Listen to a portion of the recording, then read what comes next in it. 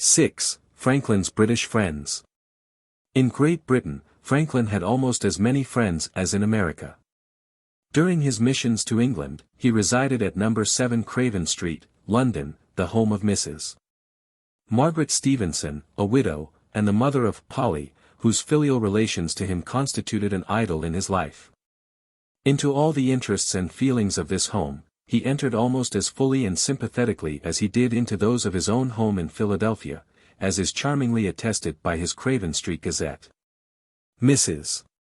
Stevenson looked after his clothing, attended to him when he was sick, and made the purchases from time to time that the commissions of Deborah and Jane Meckham called for. In one of his letters to Temple, written after his return from his second mission to England, Franklin mentions a long letter that he had received from her in the form of a kind of journal for a month after our departure, written on different days, and of different dates, acquainting me who has called, and what is done, with all the small news. In 4 or 5 places, she sends her love to her dear boy, hopes he was not very sick at sea, and. This journal doubtless set forth in a matter-of-fact way the daily life of the Craven Street household, which Franklin idealized with such captivating vivacity in the humorous pages of the Craven Street Gazette. At the Craven Street house, he and his son lived in great comfort, occupying 4 rooms, and waited upon by his manservant, and Billy's negro attendant, and, when he moved about the streets of London, it was in a modest chariot of his own. Franklin's letters to Deborah frequently conveyed affectionate messages from Mrs. Stevenson and Polly to Deborah and her daughter Sally. Occasionally, too, presents of one kind or another from Mrs. Stevenson found their way across the Atlantic to Deborah and Sally. Altogether, the Craven Street house, if not a true home to Franklin in every sense of the word, was a cheerful semblance of one. A letter from Dr.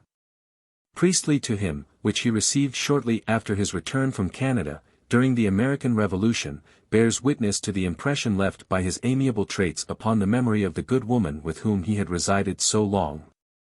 After telling Franklin that Franklin's old servant Fevre often mentioned him with affection and respect, Dr. Priestley added, "Mrs. Stevenson is much as usual. She can talk about nothing but you." The feeling was fully returned. "It is always with great pleasure," he wrote to her from Passy, "when I think of our long-continued friendship, which had not the least interruption in the course of 20 years, some of the happiest of my life, that I spent under your roof and in your company. If I do not write to you as often as I used to do, when I happen to be absent from you, it is owing partly to the present difficulty of sure communication, and partly to an apprehension of some possible inconvenience that my correspondence might occasion you. Be assured, my dear friend, that my regard, esteem, and affection for you, are not in the least impaired or diminished.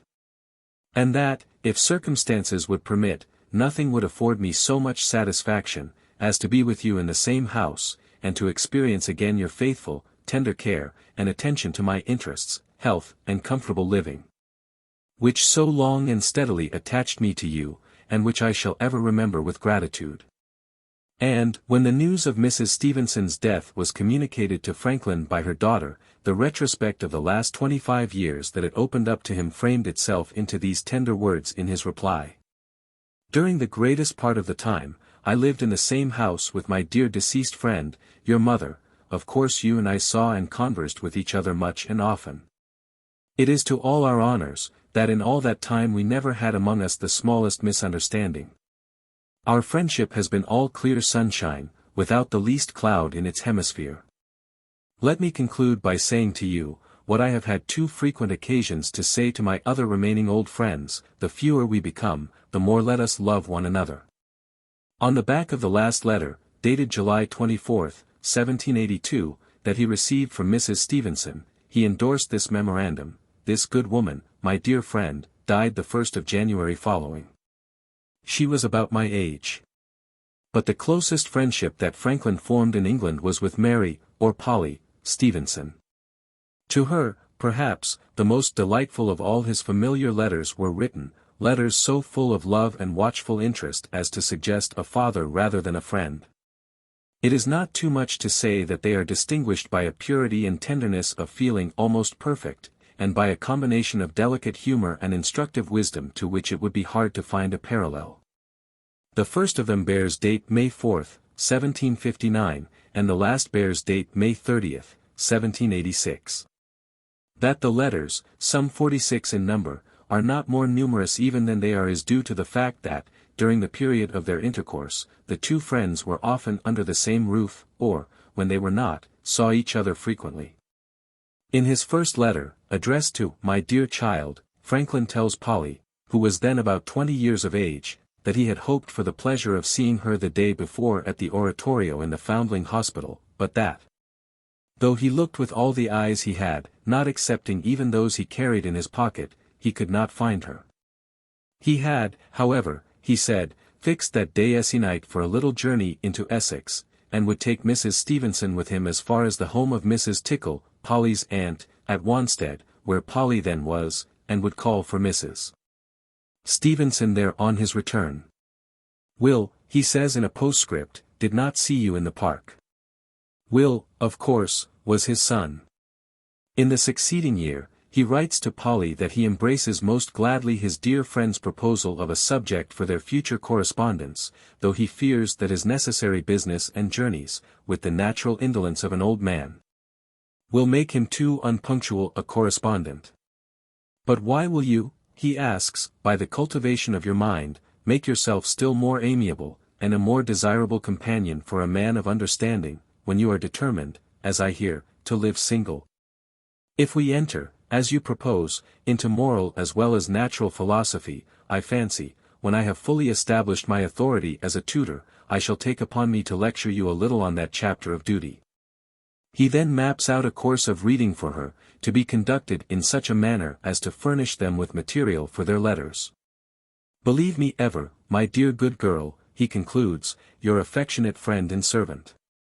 With his next letter, he sends her a gift of books, and begs her to accept it, as a small mark of his esteem and friendship, and the gift is accompanied with more specific advice as to the manner in which she was to prosecute her studies, and obtain the benefit of his knowledge and counsel.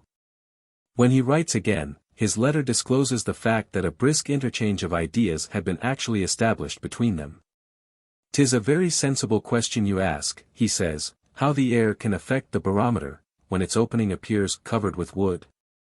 And her observation on what she had lately read concerning insects is very just and solid too, he remarks. The question he has no difficulty in answering, and the observation on insects leads to some agreeable statements about the silkworm, the bee, the cochineal and the Spanish fly. And finally to an interesting account of the way in which the great Swedish naturalist, Linnaeus had been successfully called in by his king to suggest some means of checking the ravages of the worm that was doing such injury to the Swedish ships. Nor was all this mellifluous information imparted without a timely caution. There is, however, he concluded, a prudent moderation to be used in studies of this kind. The knowledge of nature may be ornamental, and it may be useful. But if, to attain an eminence in that, we neglect the knowledge and practice of essential duties, we deserve reprehension.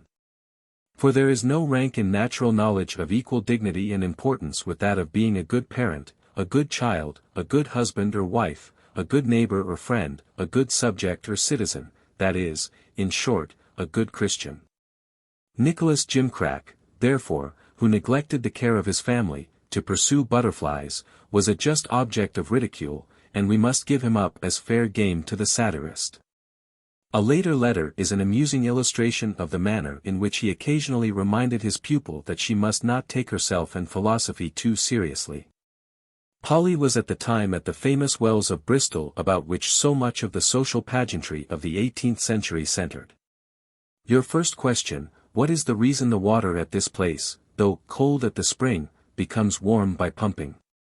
It will be most prudent in me to forbear attempting to answer, he said, till, by a more circumstantial account, you assure me of the fact. I own I should expect that operation to warm, not so much the water pumped, as the person pumping. The rubbing of dry solids together has been long observed to produce heat, but the like effect has never yet, that I have heard, been product by the mere agitation of fluids, or friction of fluids with solids. He might have let the matter rest there, but he did not.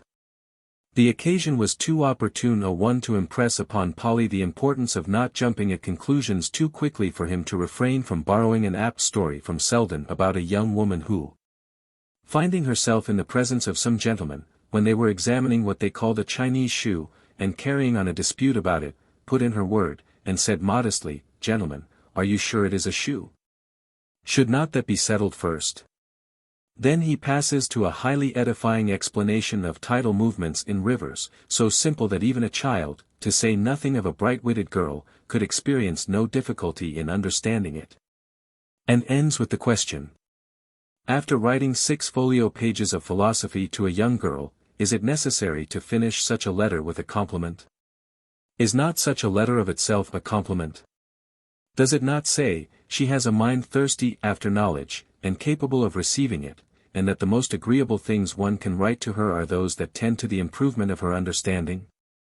With his next letter, he enclosed a paper containing his views on several points relating to the air and the evaporation of water, and informed Polly that he would shortly accompany her good mother again to Wanstead, when they could take a walk to some of Lord Tilney's ponds, and make a few experiments there that would explain the nature of tides more fully. "Adieu, my dear little philosopher," he exclaims in another letter, after suggesting that thirsty unfortunates at sea might be greatly relieved by sitting in sea water, and declaring that wet clothes do not create colds, whatever damp may do. "No one catches cold by bathing," he said, "and no clothes can be wetter than water itself." In another letter, he makes some most readable observations upon the evaporation of rivers and the relations of colors to heat.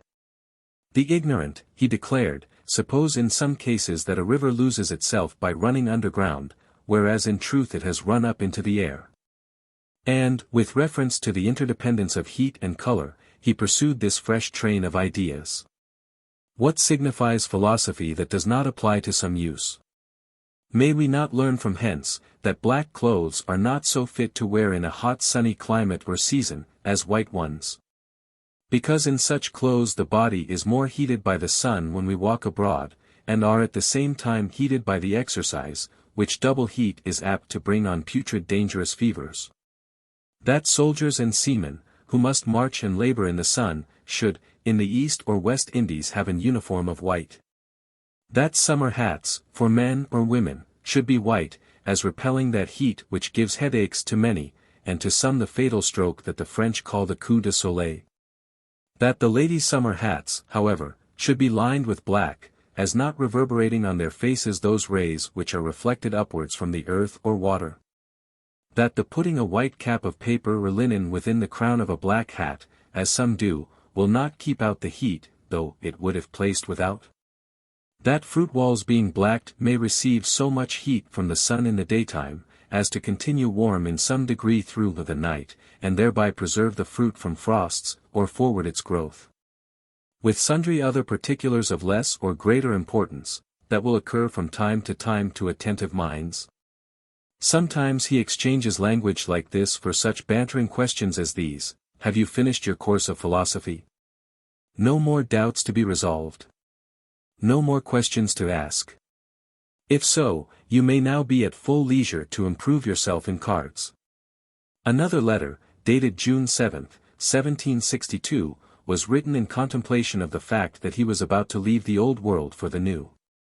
"I fancy I feel a little like dying saints," he said, "who, in parting with those they love in this world, are only comforted with the hope of more perfect happiness in the next.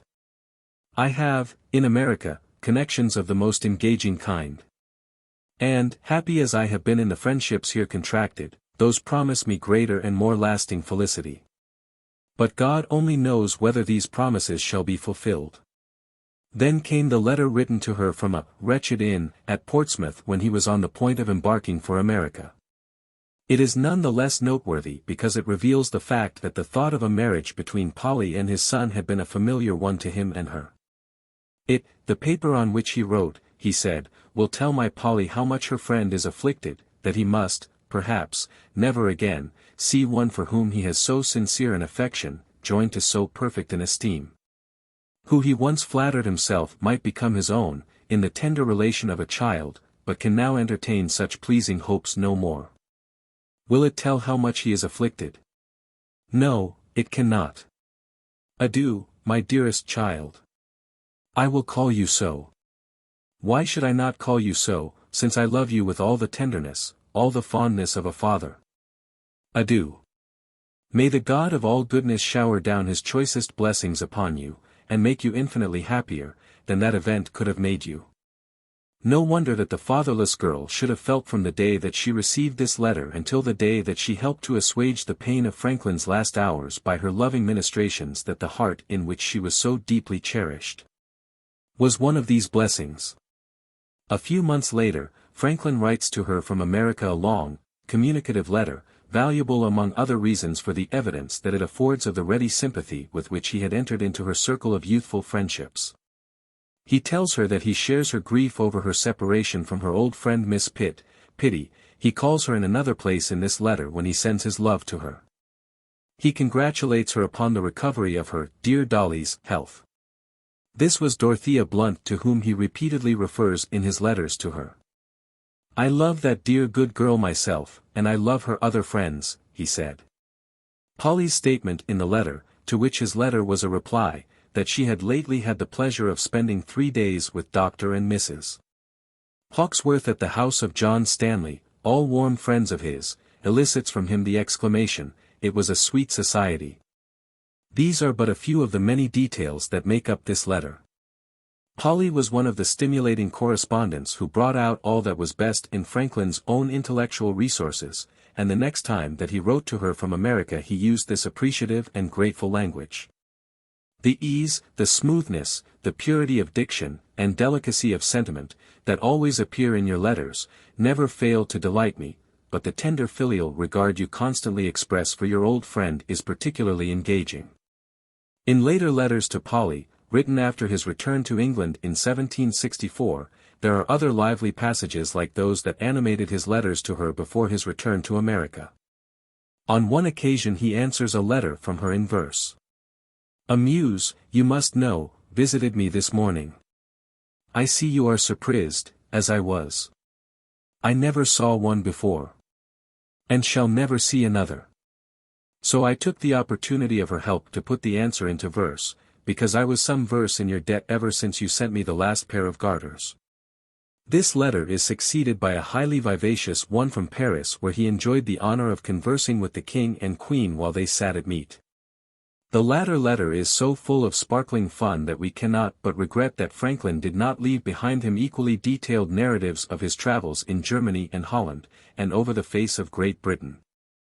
All the way to Dover, he said, he was engaged in perpetual disputes with innkeepers, hostlers and postilions because he was prevented from seeing the country by the forward tilt of the hoods of the post-chaises in which he was driven. They insisting that the chaise leaning forward was an ease to the horses, and that the contrary would kill them. I suppose the chaise leaning forward, he surmised, looks to them like a willingness to go forward, and that its hanging back shows a reluctance. He concludes a humorous description of the seasickness of a number of green passengers between Dover and Calais, who made a hearty breakfast in the morning, before embarking, for fear that, if the wind should fail, they might not get over till supper time, with the remark, so it seems there are uncertainties, even beyond those between the cup and the lip. Impositions suffered by Franklin on the journey, the smooth highways of France, the contrast between the natural brunettes of Calais and Boulogne and the natural blondes of Abbeville. The Parisian complexions to which nature in every form was a total stranger, the grand couvert where the royal family supped in public, the magnificence of Versailles and Paris, to which nothing was wanting but cleanliness and tidiness. The pure water and fine streets of Paris, French politeness, the paintings, the plays and operas of the gayest capital in the world all furnished topics for this delightful letter. Composed in the high spirits born of rapid movement from one novel experience to another, and doubtless endued, when read, with the never-failing charm that belongs to foreign scenes, scanned by the eyes of those we love. Franklin did not know which were the most rapacious, the English or the French boatmen or porters, but the latter had with their knavery, he thought, the most politeness. The only drawback about the roads in France, paved with smooth stone-like streets for many miles together, and flanked on each side with trees, was the labor which the peasants complained that they had to expend upon them for full 2 months in the year without pay. Whether this was truth, or whether, like Englishmen, they grumbled, cause or no cause, Franklin had not yet been able to fully inform himself. Passing over his speculations as to the origin of the fair complexions of the women of Abbeville, where wheels and looms were going in every house, we stop for a moment to reproduce this unsparing description of the manner in which the women of Paris exercised the art which has never been known to excite any form of approval except feminine self-approval. As to rouge, they don't pretend to imitate nature in laying it on. There is no gradual diminution of the color, from the full bloom in the middle of the cheek to the faint tint near the sides, nor does it show itself differently in different faces. I have not had the honor of being at any lady's toilette to see how it is laid on, but I fancy I can tell you how it is or may be done. Cut a hole of 3 inches diameter in a piece of paper. Place it on the side of your face in such a manner as that the top of the hole may be just under your eye, then with a brush dipped in the color, paint face and paper together. So when the paper is taken off there will remain a round patch of red exactly the form of the hole. This is the mode, from the actresses on the stage upwards through all ranks of ladies to the princesses of the blood, but it stops there, the queen not using it, having in the serenity, complacence, and benignity that shines so eminently in, or rather through her countenance, sufficient beauty, though now an old woman, to do extremely well without it.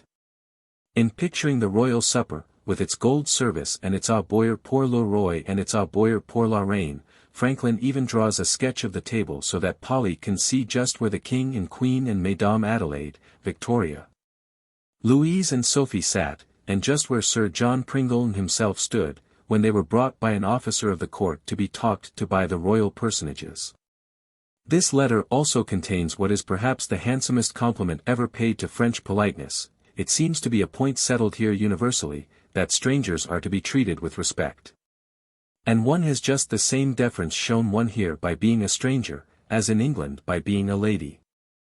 The grave statement in this letter that traveling is one way of lengthening life, at least in appearance, is made the starting point for the laughing statement that the writer himself had perhaps suffered a greater change in his own person than he could have done in 6 years at home. I had not been here 6 days, he declared, before my tailor and perruquier had transformed me into a Frenchman.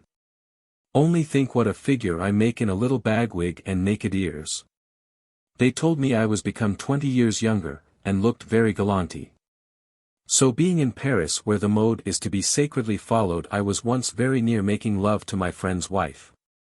The next words in the letter are also full of effervescing gaiety. This letter shall cost you a shilling, and you may consider it cheap, when you reflect, that it has cost me at least 50 guineas to get into the situation that enables me to write it. Besides, I might, if I had stayed at home, have won perhaps 2 shillings of you at cribbage. Among the best of his subsequent letters is the one, instinct with his usual wisdom and good feeling, in which he advises Polly to return to her aunt, Mrs. Tickle, as soon as a temporary separation was at an end, and continue by every means in her power, no matter how sorely tried by her aunt's infirmities, to make the remainder of the latter's days as comfortable as possible. Polly adopted the advice of this letter, and reaped her reward not only in the gratified sense of duty, upon which the letter laid such emphasis, but also in the fortune which she received upon the death of Mrs. Tickle. In 1770, she was married to Dr. William Hewson, a brilliant physician, who was prematurely cut off by surgical infection, leaving her the mother of 3 young children. It was probably of him that she wrote to Franklin from Margate in the year preceding her marriage with him that she had met with a very sensible physician the day before and would not have Franklin or her mother surprised if she should run off with this young man. To be sure, this would be an imprudent step at the discreet age of 30. But there was no saying what one should do, if solicited by a man of an insinuating address and good person, though he might be too young for one, and not yet established in his profession. The letter began with a welcome to Franklin, who had just returned from the continent, and he was quick to respond with a pleasantry to her communication about the young physician. There are certain circumstances in life, sometimes, he said, wherein 'tis perhaps best not to hearken to reason. For instance, possibly, if the truth were known, I have reason to be jealous of this same insinuating, handsome young physician. But as it flatters more my vanity, and therefore gives me more pleasure, to suppose you were in spirits on accct of my safe return, I shall turn a deaf ear to reason in this case, as I have done with success in 20 others.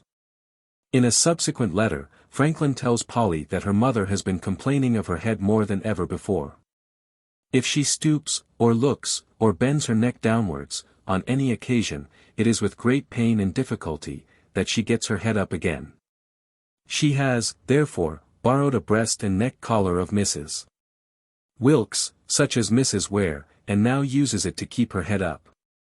Mr. Strahan has invited us all to dine there tomorrow, but she has excused herself. Will you come, and go with me? If you cannot well do that, you will at least be with us on Friday to go to Lady Strahan's.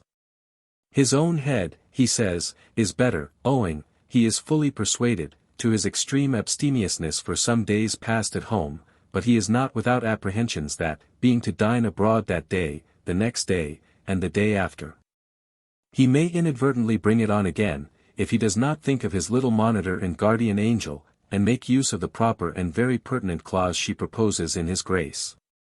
This clause was doubtless suggested by his previous letter about the insinuating, handsome physician in which he had written to his little monitor that he had just come home from a venison feast, where he had drunk more than a philosopher ought.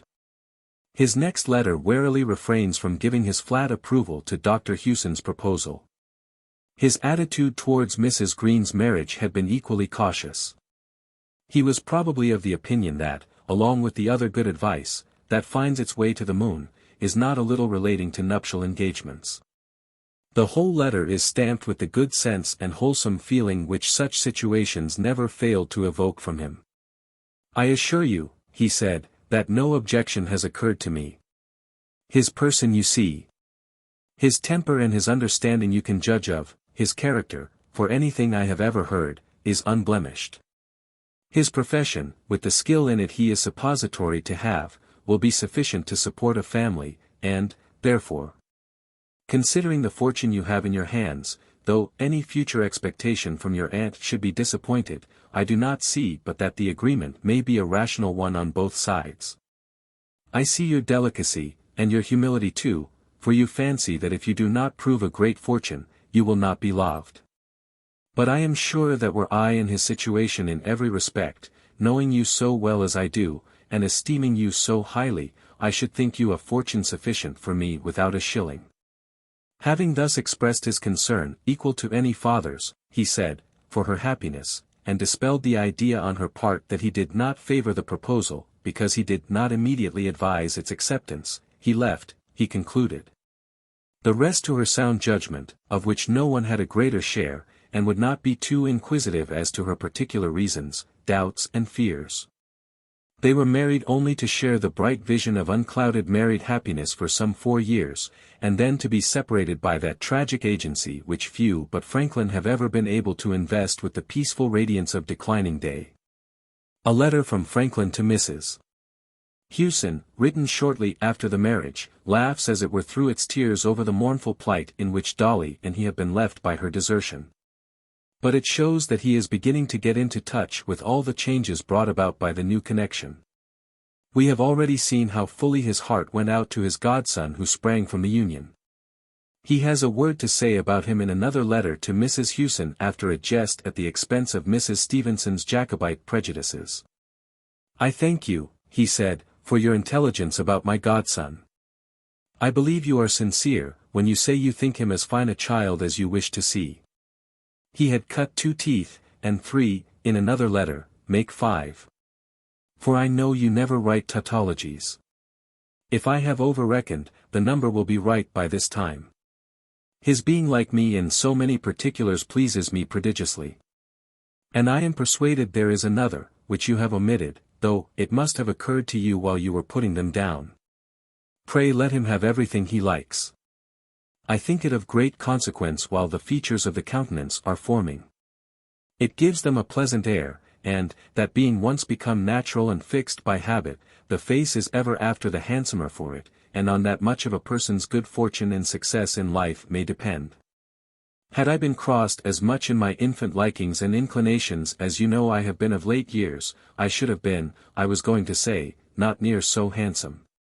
But as the vanity of that expression would offend other folks' vanity, I change it out of regard to them, and say, a great deal more homely. His next letter is written to Mrs.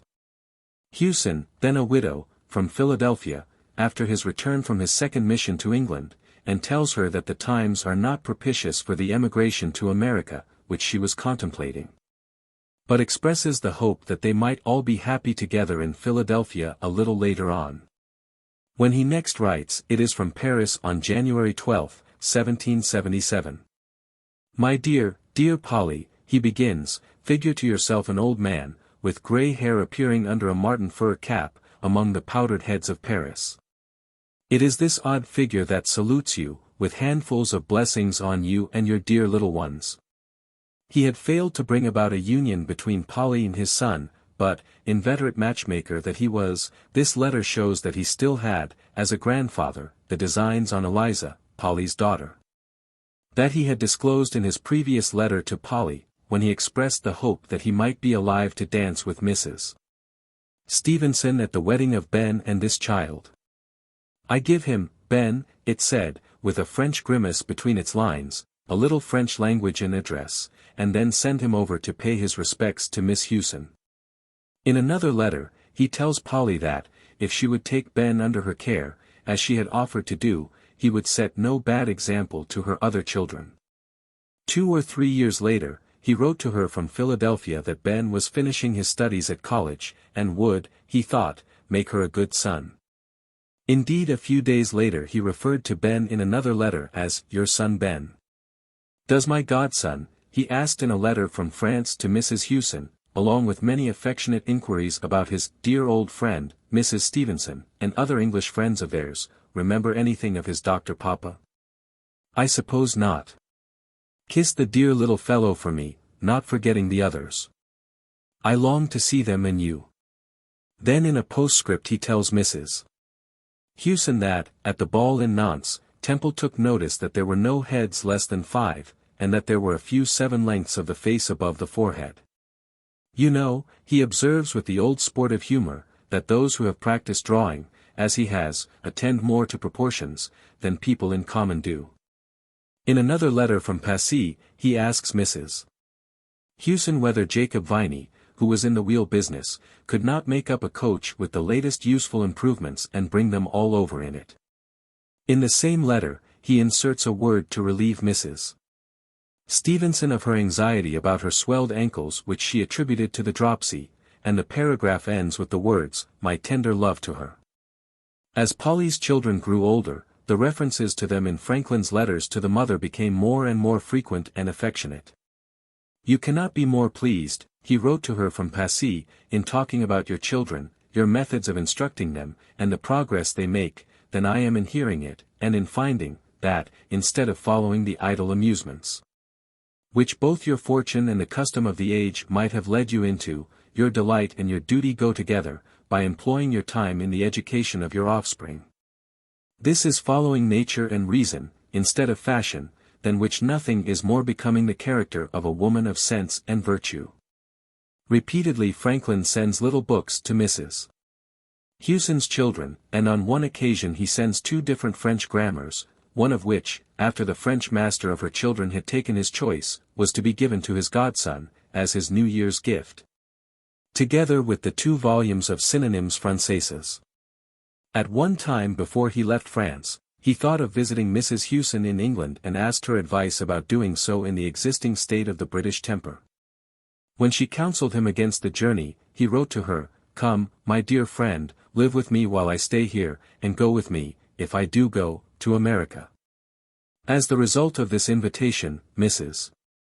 Hewson and her children spent the winter of 1784–85 with him at Passy, and his first letter to her, after she returned to England, bears indications in every line of the regret inspired by his loss of her society, after, to use his own words, he had passed a long winter in a manner that made it appear the shortest of any he ever spent.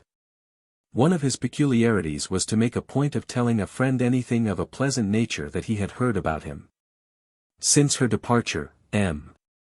Levalard in particular, he said, had told him at different times what indeed he knew long since, c'est un bien digne femme, cette Madame Hewson, un très aimable femme.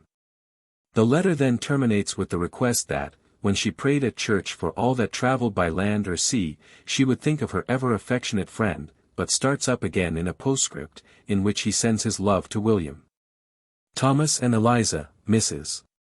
Hewson's children, and asks their mother to tell them that he missed their cheerful prattle. Temple being sick, and Benjamin at Paris, he had found it very triste breakfasting alone, and sitting alone, and without any tea in the evening. My love to every one of the children, is his postscript to his next letter, in which, when he was on the eve of leaving France, he told Mrs. Hewson that he said nothing to persuade her to go with him or to follow him, because he knew that she did not usually act from persuasion, but judgment. In nothing was he wiser than in his reserve about giving advice when the persons to be advised were themselves in possession of all the facts of the case essential to a proper decision. When he touched at Southampton, Mrs. Hewson was not yet resolved to sever the ties that connected her with England, but subsequently she did come over with her children to Philadelphia, and made it her home for the rest of her life. The last letter but one that Franklin wrote to her before she sailed is among the most readable letters in the correspondence. Referring to 3 letters of hers, that had not reached him until nearly 10 years after they were written, he said, "This packet had been received by Mr. Back, after my departure for France, lay dormant among his papers during all my absence, and has just now broke out upon me, like words, that had been, as somebody says, congealed in northern air. Therein I find all the pleasing little family history of your children. How William had begun to spell, overcoming, by strength of memory, all the difficulty occasioned by the common wretched alphabet, while you were convinced of the utility of our new one.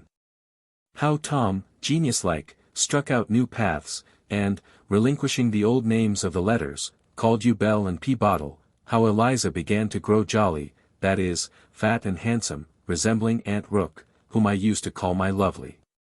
Together with all the then news of Lady Blunt's having produced at length a boy, of Dolly's being well, and of poor good Catherine's decease, of your affairs with Muir and Atkinson, and of their contract for feeding the fish in the Channel.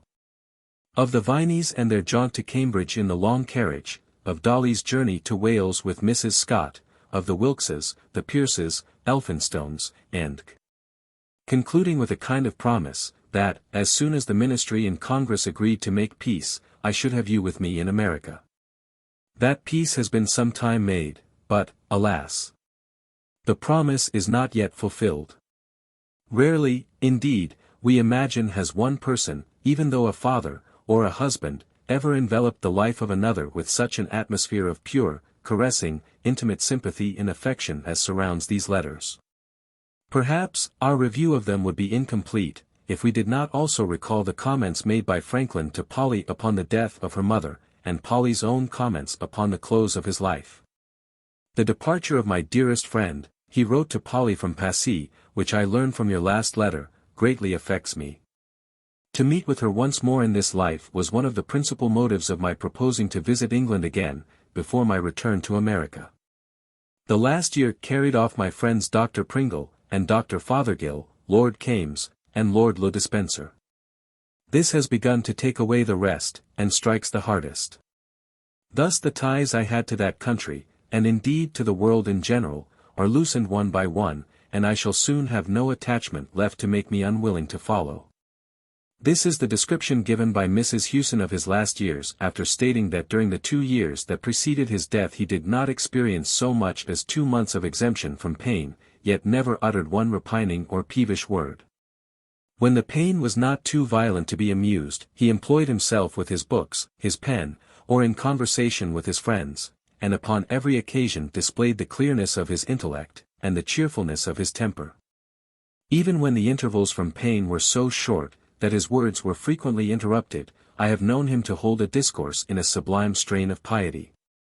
I never shall forget one day that I passed with our friend last summer, 1789. I found him in bed in great agony, but, when that agony abated a little, I asked him if I should read to him. He said, "Yes, and the first book I met with was Johnson's Lives of the Poets. I read the Life of Watts, who was a favorite author with Dr. Franklin, and instead of lulling him to sleep, it roused him to a display of the powers of his memory and his reason." He repeated several of Watts's lyric poems, and descanted upon their sublimity in a strain worthy of them and of their pious author. Sublime or not, it cannot be denied that the poems of Dr. Watts have been a staff of comfort and support to many a pilgrim on his way to the fields of endless light where the saints and angels walk. Another very dear English friend of Franklin was William Strahan, King's printer, the partner at one time of Thomas Cadell the Elder, and the publisher of Gibbon's Decline and Fall of the Roman Empire. The frequent references in Franklin's letters to him to Madeira wine would seem to indicate that, if it had been possible for such a temperate man as Franklin to have what is known as a boon companion, Strahan would have been he. On one occasion, Franklin writes to him that he has a great opinion of his wisdom, Madeira apart. On another, after twitting him good-humoredly with the restless condition of England, he observes, "You will say my advice smells of Madeira. You are right. This foolish letter is mere chit-chat between ourselves over the second bottle." The friendship between the two began before they had even seen each other.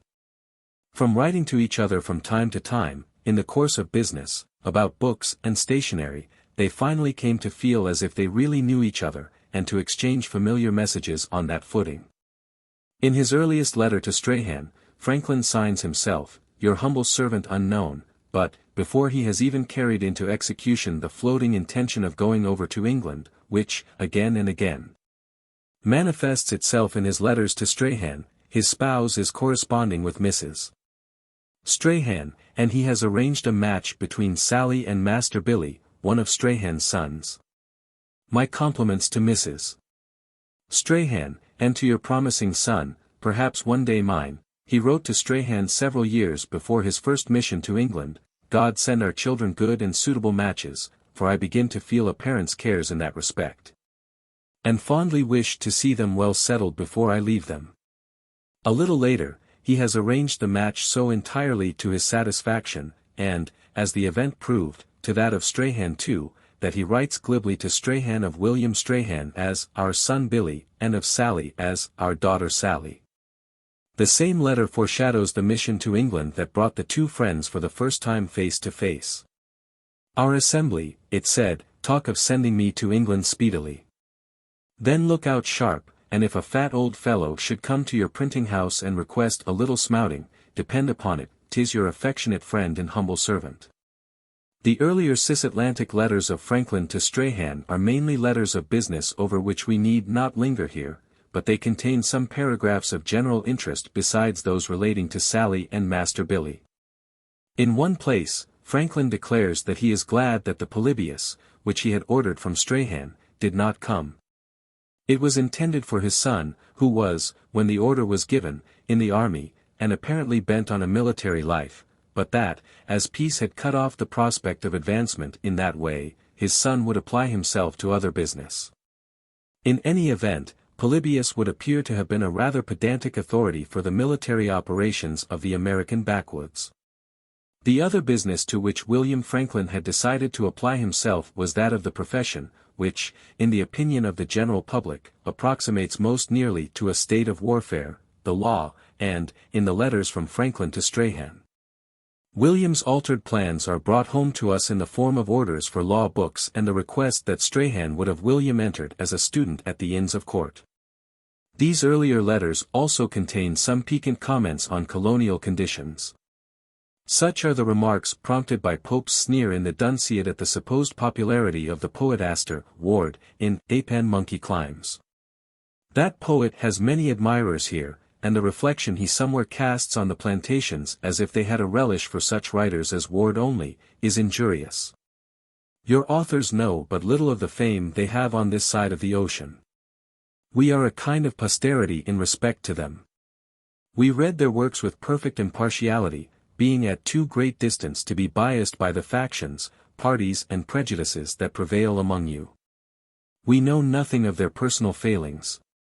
The blemishes in their character never reaches us, and therefore the bright and amiable part strikes us with its full force. They have never offended us or any of our friends, and we have no competitions with them, therefore we praise and admire them without restraint. Whatever Thomson writes send me a dozen copies of. I had read no poetry for several years, and almost lost the relish of it, till I met with his Seasons. That charming poet has brought more tears of pleasure into my eyes than all I ever read before. I wish it were in my power to return him any part of the joy he has given me. Many years later, some appreciative observations of the same critic on the poetry of Cooper were to make even that unhappy poet little less proud than the girl in the Tatler with the new pair of garters. The friendship, initiated by the early letters of Franklin to Strahan, ripened fast into the fullest and freest intimacy when Franklin went over to England in 1757. They were both printers, to begin with, and were both very social in their tastes. Strahan was besides no mean political quid nunc, and Franklin was all his life an active politician. So interesting were the reports that he made to Franklin at the latter's request on political conditions in England, after Franklin returned to America from his first mission to that country, that Franklin acknowledged his debt in these flattering terms. Your accounts are so clear, circumstantial, and complete, that though there is nothing too much, nothing is wanting to give us, as I imagine, a more perfect knowledge of your public affairs than most people have that live among you. The characters of your speakers and actors are so admirably sketched, and their views so plainly opened, that we see and know everybody, they all become of our acquaintance. So excellent a manner of writing seems to me a superfluous gift to a mere printer. If you do not commence author for the benefit of mankind, you will certainly be found guilty hereafter of burying your talent. It is true that it will puzzle the devil himself to find anything else to accuse you of, but remember he may make a great deal of that. If I were king, which may God in mercy to us all prevent, I should certainly make you the historiographer of my reign. There could be but one objection, I suspect you might be a little partial in my favor. Straney was the affectionate nickname by which Franklin addressed Strahan after he came into personal contact with him, and, as usual, the friendship that he formed for the head of the family drew all the other members of the family within its folds. His friendship was rarely, we believe, confined to one member of a family. That was the reason why, in one of his last letters to Mrs. Hewson, he could picture his condition in Philadelphia in these terms: the companions of my youth are indeed almost all departed, but I find an agreeable society among their children and grandchildren. And so, in Franklin's relations with the Strahans, we find his affection taking in all the members of the household. My dear love to Mrs. Strahan, he says in a letter to Strahan from Philadelphia in 1762, and bid her be well for all our sakes. Remember me affectionately to Rackhay and my little wife, and to your promising sons my young friends Billy, George and Andrew. A similar message in another letter to Strahan is followed by the statement, I hope to live to see George a bishop, and, a few days afterwards, Franklin recurs to the subject in these terms, tell me whether George is to be a church or Presbyterian parson. I know you are a Presbyterian yourself, but then I think you have more sense than to stick him into a priesthood that admits of no promotion. If he was a dull lad it might not be amiss, but George has parts, and ought to aim at a mitre. There are other repeated references in Franklin's letters to Strahan's daughter whom Franklin called his wife. I rejoice to hear, he says in one of them, that Mrs. Strahan is recovering. That your family in general is well, and that my little woman in particular is so, and has not forgot our tender connection. In a letter, which we have already quoted, after charging Strahan with not being as good-natured as he ought to be, he says, I am glad, however, that you have this fault, for a man without faults is a hateful creature. He puts all his friends out of countenance, but I love you exceedingly. As for Strahan, he loved Franklin so exceedingly that in his effort to bring Deborah over to England he did not stop short, as we have seen, of letting her know that, when she arrived, there would be a ready-made son-in-law to greet her. Indeed, the idea of fixing Franklin in England appears to have been the darling project of his heart if we are to judge by the frequency with which Franklin had to oppose Deborah's fear of the sea to his importunity. More than once it must have appeared to him as if the eloquence on which he prided himself so greatly would bear down all difficulties. After Franklin in 1762 had been for 2 nights on board of the ship at Portsmouth which was to take him to America, but was kept in port by adverse winds, he wrote to Strahan. The attraction of reason is at present for the other side of the water. But that of inclination will be for this side. You know which usually prevails. I shall probably make but this one vibration, and settle here forever. Nothing will prevent it, if I can, as I hope I can, prevail with Mrs. F. to accompany me. That, he said in a subsequent letter, would be the great difficulty. The next year, he even wrote to Strahan from America, after his journey of 1140 miles on the American continent that year, that no friend could wish him more in England than he did himself, though, before he went, everything in which he was concerned, must be so settled in America as to make another return to it unnecessary. But, in the course of his life, Franklin, with his sensibility to social attentions and freedom from provincial restrictions, professed his preference for so many parts of the world as a place of residence that statements of this kind should not be accepted too literally. In one of his letters to Strahan, before his return to England, on his second mission, there is a sly stroke that gives us additional insight into the intimate relations which the 2 men had contracted with each other.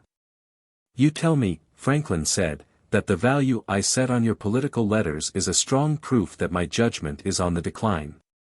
People seldom have friends kind enough to tell them that disagreeable truth, however useful it might be to know it. And indeed I learn more from what you say than you intended I should, for it convinces me that you had observed the decline for some time past in other instances, as 'tis very unlikely you should see it first in my good opinion of your writings. With Franklin's return to England on his second mission, the old friendly intercourse between Strahan and himself was resumed, but it came wholly to an end during the American Revolution. For Strahan was the king's printer, an inveterate Tory, and one of the ministerial phalanx, which followed George III. blindly. When the dragon's teeth sown by the king began to spring up in serried ranks, Franklin wrote, but did not send, to Strahan the letter, which is so well known as to almost make transcription unnecessary. Mr. Strahan, you are a member of Parliament, and one of that majority which has doomed my country to destruction. You have begun to burn our towns, and murder our people. Look upon your hands. They are stained with the blood of your relations. You and I were long friends, you are now my enemy, and I am yours. B. Franklin. In this instance, also, Franklin was but true to his practice of sometimes inserting a quip or a quirk into even the gravest contexts.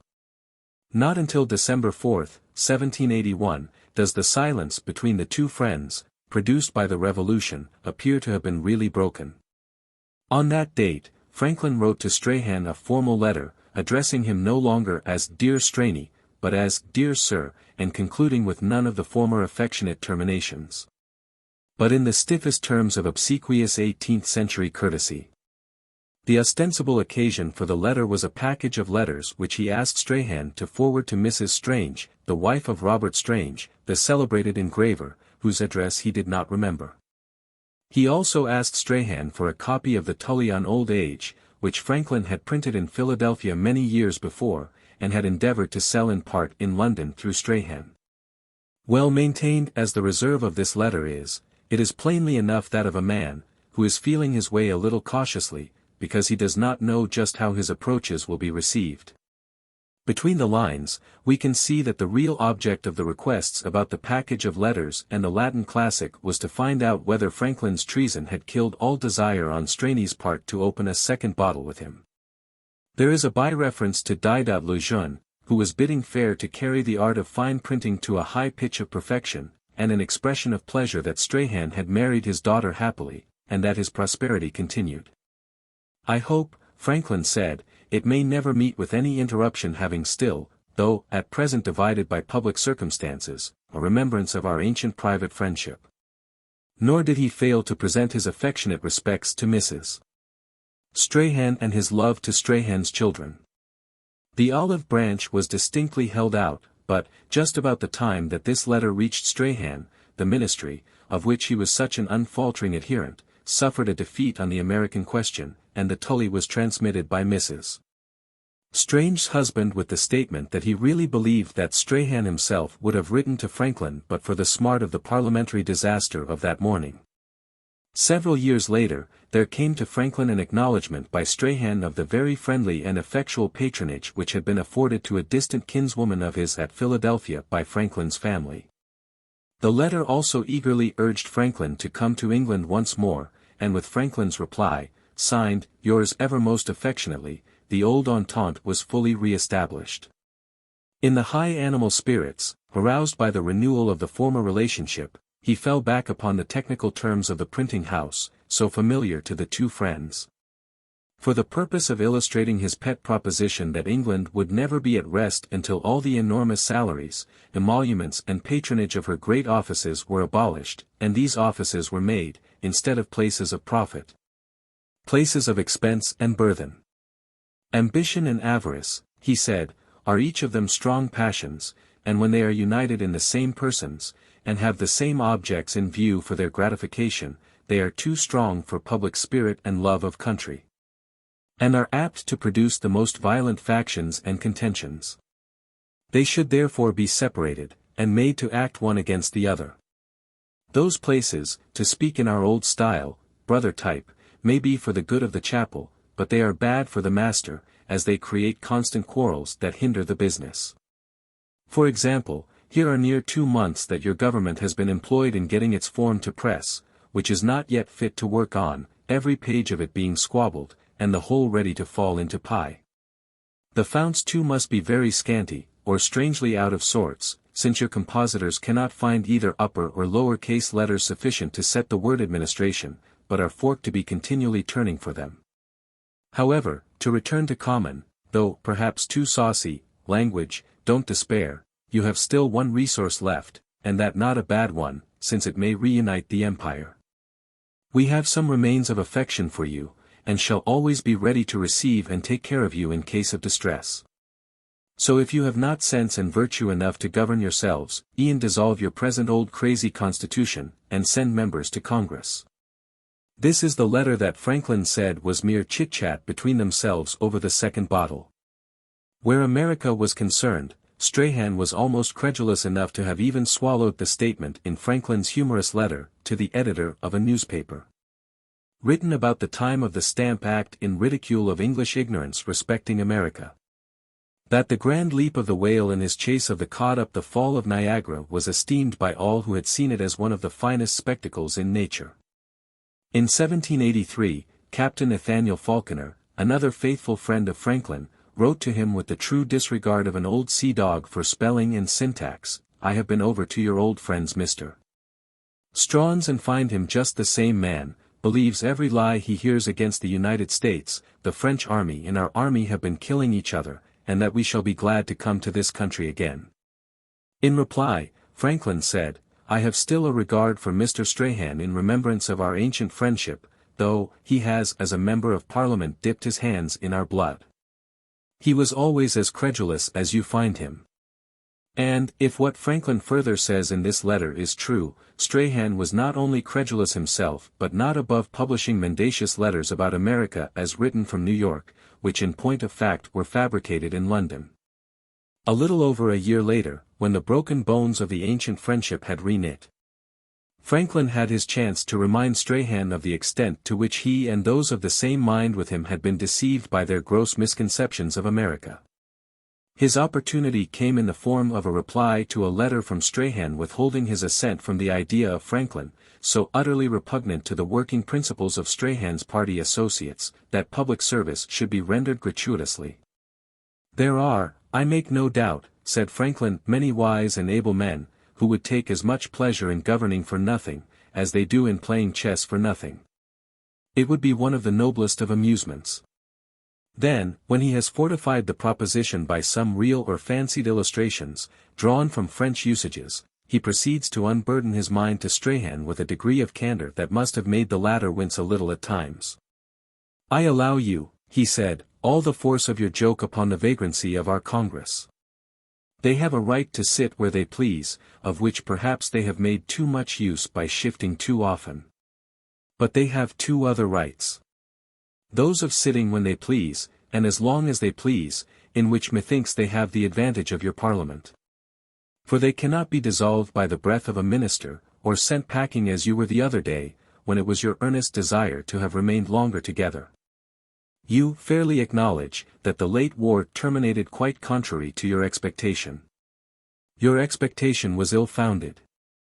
For you would not believe your old friend, who told you repeatedly, that by those measures England would lose her colonies, as Epictetus warned in vain his master that he would break his leg.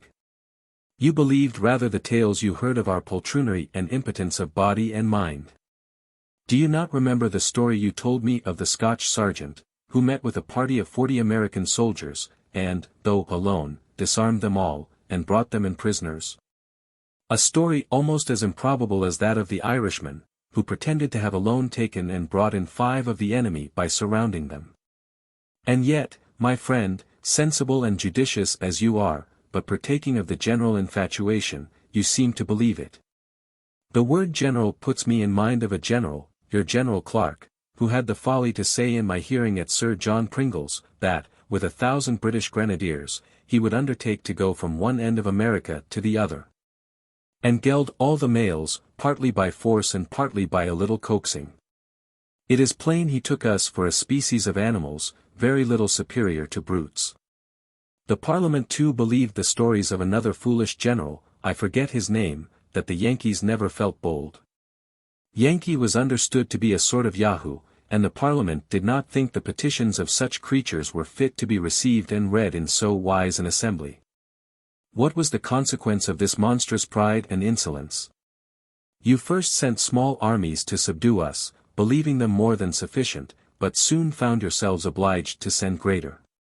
These, whenever they ventured to penetrate our country beyond the protection of their ships, were either repulsed and obliged to scamper out, or were surrounded, beaten and taken prisoners. An America planter, who had never seen Europe, was chosen by us to command our troops, and continued during the whole war. This man sent home to you, one after another, 5 of your best generals baffled, their heads bare of laurels, disgraced even in the opinion of their employers.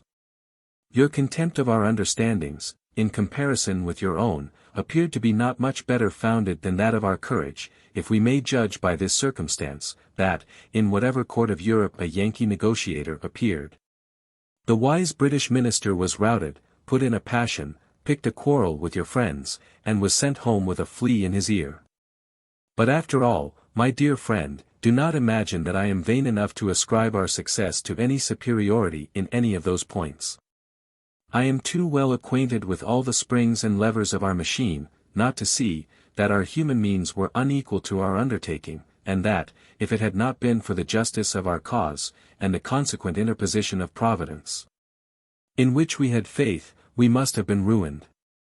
If I had ever before been an atheist, I should now have been convinced of the being and government of a deity. It is he who abases the proud and favors the humble. May we never forget his goodness to us, and may our future conduct manifest our gratitude. It was characteristic of Franklin to open his heart to a friend in this candid way even upon sensitive topics. And there can be no better proof of the instinctive confidence of his friends in the essential good feeling that underlays such candor than the fact that they never took offense at utterances of this sort. They knew too well the constancy of affection and placability of temper which caused him to justly say of himself in a letter to Strahan, "I like immortal friendships, but not immortal enmities." The retrospective letter from which we have just quoted had its genial afterglow as all Franklin's letters had, when he had reason to think that he had written something at which a relative or a friend might take umbrage. But let us leave these serious reflections, he went on, and converse with our usual pleasantry. I remember your observing once to me as we sat together in the House of Commons, that no 2 journeyman printers, within your knowledge, had met with such success in the world as ourselves. You were then at the head of your profession, and soon afterwards became a member of Parliament. I was an agent for a few provinces, and now act for them all. But we have risen by different modes. I, as a Republican printer, always liked a form well planed down, being averse to those overbearing letters that hold their heads so high, as to hinder their neighbors from appearing. You, as a monarchist, chose to work upon crown paper, and found it profitable, while I worked upon pro patria, often called fool's cap, with no less advantage. Both our heaps hold out very well, and we seem likely to make a pretty good day's work of it. With regard to public affairs, to continue in the same style, it seems to me that the compositors in your chapel do not cast off their copy well, nor perfectly understand imposing. Their forms, too, are continually pestered by the outs and doubles, that are not easy to be corrected. And I think they were wrong in laying aside some faces, and particularly certain headpieces, that would have been both useful and ornamental. But, courage! The business may still flourish with good management, and the master become as rich as any of the company. Less than 2 years after these merry words were penned, Franklin wrote to Andrew Strahan, Strahan's son, saying, I condole with you most sincerely on the departure of your good father and mother, my old and beloved friends. Equally dear to Franklin, though in a different way, was Jonathan Shipley, the Bishop of St. Asaph's, whom he termed in a letter to Georgiana, one of the bishop's daughters, that most honored and ever beloved friend. In this same letter, Franklin speaks of the bishop as the good bishop, and then, perhaps, not unmindful of the unflinching servility with which the bench of bishops had supported the American policy of George III. Exclaims, strange, that so simple a character should sufficiently distinguish one of that sacred body. During the dispute with the colonies, the bishop was one of the wise Englishmen, who could have settled the questions at issue between England and America, to the ultimate satisfaction of both countries, with little difficulty. If they had been given a carte blanche to agree with Franklin on the terms upon which the future dependence of America was to be based. 2 productions of his, the Sermon before the Society for Propagating the Gospel in Foreign Parts and his speech intended to have been spoken on the bill for altering the charters of the colony of the Massachusetts Bay, were among the compositions which really influenced the course of the events that preceded the American Revolution. We know from Franklin's pen that the sermon was for a time universally approved and applauded, and, in letters to Thomas Cushing, he said that the speech was admired in England as a masterpiece of eloquence and wisdom, and had an extraordinary effect, in changing the sentiments of multitudes with regard to America. For both sermon and speech the bishop was all the more to be honored by Americans, because, as Franklin observed to Galloway of the sermon, the bishop's censure of the mother country's treatment of the colonies, however tenderly expressed, could not recommend him at court or conduce in the least to his promotion. On the contrary, it probably cost him the most splendid temporal reward that could be conferred upon a churchman, the Archbishopric of Canterbury. For, when Charles James Fox was desirous of elevating him to that exalted office, the king defeated his intentions by hastily appointing another person to it. At Chilbolton, by Twyford, the country seat of the bishop, some of the most pleasant days that Franklin spent in England were passed. So fond of Franklin were the bishop and his wife that the latter carried in her memory even the ages of all Franklin's children and grandchildren. As he was on the point of leaving Twyford, at the end of the 3 weeks' visit, during which he began the Autobiography, she insisted on his remaining that day, so that they might all celebrate the anniversary of Benjamin Batch's birth together. Accordingly, at dinner there was among other things a floating island, such as the hosts always had on the several birthdays of their own 6 children. All of whom, with one exception, were present, as well as a clergyman's widow upwards of 100 years old. The story is thus told by Franklin to his wife. The chief toast of the day was Master Benjamin Back, which the venerable old lady began in a bumper of mountain. The bishop's lady politely added, and that he may be as good a man as his grandfather. I said I hopped he would be much better. The bishop, still more complaisant than his lady, said, we will compound the matter, and be contented, if he should not prove quite so good. This chit-chat is to yourself only, in return for some of yours about your grandson, and must only be read to Sally, and not spoken of to anybody else. For you know how people add and alter silly stories that they hear, and make them appear 10 times more silly. The room at the bishop's home, in which the Autobiography was begun, was ever subsequently known as Franklin's room. After his return to America from France, Catherine Louisa Shipley, one of the bishop's daughters, wrote to him, "We never walk in the garden without seeing Dr. Franklin's room and thinking of the work that was begun in it." In a letter to the bishop in 1771, Franklin says, "I regret my having been obliged to leave that most agreeable retirement which good Mrs. Shipley put me so kindly in possession of. I now breathe with reluctance the smoke of London, when I think of the sweet air of Twyford. And by the time your races are over, or about the middle of next month, if it should then not be unsuitable to your engagements or other purposes, I promise myself the happiness of spending another week or two where I so pleasantly spent the last."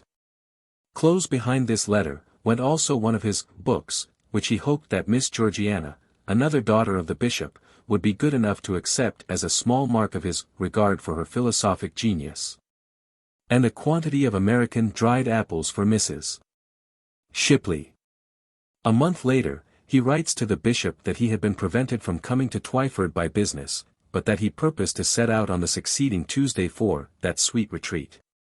How truly sweet it was to him. A letter that he subsequently wrote to Georgiana from Passy enables us in some measure to realize.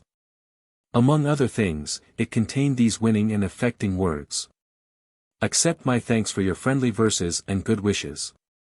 How many talents you possess! Painting, poetry, languages, etc., etc. All valuable, but your good heart is worth the whole. Your mention of the summer house brings fresh to my mind all the pleasures I enjoyed in the sweet retreat at Twyford, the hours of agreeable and instructive conversation with the amiable family at table, with its father alone. The delightful walks in the gardens and neighboring grounds. Pleasures past and gone forever. Since I have had your father's picture I am grown more covetous of the rest. Every time I look at your second drawing I have regretted that you have not given to your Juno the face of Anna Maria, to Venus that of Emily or Betsy, and to Cupid that of Emily's child, as it would have cost you but little more trouble. I must, however, beg that you will make me up a complete set of your little profiles, which are more easily done. You formerly obliged me with that of the father, an excellent one. Let me also have that of the good mother, and of all the children. It will help me to fancy myself among you, and to enjoy more perfectly in idea, the pleasure of your society. My little fellow traveller, the sprightly Hetty, with whose sensible prattle I was so much entertained, why does she not write to me? If Paris affords anything that any of you wish to have, mention it. You will oblige me. It affords everything but peace. Ah! When shall we again enjoy that blessing? Previously he had written to Thomas Digges that the portrait of the bishop mentioned by him had not come to hand. Nor had he heard anything of it, and that he was anxious to see it, having no hope of living to see again the much-loved and respected original. His request for the little profiles of the Shipleys was complied with, we know, because in a letter to the bishop some 2 years afterwards he said, "Your shades are all plaqued in a row over my fireplace. So that I not only have you always in my mind, but constantly before my eyes." This letter was written in reply to a letter from the bishop which was the first to break the long silence that the war between Great Britain and America had imposed upon the two friends. After so long a silence, and the long continuance of its unfortunate causes, Franklin began, "A line from you was a prognostic of happier times approaching, when we may converse and communicate freely, without danger from the malevolence of men enragged by the ill success of their distracted projects." Among the entries in the desultory journal that Franklin kept of his return from France to America, are these relating to the visit paid him at Southampton by the bishop, wrote a letter to the Bishop of St. Asaph, acquainting him with my arrival, and he came with his lady and daughter, Miss Kitty, after dinner, to see us. They talk of staying here as long as we do. Our meeting was very affectionate. For 2 or 3 days, the reunited friends all lodged at the Star, at Southampton, and took their meals together.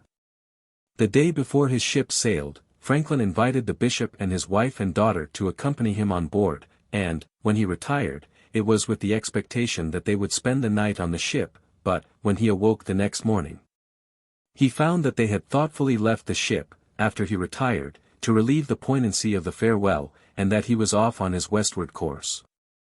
In his last letter to the bishop, Franklin expresses his regret that conversation between them at Southampton had been cut short so frequently by third persons, and thanks him for the pleasure that he derived from the copy of Paley's Moral Philosophy, given to him by the bishop there.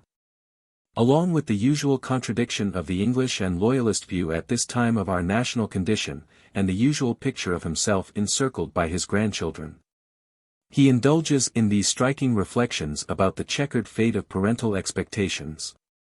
He that raises a large family does, indeed, while he lives to observe them, stand, as Watt says, a broader mark for sorrow. But then he stands a broader mark for pleasure too. When we launch our little fleet of barks into the ocean, bound to different ports, we hope for each a prosperous voyage.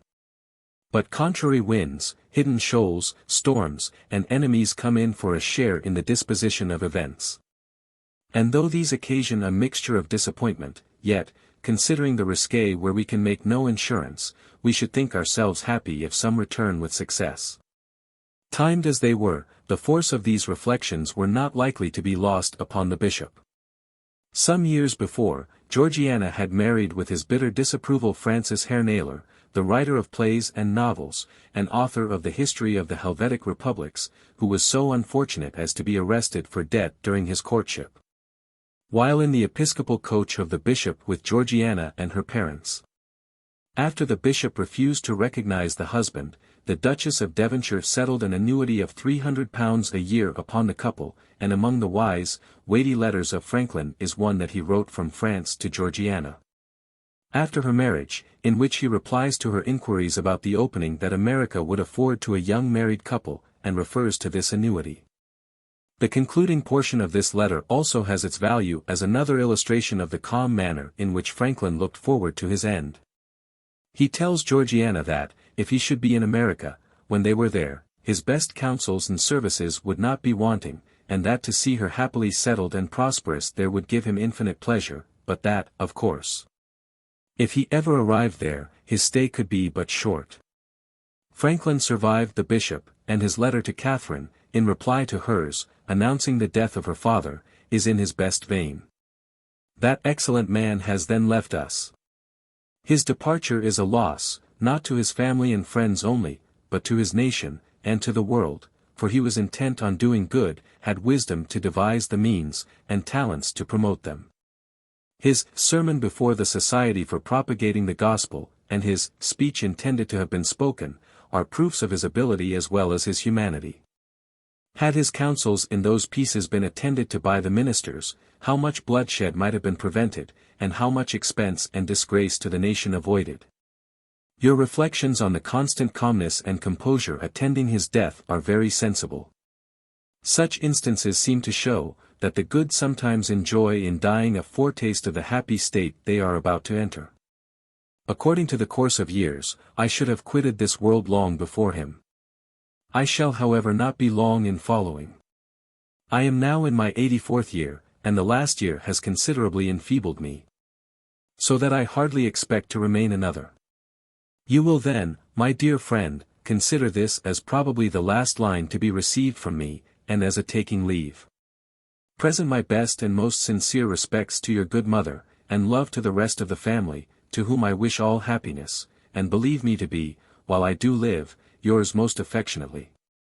His friendship in this instance, as usual, embraced the whole family. In a letter in 1783 to Sir William Jones, the accomplished lawyer and Oriental scholar, who married Anna Maria, one of the bishop's daughters, he said that he flattered himself that he might in the ensuing summer be able to undertake a trip to England for the pleasure of seeing once more his dear friends there, among whom the bishop and his family stood foremost in his estimation and affection. To the bishop himself he wrote from Passy in the letter which mentioned the shades of the Shipleys above his fireplace, for daughters. How rich! I have but one, and she, necessarily detained from me at 1,000 leagues distance. I feel the want of that tender care of me, which might be expected from a daughter, and would give the world for one. And later in this letter he says with the bountiful affection, which made him little less than a member of the families of some of his friends, please to make my best respects acceptable to Mrs. Shipley, and embrace for me tenderly all our dear children. At the request of Catherine, he wrote The Art of Procuring Pleasant Dreams, in which hygiene and the importance of preserving a good conscience are so gracefully blended, and received from her a reply, in which, after declaring that it flattered her exceedingly that he should employ so much of his precious time in complying with her request, she put to him the question, "But where do you read that Methuselah slept in the open air? I have searched the Bible in vain to find it." When Sir William Jones was on the eve of being married to Anna Maria, and of sailing away to India, where he was to win so much distinction, Franklin wrote to him the letter already mentioned, joining his blessing on the union with that of the good bishop, and expressing the hope that the prospective bridegroom might return from that corrupting country with a great deal of money honestly acquired, and with full as much virtue as he carried out. The affection that he felt for Catherine and Georgiana, his letters to them, from which we have already quoted, sufficiently reveal. Of the 4 daughters, Georgiana was, perhaps, his favorite, and she is an example with Mary Stevenson of the subtle magnetism that his intellect and nature had for feminine affinities of mind and temperament.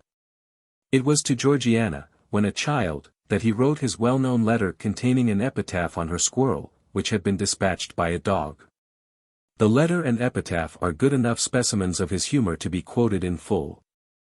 Dear Miss, I lament with you most sincerely the unfortunate end of poor Mungo. Few squirrels were better accomplished. For he had had a good education, had travelled far, and seen much of the world. As he had the honour of being, for his virtues, your favourite, he should not go, like common scugs, without an elegy or an epitaph. Let us give him one in the monumental style and measure, which, being neither prose nor verse, is perhaps the properest for grief, since to use common language would look as if we were not affected, and to make rhymes would seem trifling in sorrow. Epitaph. Alas! Poor Mungo! Happy wert thou, hadst thou known thy own felicity. Remote from the fierce bald eagle, tyrant of thy native woods, thou hadst not to fear from his piercing talons, nor from the murdering gun of the thoughtless sportsman. Safe in thy wired castle, grimalkin never could annoy thee. Daily wert thou fed with the choicest viands by the fair hand of an indulgent mistress. But, discontented, thou wouldst have more freedom. Too soon, alas, didst thou obtain it. And wandering, thou art fallen by the fangs of wanton, cruel ranger. Learn hence, ye who blindly seek more liberty, whether subjects, sons, squirrels or daughters, that apparent restraint may be real protection, yielding peace and plenty, with security. You see, my dear miss, how much more decent and proper this broken style is, than if we were to say, by way of epitaph, here Scug lies snug as a bug in a rug. And yet, perhaps, there are people in the world of so little feeling as to think that this would be a good enough epitaph for poor Mungo. If you wish it, I shall procure another to succeed him, but perhaps you will now choose some other amusement. 2 of Georgiana's letters to Franklin, after his arrival in France, are very interesting, and one of them especially could not have been written by any but a highly gifted and accomplished woman. In this letter, the first of the 2, she begins by expressing her joy at unexpectedly receiving a letter from him. How good you were, she exclaimed, to send me your direction, but I fear I must not make use of it as often as I could wish, since my father says it will be prudent not to write in the present situation of affairs. I am not of an age to be so very prudent, and the only thought that occurred to me was your suspecting that my silence proceeded from other motives. I could not support the idea of your believing that I love and esteem you less than I did some few years ago. I therefore write this once without my father's knowledge. You are the first man that ever received a private letter from me, and in this instance I feel that my intentions justify my conduct, but I must entreat that you will take no notice of my writing, when next I have the happiness of hearing from you. She then proceeds to tell Franklin all about her father, her mother, her sister Emily and Emily's daughter, a charming little girl, near 15 months old, whom her aunts reckon a prodigy of sense and beauty. The rest of her sisters, she said, continued in statu quo. Whether that proceeded from the men being difficult or from their being difficult, she left him to determine. His friends all loved him almost as much as she did. As much she would not admit to be possible. Dr. Pringle had made her extremely happy the preceding winter by giving her a print of her excellent friend, which was certainly very like him, although it wanted the addition of his own hair to make it complete. But, as it was, she prized it infinitely, now that the dear original was absent. She then has a word to say about Smith's Wealth of Nations, Gibbon's History of the Decline and Fall of the Roman Empire and the Economics, which she had read with great attention, as indeed everything else she could meet with relative to Socrates. For she fancied she could discover in each trait of that admirable man's character a strong resemblance between him and her much-loved friend, the same clearness of judgment, the same uprightness of intention and the same superior understanding. Other words are bestowed on the account which Sir William Hamilton had lately given her of a new electrical machine invented in Italy, the happiness that she would enjoy, if Franklin were in England to explain it to her. And the envy excited in her by the opportunities that his grandson had for showing him kindness and attention. Did my family, she further declares, know of my writing, my letter would scarce contain the very many things they would desire me to say for them. They continue to admire and love you as much as they did formerly, nor can any time or event in the least change their sentiments. She then concludes partly in French and partly in English in these words. Adieu, mon cher Socrate. Conservez-vous pour l'amour de moi, et pour mille autres raisons plus importantes. Je ne vous en dirai pas d'advantage pour aujourd'hui, mais je veux espérer de vous entretenir plus à mon aise, avant que soit long. Pray write whenever a safe conveyance opens, since the receiving letters is reckoned very different from answering them. I must once more repeat, nobody knows of this scroll, a word to the wise, as poor Richard says. In her second letter, Georgiana speaks of the difficulty she experienced in having her letters conveyed safely to Passy. Strange, she declared, that I should be under the necessity of concealing from the world a correspondence which it is the pride and glory of my heart to maintain. His dialogue with the gout, she said, was written with his own cheerful pleasantry, and La Belle et la Mauvaise Jam recalled to her mind those happy hours they once passed in his society, where they were never amused without learning some useful truth, and where she first acquired a taste pour la conversation badinante and reflecchi.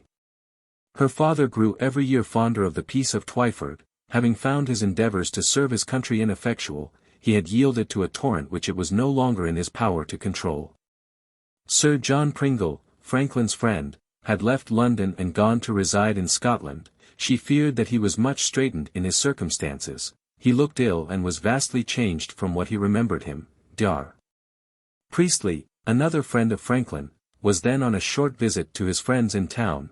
Good Dr. Price, another friend of Franklin, called on them often, and gave them hopes of a visit to Twyford. The letter also informed Franklin that the first opportunity that they had of sending a parcel to Paris he might expect all their shades, and expressed her gratitude to Mr. Jones for undertaking the care of her letter, and giving her an opportunity of assuring Franklin how much she did and ever should continue to love him. Catherine Ray was not far wrong when she spoke of Franklin as a conjurer. Catherine Shipley's letter to him, after she had parted with him at Southampton, though without the romantic flush of these two letters, spoke the same general language of deep-seated affection. She was quite provoked with herself, she said, when she got to Southampton that she had not thought of something, such as a pincushion, to leave with him, that might have been useful to him during the voyage to remind him of her. Did you ever taste the ginger cake, she asked, and think it had belonged to your fellow traveller? In short, I want some excuse for asking whether you ever think about me. And from this letter it appears that he had a place in the hearts of Emily and Betsy too. She had had a letter from Emily, Catherine further said, the night after she got home, to inquire whether his stay at Southampton would allow time for her coming to see him. Betsy regretted much that she had lost that happiness, and the writer had written to dear Georgiana a long account of him, for she knew every circumstance would be interesting to her. Indeed, my dear sir, the letter ended, from my father and mother down to their youngest child, we all respect and love you. 34. When Franklin was told by Georgiana that Sir John Pringle was pinched by poverty, and looked ill, he must have been sorely distressed, for Sir John he once described as his steady, good friend. A pupil of Boerhaave, a high authority upon the application of sanitary science to the prevention of dysentery and hospital fevers, physician to the Queen, and president of the Royal Society, Dr. Pringle was one of the distinguished men of his time. What churchmen were to the preservation of classical learning, before teaching became a special calling, physicians were to general scientific knowledge before science became such, and, among these physicians, he occupied an honorable position. 35. His speech in giving the last medal, of the Royal Society, on the subject of the discoveries relating to the air, Franklin wrote to Jan Ingenhouse, did him great honor. He was quite unlike the courtiers who sought to convince King Canute that he could stay the incoming tide by his command, as George III found out when he asked him, after the outbreak of the American Revolution, to pronounce an opinion in favor of the substitution of blunt for pointed lightning rods on Kew Palace. The laws of nature, Sir John hinted, were not changeable at royal pleasure, but positions of honor and profit he soon learnt, if he did not know it before, were. For he fell into such disfavor with the king that he had to resign as president of the Royal Society, and was deprived of his post as physician to the Queen. The circumstances in which his disgrace originated leave us at but little loss to understand why the king should have become such a dogged partisan of blunt conductors. Prior to the Revolution, Franklin had been consulted by the British Board of Ordnance as to the best means of protecting the arsenals at Purfleet from lightning, and, after he had visited the powder magazine there, the Royal Society, too, was asked by the board for its opinion. The Society accordingly appointed a committee of learned men, including Cavendish and Franklin, to make a report on the subject. All of the committee except Benjamin Wilson, who dissented, reported in favor of pointed conductors as against blunt ones, and Franklin, the inventor of pointed lightning rods, drew up the report. The scientific controversy that followed soon assumed a political character, when Franklin dropped the philosophical task of snatching the lightning from the skies for the rebellious task of snatching the scepter from a tyrant. When he heard that George III was, like Ajax, obstinate enough to defy even the lightning, he wrote to an unknown correspondent. The king's changing his pointed conductors for blunt ones is, therefore, a matter of small importance to me. If I had a wish about it, it would be that he had rejected them altogether as ineffectual. For it is only since he thought himself and family safe from the thunder of heaven, that he dared to use his own thunder in destroying his innocent subjects. Dr. Ingenhouse, however, was not so self-contained, and made such an angry attack on Wilson that Franklin, who invariably relied in such cases upon silence and the principle that truth is a cat with 9 lives to defend him, laughingly remarked. He seems as much heated about this one point, as the Jansenists and Molinists were about the 5. As for King George, he had at least the satisfaction of realizing that his people still had a ready fund of wit for timely use. One homely couplet of the period, referring to Franklin's famous kite, ran in this way. He with a kite drew lightning from the sky, and like a kite he pecked King George's eye. Another more polished poet penned these neat lines. While you, great George, for knowledge hunt, and sharp conductors change for blunt, the empire's out of joint. Franklin another course pursues, and all your thunder heedless views, by keeping to the point. If we may believe Franklin, Sir John held the efficacy of the healing art in very moderate esteem. The reader has already been told of the humorous manner in which he let it be known that, in his opinion, of the 2 classes of practitioners, old women and regular physicians, the former had done the most to save the honor of the profession. Franklin also informed Dr. Rush that Sir John once told him 92 fevers out of 100 cured themselves, for were cured by art, and 4 proved fatal. But many people must have had a more favorable opinion of the professional value of Sir John than Sir John himself had, for his conversations were in high repute. On this point, there is some evidence in a letter from Franklin to Dr. Thomas Bond, who was desirous of giving his son Richard the benefit of a foreign medical education. Referring to Sir John, Franklin wrote, "Every Wednesday evening he admits young physicians and surgeons to a conversation at his house, which is thought very improving to them. I will endeavour to introduce your son there when he comes to London. And to tell you frankly my opinion, I suspect there is more valuable knowledge in physic to be learnt from the honest candid observations of an old practitioner, who is past all desire of more business, having made his fortune. Who has none of the professional interest in keeping up a parade of science to draw pupils, and who by experience has discovered the inefficacy of most remedies and modes of practice. Than from all the formal lectures of all the universities upon earth. That Dr. John cured at least one patient, we are told by Dr. Rush on the authority of Franklin, but it was only himself of a tremor, and that by simply ceasing to take snuff. Dr. Pringle and himself, Franklin told Dr. Rush, observed that tremors of the hands were more frequent in France than elsewhere, and probably from the excessive use of snuff. He concluded, says Dr. Rush, that there was no great advantage in using tobacco in any way, for that he had kept company with persons who used it all his life, and no one had ever advised him to use it. The doctor in the 81st year of his age declared he had never snuffed, chewed, or smoked. Among the persons who sought Sir John's professional advice was Franklin himself. It was in relation to a cutaneous trouble which vexed him for some 14 years, and broke out afresh when he was in his 83rd year.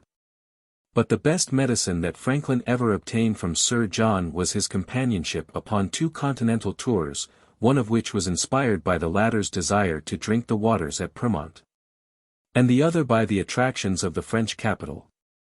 When the news of Sir John's death reached Franklin at Passy, he paid the usual heartfelt tribute. "We have lost our common friend," he wrote to Jan Ingenhouse, the excellent Pringle. "How many pleasing hours you and I have passed together in his company." Another English physician, for whom Franklin entertained a feeling of deep affection, was the Quaker Dr. John Fothergill. After the death of this friend, in a letter to Dr. John Coakley Lettsam, still another friend of his, and one of the famous English physicians of the 18th century, he expressed this extraordinary opinion of Dr. Fothergill's worth: "If we may estimate the goodness of a man by his disposition to do good, and his constant endeavours and success in doing it, I can hardly conceive that a better man has ever existed. No faint praise to be uttered by the founder of the Junto and one who valued above all things the character of a doer of good." Like Sir John Pringle, Dr.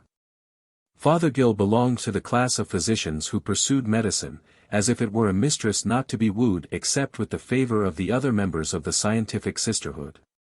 He was an ardent botanist, and his collection of botanical specimens and paintings on vellum of rare plants was among the remarkable collections of his age. 2 of his correspondents were the Pennsylvania botanists, John Bartram and Humphrey Marshall, who brought to his knowledge a flora in many shining instances unknown to the woods and fields of the Old World. His medical writings were held in high esteem, and were published after his death under the editorial supervision of Dr. Lettsam. As a practitioner, he was eminently successful, and numbered among his patients many representatives of the most powerful and exclusive circles in London. What the extent of his practice was we can infer from a question put to him by Franklin in 1764. "By the way," he asked, "when do you intend to live, i.e., to enjoy life? When will you retire to your villa, give yourself repose, delight in viewing the operations of nature in the vegetable creation, assist her in her works, get your ingenious friends at times about you, make them happy with your conversation, and enjoy theirs, or, if alone, amuse yourself with your books and elegant collections? To be hurried about perpetually from one sick chamber to another is not living. Do you please yourself with the fancy that you are doing good? You are mistaken. Half the lives you save are not worth saving, as being useless, and almost all the other half ought not to be saved, as being mischievous. Does your conscience never hint to you the impiety of being in constant warfare against the plans of Providence? Disease was intended as the punishment of intemperance, sloth, and other vices, and the example of that punishment was intended to promote and strengthen the opposite virtues. All of which, of course, except the suggestion about retirement, which was quite in keeping with Franklin's conception of a rational life, was nothing more than humorous paradox on the part of a man who loved all his fellow creatures too much to despair of any of them. When Franklin himself was seized with a grave attack of illness shortly after his arrival in England on his first mission, Dr. Fothergill was his physician, and seems to have cupped and physicked him with drastic assiduity. The patient was not a very docile one, for he wrote to Deborah that, too soon thinking himself well, he ventured out twice, and both times got fresh cold, and fell down again. And that his good doctor grew very angry with him for acting contrary to his cautions and directions, and obliged him to promise more observance for the future. Always to Franklin the doctor remained the good Dr. Fothergill. Even in a codicil to his will, in bequeathing to one of his friends the silver cream pot given to him by the doctor, with the motto, "Keep bright the chain," he refers to him by that designation. Nor were his obligations as a patient the only obligations that Franklin owed to this friend. When his early letters on electricity were sent over to England, only to be laughed at in the first instance, they happened to pass under the eye of the doctor. He saw their merit, advised their publication, and wrote the preface to the pamphlet in which they were published by Cave. But the things for which Franklin valued the doctor most were his public spirit and philanthropy. He was well known in Philadelphia, and, when Franklin arrived in London in 1757, he was actively assisted by the doctor in his effort to secure a settlement of the dispute over taxation between the Pennsylvania Assembly and the proprietaries. Afterwards, when Franklin's second mission to England was coming to an end, the doctor was drawn deeply into a vain attempt made by Lord Howe and his sister and David Berkeley, another Quaker friend of Franklin, to compose the American controversy by an agreement with Franklin. For this business, among other reasons, because of his daily visits among the great, in the practice of his profession, of which Franklin speaks in his history of these negotiations, he would have been a most helpful ally, if the quarrel had not become so embittered. But, as it was, the knot, which the negotiators were striving to disentangle, was too intricate for anything but the edge of the sword. When the negotiations came to nothing, the good doctor, who knew the sentiments of the great in London at that time, if any private person did, had no advice to give to Franklin except, when he returned to America, to get certain of the doctor's friends in Philadelphia, and 2 or 3 other persons together, and to inform them that, whatever specious pretenses were offered by the English ministry, they were all hollow, and that to obtain a larger field, on which to fatten a herd of worthless parasites, was all that was regarded. It was a bad day, indeed, for England when one of the best men in the land could hold such language. The silk experiment in Pennsylvania furnished still another congenial field for the co-operation of Franklin and Dr. Fothergill. And, in a letter to Franklin, the latter also declared in startlingly modern terms that, in the warmth of his affection for mankind, he could wish to see the institution of a college of justice, where the claims of sovereigns should be weighed. An award given, and war only made on him who refused submission. Dr. Fothergill, who was among the best men I have known, and a great promoter of useful projects, is the way in which Franklin alludes to the doctor in the Autobiography. He then states in the same connection the plan that he submitted to the doctor for the more effectual cleaning and keeping clean the streets of London and Westminster. But this plan, though not unworthy of the public zeal and ingenuity of its author, is too embryonic, when contrasted with modern municipal methods, and too tamely suggestive of the broom and dustpan of ordinary domestic housekeeping, to deserve detailed attention. Franklin was eminently what Dr. Johnson called a clubable man. When in England, he often dined at the London Coffee House in Ludgate Hill with the group of scientific men and liberal clergymen, who frequented the place, and of whom he spoke on one occasion as that excellent collection of good men, the club at the London. He also sometimes dined at St. Paul's Coffee House and the Dog Tavern on Garlick Hill, and with the Society of Friends to the Cause of Liberty at Paul's Head Tavern, Cateaton Street, where, upon every 4th day of November, the landing of King William and the glorious Revolution were enthusiastically toasted. When he ate or drank at a club, he liked to do so in an atmosphere of free thought and free speech. Religion, spiced with heresy, and politics flavored with liberalism, were the kinds of religion and politics that best suited his predilections. It was at St. Paul's Coffee House that he became acquainted with Dr. Richard Price, the celebrated clergyman and economist, who was then preaching every Sunday afternoon at Newington Green, where Franklin advised Sir John Pringle to go to hear in the doctor a preacher of rational Christianity. It is probable that Sir John, in inquiring of Franklin where he could go to hear such a preacher, was moved rather by curiosity than piety, for Franklin wrote to Dr. Price, "At present I believe he has no view of attending constantly anywhere, but now and then only as it may suit his convenience." The acquaintance between Franklin and Dr. Price, once formed, became a deeply rooted friendship. And on Franklin's part it was accompanied by a degree of admiration for the doctor's abilities which hurried him on one occasion into language that had little in common with the sober language in which his judgments were usually pronounced. Of Dr. Price's appeal to the public on the subject of the national debt, he wrote to the author in the most enthusiastic terms, "It being in my opinion," he said, "considered the profound study and steady application of mind that the work required, and the sound judgment with which it is executed, and its great and important utility to the nation, the foremost production of human understanding, that this century has afforded us." And to Franklin on one occasion this friend wrote that he considered his friendship one of the honors and blessings of his life. When the American controversy arose, Dr. Price zealously espoused the cause of the colonies, and this still further strengthened the friendship between the two. For his observations on civil liberty and the justice and policy of the war with America, the City of London presented him with the freedom of the city in a gold box of £50 value. And so outspoken was he in the expression of his political convictions that Franklin wrote to John Winthrop in 1777 that his friends, on his ACCT, were under some apprehensions from the violence of government, in consequence of his late excellent publications in favor of liberty. Indeed, so near was he to making the American cause absolutely his own that Congress, while the American war was still raging, even invited him to become an American citizen and to assist in regulating the American finances. But that was one step further than he was willing to go.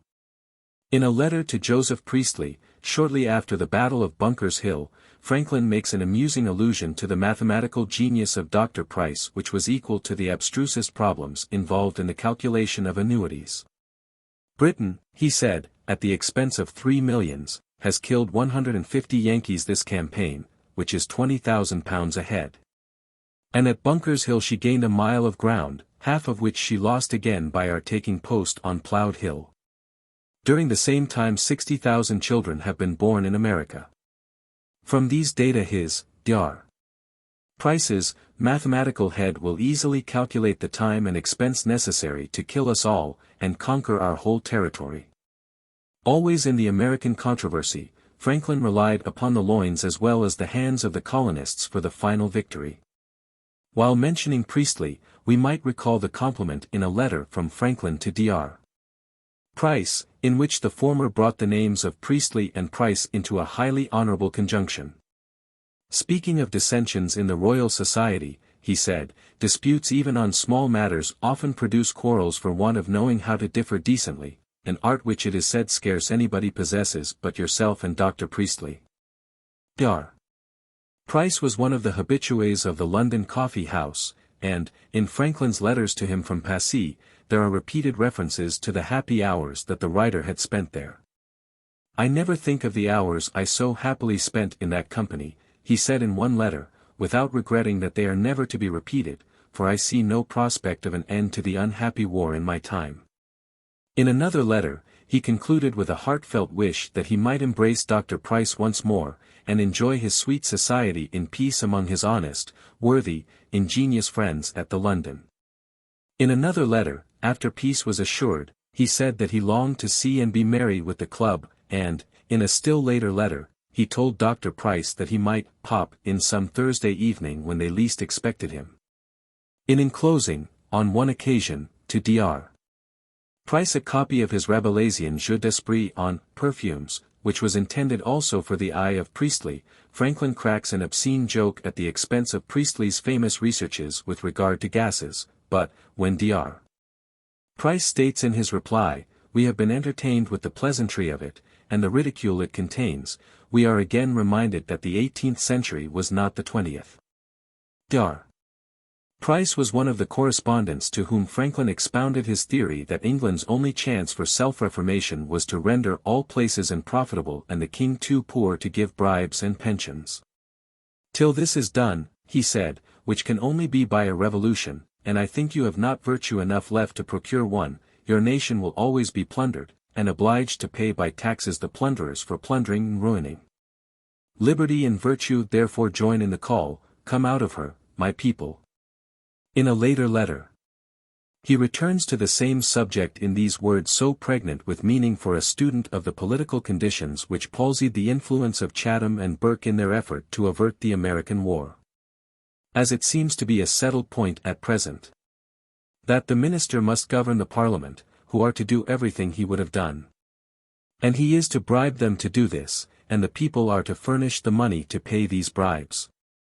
The Parliament appears to me a very expensive machine for government, and I apprehend the people will find out in time, that they may as well be governed, and that it will be much cheaper to be governed, by the minister alone. No Parliament being preferable to the present." There are also some thoughtful observations in one of Franklin's letters to Dr. Price on the limited influence of Roman and Grecian oratory, as compared with the influence of the modern newspaper.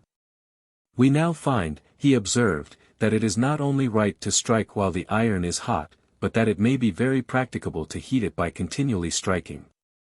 His last letter to Dr. Price was written less than a year before his own death. It refers to the death of the Bishop of St. Asaph's, and once more there is a mournful sigh from the tree of existence.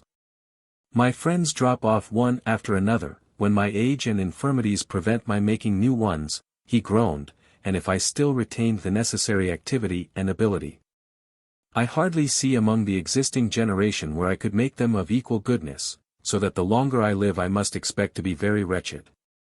As we draw nearer the conclusion of life, nature furnishes with more helps to wean us from it, among which one of the most powerful is the loss of such dear friends." With Dr. Joseph Priestley, the famous clergyman and natural philosopher, Franklin was very intimate.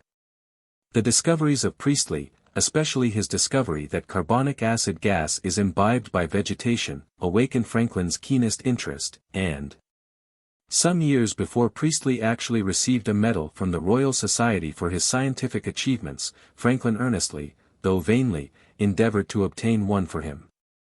"I find that you have set all the philosophers of Europe at work upon fixed air," he said in one of his letters to Priestley, "and it is with great pleasure I observe how high you stand in their opinion, for I enjoy my friend's fame as my own. And no one who knows his freedom from all petty, carking feelings of every sort, such as envy and jealousy, can doubt for a moment that he did. For a time, fixed air aroused so much speculation that it was thought that it might even be a remedy for putrid fevers and cancers. The absorption of carbonic acid gas by vegetation is all simple enough now, but it was not so simple when Priestley wrote to Franklin that he had discovered that even aquatic plants imbibe pure air, and emit it as excrementitious to them, in a dephlogisticated state."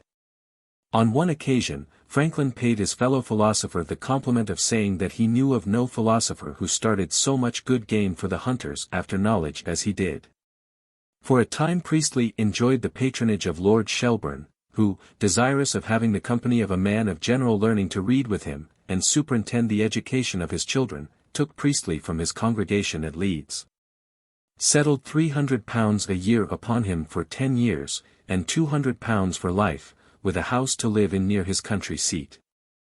So Franklin stated in a letter to John Winthrop, when Priestley was engaged in the task of putting Lord Shelburne's great library into order. Subsequently patron and client separated amicably, but, before they did, Priestley consulted Franklin as to whether he should go on with the arrangement. The latter in a few judicious sentences counseled him to do so until the end of the term of 10 years, and, by way of illustrating the frequent and troublesome changes that human beings make without amendment, and often for the worse, told this story of his youth. "In my youth, I was a passenger in a little sloop, descending the river Delaware. There being no wind, we were obliged, when the ebb was spent, to cast anchor, and wait for the next.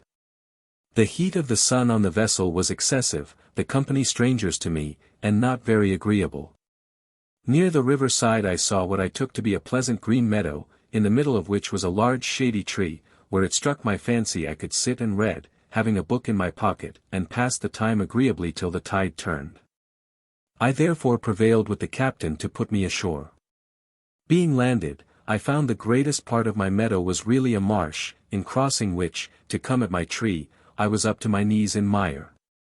And I had not placed myself under its shade 5 minutes, before the mosquitoes in swarms found me out, attacked my legs, hands, and face, and made my reading and my rest impossible. So that I returned to the beach, and called for the boat to come and take me aboard again, where I was obliged to bear the heat I had strove to quit, and also the laugh of the company. Similar cases in the affairs of life have since frequently fallen under my observation. Deterrent as was the advice, pointed by such a graphic story, Priestley did not take it, and, fortunately for him, the pleasant green meadow and large shady tree to which he retired did not prove such a deceptive mirage. After the separation, Lord Shelburne endeavoured to induce him to renew their former relation, but he declined. Priestley was one of the witnesses of the baiting, to which Franklin was subjected at the cockpit, on account of the Hutchinson letters, on the famous occasion. Of which it could be well said by every thoughtful Englishman a little later in the words of the ballad of Chevy Chase. The child may rue that is unborn. The hunting of that day. Or, the speaking of that day, as Lord Campbell has parroted the lines. Priestley was also among those eyewitnesses of the scene, who testified to the absolutely impassive countenance with which Franklin bore the ordeal. As he left the room, however, he pressed Priestley's hand in a way that indicated much feeling. The next day, they breakfasted together, and Franklin told Priestley that, if he had not considered the thing for which he had been so much insulted, as one of the best actions of his life, and what he should certainly do again in the same circumstances, he could not have supported it. To Priestley also the world was first indebted for knowledge of the fact that, when Franklin afterwards came to sign in France the Treaty of Alliance between that country and the United States, he took pains to wear the same suit of spotted Manchester velvet that he wore when he was treated with such indecency at the cockpit. From France Franklin wrote to Priestley a letter expressing the horror, for no other term is strong enough to describe the sentiment, in which he held the unnatural war between Great Britain and her revolted colonies. The hint you gave me jocularly, he said, that you did not quite despair of the philosopher's stone, draws from me a request, that, when you have found it, you will take care to lose it again. For I believe in my conscience, that mankind are wicked enough to continue slaughtering one another as long as they can find money to pay the butchers. But, of all the wars in my time, this on the part of England appears to me the wickedest. Having no cause but malice against liberty, and the jealousy of commerce. And I think the crime seems likely to meet with its proper punishment, a total loss of her own liberty, and the destruction of her own commerce. But Franklin was not too incensed to have his joke in this same letter over even such a grim subject for merriment as powder. When I was at the camp before Boston, he declared, the army had not 5 rounds of powder a man. This was kept a secret even from our people. The world wondered that we so seldom fired a cannon, we could not afford it. Another English friend of Franklin was Benjamin Vaughan, the son of a West Indian planter, and at one time the private secretary of Lord Shelburne. His family was connected with the House of Bedford, and his wife, Sarah Manning, was an aunt of the late Cardinal Manning. To Vaughan the reputation of Franklin is doubly indebted. In 1779, he brought out a new edition of Franklin's writings, and it was partly the entreaties of Abel James and himself which induced Franklin to continue the Autobiography. After work on it had been long suspended by its author because of the demands of the Revolution on his time. The spirit, in which the edition of Franklin's writings was prepared, found expression in the preface. Can Englishmen, Vaughan asked, read these things and not sigh at reflecting that the country which could produce their author, was once without controversy their own? Before Franklin left France he longed to pay another visit to England, and this matter is touched upon in a letter to Vaughan which sheds a sidelight upon the intimacy which existed between the two men. By my doubts of the propriety of my going soon to London, he said, I meant no reflection on my friends or yours. If I had any call there besides the pleasure of seeing those whom I love, I should have no doubts. If I live to arrive there, I shall certainly embrace your kind invitation, and take up my abode with you. Some of the sagest observations ever made by Franklin are found in his letters to Vaughan, and several of his happy stories. The following reflections, prompted by English restraints upon commerce, were not intended to be taken literally, but they contain profound insight enough to merit transcription. It is wonderful how preposterously the affairs of this world are managed. Naturally one would imagine, that the interest of a few individuals should give way to general interest. But individuals manage their affairs with so much more application, industry, and address, than the public do theirs, that general interest most commonly gives way to particular. We assemble parliaments and councils, to have the benefit of their collected wisdom, but we necessarily have, at the same time, the inconvenience of their collected passions, prejudices, and private interests. By the help of these, artful men overpower their wisdom, and dupe its possessors, and if we may judge by the acts, arrets, and edicts, all the world over, for regulating commerce, an assembly of great men is the greatest fool upon earth. When Franklin sat down to write this letter, Vaughan had asked him what remedy he had for the growing luxury of his country which gave so much offence to all English travellers without exception. In replying to this rather tactless question, Franklin's pen ran on until he had completed not so much a letter as an economic essay. Our people, he begins, are hospitable, and have indeed too much pride in displaying upon their tables before strangers the plenty and variety that our country affords. They have the vanity, too, of sometimes borrowing one another's plate to entertain more splendidly. Strangers being invited from house to house, and meeting every day with a feast, imagine what they see is the ordinary way of living of all the families where they dine. When perhaps each family lives a week after upon the remains of the dinner given.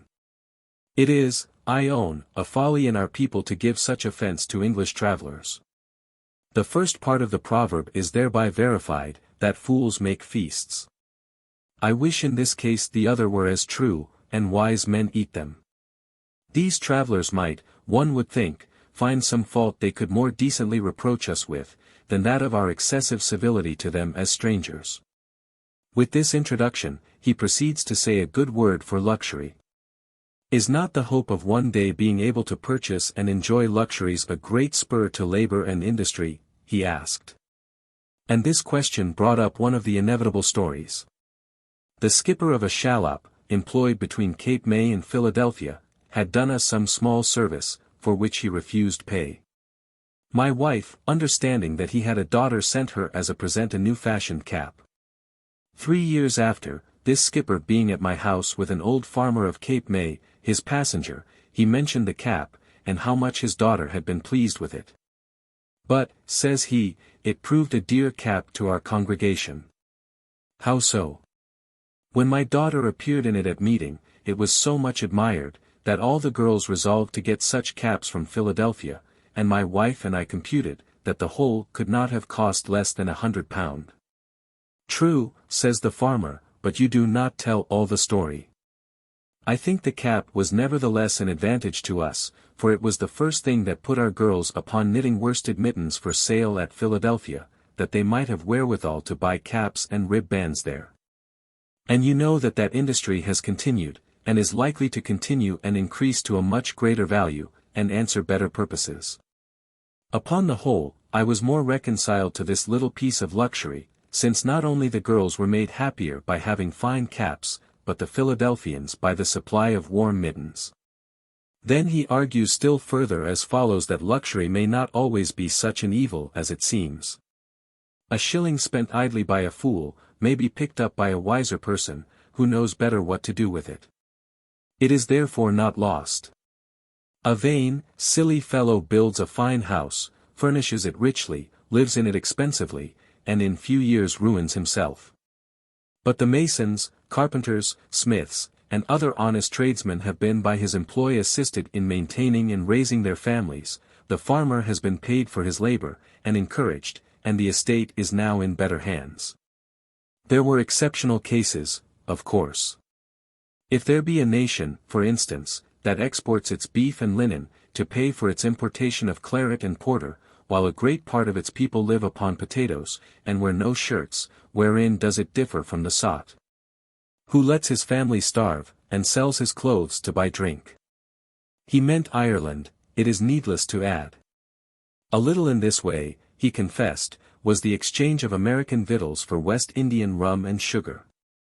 The existence of so much want and misery in the world, he thought, was due to the employment of men and women in works that produce neither the necessaries nor the conveniences of life. Such people, aided by those who do nothing, consume the necessaries raised by the laborious.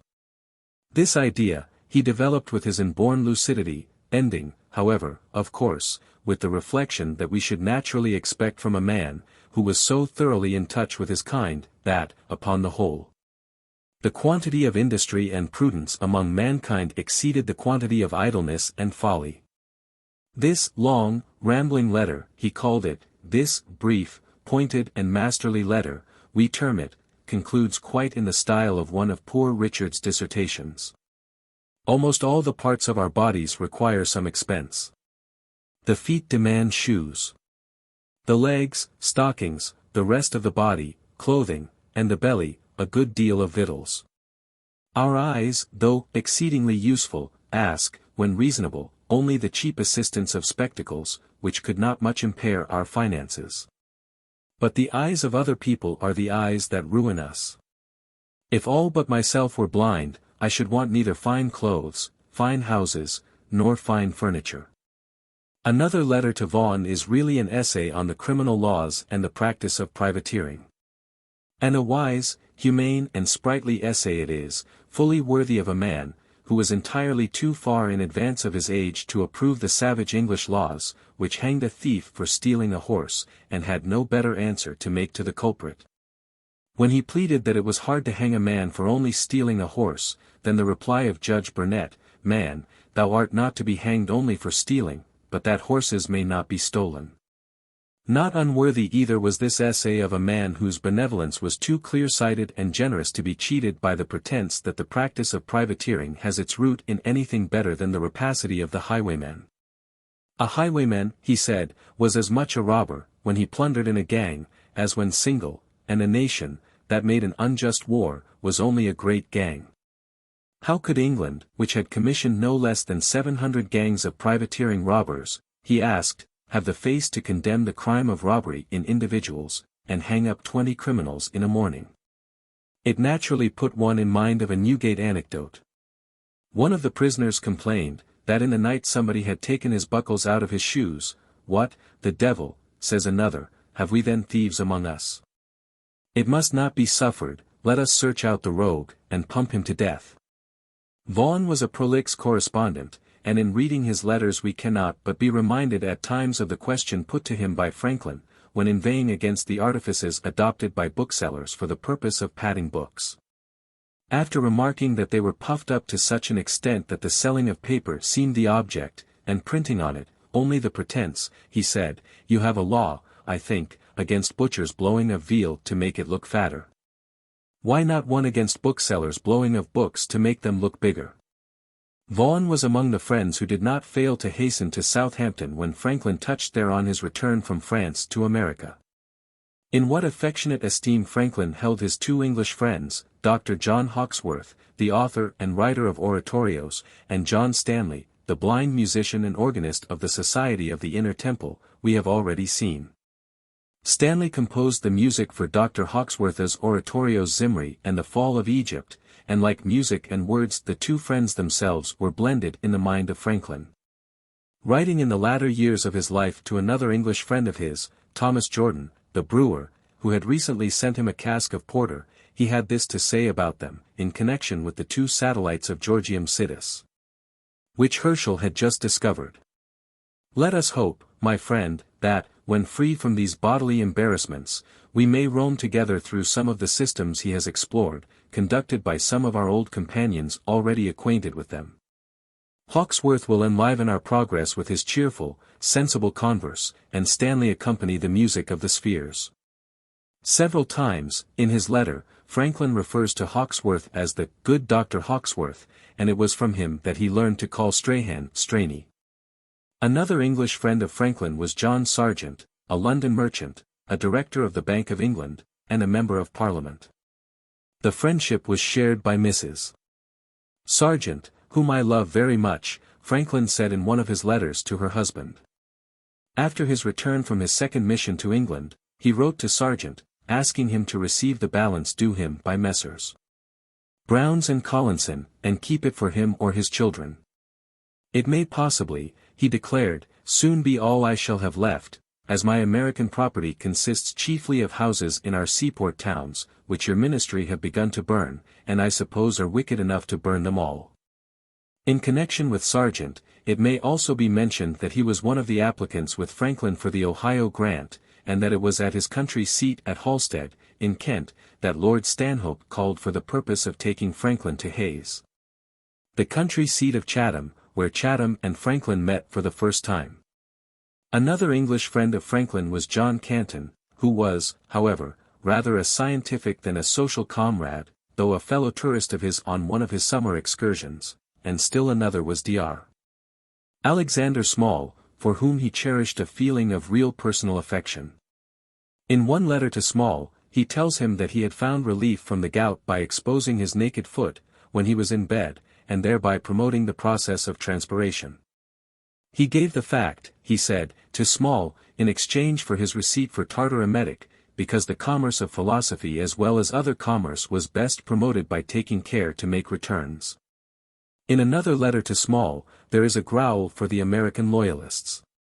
As to the refugees, he observed, whom you think we were so impolitic in rejecting, I do not find that they are missed here, or that anybody regrets their absence. And certainly they must be happier where they are, under the government they admire. And be better received among a people, whose cause they espoused and fought for, than among those who cannot so soon have forgotten the destruction of their habitations, and the spilt blood of their dearest friends and near relations. Then there is a reference in this letter to the learned and ingenious friends, who had left Dr. Small and himself to join the majority in the world of spirits. Every one of them, he said, now knows more than all of us they have left behind. It is to me a comfortable reflection, that, since we must live forever in a future state, there is a sufficient stock of amusement in reserve for us, to be found in constantly learning something new to eternity. The present quantity of human ignorance infinitely exceeding that of human knowledge. Adieu, my dear friend, and believe me, in whatever world, yours most affectionately. In a subsequent letter, there is a softer word for the loyalists. He believed, he said, that fear and error rather than malice occasioned their desertion of their country's cause and the adoption of the king's.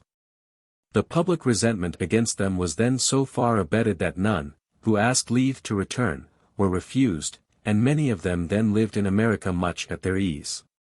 But he thought that the politicians, who were a sort of people that loved to fortify themselves in their projects by precedent, were perhaps waiting, before they ventured to propose the restoration of the confiscated estates of the Loyalists, to see whether the English government would restore the forfeited estates in Scotland to the Scotch, those in Ireland to the Irish and those in England to the Welsh.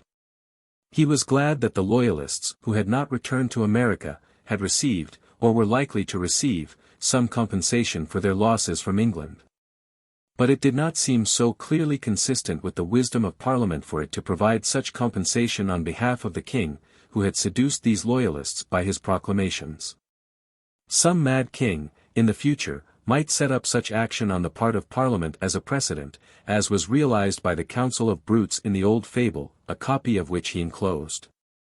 The fable, of course, was not an old fable at all, but one of his own productions, in which the horse with the boldness and freedom that became the nobleness of his nature, succeeded in convincing the council of the beasts, against the views of the wolves and foxes, that the lion should bestow no reward upon the mongrels, who, sprung in part from wolves and foxes, and corrupted by royal promises of great rewards, had deserted the honest dogs, when the lion, notwithstanding the attachment of these dogs to him, had, under the influence of evil counsellors, contracted an aversion to them, condemned them unheard and ordered his tigers, leopards, and panthers to attack and destroy them.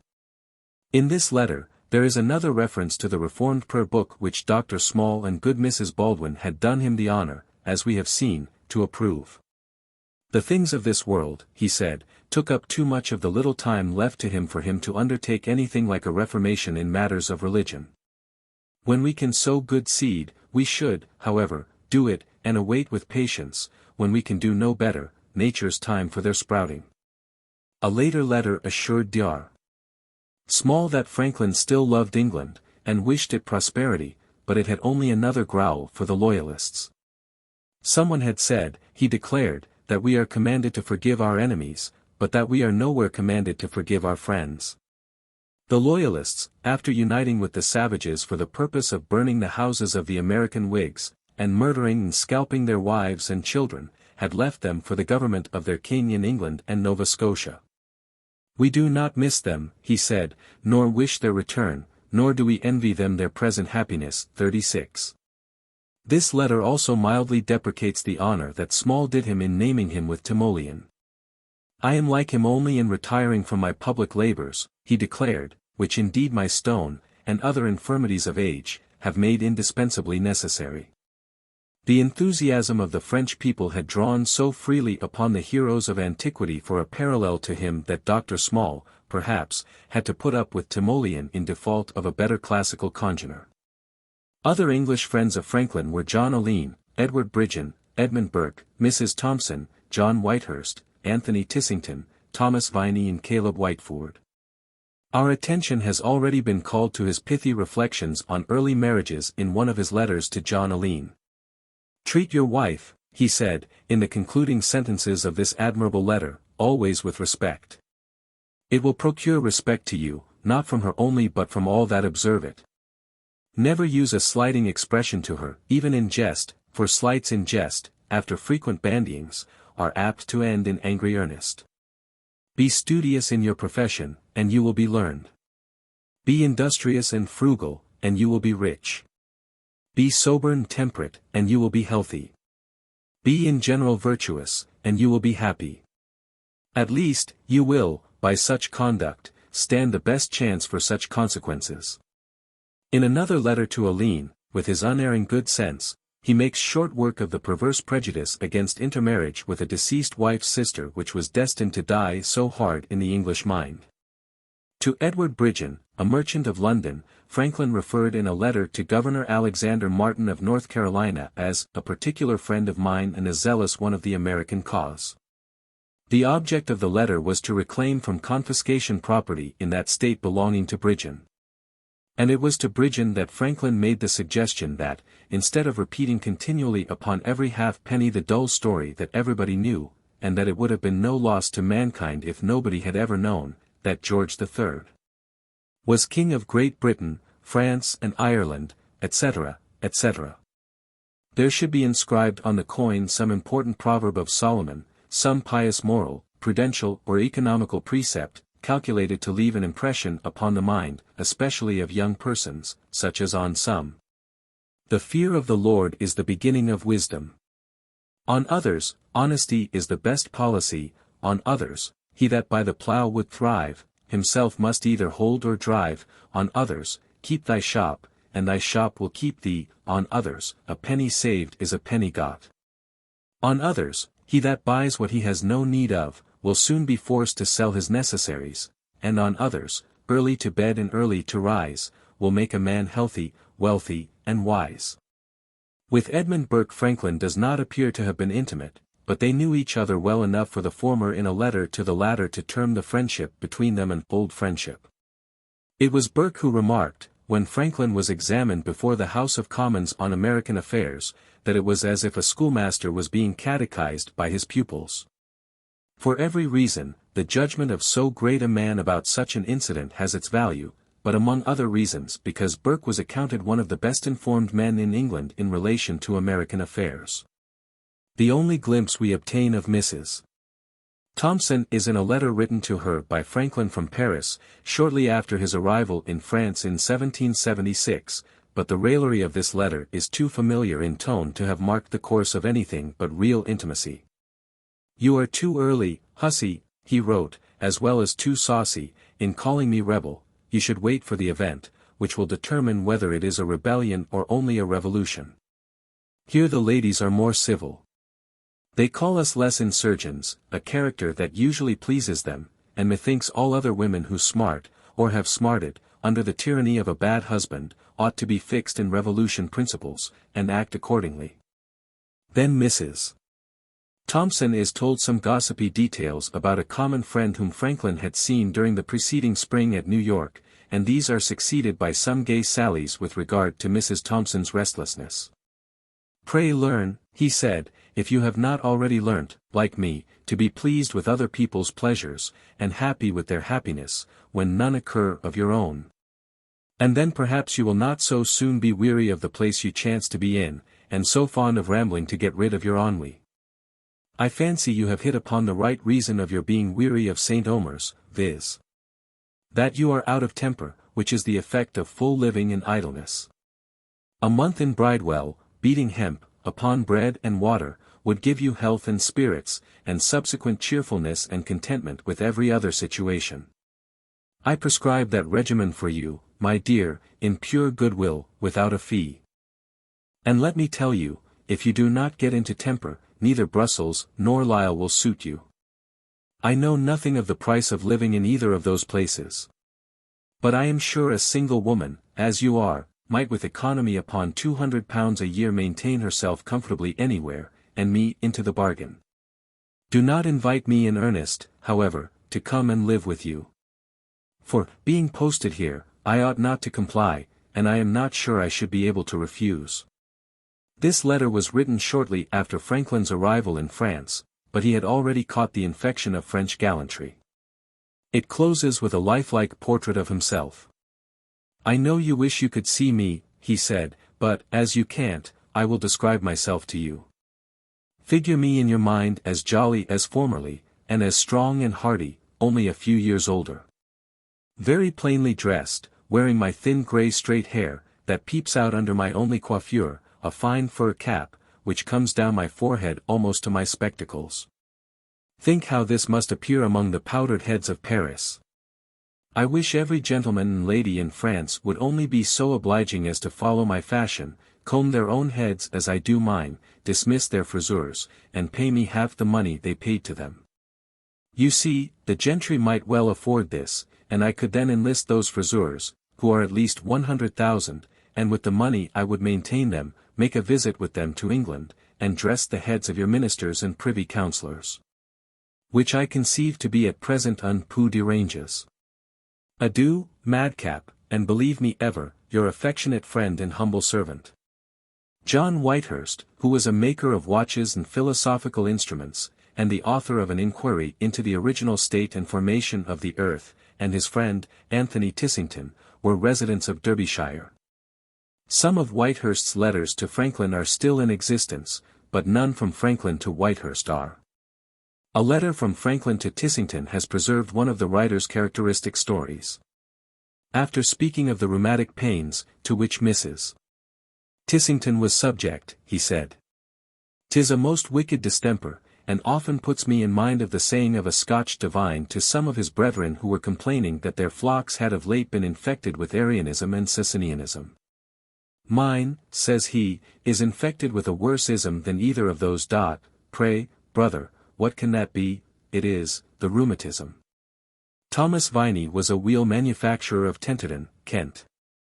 In a letter to him, Franklin tells him that he cannot without extreme reluctance think of using any arguments to persuade him to remove to America, because of the pain that the removal would occasion to Viney's brother.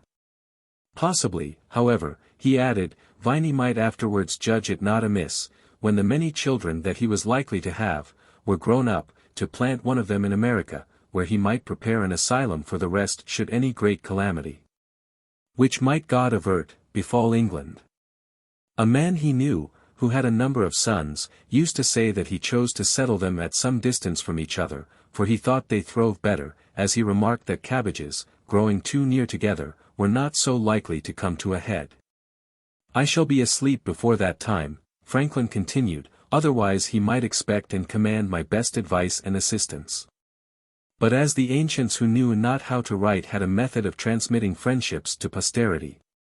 The guest who had been hospitably entertained in a strange country breaking a stick with every one who did him a kindness. And the producing such a tally at any time afterwards, by a descendant of the host, to a son or grandson of the guest, was understood as a good claim to special regard besides the common rights of hospitality. So if this letter should happen to be preserved, your son may produce it to mine as an evidence of the goodwill that once subsisted between their fathers. As an acknowledgment of the obligations you laid me under by your many civilities when I was in your country and a claim to all the returns due from me if I had been living. Another letter from Franklin to Viney was written at Passy. He joined most heartily, he said, with Viney in his prayers that the Almighty, who had favored the just cause, would perfect his work, and establish freedom in the New World as an asylum for those of the old who deserved it. He thought the war a detestable one, and grieved much at the mischief and misery it was occasioning to many, his only consolation being that he did all in his power to prevent it. What a pleasure it would be to him on his return to America to see his old friend and his children settled there. I hope, Franklin concluded, he will find vines and fig trees there for all of them, under which we may sit and converse, enjoying peace and plenty, a good government, good laws, and liberty, without which men lose half their value. Caleb Whitefoord resided at No. 8 Craven Street, London, or next door to Mrs.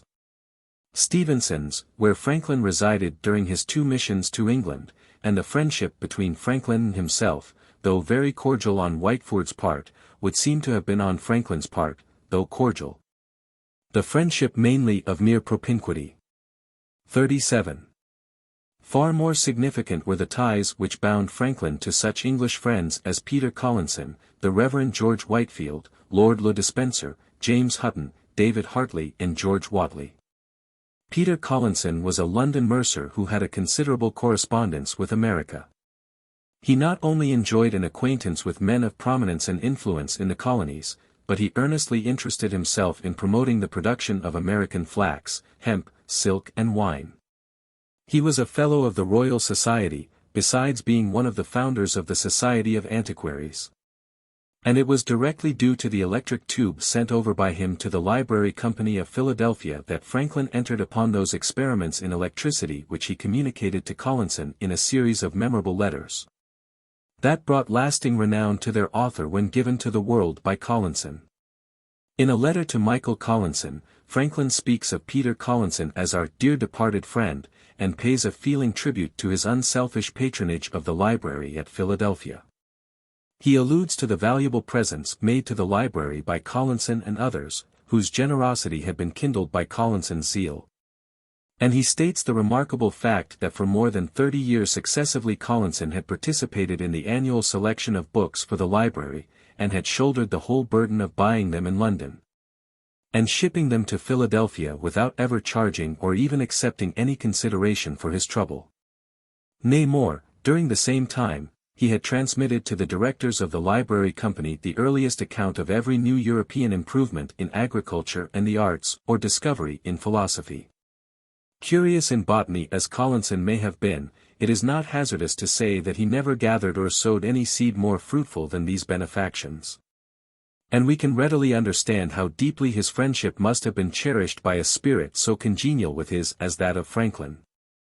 They were friends before they ever met, but it was not until Franklin arrived in London on his first mission to England that they greeted each other face to face. Franklin's first letter to America, written the day after he reached London, was hastily penned at Collinson's house, and, the next day, John Hanbury, the great Virginia merchant, by an arrangement with Collinson, called for Franklin in his carriage, and conveyed him to the house of Lord Granville for an interview with that nobleman. The letters from Franklin to Collinson on the subject of electricity are, we hardly need say, the most important of the former's letters to him, but very valuable, too, are some of his observations in other letters to his correspondent on political conditions in Pennsylvania and the relations between the colonies and the mother country. To the scientific letters and to these observations we shall have occasion to revert further on. Beyond a reference to some black silk, sent by Collinson to Deborah, with a generous disregard of the fact that the foul meadowgrass seed that Franklin had sent to him from America never came up. The correspondence between Collinson and Franklin is marked by few intimate features.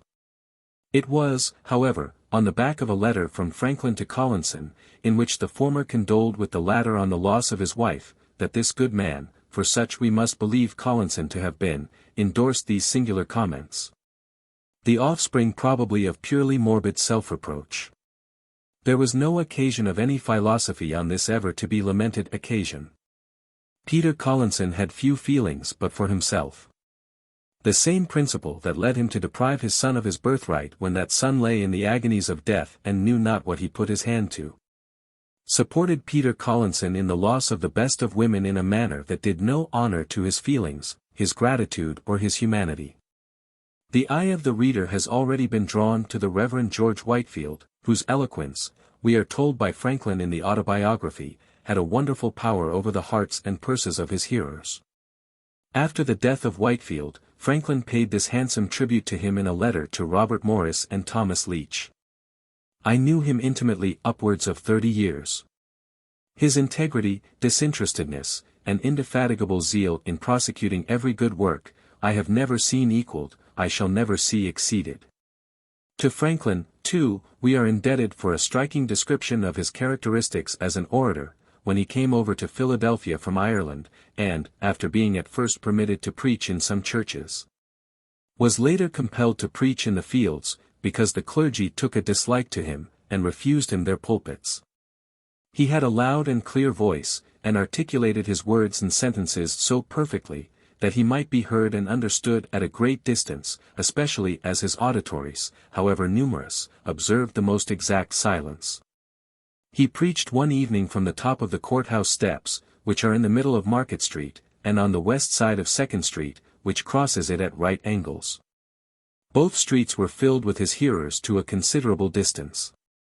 Being among the hindmost in Market Street, I had the curiosity to learn how far he could be heard, by retiring backwards down the street towards the river. And I found his voice distinct till I came near Front Street, when some noise in the street obscured it. Imagining then a semicircle, of which my distance should be the radius, and that it were filled with auditors, to each of whom I allowed 2 square feet, I computed that he might well be heard by more than 30,000. This reconciled me to the newspaper accounts of his having preached to 25,000 people in the fields, and to the antient histories of generals haranguing whole armies, of which I had sometimes doubted. By experience, Franklin came to distinguish easily between Whitefield's newly composed sermons and those which he had often preached in the course of his travels. His delivery of the latter was so improved by frequent repetitions that every accent, every emphasis, every modulation of voice, was so perfectly well turned and well placked, that, without being interested in the subject, one could not help being pleased with the discourse. A pleasure of much the same kind with that received from an excellent piece of music. Notwithstanding the extraordinary influence of Whitefield's oratory over his auditors, to which Franklin testifies so unqualifiedly, it is obvious enough, as we have seen, that a nature so little given to extreme forms of enthusiasm as that of Franklin could not but regard the hysteria produced by it with some degree of contemptuous amusement. Who, he asked in his essay on Shavers and Trimmers, in the Pennsylvania Gazette, has been more notorious for shaving and fleecing, than that apostle of apostles, that preacher of preachers, the Reverend Mr. G. W. But I forbear making farther mention of this spiritual shaver and trimmer, lest I should affect the minds of my readers as deeply as his preaching has affected their pockets. This was mere jesting on the part of a man to whom everything had its humorous as well as its serious side. Very different in spirit are some of the passages in Franklin's letters to Whitefield. I am glad to hear, he wrote on one occasion, that you have frequent opportunities of preaching among the great. If you can gain them to a good and exemplary life, wonderful changes will follow in the manners of the lower ranks. For ad exemplum regis, etc. On this principle, Confucius, the famous Eastern reformer, proceeded. When he saw his country sunk in vice, and wickedness of all kinds triumphant, he applied himself first to the grandees. And having, by his doctrine, won them to the cause of virtue, the commons followed in multitudes. The mode has a wonderful influence on mankind, and there are numbers who, perhaps, fear less the being in hell, than out of the fashion. Our most Western reformations began with the ignorant mob, and when numbers of them were gained, interest and party views drew in the wise and great. Where both methods can be used, reformations are likely to be more speedy. Oh, that some method could be found to make them lasting. He who discovers that will, in my opinion, deserve more, 10,000 times, than the inventor of the longitude. Another letter from Franklin to Whitefield is not only distinguished by the same missionary accent but also by the deep-seated loyalty to the English crown which was so slow in yielding first to disillusionment and then to detestation. Alluding to Whitefield's desire to be the chaplain of an American army, he said that he wished that they could be jointly employed by the crown to settle a colony on the Ohio. What a glorious thing, he exclaimed, it would be, to settle in that fine country a large strong body of religious and industrious people. What a security to the other colonies! And advantage to Britain, by increasing her people, territory, strength and commerce. Might it not greatly facilitate the introduction of pure religion among the heathen, if we could, by such a colony, show them a better sample of Christians than they commonly see in our Indian traders? The most vicious and abandoned wretches of our nation? Life, like a dramatic piece, should not only be conducted with regularity, but methinks it should finish handsomely. Being now in the last act, I begin to cast about for something fit to end with. Or if mine be more properly compared to an epigram, as some of its few lines are but barely tolerable, I am very desirous of concluding with a bright point. In such an enterprise I could spend the remainder of life with pleasure. And I firmly believe God would bless us with success, if we undertook it with a sincere regard to His honor, the service of our gracious King, and, which is the same thing, the public good. From the joint enterprise of settling a colony on the Ohio with Whitefield to the joint enterprise of abridging the Book of English Prayer with Lord Le Despencer was a far cry, but not too far for Franklin, as we have seen. Lord Le Despencer, or Sir Francis Dashwood, as he was known, when he was one of the jolly monks of Medmenham Abbey, was numbered by Franklin among his best friends, and at West Wickham, the country seat of this nobleman, Franklin spent many happy hours. On one occasion, he writes to his son that he has passed 16 days there most agreeably. On another occasion, he tells him that he has just come to West Wickham to spend a few days and breathe a little fresh air. I am in this house, he said, as much at my ease as if it was my own, and the gardens are a paradise. After a journey to Oxford, with Lord Le Despencer, he informed the same correspondent that the former was very good to him on all occasions and seemed of late very desirous of his company. Whatever else the owner of West Wickham may have been, Franklin's letters leave us no room to doubt that he was a capital host. To a very different type of character in every respect belonged James Hutton, another dear friend of Franklin. He was a bookseller at the Sign of the Bible and Sun, west of Temple Bar, and for 55 years a zealous member of the Moravian Church. His interest in the missionary labors of that church, his benevolence, which knew no sectarian limitations, his sense and simplicity of manners won for him an honorable standing even in court circles. We are told by William Temple Franklin that he was highly esteemed by George III. and his consort, and was well known to many of the English nobility and men of letters. Not being refused admittance to the highest ranks even at Buckingham House, though his ardent benevolence inclined him greatly to neglect his own dress that he might better feed the hungry and cover the naked. A man of that kind always had easy access to the heart of Franklin, open though its hospitable portals were to other friends of a very different description. In a letter to David Hartley from Passy, Franklin speaks of Hutton in these terms: "An old friend of mine, Mr. Hutton, a chief of the Moravians, who is often at the Queen's palace, and is sometimes spoken to by the King, was over here lately." In a letter to Hutton himself from Passy, Franklin applies to him the term, "my dear old friend," which with its different variations meant with him the high-water mark of intimacy. Hutton is also brought to our sight, though in a droll way, in the Craven Street Gazette, the Mock Chronicle, in which Franklin, with a delicacy and richness of humor all his own, pictures No. 7 Craven Street as a court, Mrs. Stevenson as a queen, with lords and ladies in her train, and Hutton and himself as rivals for the good graces of Dolly Blunt, Polly's friend. This morning, the Gazette notes, under date of Tuesday, September 25, my good Lord Hutton called at Craven Street House and inquired very respectfully and affectionately concerning the welfare of the Queen. He then imparted to the big man, Franklin himself, a piece of intelligence important to them both, and but just communicated by Lady Hawkesworth, viz. That the amiable and delectable companion, Miss D. Dorothea B. Lount, had made a vow to marry absolutely him of the two whose wife should first depart this life. It is impossible to express the various agitations of mind appearing in both their faces on this occasion. Vanity at the preference given them over the rest of mankind.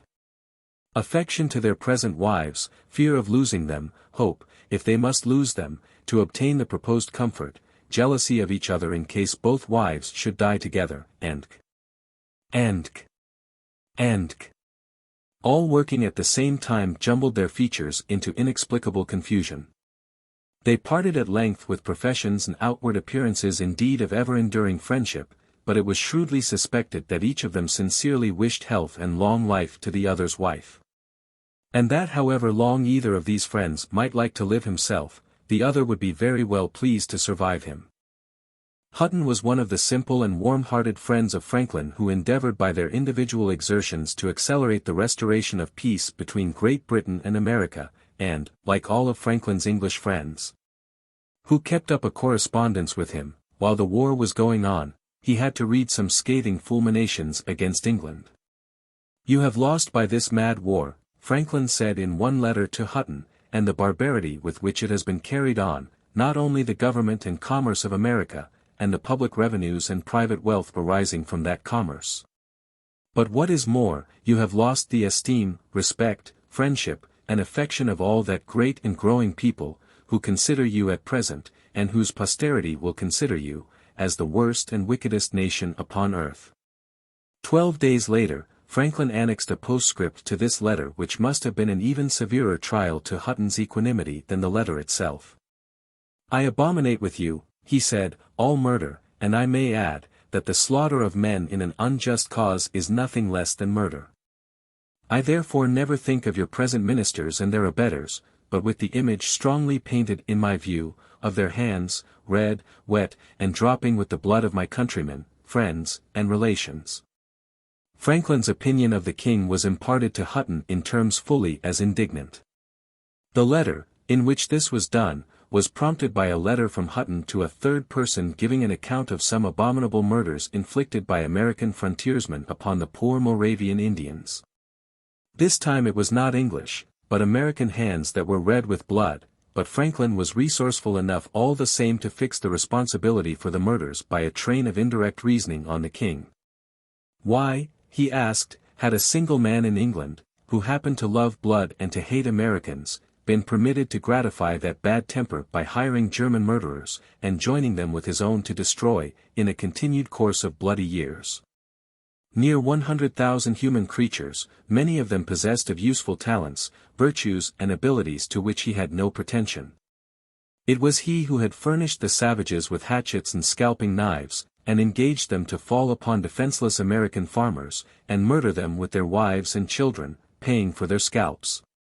Of which the account kept in America already amounted, he had heard, to near 2,000. Perhaps, the people of the frontiers, he declared, exasperated by the cruelties of the Indians, had been induced to kill all Indians that fell into their hands without distinction. So that even these horrid murders of the poor Moravians might be laid to the king's charge. "And yet," said Franklin, "this man lives, enjoys all the good things this world can afford, and is surrounded by flatterers, who keep even his conscience quiet by telling him he is the best of princes. I wonder at this, but I cannot therefore part with the comfortable belief of a divine providence.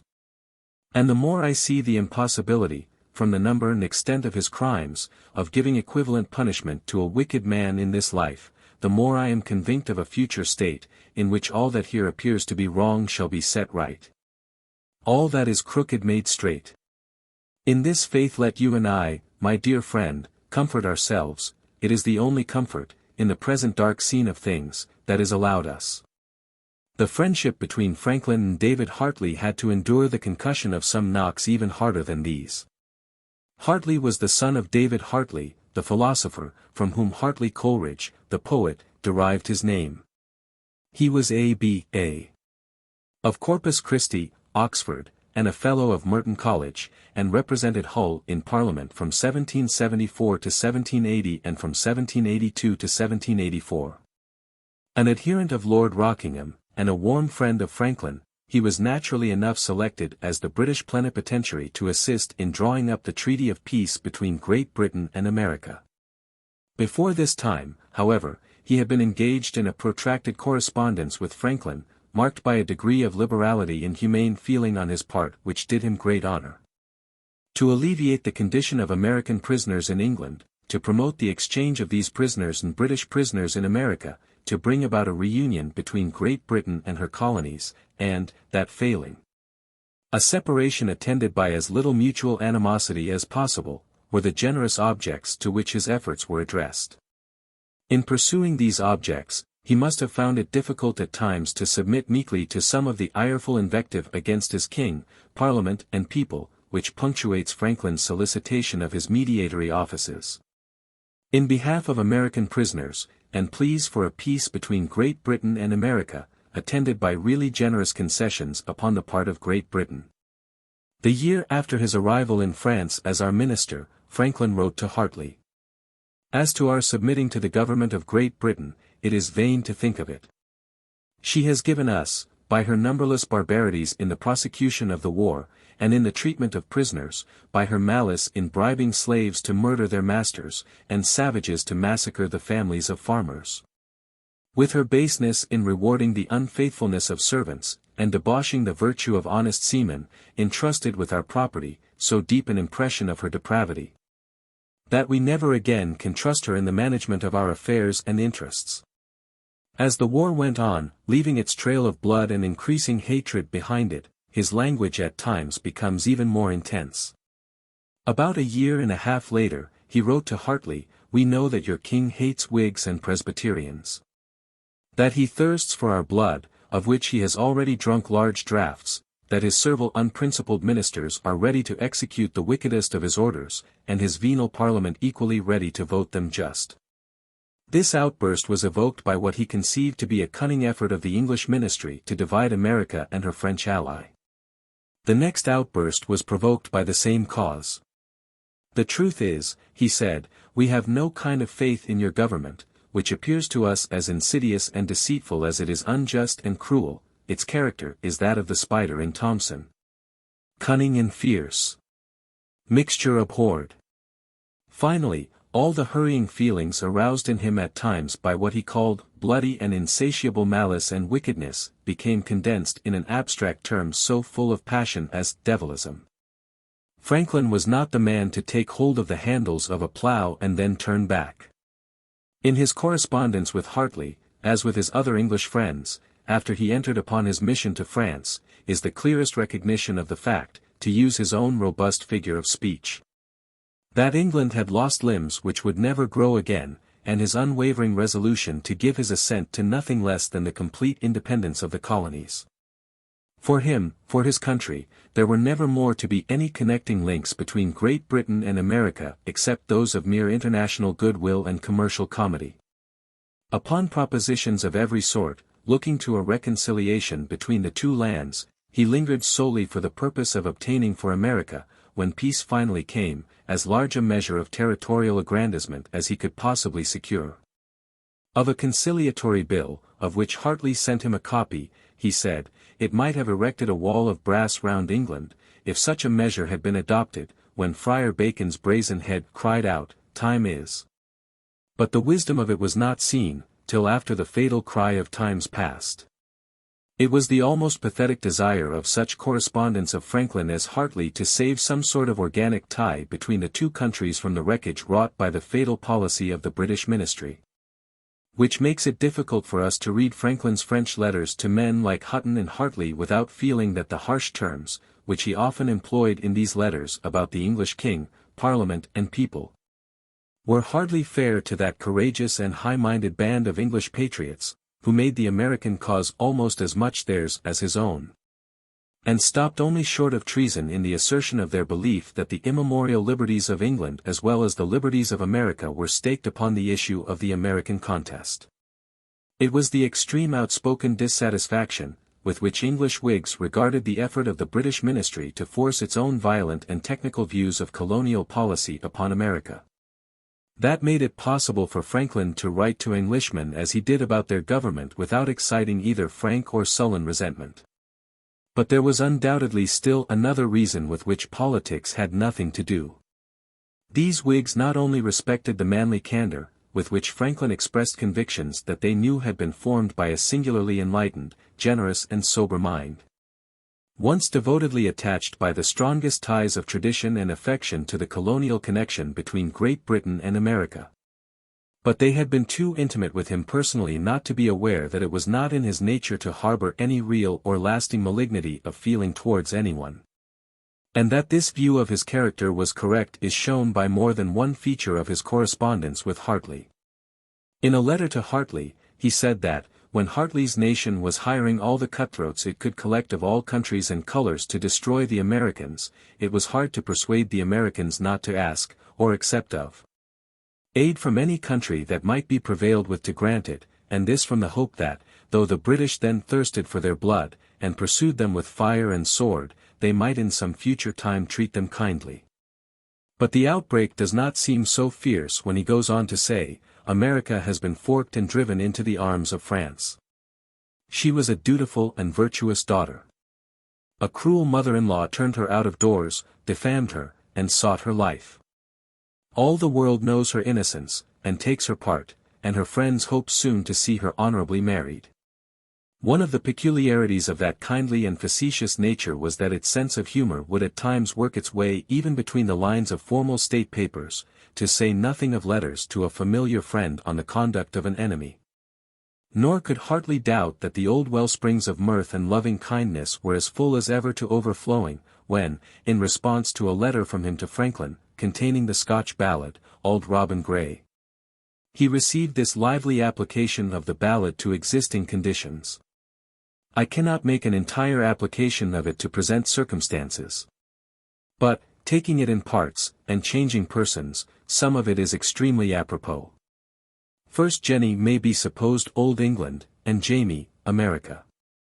Jenny laments the loss of Jamie, and recollects with pain his love for her, his industry in business to promote her wealth and welfare, and her own ingratitude.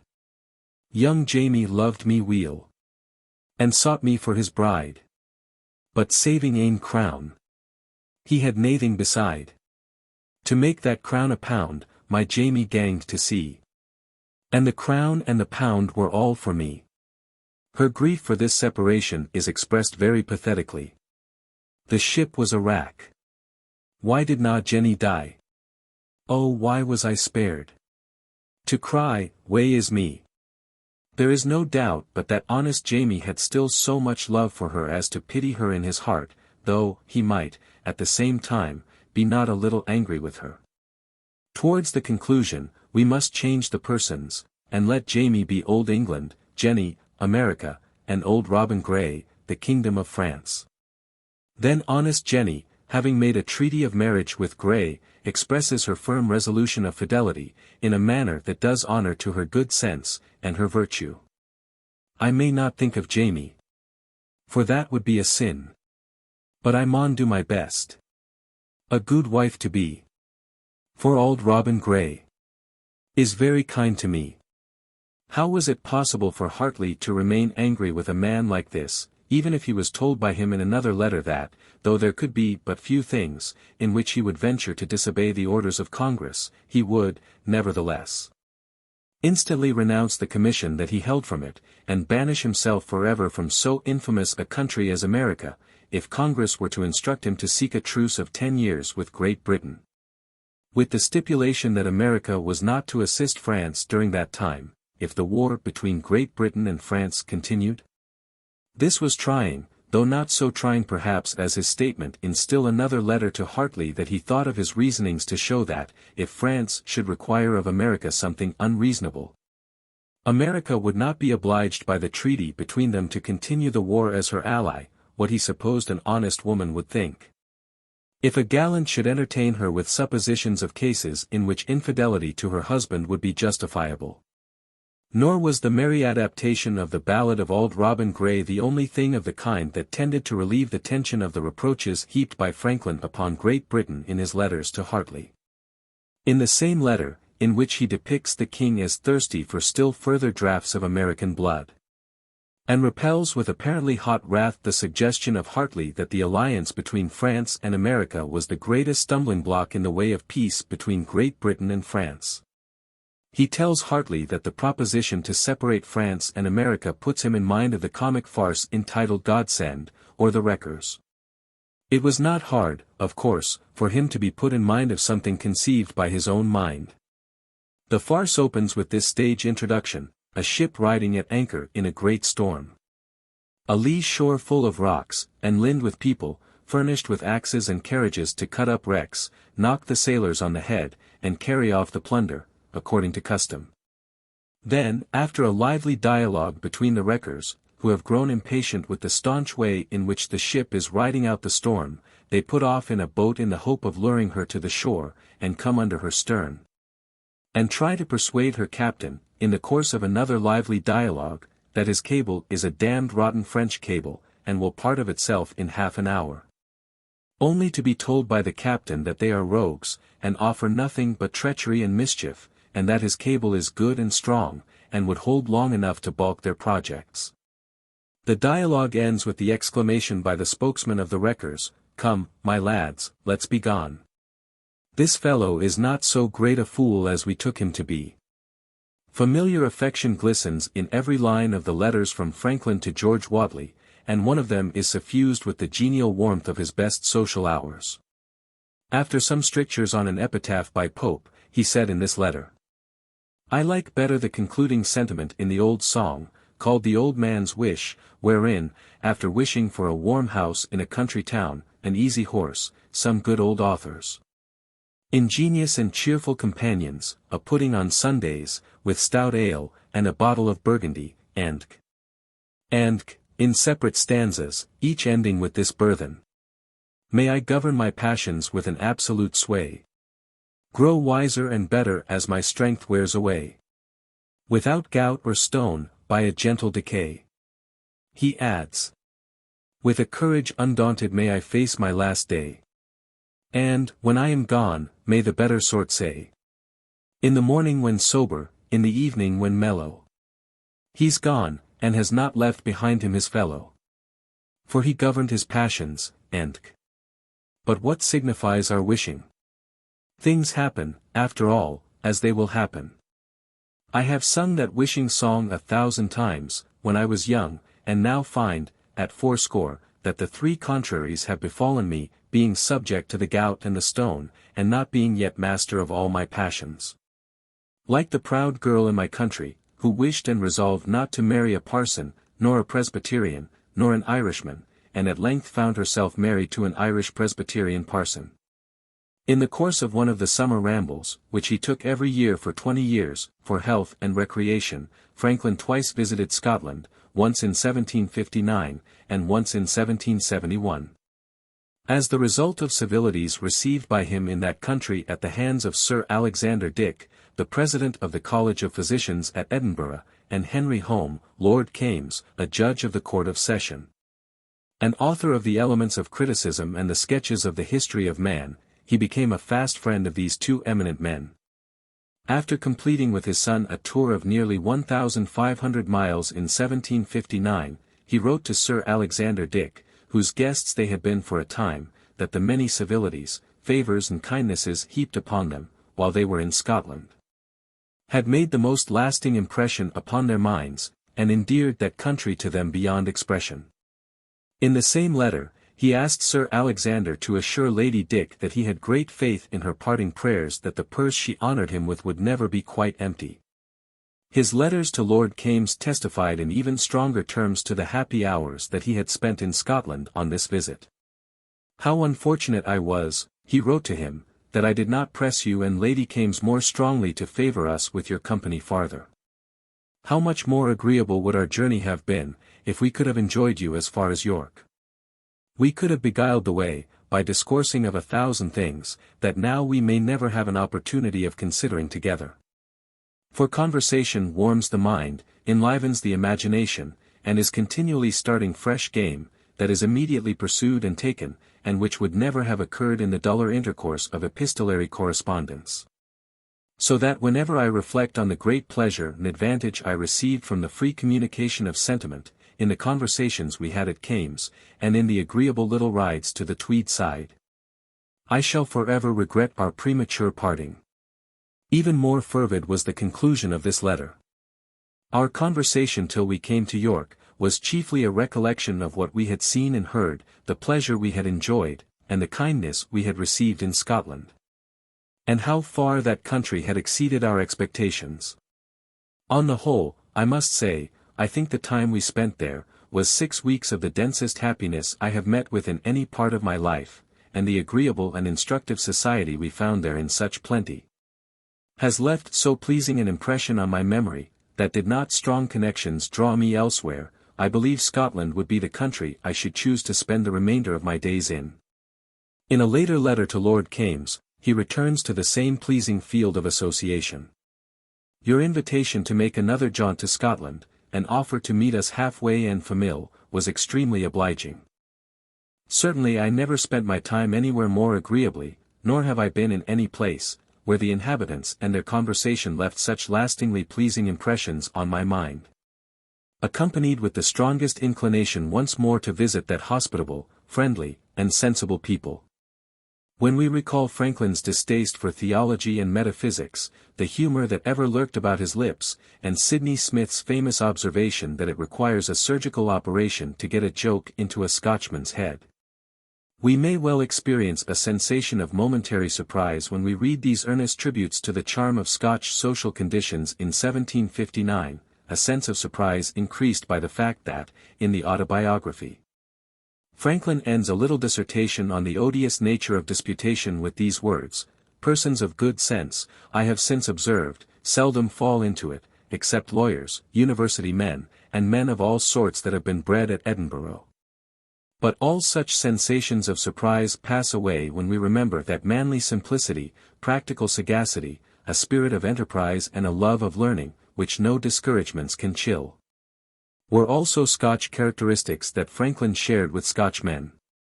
When Franklin returned in 1771 to the odious smells, barbarous sounds, bad suppers, excellent hearts and most enlightened understandings, amid which Sidney Smith, with his exaggerated humour, afterwards pictured himself as dwelling when he was a resident of Edinburgh, William Franklin did not accompany him. In Scotland, Franklin wrote to his son after this second visit, I spent 5 days with Lord Kames at his seat, Blair Drummond near Stirling, 2 or 3 days at Glasgow, 2 days at Carron Iron Works, and the rest of the month in and about Edinburgh, lodging at David Hume's, who entertained me with the greatest kindness and hospitality, as did Lord Kames and his lady. All our old acquaintance there, Sir Alex Dick and Lady, Mr. McGowan, Doctors Robertson, Cullen, Black, Ferguson, Russell, and others, inquired affectionately of your welfare. I was out 3 months, and the journey was evidently of great service to my health. The letters from Franklin to Lord Kames cover a great variety of topics. And to his observations on some of these topics, which were of a political or scientific nature, we shall return in other connections. One letter was written, when Franklin was on the eve of sailing from Portsmouth to America in 1762, and that the moment of embarkation upon the perilous seas of that time was a solemn one is manifest enough in its opening statements. My dear Lord, I am now waiting here only for a wind to waft me to America, but cannot leave this happy island and my friends in it, without extreme regret, though I am going to a country and a people that I love. I am going from the old world to the new, and I fancy I feel like those, who are leaving this world for the next, grief at the parting, fear of the passage, hope of the future. But never were votive chaplets woven and gratefully suspended by a voyager after a more prosperous passage than this. Franklin left England in company with 10 sail of merchant ships, under the convoy of a man-of-war, touched at the heavenly Madeira Islands, and was then caught up in the benign trade winds, and borne safely to the American coast. The weather was so favorable, he stated in another letter to Lord Kames, that there were few days in which we could not visit from ship to ship, dining with each other, and on board of the man-of-war. Which made the time pass agreeably, much more so than when one goes in a single ship, for this was like travelling in a moving village, with all one's neighbours about one. Among the things upon which Franklin prided himself was the fact that he shaved himself. And in one of his letters to Lord Kames this trivial circumstance is brought to our notice in these wise words. I have long been of an opinion similar to that you express. And think happiness consists more in small conveniences or pleasures that occur every day, than in great pieces of good fortune that happen but seldom to a man in the course of his life. Thus I reckon it among my felicities, that I can set my own razor, and shave myself perfectly well. In which I have a daily pleasure, and avoid the uneasiness one is sometimes obliged to suffer from the dirty fingers or bad breath of a slovenly barber. There was also a link of friendship between Franklin and David Hume. In a letter to Strahan, Franklin, when on his visit to Scotland in 1771, writes to him that Hume, agreeably to the precepts of the gospel, had received the stranger. And that he was then living with him at his house in the new town at Edinburgh most happily. In another letter, a week or so later, he informed Strahan, after a short excursion from Edinburgh, that he was well and again under the hospitable roof of the Good Samaritan. Hume was too much of a bigoted Tory not to snarl a little at Franklin's factious spirit, when the Revolution was coming on, but, when Franklin was leaving England in 1762, he paid him this handsome compliment. I am very sorry that you intend soon to leave our hemisphere. America has sent us many good things, gold, silver, sugar, indigo, but you are the first philosopher, and indeed the first great man of letters for whom we are beholden to her. It is our own fault, that we have not kept him. Whence it appears, that we do not agree with Solomon, that wisdom is above gold, for we take care never to send back an ounce of the latter, which we once lay our fingers upon. It was a dangerous thing to enter into a competition of compliments with Franklin, as his reply to this letter showed. Your compliment of gold and wisdom, he said, is very obliging to me, but a little injurious to your country. The various value of everything in every part of this world arises, you know, from the various proportions of the quantity to the demand. We are told, that gold and silver in Solomon's time were so plenty, as to be of no more value in his country than the stones in the street. You have here at present just such a plenty of wisdom. Your people are, therefore, not to be censured for desiring no more among them than they have, and if I have any, I should certainly carry it where, from its scarcity, it may probably come to a better market.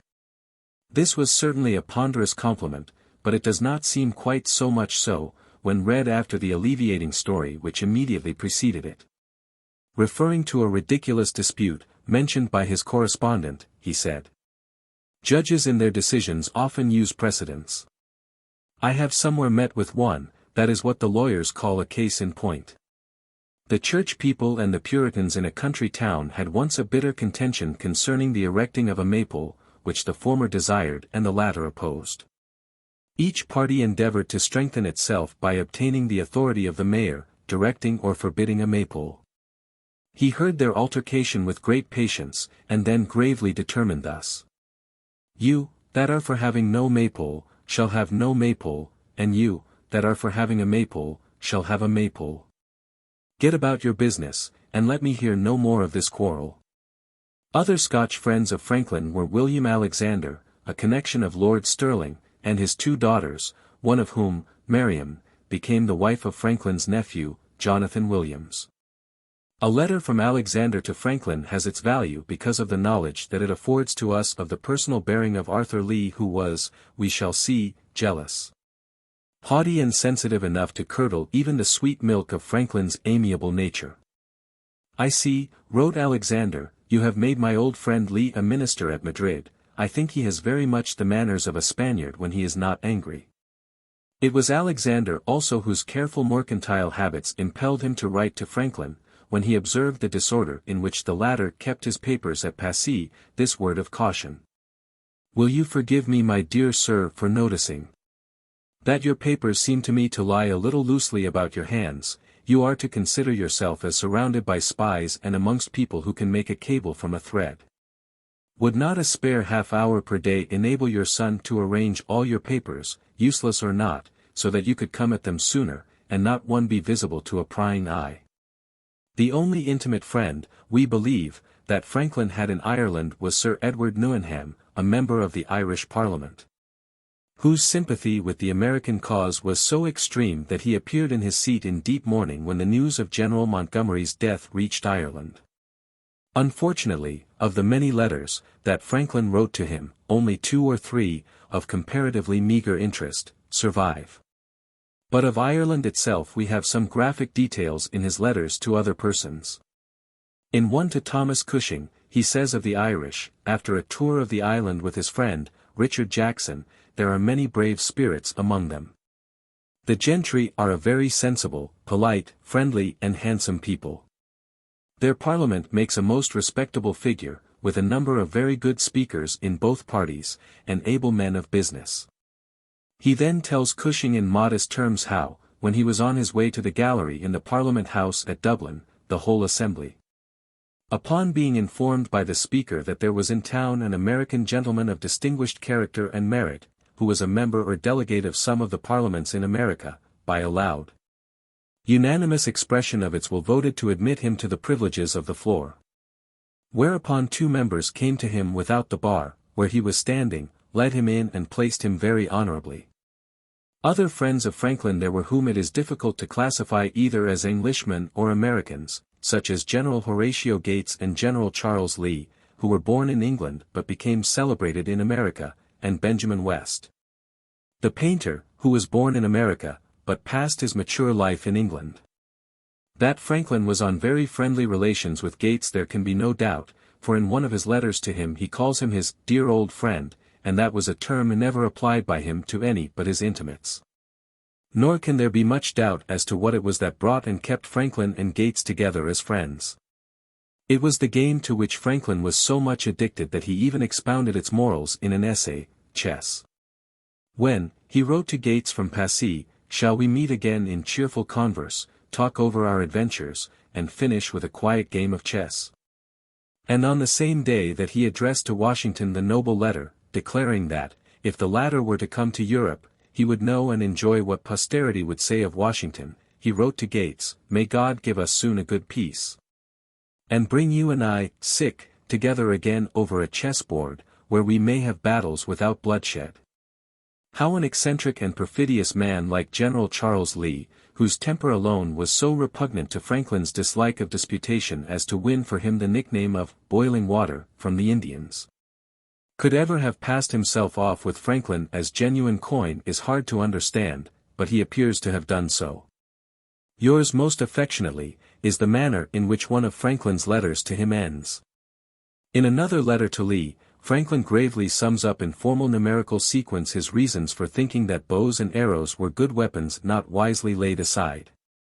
The idea is one so little in harmony with his practical turn of mind, and is reasoned out so elaborately, that we form a shrewd suspicion as we read that this was after all but his humorous way of replying to his erratic friend's suggestion that the use of pikes by the American army might not be a bad thing. A very different kind of friend was Benjamin West. It was he that Franklin had in mind when he wrote to Polly Stephenson in 1763, "After the first cares for the necessaries of life are over, we shall come to think of the embellishments. Already some of our young geniuses begin to lisp attempts at painting, poetry, and music. We have a young painter now studying at Rome." 20 years later, the lisping attempts of America at painting had become so distinctly articulate, and the young painter, who was studying at Rome, had become so famous, that Franklin could write to Jan Ingenhouse, in England at present: "The best history painter, West. The best portrait painter, Copley, and the best landscape painter, Taylor, at Bath, are all Americans." Benjamin West, and his wife, as Elizabeth Shule, were friends of Franklin and Deborah before West left his native Pennsylvania for Europe. And the friendship between the artist and his wife and Franklin was kept alive by affectionate intercourse in England. For one of West's sons Franklin became godfather. "It gave me great pleasure," he said in a letter to West, referring to a letter from West to him, "as it informed me of the welfare of a family I so much esteem and love, and that my godson is a promising boy." The letter concludes with loving words for the godson and Raphael, West's oldest son, and Betsy, West's wife. We have by no means taken a complete census of Franklin's American and British friends. For instance, in a letter to Dr. Cooper from London, he refers to a Mr. Mead, first Commissioner of the Customs in England, whom we have not mentioned, as a particular and intimate friend of his. To say nothing of other persons with whom his intercourse was very friendly but either too colorless to arrest our attention in reading his correspondence, or to even bring them up in his correspondence at all. But we have marshaled quite enough of these friends before the eye of the reader, we are sure, to satisfy him that few human beings ever had such a wealth of affection heaped on them as Franklin. 7. Franklin's French friends. To the host of friends mentioned above, numerous as it was, another great addition was to be made when Franklin became one of our envoys to France. In the various colonies of America, so unlike each other in many respects, in England, in Scotland, his liberal instincts and quick sympathies ran out into new social forms almost with the fluid ease of the melted tallow which he had poured, in his boyhood, into his father's candle molds. But of all the impressions that he ever derived from any society, that which was made upon him by French society certifies most strikingly to the wonderful plasticity of his nature, under the pressure of new conditions. So permeated did he, one of the truest progenitors of distinctively American ideas and attributes, and one of the truest exponents of the robust Anglo-Saxon character, become with the genius of the French people that a Frenchman, Henri Martin, the historian, has declared that he was of a mind altogether French in its grace and elasticity. There was a time, of course, when Franklin, apart from the inveteracy of the old English prejudice, which believed that upon every pair of English legs marched 3 Frenchmen, had no good blood for the French because of the agony in which they had for so many years, with the aid of their savage friends, kept the colonial frontier. I fancy that intriguing nation would like very well to meddle on occasion, and blow up the coals between Britain and her colonies, but I hope we shall give them no opportunity. This was his quiet comment even as late as 1767 in a letter to William Franklin upon the sedulous attentions recently paid to him by Monsieur Durand, the French plenipotentiary in London, whose masters were fully awake to the fact that the quarrel between Great Britain and her colonies might be a pretty one from the point of view of French interests, and that in duels it is not the pistols but the seconds that kill. But this was politics. Long before Franklin crossed the Atlantic on his French mission, he had felt, during his visits to France in 1767 and 1769, the bewitching influence of social conditions perpetually enlivened and refreshed by the vivacity and inventive resource which were such conspicuous features of his own character. After his return from France in 1767, he wrote to Dalibard, "The time I spent in Paris, and in the improving conversation and agreeable society of so many learned and ingenious men, seems now to me like a pleasing dream, from which I was sorry to be awaked by finding myself again at London." These agreeable impressions were confirmed by his return to France in 1769. After stating in a letter to Dupont de Nemours in the succeeding year that he expected to return to America in the ensuing summer, he exclaimed, "Would to God I could take with me Messrs. Dupont, Dubourg, and some other French friends with their good ladies. I might then, by mixing them with my friends in Philadelphia, form a little happy society that would prevent my ever wishing again to visit Europe." It was, therefore, to no entirely novel social conditions that Franklin was introduced when he found himself again in France in 1776. At any rate, no chameleon was ever quicker to absorb the color of his latest background. As time elapsed, nothing but his inability to write and speak French with the facility of a native-born Frenchman separated him in a social sense from the mass of French men and women, by whom he was admired, courted and flattered almost from the day that he set foot in France until the day that he was conveyed in one of the Queen's litters to the coast on his return to America. How far this assimilation was the deliberate achievement of a wise man, who never failed to act upon the principle that the best way of managing men is to secure their goodwill first. How far but the unconscious self-adjustment of a pliable disposition it is impossible to say. But there can be no doubt about the amazing sympathy with which Franklin entered into the social life of the French people. Beneath the gay, pleasure-loving exterior that he presented to French society, there was always the thought of that land oversea, so singularly blessed by Providence with material comfort and equality of fortune. With the general diffusion of education and enlightenment, and with political institutions bound to the past only by the wisdom of experience. Always beneath that exterior, too, was a glowing resentment of the wrongs that England had inflicted upon America, an enthusiastic sense of the glorious cause in which America was engaged.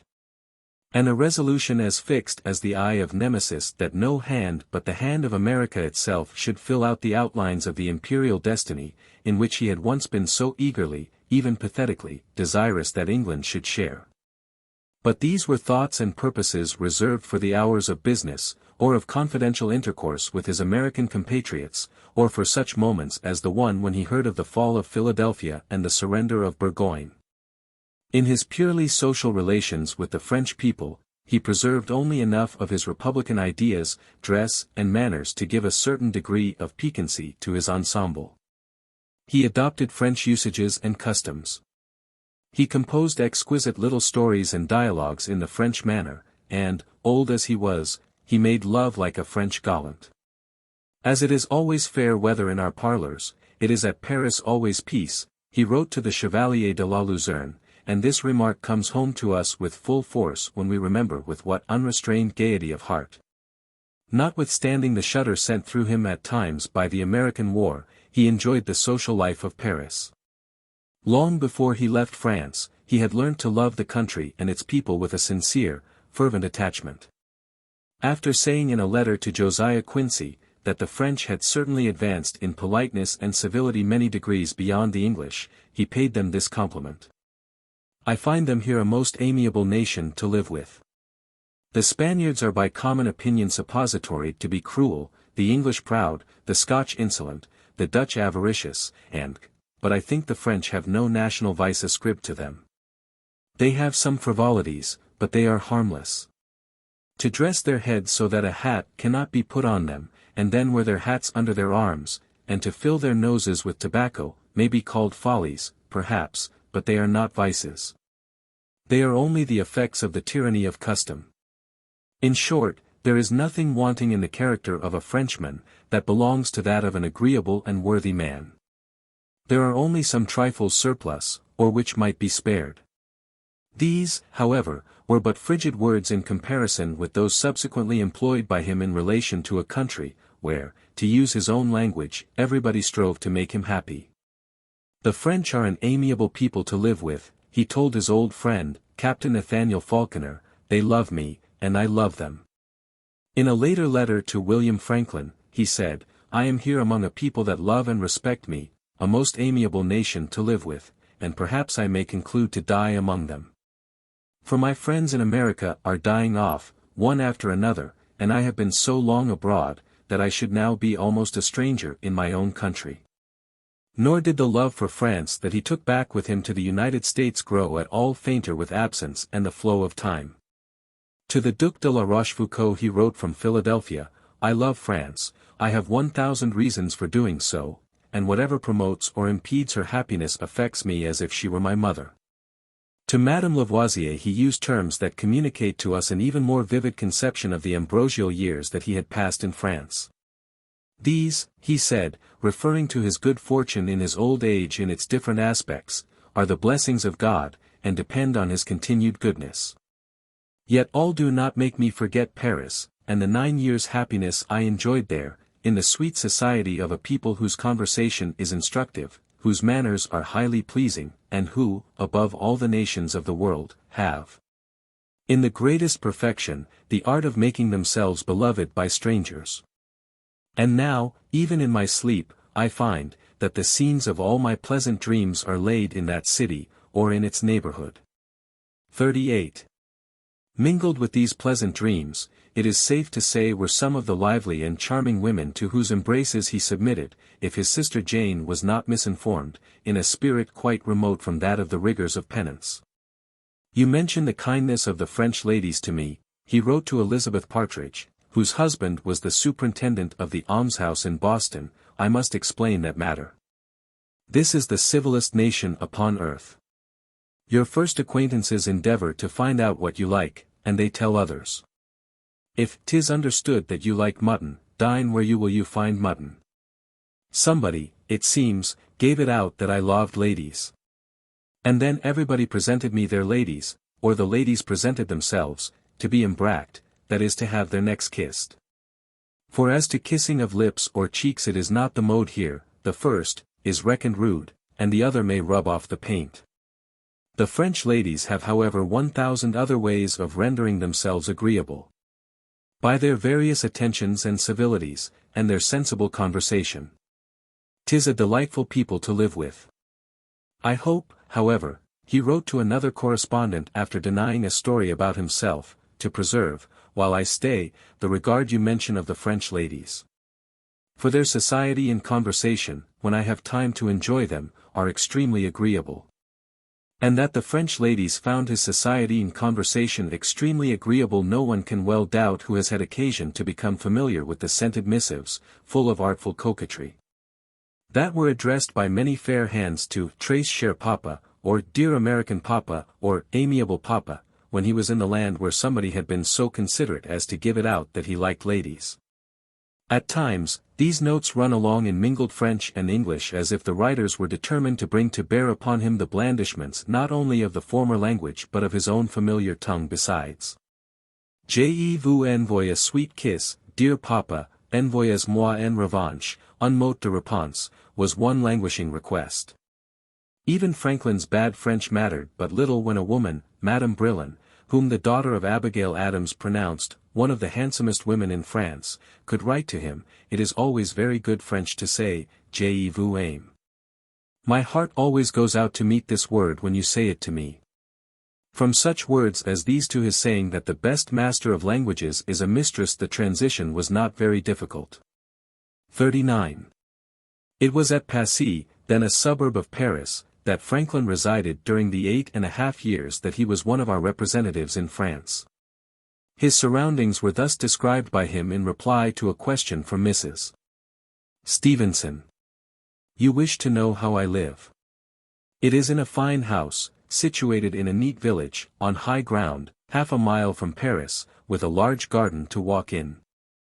I have abundance of acquaintance, dine abroad 6 days in 7. Sundays I reserve to dine at home, with such Americans as pass this way, and I then have my grandson Ben, with some other American children from his school. The house mentioned by Franklin was known as the Basse Cour de Monsieur le Roi de Chaumont, and had originally, with the inscription over its door, C'est esta bene, non si mauve, not been unknown to fame as the Hôtel de Valentinois. Indeed, John Locke, who visited Paris in 1679, declared that it was among the 24 belles maisons in Paris that best rewarded the curiosity of the stranger at that time. The circumstances, under which it passed into the possession of Franklin, were another proof of the flaming zeal with which many of the foremost inhabitants of France espoused the cause of the colonies.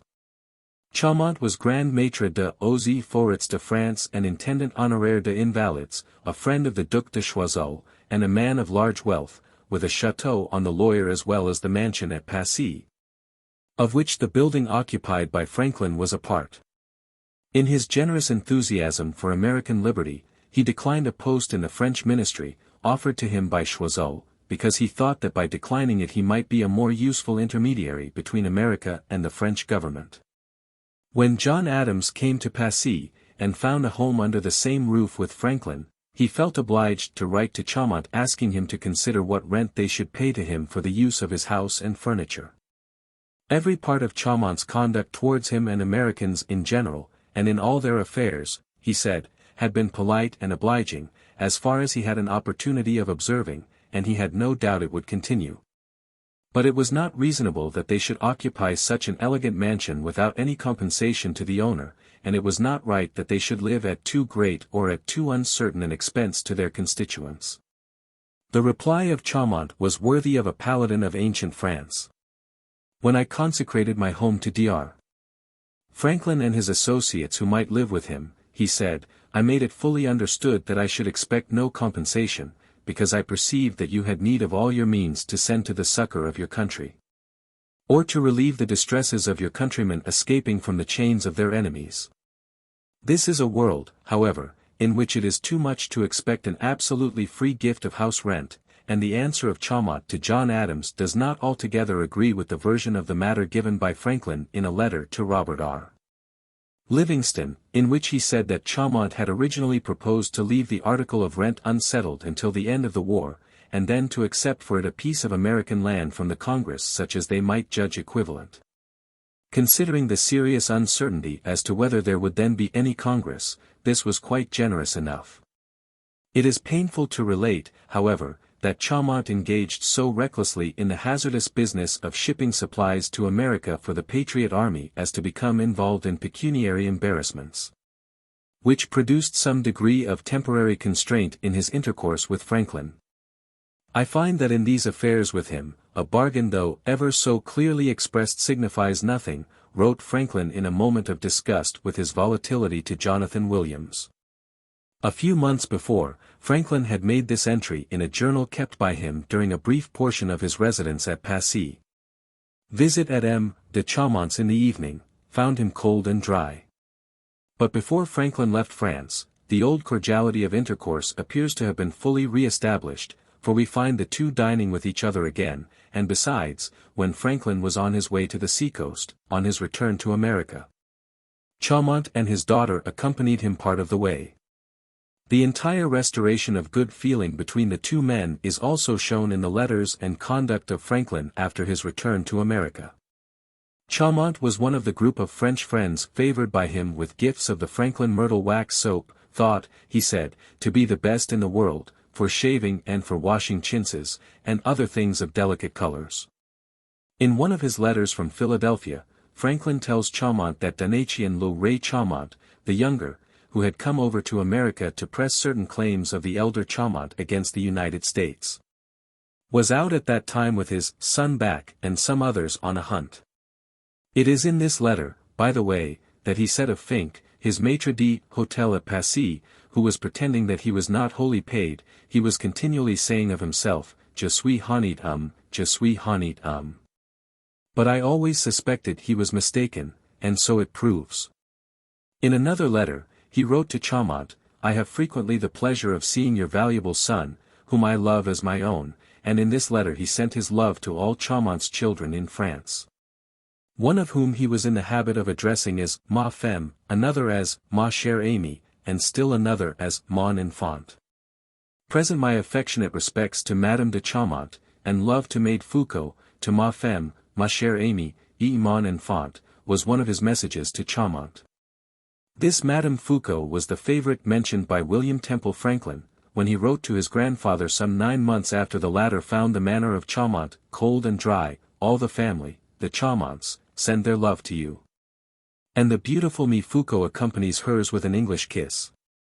A challenge of that kind was always promptly caught up by Franklin. Thanks to Maid Foucault, he replied, for her kindness in sending me the kiss. It was grown cold by the way. I hope for a warm one when we meet. An amusing observation of Madame Chaumont, which has its value, as an illustration of 18th-century manners in France, is quoted in a letter from Franklin to John Paul Jones. L'Abbé Richon had just been telling me and Madame Chaumont, wrote Franklin, that the old gardener and his wife had complained to the curate of your having attacked her in the garden about 7 o'clock the evening before your departure, and attempted to ravish her, relating all the circumstances, some of which are not fit for me to write. The serious part of it was why 3 of her sons were determined to kill you, if you had not gone off, the rest occasioned some laughing. For the old woman being one of the grossest, coarsest, dirtiest and ugliest that we may find in 1,000, Madame Chaumont said it gave a high idea of the strength of appetite and courage of the Americans. A day or two after, I learnt it was the femme de chambre of Mademoiselle Chaumont who had disguised herself in a suit, I think, of your clothes, to divert herself under that masquerade. As is customary the last evening of carnival, and that meeting the old woman in the garden, she took it into her head to try her chastity, which it seems was found proof.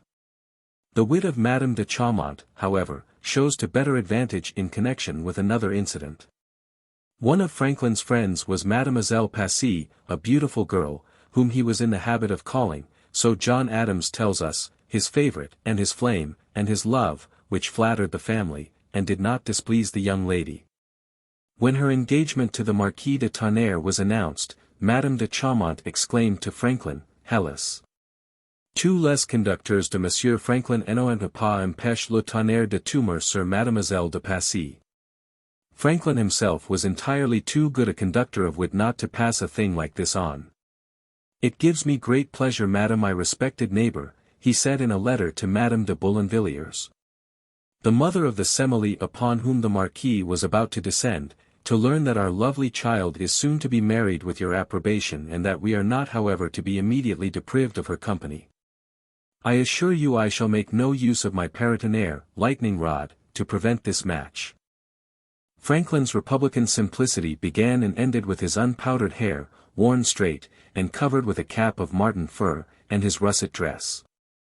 At Passy, he lived in a manner that virgins, accustomed to the splendor and profusion of European courts, might well call modest, but which was quite as lavish as was consistent with the reputation of a plain democrat or of a veritable philosopher. Under the terms of his contract with his maître d'hôtel, the latter was to provide déjeuner and dinner daily for 5 persons. The déjeuner was to consist of bread and butter, honey, and coffee or chocolate with sugar, and the dinner of a joint of beef, or veal or mutton, followed by fowl or game with deux plats d'entremets, deux plats de légumes. Et un plat de pâtisserie, avec or d'oeuvre, de beurres, cornichons, radish, etc. For dessert, there were to be deux de fruit and hiver et for and eat. There were also to be at dinner, deux compotes, un assiette de fromage, un de biscuits, et un de bonbons, and des glaces, 2 fois par semaine and et un fois en hiver. The cost of this service per month was 720 livres. There was also an allowance of 240 livres per month for 9 domestic servants, and of 400 livres per month for extra dinners for guests, making the total monthly cost of Franklin's table 1360 livres. And there was no lack of good wine, red or white, ordinaire or extraordinaire. In 1778, there were 1,180 bottles of wine and rum in the cellar at Passy, and, some 4½ years later, there were 1,203. Franklin also maintained a carriage and coachman at a cost of 5,018 livres per year. By a resolution of Congress, the salaries of the different commissioners of the United States in Europe were fixed at 11,428 livres tournois per annum, in addition to their reasonable expenses. And the total expenses of Franklin in France are computed by Smith to have been about $15,000 per annum, a moderate sum, indeed, in comparison with the amount necessary to sustain the dignity of our minister to France at the present time. Nevertheless, the menage at Passy was luxurious enough for him to be warned that it had been described at home by some of his guests in such terms as to provoke popular censure on the part of his countrymen. They must be contented for the future, Franklin said in a letter to John Adams, as I am, with plain beef and pudding. The readers of Connecticut newspapers ought not to be troubled for any more accounts of our extravagance. For my own part, if I could sit down to dinner on a piece of excellent salt pork and pumpkin, I would not give a farthing for all the luxuries of Paris. After this time, Franklin did not keep such an open house as before, considerably to the relief of his gout. Previously, if we may believe John Adams, he had made a practice of inviting everybody to dine with him on Sunday at Passy. Sometimes, his company was made up exclusively, or all but exclusively, of Americans, and sometimes partly of Americans, and partly of French, and, now and then, there was an Englishman or so. Miss Adams mentions a sumptuous dinner, at which the members of the Adams family, the Marquis de Lafayette and his wife, Lord Mountmorris, an Irish volunteer, Dr. Jeffreys, and Paul Jones were guests. Another dinner is mentioned by her at which all the guests were Americans, except M. Brillen, who had dropped in. He said, "A demander un dine à Père Franklin." A whimsical story is told by Jefferson of still another dinner at which one half of the guests were Americans and one half French. Among the last, he says, was the Abbé Raynal. During the dinner he got on his favorite theory of the degeneracy of animals, and even of men, in America, and urged it with his usual eloquence. The doctor at length noticing the accidental stature and position of his guests, at table, "Come," says he, "M. Lab, let us try this question by the fact before us.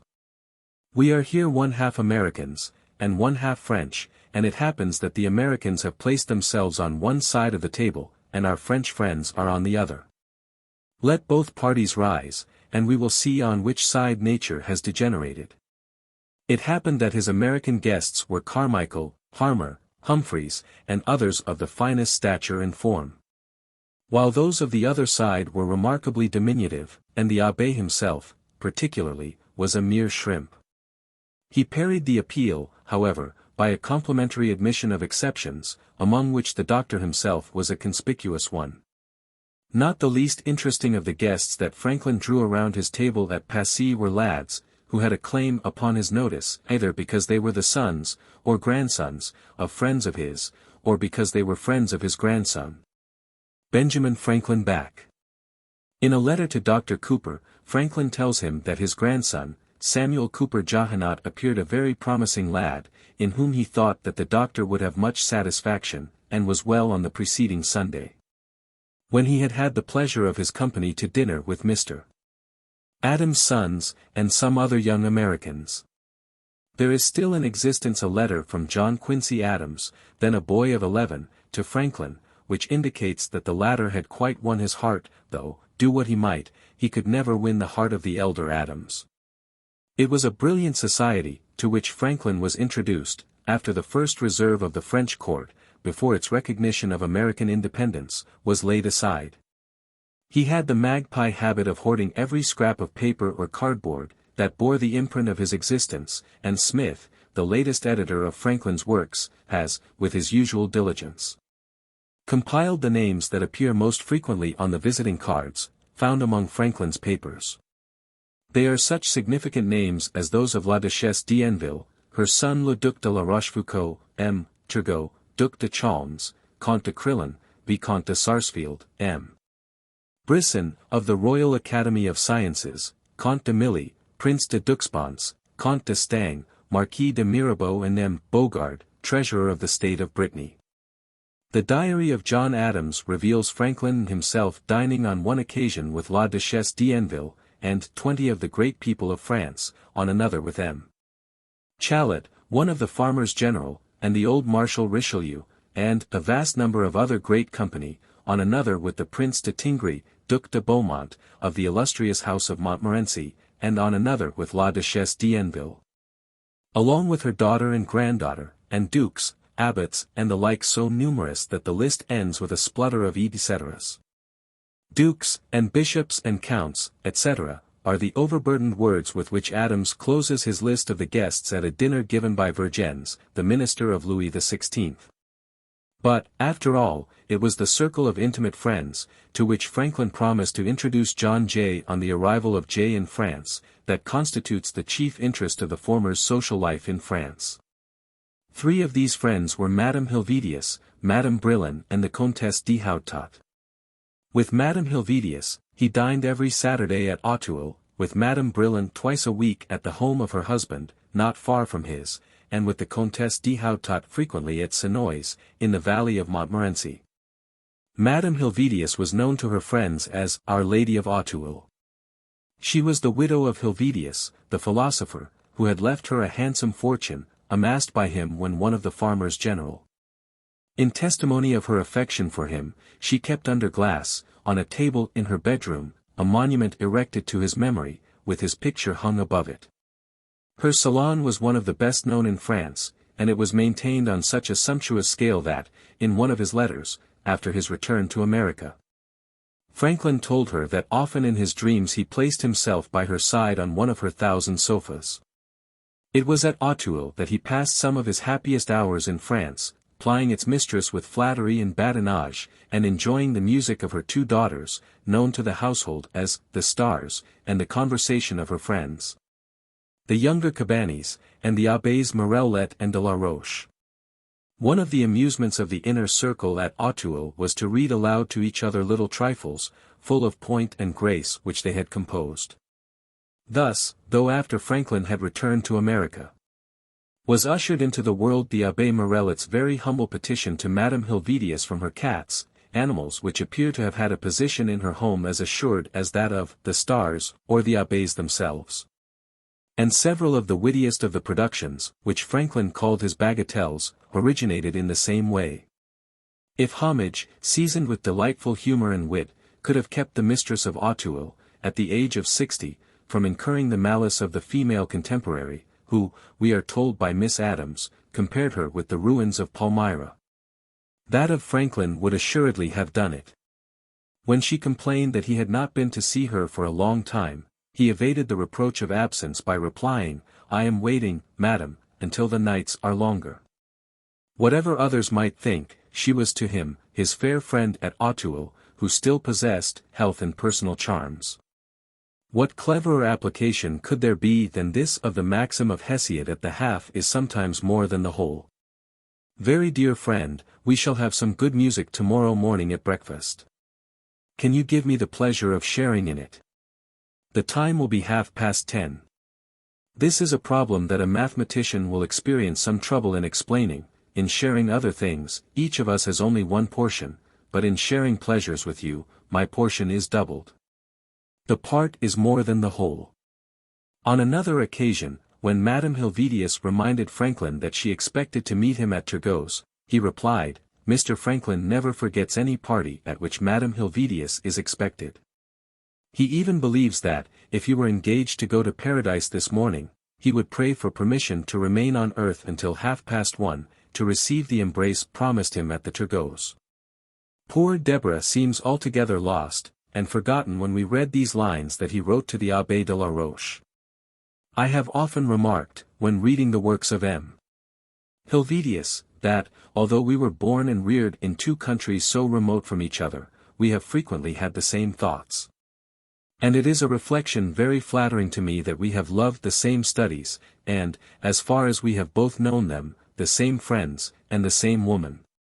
But the image of Deborah was not so completely effaced from Franklin's memory that he could not conjure up her shade for a moment to excite a retaliatory impulse in the breast which he had found insensible to his proposals of marriage, serious or affected. If Madame Helvetius, who was illiterate like Deborah, did not appreciate the light, aerial humor of the following dream from the pen of the author of The Art of Procuring Pleasant Dreams, we may be sure that her witty abbés did. Mortified by your cruel resolution, declared by you so positively yesterday evening, to remain single the rest of your life, out of respect for your dear husband, I retired to my home.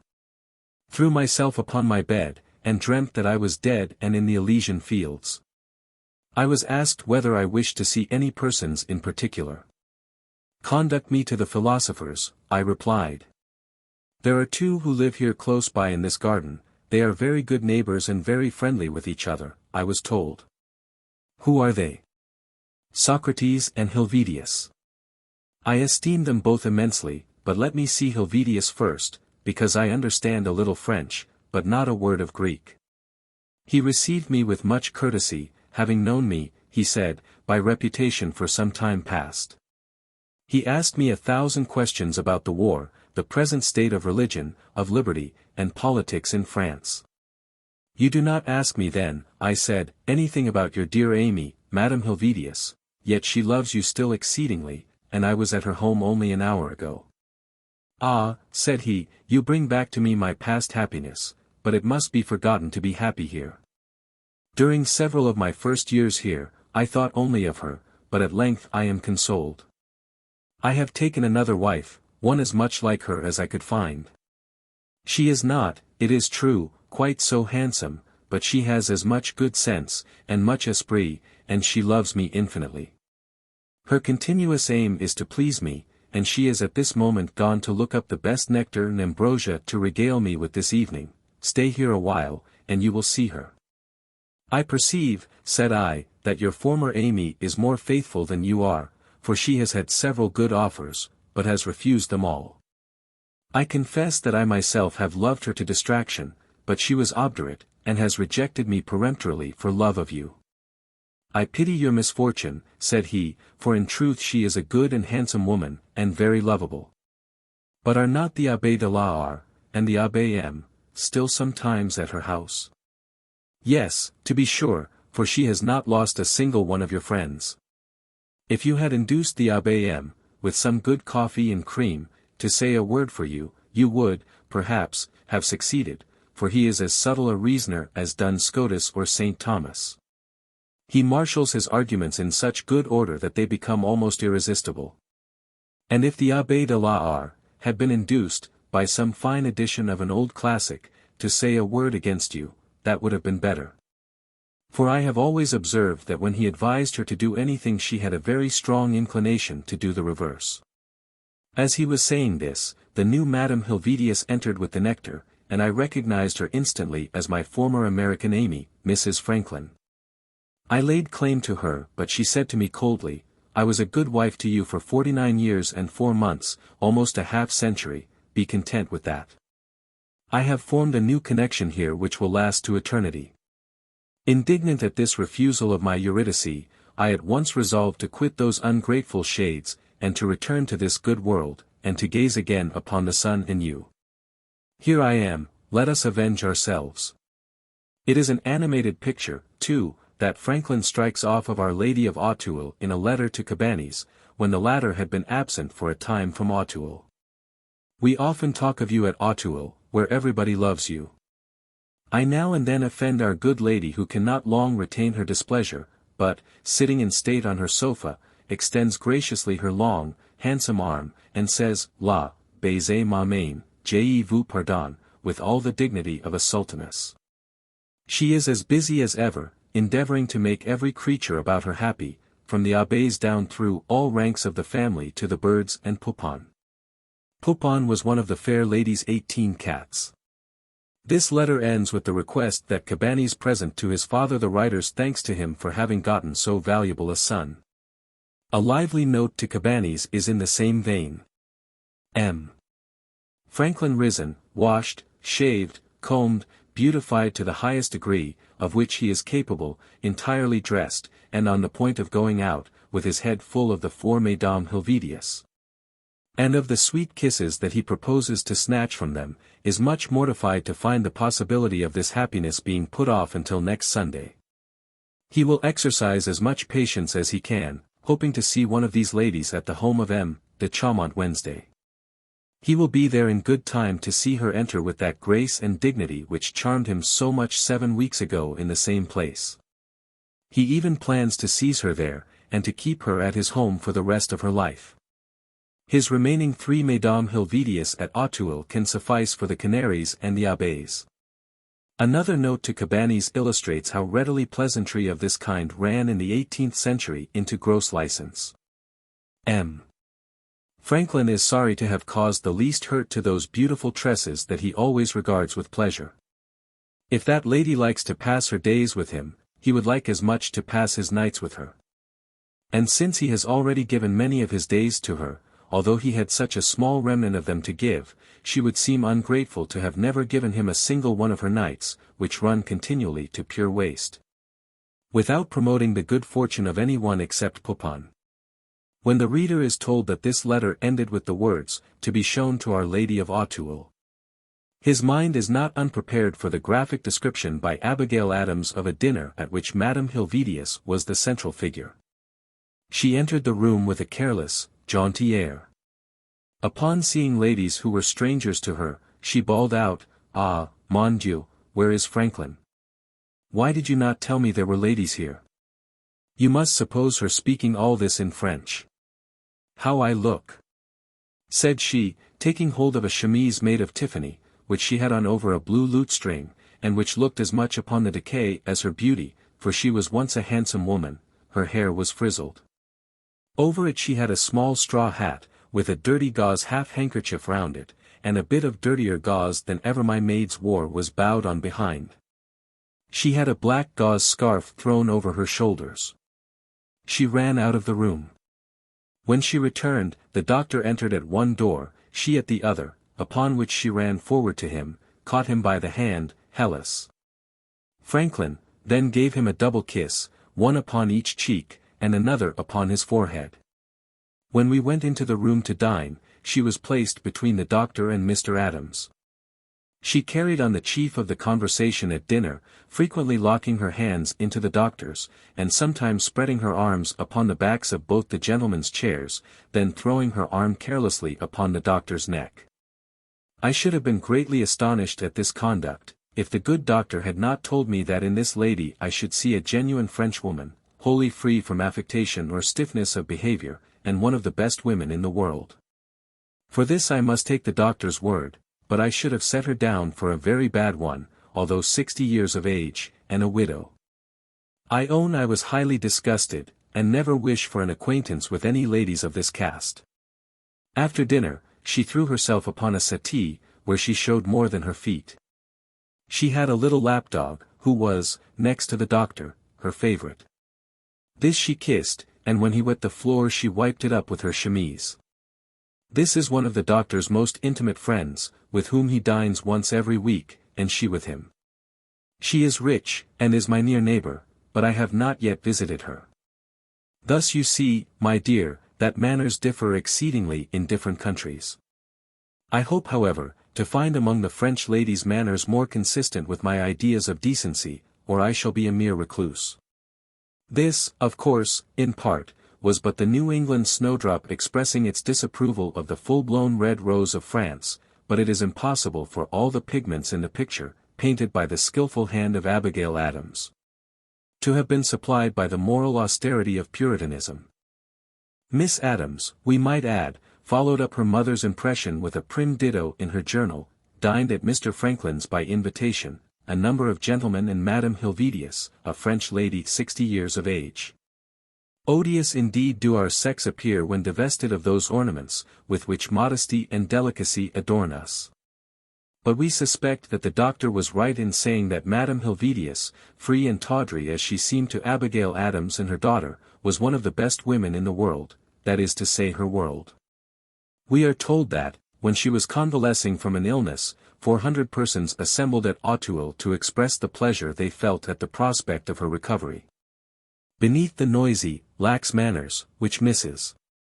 Adams delineates so mercilessly, there must have been another and a very different Madame Helvetius to have won such a tribute as the following from a man who had known what it was to be tenderly beloved by more than one pure, thoroughly refined and accomplished woman. And now I mention your friends, let me tell you, that I have in my way been trying to form some hypothesis to account for your having so many, and of such various kinds. I see that statesmen, philosophers, historians, poets, and men of learning of all sorts are drawn around you, and seem as willing to attach themselves to you as straws about a fine piece of amber. It is not that you make pretensions to any of their sciences, and if you did, similarity of studies does not always make people love one another. It is not that you take pains to engage them, artless simplicity is a striking part of your character. I would not attempt to explain it by the story of the ancient, who, being asked why philosophers sought the acquaintance of kings, and kings not that of philosophers, replied that philosophers knew what they wanted. Which was not always the case with kings. Yet thus far the comparison may go, that we find in your sweet society that charming benevolence, that amiable attention to oblige, that disposition to please and be pleased, which we do not always find in the society of one another. It springs from you, it has its influence on us all, and in your company we are not only pleased with you, but better pleased with one another and ourselves. There can be no doubt that the friendship between the two was a real, genuine sentiment. When Franklin was doubting whether he was not too old and decrepit to cross the Atlantic, she was one of the 3 friends who urged him to spend his last days in France, and live with them.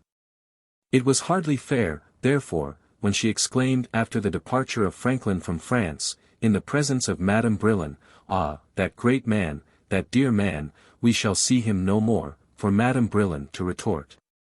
It is entirely your fault, madam. From Havre he sent back tender farewells to his très chère Amy. They were awaiting, he said, their baggage and fellow voyager, Mr. Houdon, the sculptor. When they come, we shall quit France, the country of the world that I love the best. And I shall leave there my dear Helvetia. She can be happy there. I am not sure of being happy in America, but it is necessary for me to go there. Things seem to me to be badly arranged here below, when I see beings so well constituted to be happy together compelled to separate.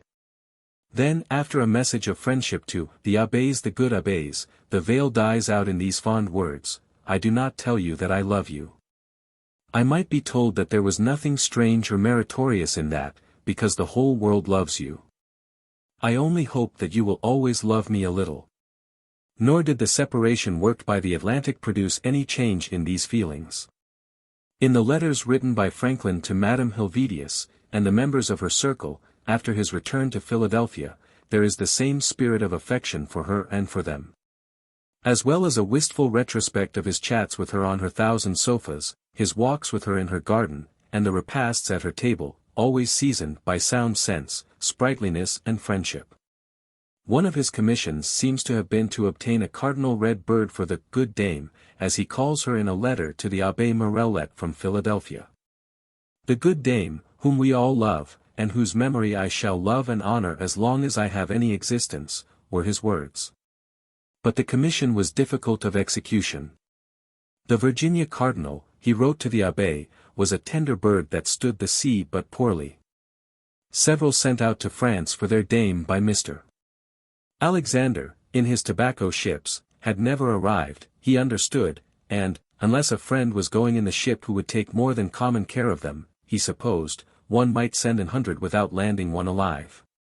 They would be very happy, I know, he said, if they were once under her protection, but they cannot come to her, and she will not come to them.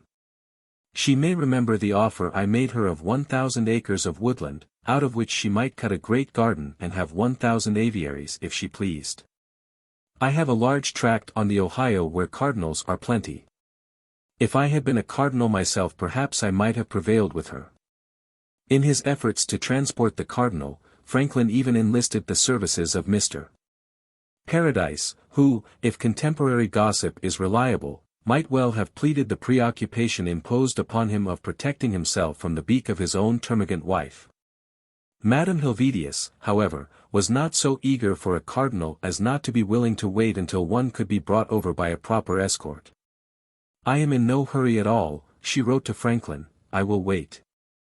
For I am not willing to be the death of these pretty creatures. I will wait. In this same letter, there is an amusing mixture of tenderness and banter.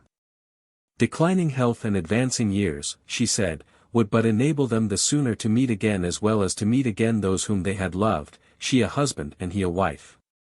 But I believe, she wipes the moisture from her eyes long enough to say, that you who have been a rogue, coquin, will be restored to more than one. From what we have said, it is plain enough that the friendship felt by Madame Helvetius for the Abbés Morellet and de la Roche was shared by Franklin. When he touched at Southampton, after leaving Havre, on his return to America, he wafted another fond farewell to Madame Helvetius. I will always love you, he said, think of me sometimes, and write sometimes to your B.F. This letter, too, contained the usual waggish reference to the abbés. Adieu, my very, very, very dear Amy. Wish us a good voyage, and tell the good abbés to pray for us, since that is their profession. The very humble petition to Madame Helvetius from her cats was long ascribed to Franklin, but it was really written by the Abbé Morellet. After reading it, Franklin wrote to the abbé that the rapidity, with which the good lady's 18 cats were increasing, would, in time, make their cause insupportable, and that their friends should, therefore, advise them to submit voluntarily either to transportation or castration. How deeply the Abbé Morellet was attached to Franklin is feelingly revealed in the letters which he wrote to him after the latter had arrived safely in America, to say nothing of the abbé's memoirs. May your days, he wrote in one of these letters, be prolonged and be free from pain. May your friends long taste the sweetness and the charm of your society, and may those whom the seas have separated from you be still happy in the thought that the end of your career will be, as our good La Fontaine says, the evening of a fine day.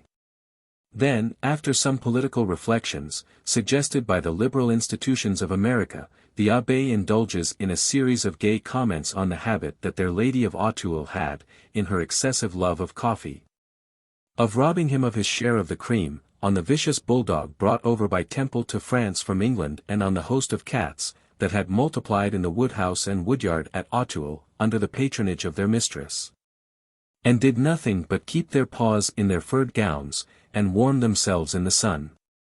Friends of liberty, these cats, the Abbé said, were entirely out of place under the governments of Europe. Nothing could be more suitable than to load a small vessel with them and ship them to America. Another letter from the Abbé concluded with these heartfelt words. I shall never forget the happiness I have enjoyed in knowing you, and seeing you intimately. I write to you from Auteuil, seated in your armchair, on which I have engraved, Benjamin Franklin Hic Sedebat, and having by my side the little bureau, which you bequeathed to me at parting, with a drawer full of nails to gratify the love of nailing and hammering, which I possess in common with you. But believe me, I have no need of all these helps to cherish your endeared remembrance, and to love you. Dum memor ipsi me, dum spiritus hos regit artis. During their jolly intercourse in France, the Abbé Morellet and Franklin touched glasses in two highly convivial productions. On one of the anniversaries of the birth of Franklin, or of American liberty, the Abbé could not remember which, the Abbé composed a drinking song in honor of Franklin.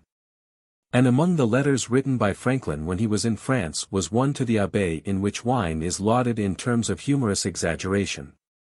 One of the verses of the Abbé's production refers to the American War, and has been translated in these words by Parton. Never did mankind engage in a war with views more sage. They seek freedom with design, to drink plenty of French wine. Such has been the intent of Benjamin.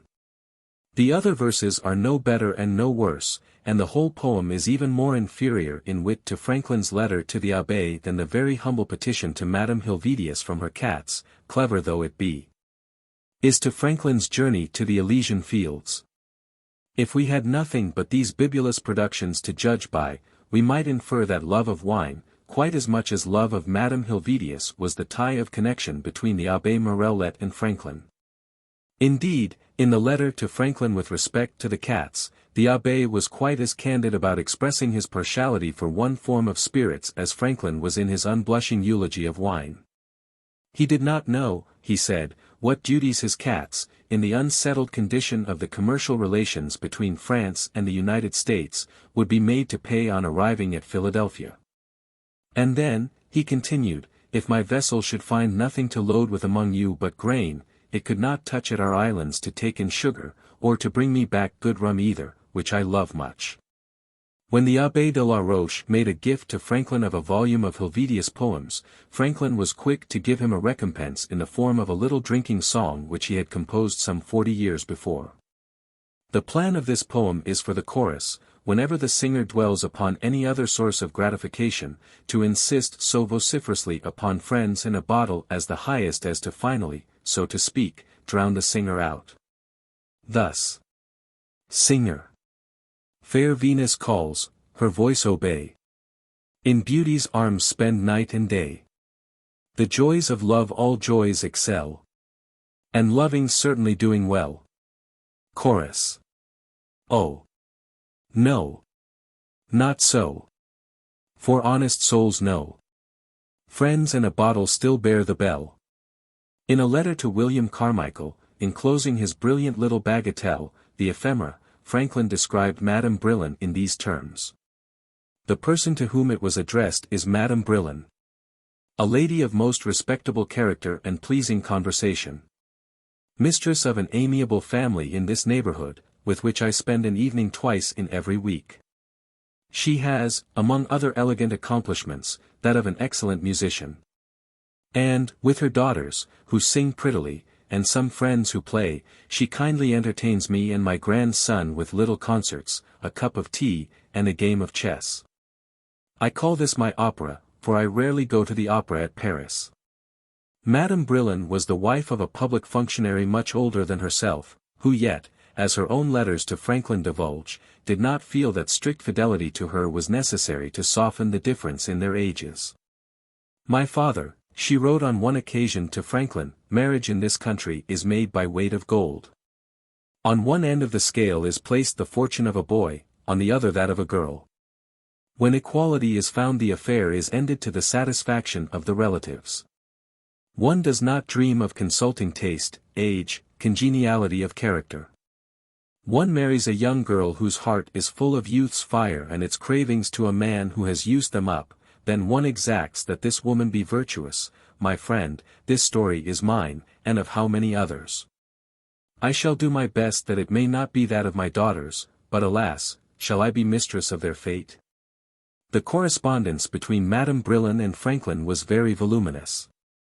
Among the Franklin papers in the possession of the American Philosophical Society, there are no less than 119 letters from her to him, and in the same collection there are also the rough drafts of some of his letters in French to her. More than one of them are marked with corrections by her hand. Repeated statements of hers show that she took a very indulgent view of his imperfect mastery of the French language. When he sent to the Brillons his French translation of his dialogue between the gout and M. Franklin, she returned it to him, corrected and made worse in several particulars by a savant, and devoted to destruction by the critical notes of a woman who is no savant. And she took occasion at the same time to say, "Your dialogue has greatly amused me, but your corrector of French has spoiled your work. Believe me, leave your productions as they are, use words which mean something, and laugh at the grammarians who enfeeble all your phrases with their purisms. If I had the brains, I should utter a dire diatribe against those who dare to touch you up, even if it were the Abbé de la Roche, or my neighbor Vaillard." And after reading the Whistle of Franklin, she wrote to him, M. Brillon has laughed heartily over the Whistle. We find that what you call your bad French often gives a piquant flavor to your narrative by reason of a certain turn of phraseology and the words you invent. It may well be doubted whether there is anything more brilliant in literary history than the letters which make up the correspondence between Madame Brillon and Franklin, and the marvel is that the intellectual quality of his letters should, in every respect, be as distinctly French as that of hers. His easy, fleeting touch, his unflagging vivacity, his wit, his fertility of invention, his amative coloring are all as thoroughly French as bonbons or champagne. The tame domesticity of his 49 years of sober American wedlock, the calm, well-regulated flow of his thoughts and habits in conservative England, under the roof of Mrs. Stevenson, and at the country seat of the good bishop, the philosophy of Poor Richard, the art of virtue, are exchanged for a character which, except when a suitable match was to be found for M. Franklinet, as Madame Brillon called William Temple Franklin, apparently took no account of anything but the pursuit of pleasure, as pleasure was pursued by the people, who have, of all others, most nearly succeeded in giving to it the rank of a respectable divinity.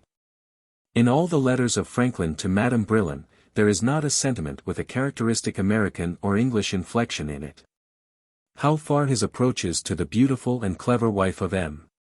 Brillon were truly erotic, and how far merely the conventional courtship of a gifted but aged man, who had survived everything, that belongs to passion but its language, it is impossible to say. We only know that, if his gallantry was specious merely, he maintained it with a degree of pertinacity, which there is only too much reason to believe might have had a different issue if it had been more youthful and genuine.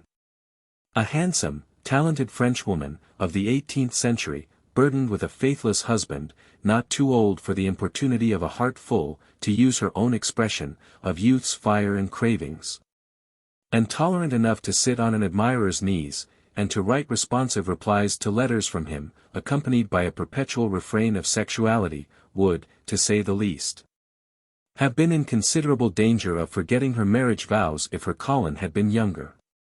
As it was, the tenderness of Madame Brillon for her cher papa appears to have produced no results worse than a series of letters from her pen, as finished as enamel, which show that in every form of defensive warfare, literary or amorous, she was quite a match for the great man, who was disposed to forget how long he had lingered in a world which has nothing but a laugh for the efforts of December to pass itself off as May.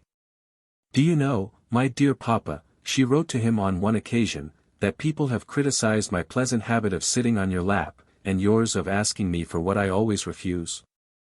In this world, she assured him, she would always be a gentle and virtuous woman, and the most that she would promise was to be his wife in paradise, if he did not ogle the maidens there too much while waiting for her. When the hearty resolution is once formed of reviewing the correspondence between Franklin and Madame Brillon, the most difficult task is that of compression. What? She wrote to Monsieur Papa, from Nice, after the capitulation of Cornwallis: "You capture entire armies in America, you Bourgonese Cornwallis, you take cannon, vessels, munitions of war, men, horses, etc., etc. You capture everything and from everybody, and the Gazette alone brings it to the knowledge of your friends, who befuddle themselves with drinking to your health, to that of Washington, of independence, of the King of France, of the Marquis de Lafayette, of the Misses de Rochambeau, Calalix, etc. etc. while you do not exhibit a sign of life to them. Yet you should be a bon vivant at this time, although you rarely err in that respect, and you are surely 20 years younger because of this good news, which ought to bring us a lasting peace after a glorious war."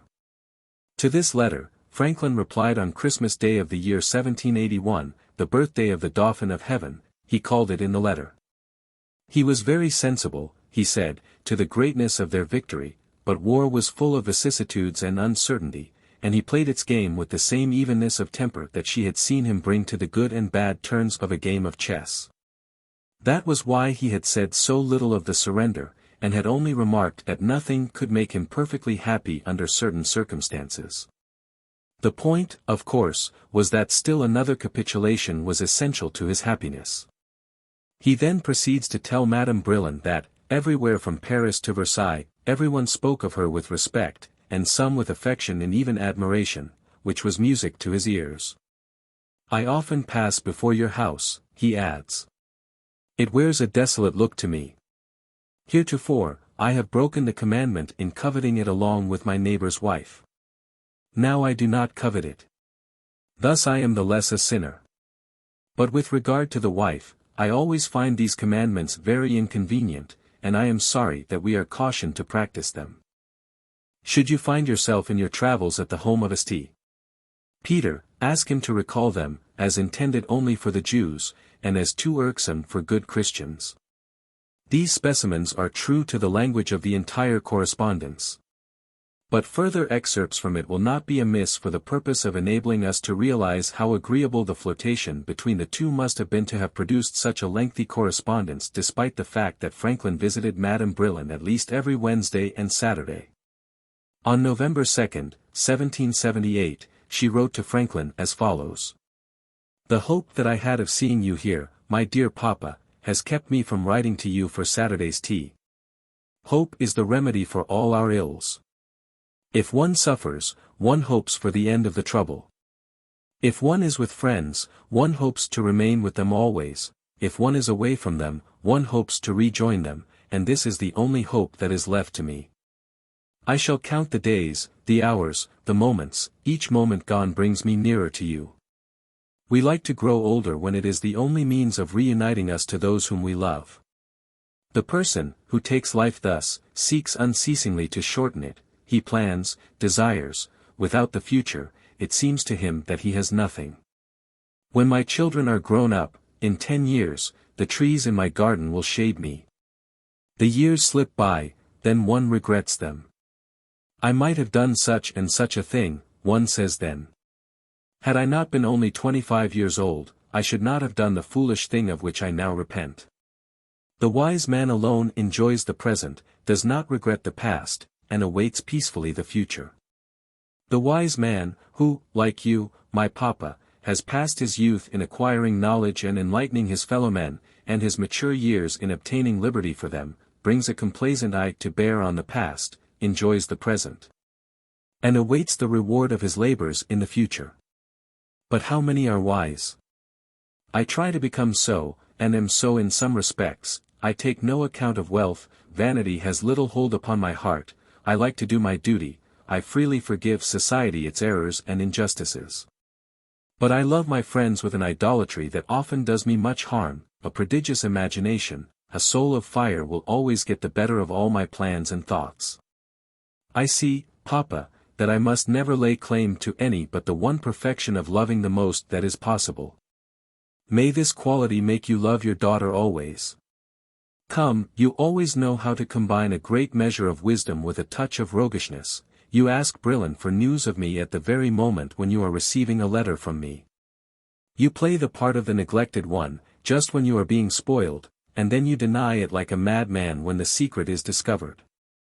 Oh, I have news of you. Mamma, my children, and Mlle Jupin present their respects to you. May I venture to beg you to give my kind regards to Mr. Franklinet?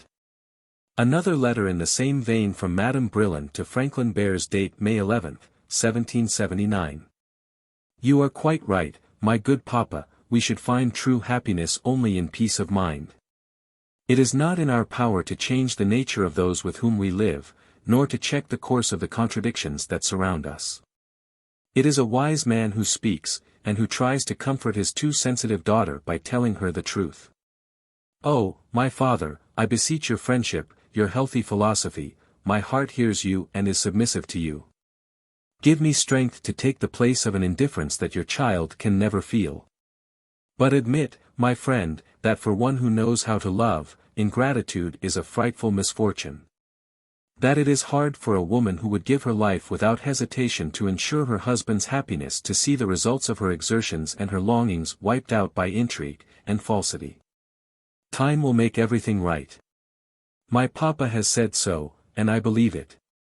But my Papa has also said that time is the stuff that life is made of. My life, my friend, is made of a fine and thin stuff, that grief rends cruelly. If I had anything to reproach myself with, I should long have ceased to exist. My soul is pure, simple, frank.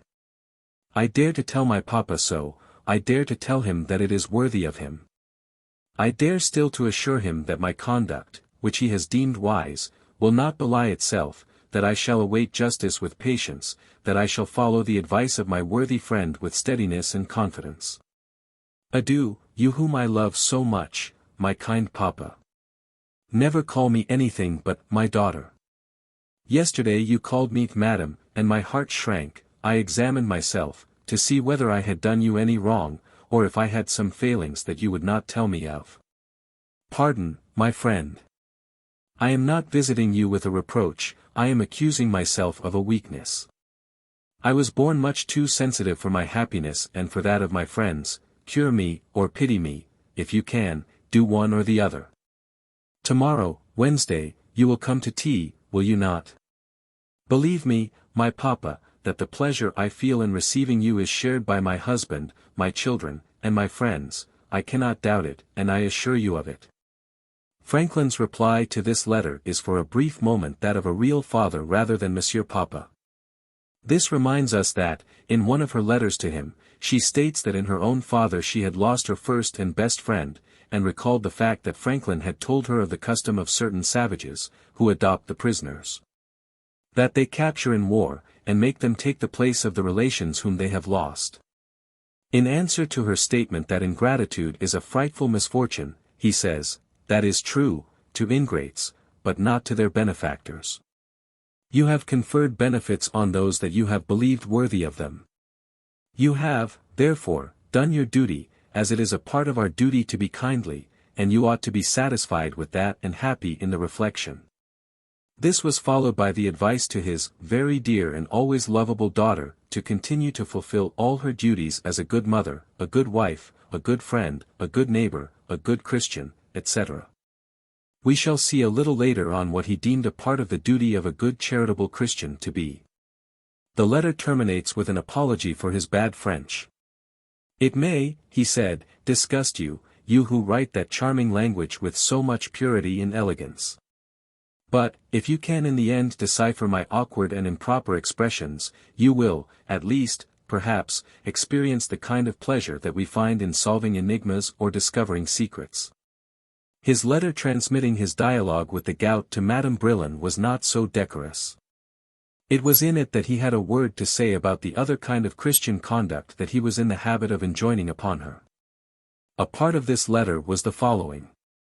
One of the characters in your story, namely, the gout, appeared to me to reason well enough, with the exception of his supposition that mistresses have had something to do with producing this painful malady.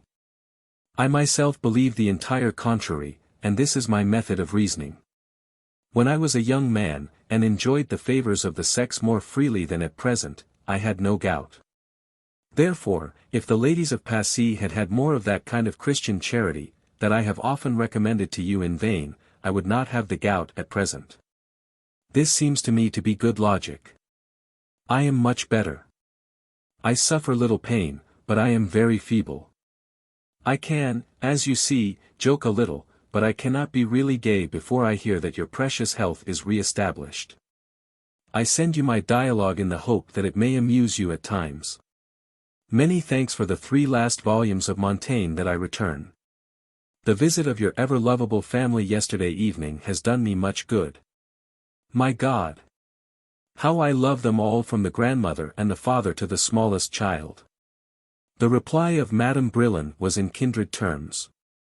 Saturday, November 18, 1780. There would be many little things indeed to criticize in your logic, which you fortify so well, my dear papa.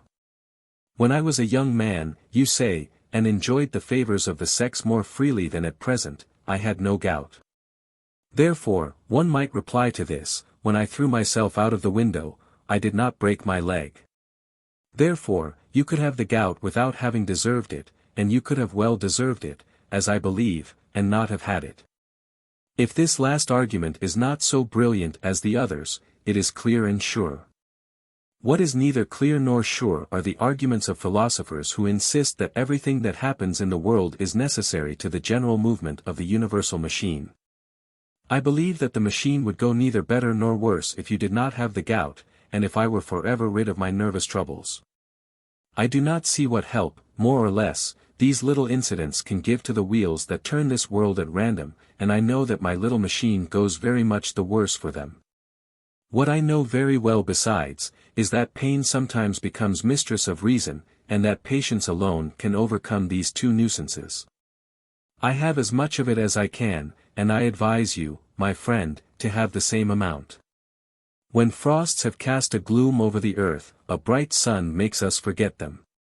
We are in the midst of frosts, and must wait patiently for this bright sun, and, while waiting for it, amuse ourselves in the moments when weakness and pain leave us some rest.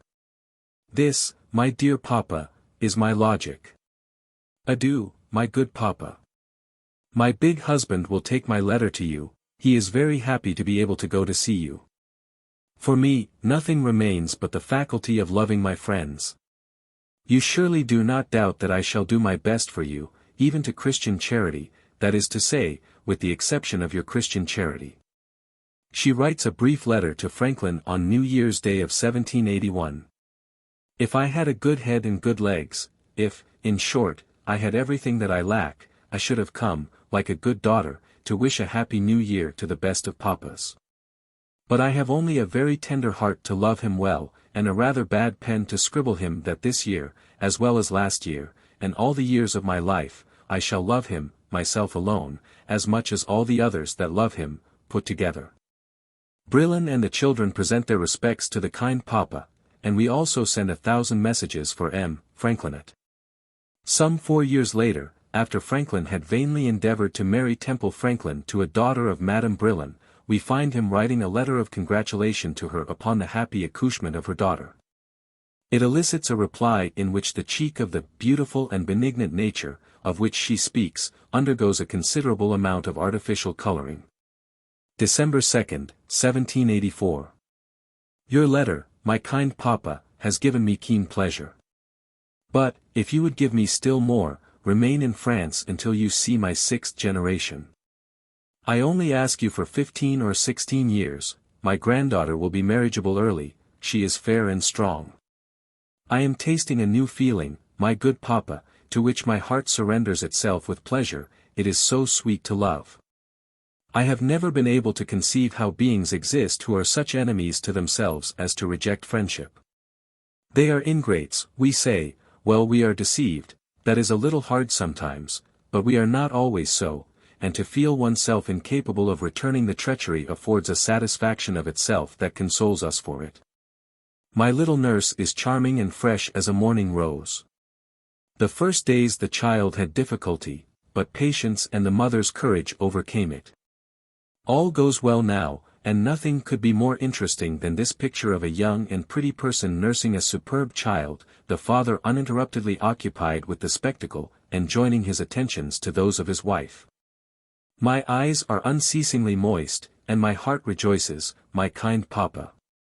You realize so well the value of all that belongs to beautiful and benignant nature that I owe you these details. My daughter charges me with her thanks and compliments to you. Ma Cadet and my men present their regards, and as for me, my friend, I beg you to believe that my friendship and my existence will always be one as respects you. Once Franklin sought to corner Madame Brillon with a story, which makes us feel for a moment as if the rod of transformation was beginning to work a backward spell. And the Benjamin Franklin of Craven Street and Independence Hall to be released from the spell of the French Circe. To make you better realize the force of my demonstration that you do not love me, I commence with a little story. A beggar asked a rich bishop for a louis by way of alms. You are wild. No one gives a louis to a beggar. An ECU then? No. That is too much. A liard then, or your benediction. My benediction. Yes, I will give it to you. No, I will not accept it. For if it was worth a liard, you would not be willing to give it to me. That was how this bishop loved his neighbor. That was his charity. And, were I to scrutinize yours, I would not find it much greater. I am incredibly hungry for it and you have given me nothing to eat. I was a stranger, and I was almost as love-sick as Colin when you were singing, and you have neither taken me in, nor cured me, nor eased me. You who are as rich as an archbishop in all the Christian and moral virtues, and could sacrifice a small share of some of them without visible loss, you tell me that it is asking too much, and that you are not willing to do it. That is your charity to a poor wretch, who once enjoyed affluence, and is unfortunately reduced to soliciting alms. Nevertheless, you say you love him. But you would not give him your friendship if it involved the expenditure of the least little morsel, of the value of a liard, of your wisdom. But see how nimbly the coquette eludes her pursuer.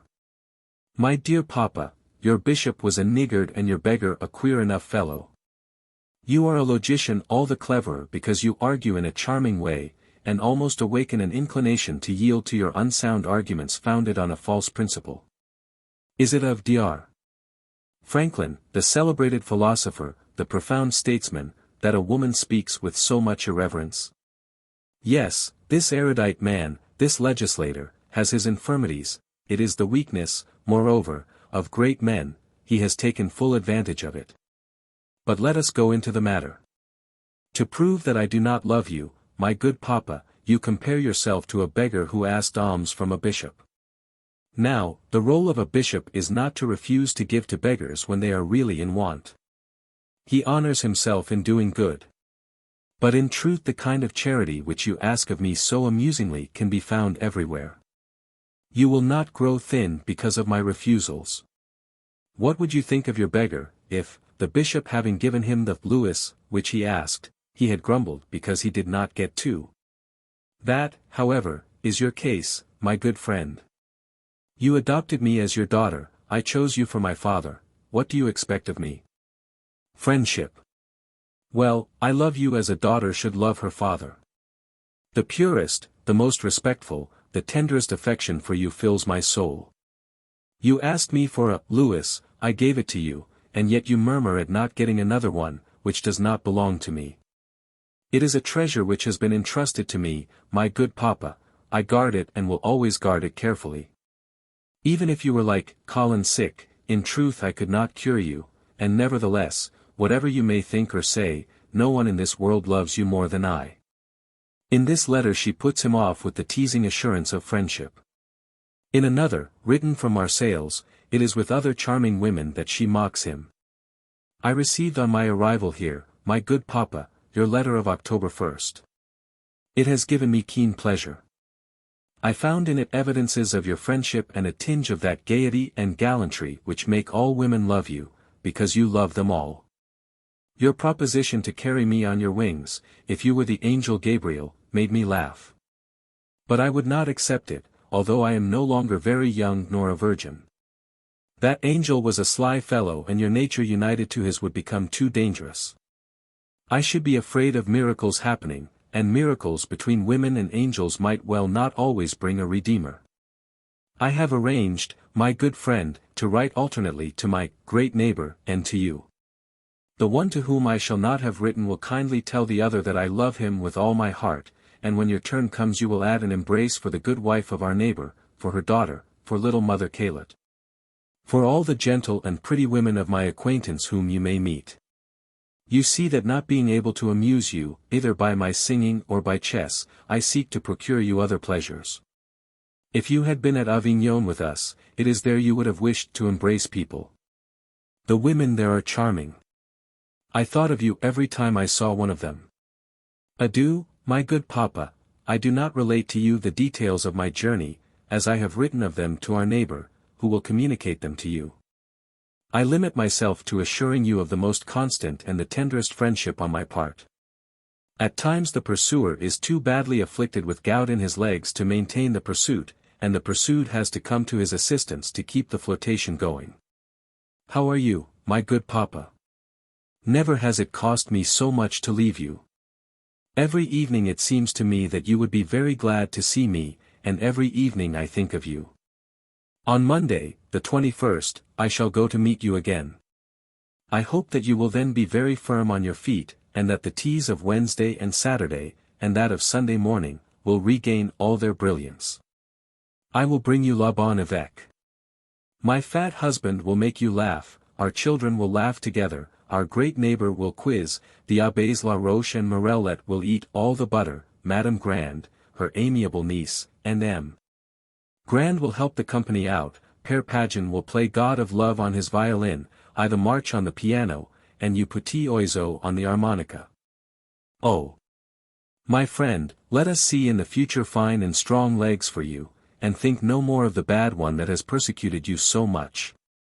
After what is bad, one enjoys what is good more, life is sown with both, which she changes unceasingly.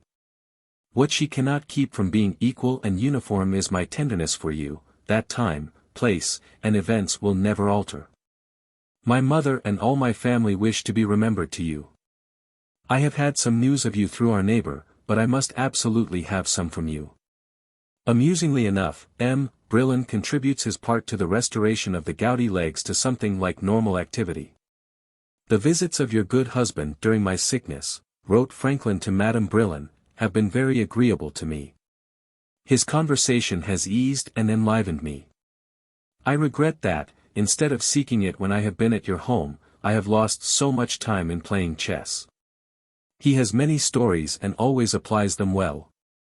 If he has despoiled you of some, you can repeat them all the same, for they will always please me, coming from your mouth.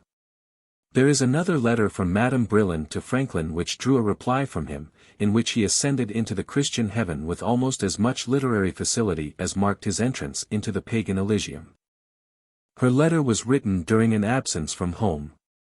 Here I am reduced to writing to you, my good papa, and to telling you that I love you. It was sweeter no doubt to let you see it in my eyes. How am I going to spend the Wednesdays and Saturdays?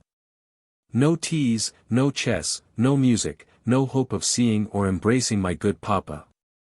It seems to me that the privation which I experience from your absence would suffice to make me change my views, were I inclined to materialism. Happiness is so uncertain, so full of crosses, that the deep conviction that we shall be happier in another life can alone tide us over the trials of this one.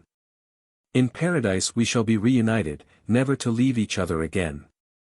We shall there live on roasted apples only, the music will be made up of Scotch airs, all parties will be given over to chess, so that no one may be disappointed, every one will speak the same language. The English will be neither unjust nor wicked there, the women will not be coquettes, the men will be neither jealous nor too gallant, King John will be left to eat his apples in peace. Perhaps he will be decent enough to offer some to his neighbors, who knows? Since we shall want for nothing in paradise. We shall never suffer from gout or nervous troubles there. Mr. Mesmer will content himself with playing on the harmonica, without wearying us with the electric fluid. Ambition, envy, snobbery, jealousy, prejudice, all these will vanish at the sound of the trumpet. A lasting, sweet and peaceful friendship will animate every gathering. Every day we shall love one another, in order that we may love one another still more the day after. In a word, we shall be completely happy. In the meantime, let us get all the good we can out of this poor world of ours. I am far from you, my good papa. I look forward to the time of our meeting, and I am pleased to think that your regrets and desires equal mine. My mother and my children send you 1,000 tender messages of respect. We should all like to have you here. May I venture to ask you to remember us to your grandson? And this was the deft reply of Franklin, which has come down to us in French, corrected by Madame Brillan's hand. Since you have assured me that we shall meet each other again, and shall recognize each other, in paradise. I have reflected continually on our arrangements in that country. For I have great confidence in your assurances, and I believe implicitly what you believe. Probably more than 40 years will pass away, after my arrival there, before you will follow me. I fear a little that, in the course of such a long time, you may forget me. That is why I have had thoughts of proposing to you that you give me your word that you will not renew your contract with M. Brillan. I would give you mine at the same time to wait for you, but this monsieur is so good, so generous to us, he loves you, and we him, so well, that I cannot think of this proposition without some scruples of conscience, however the idea of an eternity, in which I should not be more favored than to be allowed to kiss your hands, or your cheeks occasionally, and to pass 2 or 3 hours in your sweet society at Wednesday and Saturday evening parties, is frightful. In fine, I cannot make that proposal, but since, like all who know you, I desire to see you happy in every respect, we may agree to say nothing more about it at this time, and to leave you at liberty to decide. When we are all together again, there to determine the question as you deem best for your happiness and ours. But, determine it as you will, I feel that I shall love you eternally. Should you reject me, perhaps, I shall pay my addresses to Madame d'Ardencourt, the mother of Madame Brillan, who might be glad to keep house for me. In that event I should pass my domestic hours agreeably with her, and I should be better prepared to see you. I should have enough time in those 40 years there to practice on the harmonica, and, perhaps, I should play well enough to be worthy to accompany your pianoforte. We should have little concerts from time to time. Good Father Pageon would be of the company, your neighbor and his dear family, M. Jupin, M. de Chaumont, M. B. M. Jordan, M. Gramont, Madame du Tartret, the little mother, and some other select friends will be our audience, and the dear, good girls, accompanied by some other young angels, whose portraits you have already given me, will sing hallelujahs with us. We shall eat together apples of paradise, roasted with butter and nutmeg, and we shall pity them who are not dead. In another letter, he complains that she shuts him out from everything except a few civil and polite kisses such as she might give to some of her small cousins. All this, however, was but preliminary to the treaty, which the signer of the Treaty of Alliance between France and the United States formally submitted to her in this letter. Among the articles of this treaty were to be these. Article 6. And the said Mr. F. on his part stipulates and covenants that he is to call at the home of MDEB as often as he pleases. Article 7. That he is to remain there as long as he pleases. Article 8. And that when he is with her, he is to do what he pleases. He did not have much hope, he said, of obtaining her consent to the 8th article. In another letter, the aged lover tells Madame Brillan that she must not accuse others of being responsible for his having left her half an hour sooner than usual. The truth was that he was very much fatigued for special reasons that he mentions, and thought it more decent to leave her than to fall asleep, which he was beginning to do on a bench in her garden after her descent into it. After all, a half-hour with an old man, who could not make the best use of it, was a thing of very little importance. Saturday evening, he would remain with her until she wished him to go, and, in spite of her usual polite phrases, he would know the time by her refusal to give him a little kiss. With another note, he sent to Madame Brillon his essay on the morals of chess. It was only proper that it should be dedicated to her, he said, as its good advice was copied from her generous and magnanimous way of playing the game. In the same letter, he stated that his grandson had inspected the house that she had urged him to apply for, but, true still to his adopted character, he said, he finds it too magnificent for simple republicans. In another letter, he told Madame Brillon that he loved to live, because it seemed to him that there was much more pleasure than pain in existence. We should not blame Providence rashly. She should reflect how many even of our duties it had made pleasures, and that it had been good enough, moreover, to call several pleasures sins to enhance our enjoyment of them. One more letter from Madame Brillon and we shall let her retire from the chessboard with the credit of having proved herself fully a match for Franklin in the longest and most absorbing game of chess that he played in France. 25th of December at Nice. The atonement is adequate, my dear Papa. I shall no longer call you Monseigneur nor even Monsieur. My petition succeeded before reaching you, our tears are dried. You love us, you tell us so. You are in good health, and are as roguish as ever, since you are planning to steal me from Brillon, and to take me on a trip to America without letting anyone know it. Everything is as usual. I recognize your fine mask, and I am wholly satisfied. But, my good Papa, why say that you write French badly, that your pleasantries in that language are only nonsense? To make an academic discourse, one must be a good grammarian. But to write to our friends all we need is a heart, and you combine with the best heart, my lovable Papa, when you wish, the soundest ethics, a lively imagination, and that roguishness, so pleasant. Which shows that the wisest man in the world allows his wisdom to be perpetually broken against the rocks of femininity. Write to me, therefore, write to me often and much, or from spite I shall learn English. I should want to know it quickly, and that would hurt me as I have been forbidden all study, and you would be the cause of my ills, for having refused me a few lines of your bad French. Which my family and we are not simpletons, consider very good. Ask my neighbors, M. d'Estaing, Madame Helvetius and her abbés, if it would be right for you to prejudice the improvement which the sun here has caused in my health, for the sake of a little amour propre which is beneath my lord the ambassador, Benjamin Franklin. One more letter from Franklin, and we shall cease to walk upon eggs. The French drapery is gone and nothing is left but Saxon nudity. I am charmed with the goodness of my spiritual guide, and resign myself implicitly to her conduct. As she promises to lead me to heaven in so delicious a road when I could be content to travel thither even in the roughest of all ways with the pleasure of her company. How kindly partial to her penitent in finding him, on examining his conscience, guilty of only one capital sin and to call that by the gentle name of foible. I lay fast hold of your promise to absolve me of all sins past, present, and future, on the easy and pleasing condition of loving God, America and my guide above all things. I am in rapture when I think of being absolved of the future. People commonly speak of 10 commandments. I have been taught that there are 12.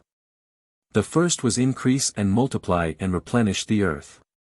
The 12th is, a new commandment I give unto you, that you love one another. It seems to me that they are a little misplaced, and that the last should have been the first.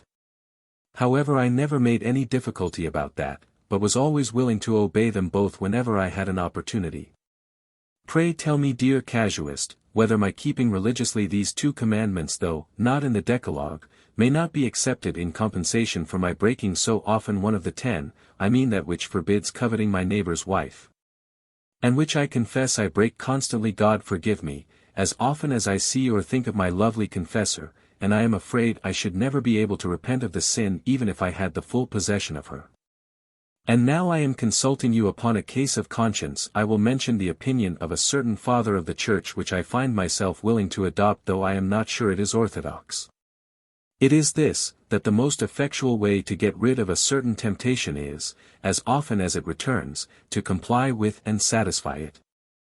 Pray instruct me how far I may venture to practice upon this principle.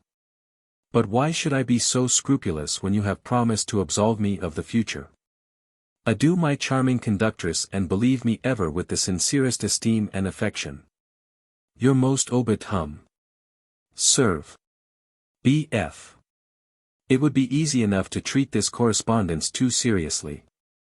When we recall the social sympathies and diversions which drew the parties to it together, the advanced age of Franklin, the friendly relations sustained by him to all the members of the Brillon household, his attempt to bring about a matrimonial union between Temple Franklin and the daughter of Madame Brillon, the good-humored complaisance of M.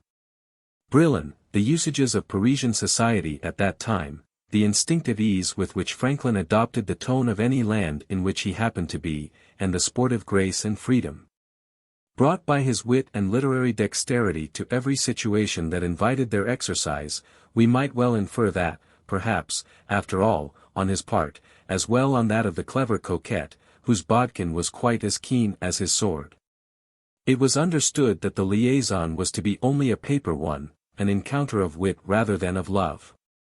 From first to last, the attitude of Madame Brillon towards Franklin was simply that of a beautiful and brilliant woman, to whom coquetry was an art, and whose intellectual activity had been stimulated, and vanity gratified, by the homage of a brilliant, magnetic and famous man, who possessed to a remarkable degree the faculty of rendering his splendid intellectual powers subservient to purely social uses.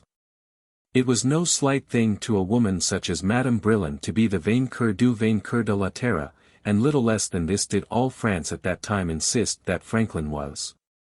There is nothing in her letters to Franklin to indicate that she ever really had any thought of allowing him any greater degree of intimacy with her than he actually enjoyed. On that point she was apparently as firm as she was in her courteous and kindly but inflexible opposition to a marriage between her daughter and William Temple Franklin. I despise slanderers, she wrote to Franklin on one occasion, and am at peace with myself, but that is not enough, one must submit to what is called propriety, that word varies in each century in each country, to sit less often on your knees. I shall certainly love you none the less, nor will our hearts be more or less pure, but we shall close the mouth of the malicious, and it is no slight thing even for the sage to silence them. On the other hand, there is much to support the idea that the motive at the back of Franklin's letters to Madame Brillon was very much the same as that which inspired the journey to the Elysian fields and the ephemera. They were to a great extent, at any rate, mere literary bagatelles, as those performances were, the offerings of an opulent wit and fancy at the shrine of beauty and fashion, which to be successful in an academic sense had to be informed by the spirit, and attuned to the note, of the time and place. All the same, the letters from Franklin to Madame Brillon are painful reading. Like not a little else in his life, they tend to confirm the impression that upright, courageous, public-spirited, benevolent, loving and faithful in friendship as he was, on the sensual side of his nature he was lamentably callous to the moral laws and conventions and the personal and social refinements which legitimize and dignify the physical intercourse of the sexes. The pinchbeck glitter, the deceitful vacuity of his moral regimen and art of virtue, assume an additional meaning, when we see him mumbling the cheek of Madame Brillon, and month after month and year after year writing to her in strains of natural or affected concupiscence. It was things of this sort which have assisted in strengthening the feeling, not uncommon, that Franklin's art of virtue was a purely counterfeit thing, and the moralist himself an untrustworthy guide to righteous conduct. In a letter to M. de Vaillard, Franklin after his return to America from France referred to the Brillon family as that beloved family. Restored to his home surroundings, he forgot his French lines, and was again as soberly American as ever in thought and speech. Who would recognize the lover of Madame Brillon in this russet picture that he paints of himself in his 83rd year in a letter to her? You have given me pleasure by informing me of the welfare and present agreeable circumstances of yourself and children, and I am persuaded that your friendship for me will render a similar account of my situation pleasing to you. I am in a country where I have the happiness of being universally respected and beloved, of which 3 successive annual elections to the chief magistracy, In which elections the representatives of the people in assembly and the Supreme Court joined and were unanimous, is the strongest proof. This is a place of profit as well as of honor, and my friends cheerfully assist in making the business as easy to me as possible.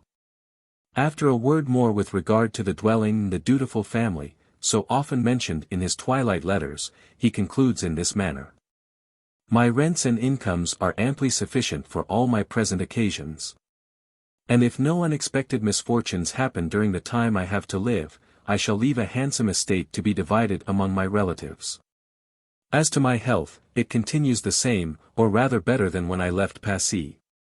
But being now in my 83rd year, I do not expect to continue much longer a sojourner in this world, and begin to promise myself much gratification of my curiosity in soon visiting some other.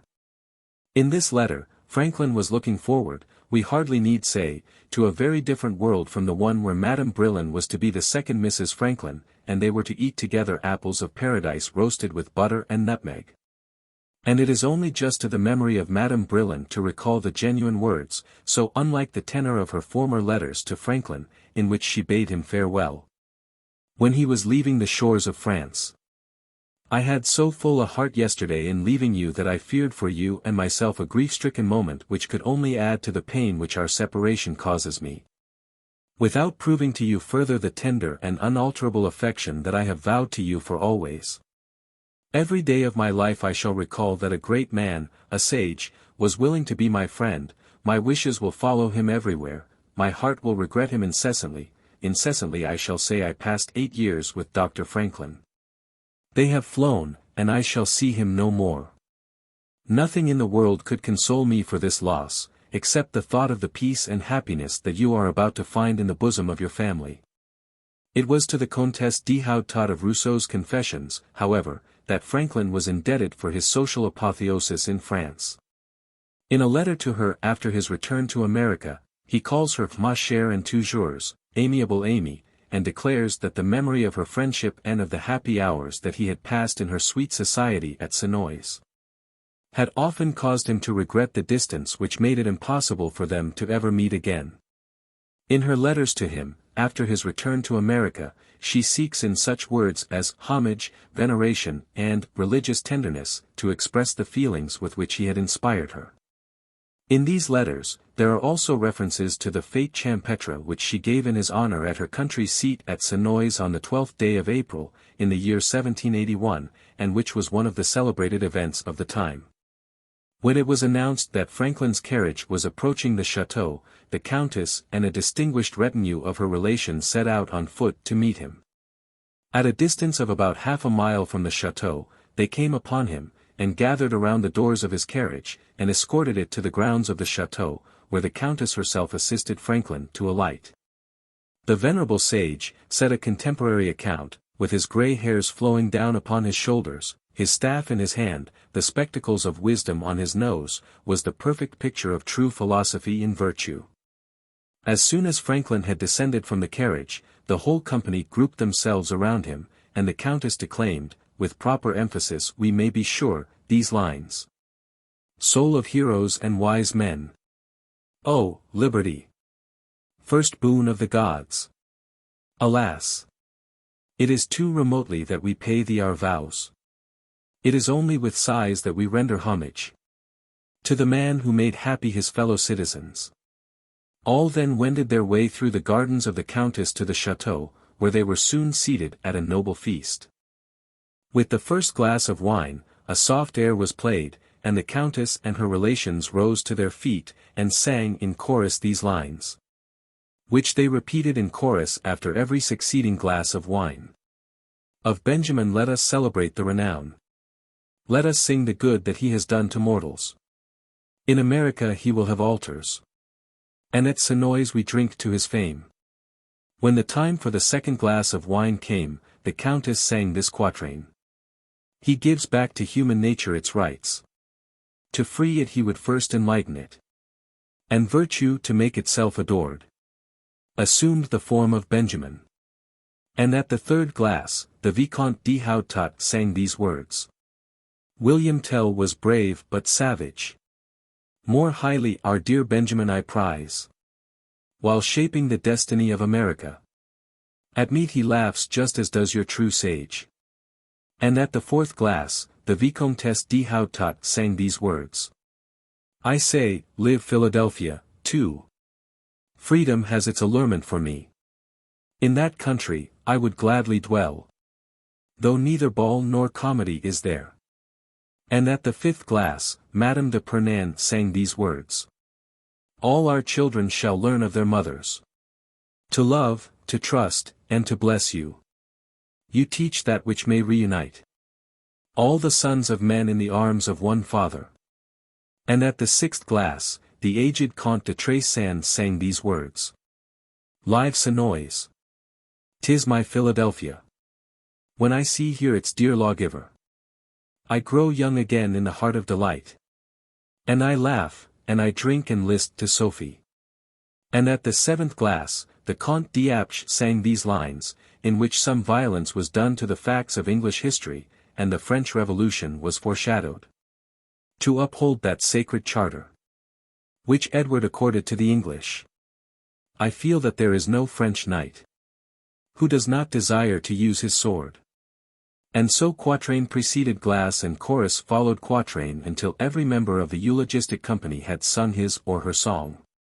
The banquetiers then rose from the table, and the Countess, followed by her relations, conducted Franklin to an arbor in her gardens, where he was presented with a Virginia locust by her gardener, which he was asked to honor the family by planting with his own hands.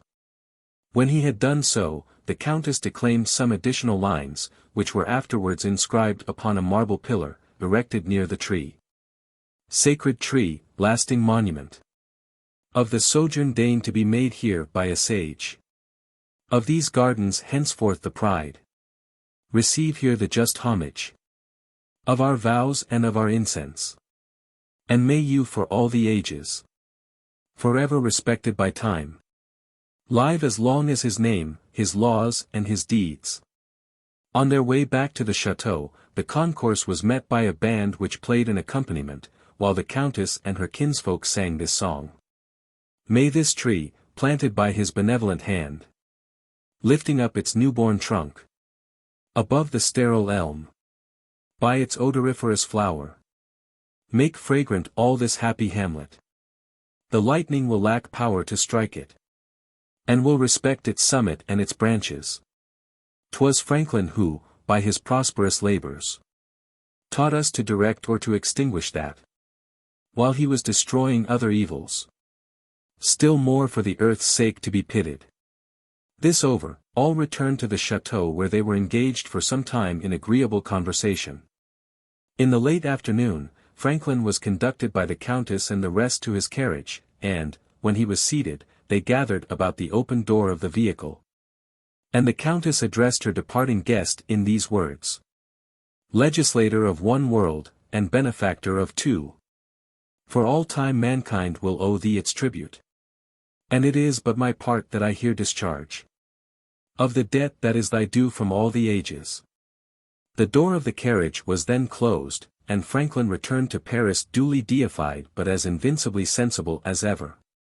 Another French woman with whom Franklin was on terms of familiar affection was the wife of his friend, Jean-Baptiste Leroy. His endearing term for her was petite femme de poche, little pocket wife, and, in a letter after his return to Philadelphia, she assured him that, as long as his petite femme de poche had the breath of life, she would love him.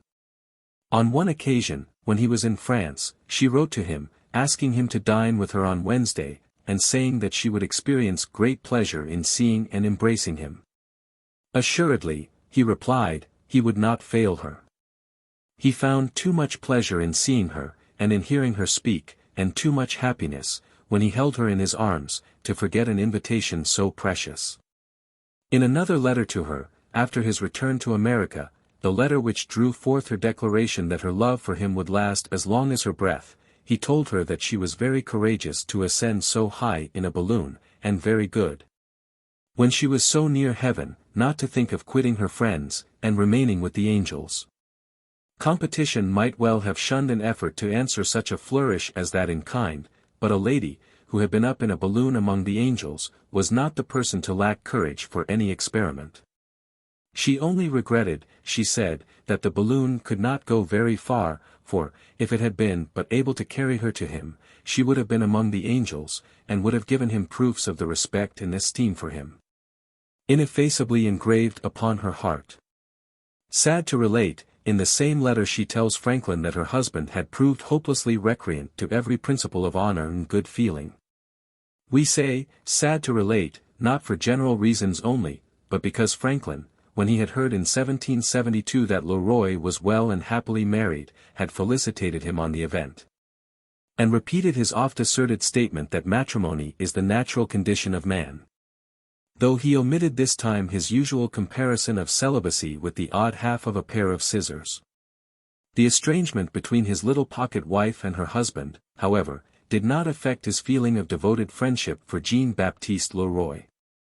Some 2 years and 5 months later, when the wild Walpurgis night of the French Revolution was setting in, he wrote to Leroy to find out why he had been so long silent. "It is now more than a year," he said, "since I have heard from my dear friend Leroy. What can be the reason? Are you still living? Or have the mob of Paris mistaken the head of a monopolizer of knowledge, for a monopolizer of corn, and paraded it about the streets upon a pole?" The fact that Leroy, who was a physicist of great reputation, was a member of both the American Philosophical Society and the Royal Society, led Franklin in one of his letters to address him as his dear double confrère. Leroy's 3 brothers, Pierre, Charles and David, were also friends of Franklin. Indeed, in a letter to Jean-Baptiste, Franklin spoke of David, to whom he addressed his valuable paper entitled Maritime Observations, as our common brother. Other friendships formed by Franklin with women in France were those with Madame Lavoisier, Madame de Forbach and Mademoiselle Flainville. Madame Lavoisier was first the wife of the famous chemist of that name, and, after he was guillotined, during the French Revolution, the wife of the equally famous Benjamin Thompson, Count Rumford. She painted a portrait of Franklin, and sent it to him at Philadelphia. "It is allowed by those, who have seen it," he wrote to her, "to have great merit as a picture in every respect, but what particularly endears it to me is the hand that drew it." Our English enemies, when they were in possession of this city, Philadelphia, and my house, made a prisoner of my portrait, and carried it off with them, leaving that of its companion, my wife, by itself, a kind of widow. You have replaced the husband, and the lady seems to smile as well pleased. So his Eurydice, as soon as the enchantments of the French sorceress lost their power, was reunited to him after all. Among his French friends, Madame de Forbach, the Dowager Duchess of Dupont, was conspicuous for the number of the presents that she made to him. Among others, was the fine crabtree walking stick, surmounted with a gold head, wrought in the form of a cap of liberty, which he bequeathed to Washington. Other gifts of hers are alluded to in a letter from Franklin to her, acknowledging the receipt of a pair of scissors. "It is true," he said, "that I can now neither walk abroad nor write at home without having something that may remind me of your goodness towards me." You might have added, that I can neither play at chess nor drink tea without the same sensation, but these had slipped your memory. There are people who forget the benefits they receive, Maid de Forbach only those she bestows. His only letter to Mademoiselle Flainville is addressed to Ma chère enfant, and is signed, Your loving Papa. It helps, along with innumerable other kindred scraps of evidence, to prove how infirm is the train of reasoning which seeks to establish a parental tie between Franklin and anyone simply upon the strength of his epistolary assumption of fatherhood. He might as well be charged with polygamy because he addressed so many persons as my wife or ma femme. This letter also has its interest, as exemplifying the natural manner in which he awaited the sedan chair that was to bear him away from his fleshly tenement. "I have been harassed with illness this last summer," he told her, "am grown old, near 83, and find myself very infirm, so that I expect to be soon called for." This is far from being a complete list of the French women with whom Franklin was on terms of affectionate intimacy. To go no further, we know that Madame Brillon, in addition to writing to him on one occasion, "Give this evening to my amiable rival, Madame Helvetius, kiss her for yourself and for me," granted him on another a power of attorney to kiss for her until her return, whenever he saw them, her 2 neighbors, Le Vaillard, and her pretty neighbor, Caillet. The truth is that Franklin had a host of friends of both sexes in France. When Thomas Paine visited that country, after the return of Franklin to America, he wrote to the latter that he found his friends in France very numerous and very affectionate, and we can readily believe it. Among them were Buffon, Condorcet, Lafayette, the Duc de la Rochefoucauld, Lavoisier, Chastellux, Grand, Dupont, Dubourg and Le Vaillard. To Buffon, the great naturalist, Franklin was drawn by common scientific sympathies. Like Franklin, he became a sufferer from the stone, and one of the results was a letter in which the former, in reply to an inquiry from him as to how he obtained relief from the malady, stated that his remedy was to take, on going to bed, the bigness of a pigeon's egg of jelly of blackberries. Which, in the eyes of modern medical science was, as a palliative, hardly more effective than a bread pill. With Condorcet, the philosopher, Franklin was intimate enough to call him, and to be called by him, my dear and illustrious confrère. And it was he, it is worthy of mention, who happily termed Franklin the modern Prometheus. For Lafayette, that winning figure, forever fixed in the American memory, despite his visit to America in old age, in immortal youth and freshness, like the young lover and the happy bows on Keats's Grecian urn. Franklin had a feeling not unlike that of Washington.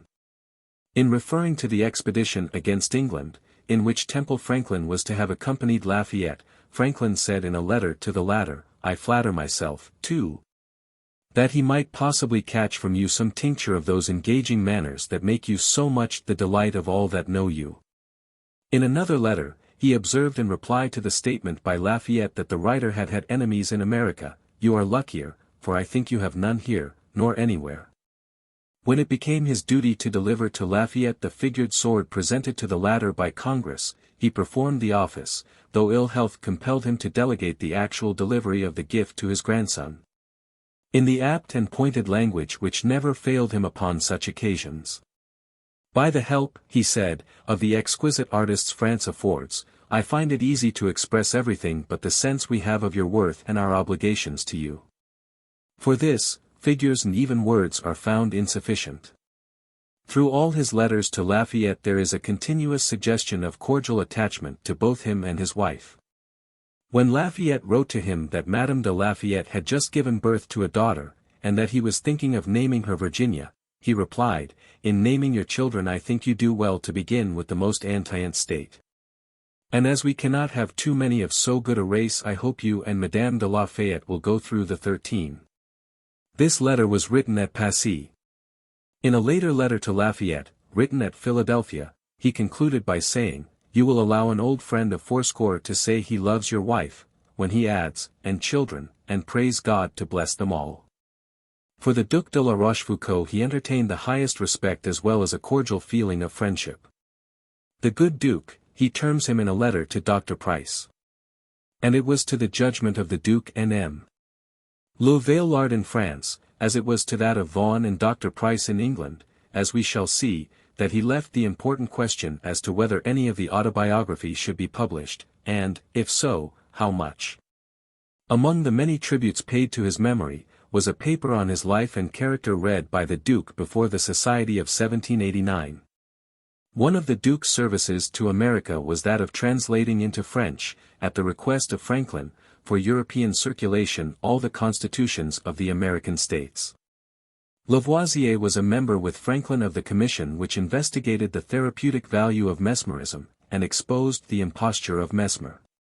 There are no social incidents in the intercourse of the two men, friendly as it was, so far as we know, worthy of mention.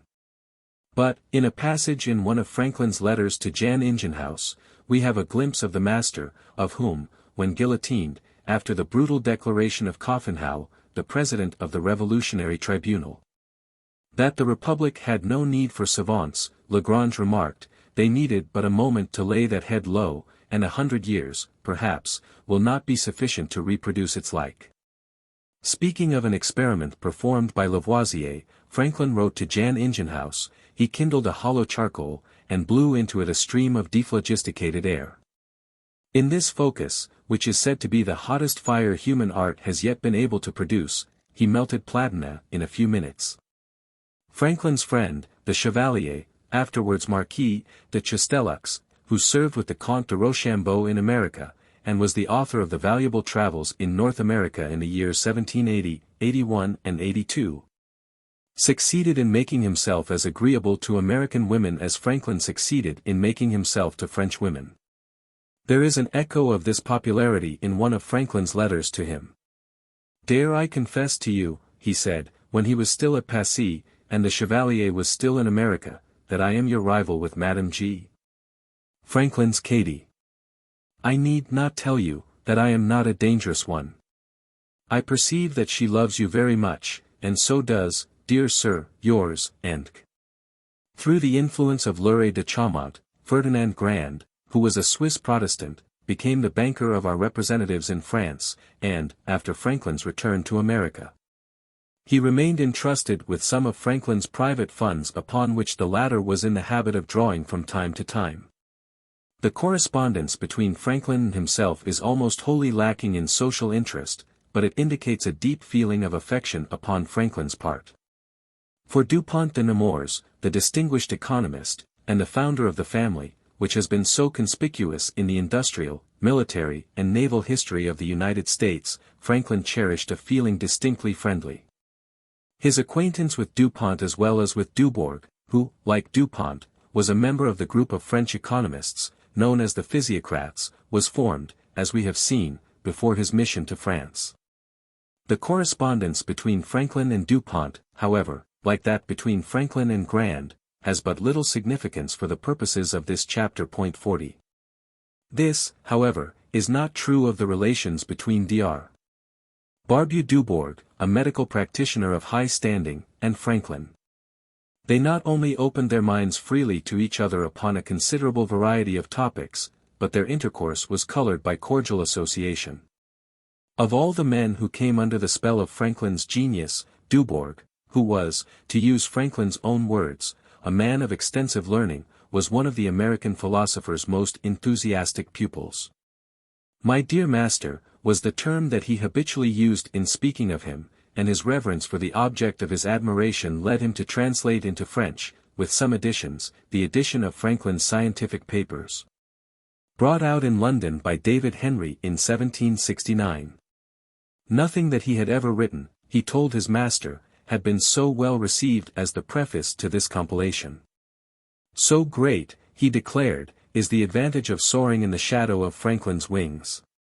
We pass by the communications from Franklin to Dubourg on purely scientific subjects. One letter from the former to him brings to our knowledge a curious habit into which Franklin was drawn by the uncompromising convictions that he entertained in regard to the origin of bad colds and the virtues of ventilation, of which we shall hereafter speak more particularly. "You know," he said, "the cold bath has long been in vogue here as a tonic. But the shock of the cold water has always appeared to me, generally speaking, as too violent, and I have found it much more agreeable to my constitution to bathe in another element, I mean cold air. With this view I rise almost every morning, and sit in my chamber without any clothes whatever, half an hour or an hour, according to the season, either reading or writing. This practice is not in the least painful, but, on the contrary, agreeable. And, if I return to bed afterwards, before I dress myself, as sometimes happens, I make a supplement to my night's rest of 1 or 2 hours of the most pleasing sleep that can be imagined. I find no ill consequences whatever resulting from it, and that at least it does not injure my health, if it does not in fact contribute much to its preservation." Another letter from Franklin to Dubourg is a dissertation on swimming, the only form of outdoor exercise, to which he was addicted, but in which he was, throughout his life, such an adept that he could even make the following entry in his journal. "When he was at Southampton on his return to America from France, I went at noon to bathe in Martin's saltwater hot bath, and, floating on my back, fell asleep, and slept near an hour by my watch without sinking or turning. A thing I never did before, and should hardly have thought possible. Water is the easiest bed that can be."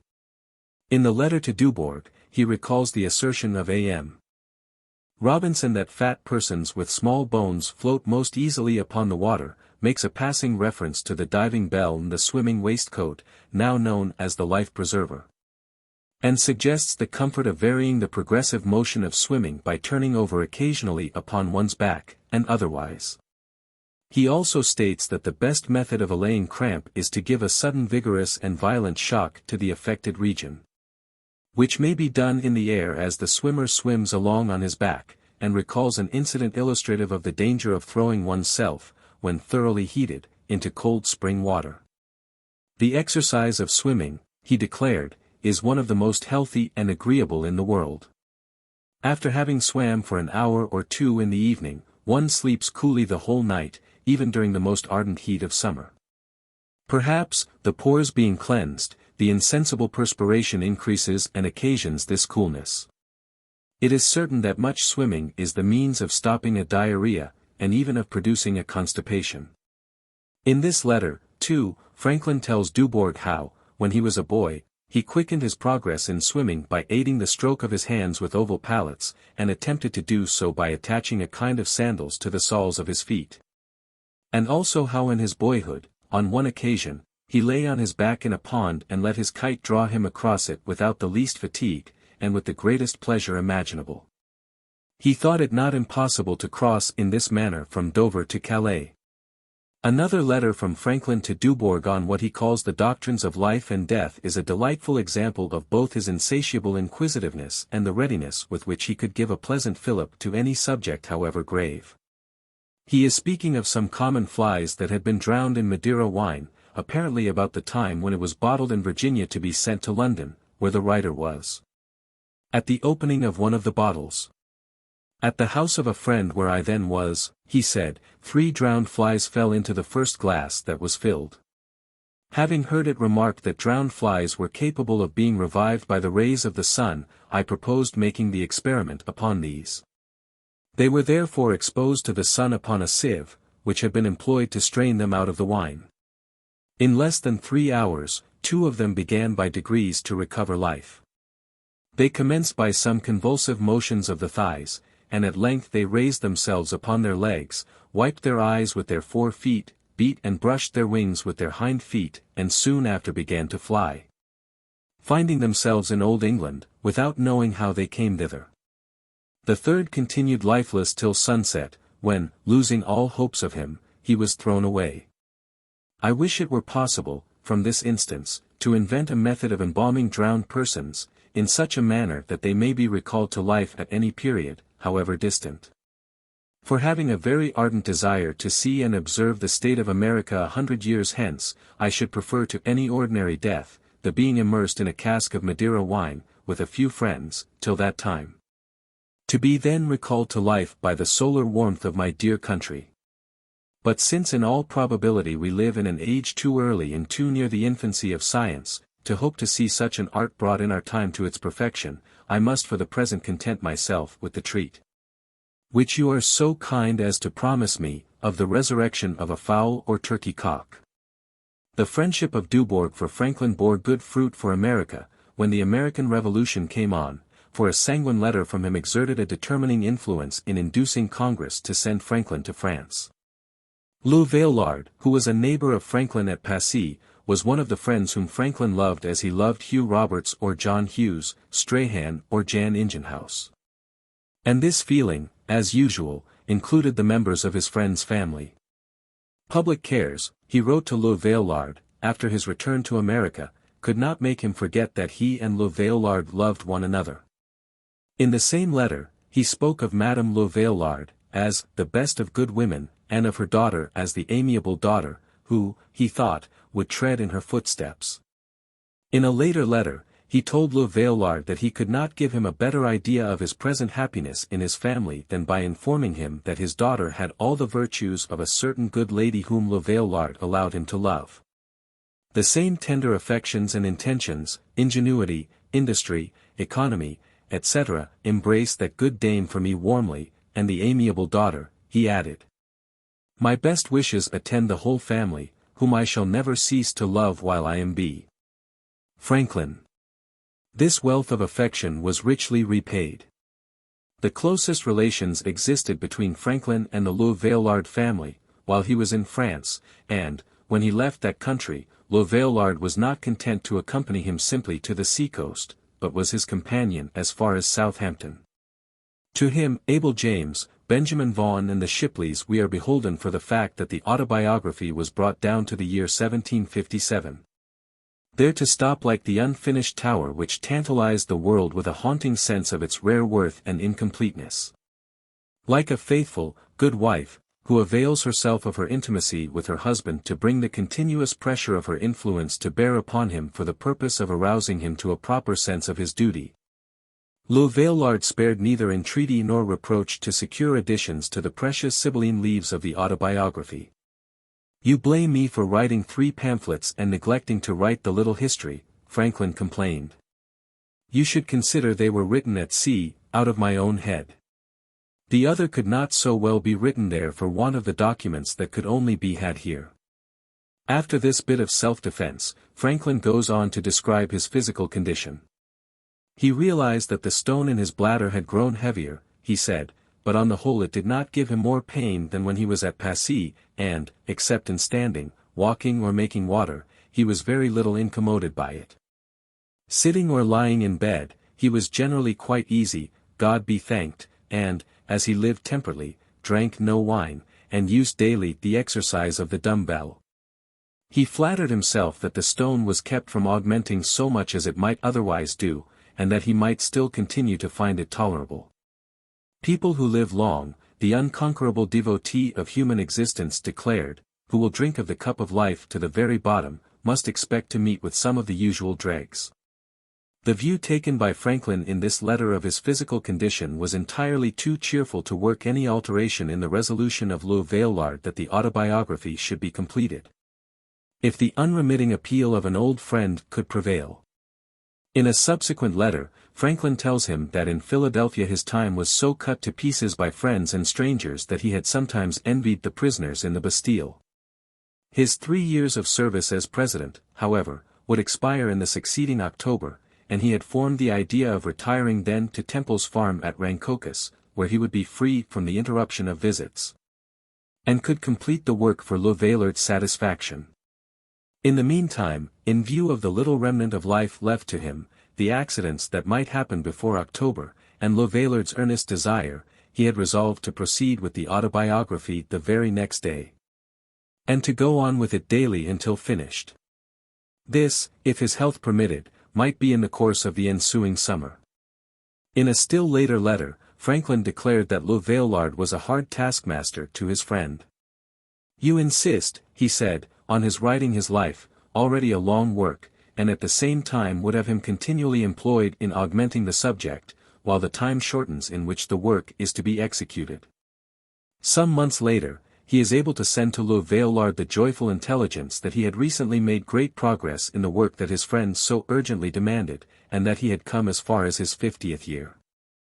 Indeed, he even stated that he expected to have the work finished in about 2 months, if illness, or some unforeseen interruption, did not prevent. This expectation was not realized, and the reason for it is stated in painful terms in a subsequent letter from Franklin to Vaillard. "I have a long time," he said, "been afflicted with almost constant and grievous pain, to combat which I have been obliged to have recourse to opium, which indeed has afforded me some ease from time to time. But then it has taken away my appetite and so impeded my digestion that I am become totally emaciated, and little remains of me but a skeleton covered with a skin. In this situation I have not been able to continue my memoirs, and now I suppose I shall never finish them. Benjamin has made a copy of what is done, for you, which shall be sent by the first safe opportunity." The copy was subsequently sent to Vaillard, and, after the death of Franklin, was given by him to William Temple Franklin, to whom Franklin bequeathed most of his papers, in exchange for the original manuscript of the Autobiography. The motive for the exchange was doubtless the desire of Temple to secure the most legible copy that he could find for the printer of his edition of his grandfather's works. The original manuscript finally became the property by purchase of the late John Bigelow. There is reason to believe that, even after the receipt of the copy of the Autobiography, Vaillard still cherished the hope that the work might be brought down to a later date. Writing to Le Vaillard only a few days before Franklin's death, Jefferson said, "I wish I could add to your happiness by giving you a favorable account of the good old doctor. I found him in bed where he remains almost constantly. He had been clear of pain for some days and was cheerful and in good spirits. He listened with a glow of interest to the details of your revolution and of his friends which I gave him. He is much emaciated. I pressed him to continue the narration of his life and perhaps he will." That Le Vaillard had a lively mind we may well infer from an amusing paragraph in one of his letters to Franklin in which he pictures the jealousy with which Madame Helvetius and Madame Brillon regarded each other after the departure of Franklin. From France. "You had two good friends here," he said, "who might have lived harmoniously enough with each other, because they almost never saw each other, and you assured each of them privately that it was she that you loved the best. But do you venture to write to one and keep silent to the other? The first does not fail to brag and show her letter everywhere. What do you wish to become of the other? Two women draw their knives, their friends take sides, the war becomes general, now see what you have done. You set fire with a bit of paper to one half of the world, you who have so effectively aided in pacifying the other half." It was a singularly unhappy prophecy that Franklin, after his return to Philadelphia, made to this friend whose lips were so soon to be dyed with the red wine of the guillotine. When this fermentation is over, he wrote to him with regard to the popular tumults in which France was then involved, and the troubling part subsided, the wine will be fine and good, and cheer the hearts of those who drink it. A bright letter from the daughter of Le Vaillard merits a passing word. In reply to the statement of Franklin that she did not embrace him with a good grace, she says, "You know doubtless a great number of things, you have traveled much. You know men, but you have never penetrated the head of a French girl. Well, I will tell you their secret. When you wish to embrace one and she says that it does not pain her, that means that it gives her pleasure." Very dear, too, to Franklin, was Dr. Jan Ingenhouse, the eminent scientist and physician to Maria Theresa. Many years after Franklin made his acquaintance, he received from Franklin the assurance that he had always loved him ever since he knew him, with uninterrupted affection. And he himself in a previous letter to Franklin styled him in his imperfect English, the most respectful of all his friends. Only a few of the numerous letters that Franklin must have written to this friend are known to be in existence, and these are not particularly interesting from a social point of view. In one respect, however, they strikingly evince the kindness of heart which made Franklin so lovable. As was true of many other Europeans of his time, Ingenhouse incurred considerable pecuniary loss in American business ventures, and, like King David, who in his haste called all men liars, he was disposed at one time to call all Americans knaves. One of his American debtors, as we have already stated, was Samuel Wharton, of Philadelphia. "I know we should be happy together," wrote Franklin to Ingenhouse when the writer was about to return to America. "And therefore repeat my proposition that you should ask leave of the Emperor to let you come and live with me during the little remainder of life that is left me. I am confident his goodness would grant your request. You will be at no expense while with me in America, you will recover your debt from Wharton, and you will make me happy." And the letter concludes with the request that Ingenhouse, who shared his enthusiasm for electrical experiments, would let him know soon whether he would make him happy by accepting his invitation. "I have instruments," he declared, in terms that remind us of Uncle Toby and Corporal Trim, when they were planning their future military diversions together, "if the enemy did not destroy them all, and we will make plenty of experiments together." Such were the more conspicuous of the friendships which clustered so thickly about the life of Franklin.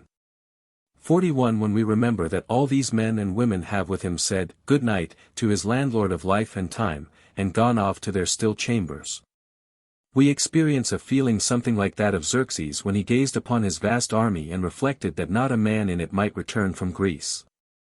The thought that there might never again be any movement in those cheerless rooms, nor any glimmer of recurring day was well calculated to make one, who loved his friends as Franklin did, exclaim, "I too with your poet trust in God." The wide sweep of his sympathies and charities, the open prospect ever maintained by his mind, are in nothing made clearer to us than in the extent and variety of his friendships. They were sufficiently elastic, as we have seen, to include many diverse communities, and such extremes as Joseph Watson and James Ralph, George Whitefield and Lord Le Despencer, John Jay and General Charles Lee, Polly and Madame Brillon. The natural, instinctive side of his character is brought to our attention very plainly in a letter from him to David Hartley, which reveals in an engaging manner the profound effect worked upon his imagination by a poor peasant, but veritable philosophe, who had walked all the way to Paris from one of the French provinces for the purpose of communicating a purely benevolent project to the world. But, at the same time, he never found any difficulty in accommodating himself to aberrant or artificial types of character, or to alien usages, customs and modes of thought. He belonged to the genus Homo, not to the species Homo americanus or Britannicus.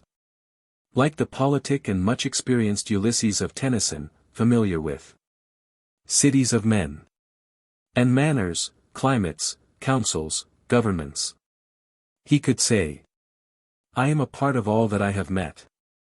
Wherever he went into the world, he realized his own aspiration that the time might come when a philosopher could set his foot on any part of the earth, and say, this is my country. Wherever he happened to be, he was too exempt from local bias, thought thoughts, cherished feelings, and spoke a language too universal not to make a strong appeal to goodwill and friendship. Volume 2. I. Franklin's personal characteristics. The precise explanation of the great concourse of friends that Franklin drew about him, at the different stages of his long journey through the world, is to be found partly in his robust, honorable character and mental gifts. The sterner virtues, which are necessarily the foundations of such esteem as he enjoyed, he possessed in an eminent degree. An uncommonly virile and resolute spirit animated the body, which was equal in youth to the task of swimming partly on and partly under water from near Chelsea to Blackfriars, and of exhibiting on the way all of Thevenot's motions and positions as well as some of its own, and which shortly afterwards even sported about the becalmed Berkshire in the Atlantic almost with the strength and ease of one of the numerous dolphins mentioned by Franklin in his journal of his voyage on that ship from England to America. He hated cruelty, injustice, rapacity and arbitrary conduct. It was no idle or insincere compliment that Burke paid him when he spoke of his liberal and manly way of thinking. How stoutly his spirit met its responsibilities in Pennsylvania, prior to the Declaration of Independence, we have seen. The risks incident to the adoption of that declaration it incurred with the same fearless courage. Of all the men who united in its adoption, he, perhaps, was in the best position to know, because of his long residence in England, and familiarity with the temper of the English monarch and his ministry, what the personal consequences to the signers were likely to be, if the American cause should prove unsuccessful. He had a head to lose even harder to replace than that of his friend Lavoisier, he had a fortune to be involved in flame or confiscation, the joy of living meant to him what it has meant to few men. And more than one statement in his writings affords us convincing proof that, quite apart from the collective act of all the signers in pledging their lives, fortunes and sacred honor to the glorious cause, he did not lose sight of the fact that the Grey Tower still stood upon its ancient hill with its eye upon the Traitor's Gate, and its bosom stored with instruments of savage vengeance. Indeed, it was the thought that his son had been engaged against him in a game, in which not only his fortune but his neck had been at stake, that made it so difficult for him, forgiving as he was, to keep down the bile of violated nature. But, when the time came for affixing his signature to the declaration, he not only did it with the equanimity of the rest, but, if tradition may be believed, with a light-hearted intrepidity like that of Sir Walter Raleigh jesting on the scaffold with the edge of the axe. We must all hang together, declared John Hancock, when pleading for unanimity. Yes, Franklin is said to have replied, we must, indeed, all hang together, or most assuredly we shall all hang separately. The inability of old age, partly from sheer loss of animal vigor, and partly from the desire for peace, produced by the general decline in vividness of everything in a world that it is about to quit, to assert itself with the force of will and temper that belongs to us in our prime, is one of the most noticeable phenomena of the later stages of human existence. But John Adams to the contrary, the evidence all tends to show that the resolution of character exhibited by Franklin in the heyday of his physical strength he exhibited to the last. He was always slow to anger. Independent of the remarkable self-control, which enabled him to preserve a countenance, while Wedderburn was traducing him, as fixed as if it had been carved out of wood, his anger was not kindled quickly. Among other reasons because he was too wise and just not to know that, if we could lay aside the sensitiveness of exaggerated self-importance, there would be but little real occasion for anger in the ordinary course of human life. But when meanness, injustice or other aggravated forms of human depravity were to be rebuked, the indignation of Franklin remained deliberate, judicious, calculating and crushing to the last. One illustration of this we have already given in his letter to Captain Peter Landais. Others we shall have brought to our attention in several of his letters to Arthur Lee. Upon these occasions, angry as he was apt to make out his case with very much the same cool completeness as that with which he demonstrated in a letter to the British Post Office that it would be a mistake to shift His Majesty's mails from the western to the eastern post route in New Jersey. The time never came when he was not fully as militant as the occasion required, though never more so. And his integrity was as marked as his courage. Splashes of dirt thrown upon my character, I suffered while fresh to remain, he once said. I did not choose to spread by endeavoring to remove them, but relied on the vulgar adage that they would all rub off when they were dry. And such was his reputation for uprightness that, as a rule, he could neglect attacks upon his character with impunity. The one vaunt of his life, if such it can be called, was his statement to John Jay that no person could truthfully declare that Benjamin Franklin had wronged him. A statement of that kind, uttered by an even better man than Franklin, might well be answered in the spirit that prompted Henry IV of France, when his attention was called to a memorial inscription, which asserted that its subject never knew fear. To remark, then he never snuffed a candle with his fingers. But that Franklin was a man of sterling probity is unquestionable. 42. We ought always to do what appears best to be done without much regarding what others may think of it, he wrote to William Carmichael, and, at more than one trying crisis of his career, he rose without difficulty to the requirements of his maxim. Lord North had little love for him, but he is credited with the remarkable statement, during the American War, that, in his belief, Franklin was the only man in France whose hands were not stained with stock jobbery. When the false charge was made that Franklin had never accounted for one of the many millions of livres entrusted to him by our French ally, no pride could suffer more acutely than did his from its inability to disprove the charge immediately. When enemies, to whom he had never given any just cause of offense whatever, were calumniating him towards the close of his life, his desire to leave the reputation of an honest man behind him became the strongest of his motives. The flattering language of great men, he said in his journal of the negotiation for peace with Great Britain, did not mean so much to him when he found himself so near the end of life as to esteem lightly all personal interests and concerns except that of maintaining to the last, and leaving behind him the tolerably good character that he had previously supported. Still later he wrote to Henry Laurens, accepting the offer of that true patriot and gentleman to refute the slanders with regard to his career in France, and saying, I apprehend that the violent antipathy of a certain person to me may have produced some calumnies, which, what you have seen and heard here may enable you easily to refute.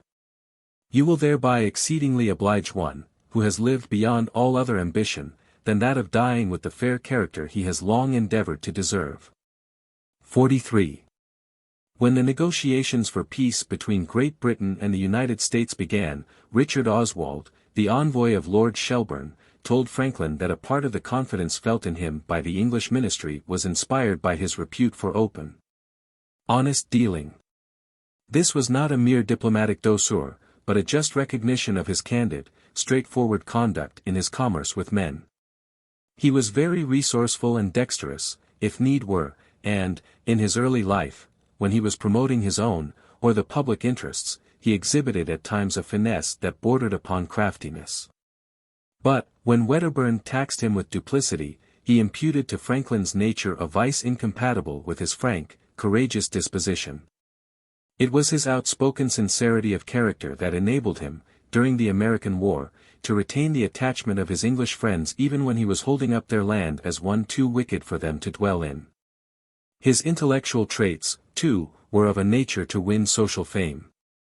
In his graphic description of Franklin in extreme old age, Dr. Manasseh Cutler, of Massachusetts, brings him before us with these telling strokes of his pencil. I was highly delighted with the extensive knowledge he appeared to have of every subject, the brightness of his memory, and clearness and vivacity of all his mental faculties. Notwithstanding his age, his manners are perfectly easy, and everything about him seems to diffuse an unrestrained freedom and happiness. He has an incessant vein of humor, accompanied with an uncommon vivacity, which seems as natural and involuntary as his breathing. In other words, whatever knowledge Franklin had was readily available for social purposes, and suffused with the gaiety and humor which are so ingratiating, when accompanied, as they were in his case, by the desire to please and do good. 44. He had wit at will, is the testimony of an unfriendly but honest witness, John Adams. His humor it would be difficult to overemphasize. It ranged from punning, trifling, smutty jests and hoarse laughter to the sly, graceful merriment of Addison and the bitter realism of Swift. It irradiated his conversation, his letters, his writings, his passing memoranda, at times even his scientific essays and political papers. Iron is always sweet, and every way taken is wholesome and friendly to the human body, he states in his account of the new invented Pennsylvanian fireplaces, but his waggish propensity is too much for him, and he adds, except in weapons. Jefferson said that Franklin was not allowed to draft the Declaration of Independence for fear that he would insert a joke in it. So far as his humor assumed literary forms, we shall speak of it in another place. We are concerned with it now only so far as it influenced his conversation. In the Autobiography he tells us that his reputation among his fellow printers at Watts's printing house in London as a pretty good Riggite, that is, a jocular verbal satirist, helped to support his consequence in the society. In the same book, he also tells us that later, wishing to break a habit that he was getting into of prattling, punning and joking, which made him acceptable to trifling company only, he gave silence the second place in his little book of virtues. What new story have you lately heard agreeable for telling in conversation, was one of the standing questions, of his conception, which were to be answered by the members of the junto at each of its meetings. And, even when he was in his 83rd year, he could say to Elizabeth Partridge that, notwithstanding the gout, the stone and old age, he enjoyed many comfortable intervals, in which he forgot all his ills, and amused himself in reading or writing, or in conversation with friends, joking, laughing and telling merry stories, as when she first knew him a young man about 50. His puns at times were as flat as puns usually are, and some of his stories could hardly have prospered in the ear that heard them, if they had not been set off by high animal spirits and contagious good humor. But some of those that crept into his letters, whether original or borrowed, are good enough for repetition. He seems to have had one for every possible combination of circumstances. The doctor, Miss Adams observes, is always silent unless he has some diverting story to tell, of which he has a great collection. The mutinous and quarrelsome temper of his soldiers at Gnadenhutten, when they were idle, put him in mind of the sea captain, who made it a rule to always keep his men at work, and who exclaimed, upon being told by his mate, that there was nothing more to employ them about, oh, make them scour the anchor. His absent-mindedness, when electrocuting a turkey, in setting up an electric circuit through his own body, which cost him the loss of his consciousness, and a numbness in his arms and the back of his neck, which did not wear off until the next morning, put him in mind of the blunderer who, being about to steal powder, made a hole in the cask with a hot iron. At times, there was a subjective quality about his stories which lifted them above the level of mere jests. When the suggestion was made that, in view of the favor conferred upon America by the repeal of the Stamp Act by Parliament, America could not, with any face of decency, refuse to defray the expense incurred by Great Britain in stamping so much paper and parchment, Franklin did not lack an apposite story in which a hot iron was again made to figure. The whole proceeding, he said, would put one in mind of the Frenchman that used to accost English and other strangers on the Pont Neuf, with many compliments, and a red-hot iron in his hand. Pray Monsieur Anglois, says he, do me the favor to let me have the honor of thrusting this hot iron into your backside. Zoons, what does the fellow mean? Begone with your iron or I'll break your head. Nay monsieur, replies he, if you do not choose it, I do not insist upon it. But at least, you will in justice have the goodness to pay me something for the heating of my iron. This story was too good not to have a sequel. As you observe, he wrote to his sister Jane, there was no swearing in the story of the poker, when I told it. The late new dresser of it was, probably, the same, or perhaps akin to him, who, in relating a dispute that happened between Queen Anne and the Archbishop of Canterbury, concerning a vacant mitre, which the Queen was for bestowing on a person the Archbishop thought unworthy, made both the Queen and the Archbishop swear 3 or 4 thumping oaths in every sentence of the discussion, and the Archbishop at last gained his point. One present at this tale, being surprised, said, but did the Queen and the Archbishop swear so at one another? Oh no, no, says the relator, that is only my way of telling the story. Another rather elaborate story was prompted by Franklin's disapproval of the Society of the Cincinnati. The states, he said in his famous letter to his daughter, should not only restore to them the omnia of their first motto, omnia reliquit servar republicum, which many of them have left and lost, but pay them justly, and reward them generously.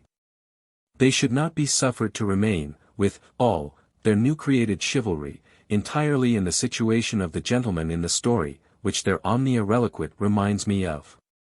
He had built a very fine house, and thereby much impaired his fortune. He had a pride, however, in showing it to his acquaintance. One of them, after viewing it all, remarked a motto over the door, equals O, ia vanitas. What, says he, is the meaning of this, equals O, ia? It is a word I don't understand. I will tell you, said the gentleman. I had a mind to have the motto cut on a piece of smooth marble, but there was not room for it between the ornaments, to be put in characters large enough to be read. I therefore made use of a contraction antiently very common in Latin manuscripts, by which the m's and n's in words are omitted, and the omissions noted by a little dash above, which you may see there, so that the word is omnia, omnia vanitas.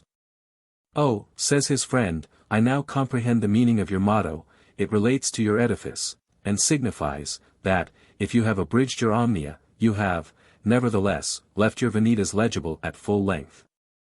The determination of the enemies of America after the Revolution to have it that, in spite of all appearances to the contrary, America was going from bad to worse, brought out still another story. They are angry with us and hate us, and speak all manner of evil of us. But we flourish, notwithstanding, he wrote to his grandnephew, Jonathan Williams. They put me in mind of a violent high church factor, resident some time in Boston, when I was a boy. He had bought upon speculation a Connecticut cargo of onions, which he flattered himself he might sell again to great profit, but the price fell, and they lay upon hand. He was heartily vexed with his bargain, especially when he observed they began to grow in the store he had filled with them. He showed them one day to a friend. Here they are, says he, and they are growing too. I damn them every day. But I think they are like the Presbyterians, the more I curse them, the more they grow. It was impossible for such an irrational thing as the duel to escape Franklin's humorous insight. And a story like the following tended far more effectively to end the superstition upon which it throve than any pains or penalties that law could devise. A man, wrote Franklin from Passy to Thomas Percival, says something which another tells him is a lie. They fight, but, whichever is killed, the point in dispute remains unsettled. To this purpose they have a pleasant little story here. A gentleman in a coffee-house desired another to sit farther from him. Why so? Because, sir, you stink. That is an affront, and you must fight me. I will fight you, if you insist upon it, but I do not see how that will mend the matter. For if you kill me, I shall stink too. And if I kill you, you will stink, if possible, worse than you do at present. This is one of those stories which make their own application, but the grave reflections, by which it was followed, are well worthy of quotation too. How can such miserable sinners as we are, added Franklin, entertain so much pride, as to conceit that every offense against our imagined honor merits death? These petty princes in their own opinion would call that sovereign a tyrant, who should put one of them to death for a little uncivil language, though pointed at his sacred person. Yet every one of them makes himself judge in his own cause, condemns the offender without a jury, and undertakes himself to be the executioner. Some bon mots, too, of Franklin have come down to us with his stories. When a neighbor of his in Philadelphia consulted him as to how he could keep trespassers from coming into his backyard, and stealing small beer from a keg, which he kept there, he replied, "Put a pipe of Madeira alongside of it." When Lord Stormont, the British ambassador to France, hatched the report that a large part of Washington's army had surrendered, Franklin was asked whether it was true. "No, sir," he said, "it is not a truth, it is only a Stormont." The result was that for some time no lies were told in Paris but only Stormonts. It was not often that the wit of Franklin was barbed with malice, but there were good reasons why the malice in this instance should never have caused him any regret. When the American commissioners proposed an exchange of prisoners to Lord Stormont, he did not deign to reply, but when they followed up their proposition with another letter, he returned a communication to them without date or signature in these insolent words: "The King's ambassador receives no letters from rebels but when they come to implore His Majesty's mercy." The American commissioners, with Franklin doubtless as their scrivener, were quite equal to the occasion. In answer to a letter which concerned some of the most material interests of humanity, and of the two nations, Great Britain and the United States of America, now at war, they retorted, "We received the enclosed indecent paper, as coming from your lordship, which we return, for your lordship's more mature consideration." Between Franklin and the vivacity of the Parisians, Lord Stormont found it not a little difficult to maintain his position of frigid and relentless dignity. Commenting in a letter to John Lovell, after Lord Stormont had left France, upon the expense entailed upon the United States by supernumerary commissioners, Franklin takes this parting shot at the ambassador. "We reduce such of his words as were in French to English. I imagine every one of us spends nearly as much as Lord Stormont did. It is true, he left behind him the character of a niggard. And, when the advertisement appeared for the sale of his household goods, all Paris laughed at an article of it, perhaps very innocently expressed, a great quantity of table linen, which has never been used. That is very true, say they, for he has never given any one anything to eat. 45. Another bon mot of Franklin was his reply when he was told that Howe had taken Philadelphia. "No," he said, "Philadelphia has taken Howe, and so it proved." Still another owed its origin to the balloon in its infancy. "Of what use is a balloon?" someone asked in Franklin's presence. "Of what use," he answered, "is a newborn baby?" But to form a correct impression of Franklin's humor we should think of it, to use Dr. Cutler's comparison, as something as natural to him as the rise and fall of his chest in breathing. It played like an iris over the commonest transactions of his life. If it was only a lost prayer book of his wife that he was advertising for in his gazette, he did it in such terms as these.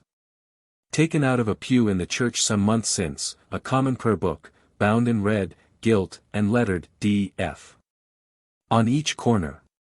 The person who took it is destined to open it, and read the 8th commandment, and afterwards return it to the same pew again, upon which no further notice will be taken. At times, the humor is mere waggishness. When he was the colonial deputy postmaster general, he endorsed his letters, "Free, B. Franklin," but, after he became the postmaster general of the United States, out of deference for the American struggle for liberty, he changed the endorsement to, "B. Free Franklin." Even in his brief memoranda on the backs of letters, there are gleams of the same overflowing vivacity. Upon the manuscript of a long poem, received by him, when in France, he jotted down the words, "From M. de Rodier, a poor poet, who craves assistance to enable him to finish an epic poem which he is writing against the English. He thinks General Howe will be off as soon as the poem appears." When a Benedictine monk, the prior for a time of the Abbey of St.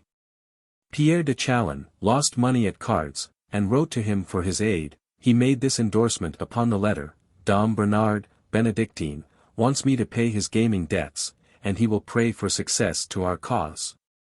The humor of Franklin was too broad at times not to find expression occasionally in practical jokes. When in England, during his maturer years, he was in the habit of pretending to read his parable against persecution, which he had learnt by heart, and in which the manner of the Old Testament is skillfully imitated, out of his Bible. As the 51st chapter of the book of Genesis. The remarks of the scripturians on it, he said in a letter written by him a year before his death, were sometimes very diverting. On one occasion, he wrote to the famous English printer, John Baskerville, that, to test the acumen of a connoisseur, who had asserted that Baskerville would blind all the readers of the nation by the thin and narrow strokes of his letters. He submitted to the inspection of the gentleman, as a specimen of Baskerville's printing, what was in reality a fragment of a page printed by Caslin. Franklin protested that he could not for his life see in what respects the print merited the gentleman's criticism. The gentleman saw in it everywhere illustrations of the justice of this criticism and declared that he could not even then read the specimen without pain in his eyes. I spared him that time, said Franklin, the confusion of being told, that these were the types he had been reading all his life, with so much ease to his eyes, the types his adored Newton is printed with, on which he has pored not a little. Nay, the very types his own book is printed with, for he is himself an author, and yet never discovered this painful disproportion in them, till he thought they were yours. 46. Associated with these moral and intellectual traits was a total lack of all antisocial characteristics or habits. When Franklin was in his 21st year, he made this sage entry in his journal of his voyage from London to Philadelphia. Man is a sociable being, and it is, for aught I know, one of the worst of punishments to be excluded from society. I have read abundance of fine things on the subject of solitude, and I know 'tis a common boast in the mouths of those that affect to be thought wise, that they are never less alone than when alone. I acknowledge solitude an agreeable refreshment to a busy mind, but were these thinking people obliged to be always alone, I am apt to think they would quickly find their very being insupportable to them. In his youth he adopted the Socratic method of argument, and grew, he tells us in the Autobiography, very artful and expert in drawing people, even of superior knowledge, into concessions, the consequences of which they did not foresee. Entangling them in difficulties out of which they could not extricate themselves, and so obtaining victories that neither he nor his cause always deserved. But, in a few years, he discovered that these victories were Pyrrhic victories, and he gradually left off this doubtful kind of dialectics, retaining only the habit of expressing himself in terms of modest diffidence. Never using when he advanced anything, that might possibly be disputed, the words, certainly, undoubtedly, or any others that gave the air of positiveness to an opinion, but rather saying, I conceive, or apprehend a thing to be so and so. It appears to me, or I should think it is so or so, for such and such reasons, or I imagine it to be so, or it is so if I am not mistaken. As the chief ends of conversation, he declared, are to inform or to be informed, to please or to persuade, I wish well-meaning, sensible men would not lessen their power of doing good by a positive, assuming manner, that seldom fails to disgust. Tends to create opposition, and to defeat every one of those purposes for which speech was given to us, to wit, giving or receiving information or pleasure. And that Franklin completely succeeded in rooting out the last vestige of dogmatism in his nature we not only have his testimony but that of Jefferson, who was not even born when he resolved to do it. It was one of the rules which, above all others, made Dr. Franklin the most amiable of men in society, he said, never to contradict anybody. Long before this, when Franklin was only in his 45th year, James Logan wrote of him to Peter Collinson in these words, Our Benjamin Franklin is certainly an extraordinary man, one of a singular good judgment, but of equal modesty. How noble was his capacity for self-effacement in the investigation of truth we shall see later on. In this place, it is enough to say that even the adulation poured out upon him in France did not in the slightest degree turn his head. He accepted it with the ingenuous pleasure with which he accepted everything that tended to confirm his impression that life was a game fully worth the candle, but, much as he loved France and the French, Ready as he was to take a sip of everything that Paris pronounced exquisite, celestial or divine, it is manifest enough that he regarded with no little amusement the effort of French hyperbole to assign to him the role of Jupiter Tonans. When Félix Nogaret submitted to him his French version of Turgot's epigram, Erepute Calo Fulman, Sep Trunc Tyrannis, Franklin, after acknowledging the flood of compliments that he could never hope to merit, with which the writer had overwhelmed him in his letter, added, "I will only call your attention to 2 inaccuracies in the original line. In spite of my electrical experiments, the lightning descends just the same before my very nose and beard, and, as to tyrants, there have been more than 1,000,000 of us engaged in snatching his scepter from him." His pen, however, was wasting its breath when it attempted to convince a Frenchman of that day that his countrymen did not owe their liberties solely to him. If the French had not been too generous and well-bred to remind him of the millions of livres obtained by him from the French king for the support of the American cause, he might have found it more difficult to deny that he was the real captor of Cornwallis. How heartily Franklin hated disputation we have already had some occasion to see. This aversion is repeatedly expressed in the Autobiography. Referring to his arguments with Collins, he tells us in one place that the disputatious turn of mind is apt to become a very bad habit, making people often extremely disagreeable in company by the contradiction that is necessary to bring it into practice. And thence, besides souring and spoiling the conversation, is productive of disgusts and perhaps enmities where you may have occasion for friendship. In another place, he has this to say of the contentious Governor Morris, one of the colonial governors of Pennsylvania. He had some reason for loving to dispute, being eloquent, an acute sophister, and, therefore, generally successful in argumentative conversation. He had been brought up to it from a boy, his father, as I have heard, accustoming his children to dispute with one another for his diversion, while sitting at table after dinner, but I think the practice was not wise. For, in the course of my observation, these disputing, contradicting, and confuting people are generally unfortunate in their affairs. They get victory sometimes, but they never get goodwill, which would be of more use to them. The same thought is stated in a letter from Franklin to Robert Morris in which the former told the latter that he would see, on comparing a letter which Franklin had written, with the answer, that, if he had replied, which he could easily have done, a dispute might have arisen out of it, in which, if he had got the better, he should perhaps have got nothing else. Facetious and agreeable as he was likewise free from the unsocial habit of monopolizing conversation. The great secret of succeeding in conversation, he declared, is to admire little, to hear much.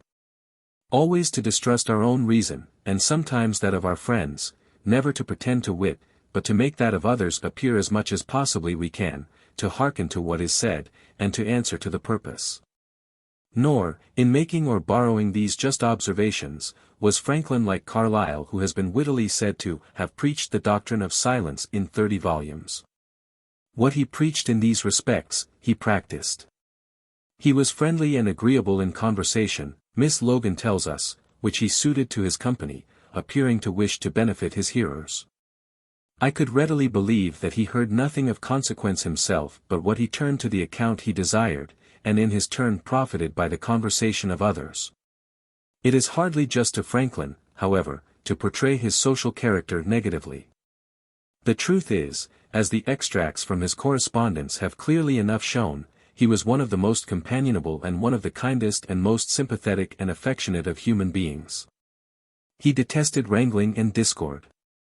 He had no patience with malice, and refused to allow the Pennsylvania Gazette to be made a vehicle for detraction. To tell a chronic grumbler that he was hurt by his voluminous complaints, or to write to a friend that he would have sent him a longer letter but for the coming in of a Bavard who had worried him till evening, was about as close as he ever got to fretfulness. There is testimony to the effect that he never uttered a hasty or angry word to any member of his household, servant or otherwise. Even where he had strong reasons for resentment, he was remarkably just, generous and forgiving. Speaking in the Autobiography of the manner in which he had been deceived by Governor Keith, he had only these mild words of reproof for him. He wished to please everybody, and, having little to give, he gave expectations. He was otherwise an ingenious, sensible man, a pretty good writer, and a good governor for the people, though not for his constituents, the proprietaries, whose instructions he sometimes disregarded. Several of our best laws were of his planning and passed during his administration. When Bradford was postmaster, he refused to allow his post-riders to carry any newspaper but his own. When the tables were turned, and Franklin was in the position as postmaster himself to shut out every publication from the mails except his Gazette, he declined to retaliate on Bradford's meanness. Drained of money, as he was by Ralph, when they were in London together, he nevertheless summed up the situation in the Autobiography with the charitable statement, "I loved him, notwithstanding, for he had many amiable qualities." If there was any person for whom Franklin entertained, and had just cause to entertain, a bitter feeling of contempt and dislike, it was Thomas Penn. Yet, when Lady Penn solicited his assistance, for the protection of her interests in Pennsylvania, after the proprietary government in that province had collapsed with the royal authority, he did all that he could properly do to aid her. He was always ready for a friendly game of cribbage, cards, or chess. Though entirely too temperate to indulge any physical appetite to excess, he was not insensible to the pleasures of the table in his later years. Wine, too, he relished sufficiently to thank God for it liturgically in his youth, and to consume a second bottle of it at times in middle age with the aid of his friend Straney. When Colonel Henry Bouquet was looking forward to a hot summer in Charleston, he wrote to him that he did all that he could for his relief, by recommending him to an ingenious physician of his acquaintance, who knew the rule of making cool, weak, refreshing punch, not inferior to the nectar of the gods. It would not do, of course, to accept too literally the song in which Franklin exalted Bacchus at the expense of Venus, or the Anacreontic letter to the Abbé Morellet, in which wine was extolled as if it were all milk of our blessed Lady. But these convivial effusions of his pen nevertheless assist us in arriving at a correct interpretation of his character. He was fond of music also, and was something of a musician himself. He could play on the harp, the guitar and the violin, and he improved the harmonica, which acquired some temporary repute. His interest in this musical instrument owed its birth to the melodious sounds which a member of the Royal Society, Mr. de Laval, happened to produce in his presence by rubbing his fingers on the edges of bowls, attuned to the proper notes by the different measures of water that they contained. It was upon the harmonica that Franklin played at the social gatherings under M. Brillan's roof which he called his opera, and to which such lively references are made in the letters that passed between Madame Brillan and himself. The advantages of the instrument, he wrote to Giambattista Beccaria, were that its tones were incomparably sweet beyond those of any other. That they could be swelled and softened at pleasure by stronger or weaker pressures of the fingers, and continued to any length, and that the instrument, being once well tuned, never again required tuning. Blend with all this the happy disposition, which led Franklin to declare in his 82nd year that he comforted himself with the reflection that only 3 incurable diseases, the gout, the stone, and old age, had fallen to his share. And that they had not yet deprived him of his natural cheerfulness, his delight in books, and enjoyment of social conversation, and we can form some adequate idea of what he brought to intercourse with his fellow creatures. Only about 2 weeks before his death he wrote to Jane Meckham from his deathbed. "I do not repine at my malady, though a severe one, when I consider how well I am provided with every convenience to palliate it, and to make me comfortable under it. And how many more horrible evils the human body is subject to, and what a long life of health I have been blessed with, free from them all."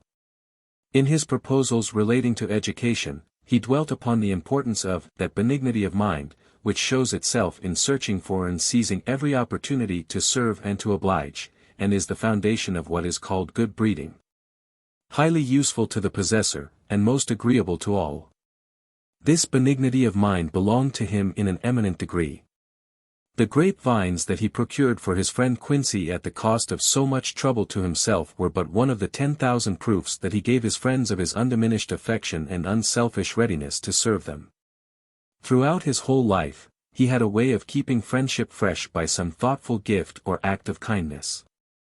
Books, pamphlets, writing materials, seeds of many descriptions, candles, hams, American nuts and dried apples, even choice soap, were among the articles with which he reminded his friends that he had not forgotten them.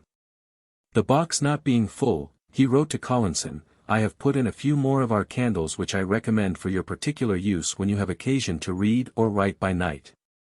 They give a whiter flame than that of any other kind of candle, and the light is more like daylight than any other light I know, besides they need little or no snuffing, and grease nothing. There is still a little vacancy at the end of the box, so I'll put in a few cakes of American soap made of myrtle wax, said to be the best soap in the world for shaving or washing fine linens etc. Mrs. Franklin requests your daughter would be so good as to accept 3 or 4 cakes of it, to wash your grandson's finest things with." In a letter to Bartram, who had informed him that his eyesight was failing, Franklin surmises that this good and dear old friend did not have spectacles that suited him. "Therefore," he said, "I send you a complete set, from number 1 to 13, that you may try them at your ease, and, having pitched on such as suit you best at present, reserve those of higher numbers for future use, as your eyes grow still older. And with the lower numbers, which are for younger people, you may oblige some other friends. My love to good Mrs. Bartram and your children." Afterwards, he sends to Bartram several sorts of seed and the English medal which had been awarded to him for his botanical achievements. And with them went also one of the compliments in which his urbanity abounded. Alluding to the medal, he says, "It goes in a box to my son back, with the seeds. I wish you joy of it. Notwithstanding the failure of your eyes, you write as distinctly as ever. Please to accept a little present of books I send by him." Curious for the beauty of the impression, he wrote to Benjamin Vaughan, when Temple was on the point of visiting England. One of his last gifts was a collection of books to Abdiel Holmes, the father of Oliver Wendell Holmes. In addition to the gifts that he made to his friends, and the numerous commissions that he executed for them, when he was in London, he was prompt to let them feel that they could always be certain of his sympathy in every respect that affected their prosperity or happiness for good or for evil. In one of his letters, he assures Jared Eliot that, if he should send any of his steel saws to Philadelphia for sale, the writer would not be wanting, where his recommendation might be of service. When at Passy, he wrote to George Whatley for a copy of his excellent little work, The Principles of Trade. "I would get it translated and printed here," he said. The same generous impulse led him to write to Robert Morris, when Morris was acquiring his reputation as the financier. "No one but yourself can enjoy your growing reputation more than I do."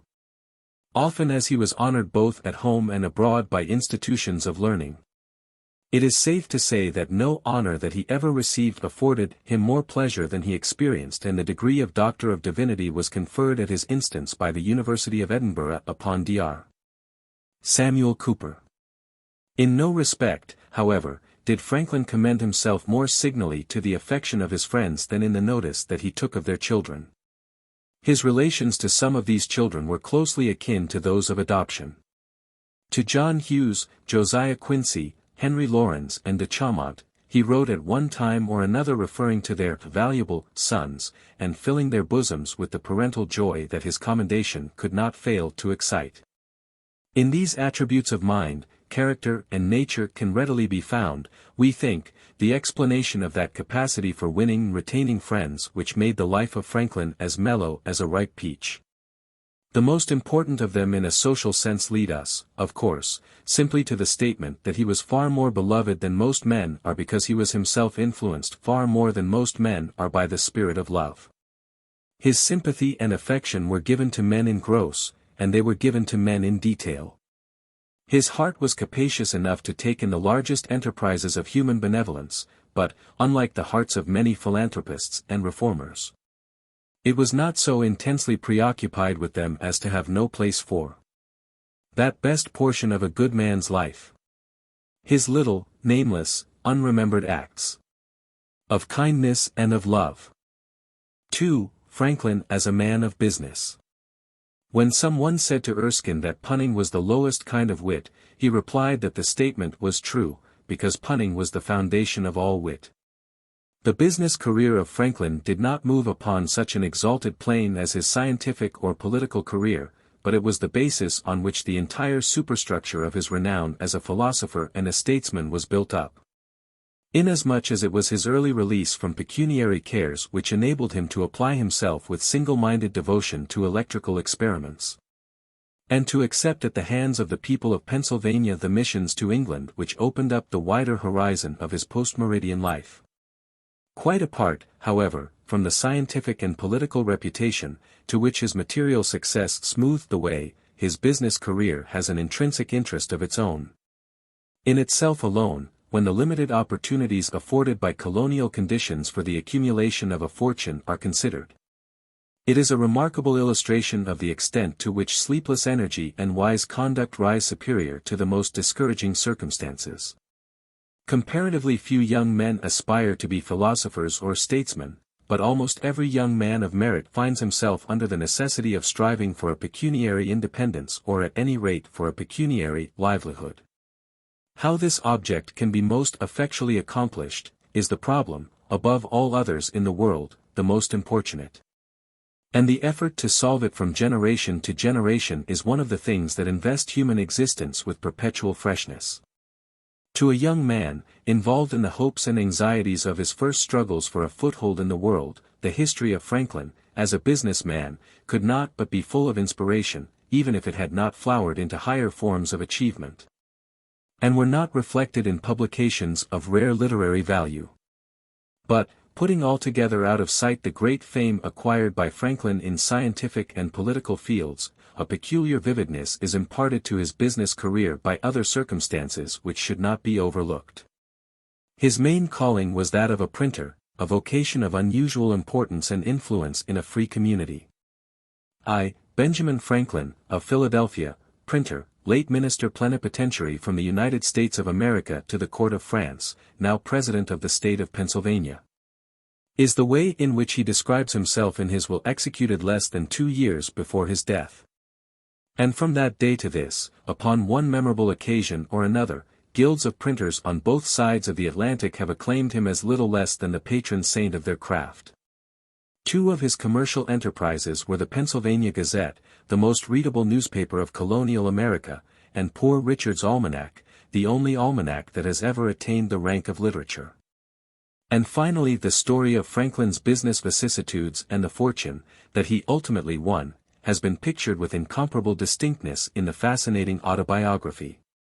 There he has set forth, as no other man with such lowly beginnings has had the genius to set forth, the slow, painful progress of a printer and merchant, under harsh and rigid conditions, from poverty to wealth. That fortune cannot be won under such circumstances except by the exercise of untiring industry, pinching frugality, and unceasing vigilance, but that, with good health, good character, unquailing courage and due regard to Father Abraham's harangue, every man can conquer adversity, is the moral which the Autobiography has for the youth who has no inheritance but his own hands or brain.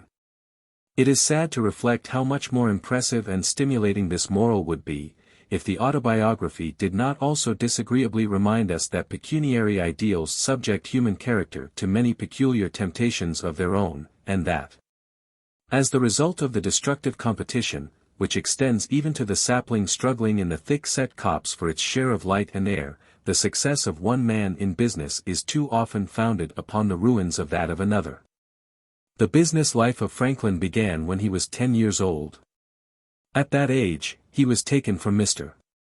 Brownell's school in Boston, and set to the task at the Blue Ball, his father's shop, of cutting wick for the candles, filling the dipping mold and the molds for cast candles, attending the shop, going of errands, etc. At this he continued until he was 12 years of age, but his duties were so distasteful to him that his father feared that, unless he could find some more congenial occupation for him, he would run off to sea. To avert this danger, Josiah sometimes took Benjamin about with him, and showed him joiners, bricklayers, turners, braziers and other artisans at their several trades in the hope of awakening an inclination in him for one of them. The walks were not unprofitable to the son. It has ever since, he says in the Autobiography, been a pleasure to me to see good workmen handle their tools. And it has been useful to me, having learnt so much by it as to be able to do little jobs myself in my house when a workman could not readily be got, and to construct little machines for my experiments.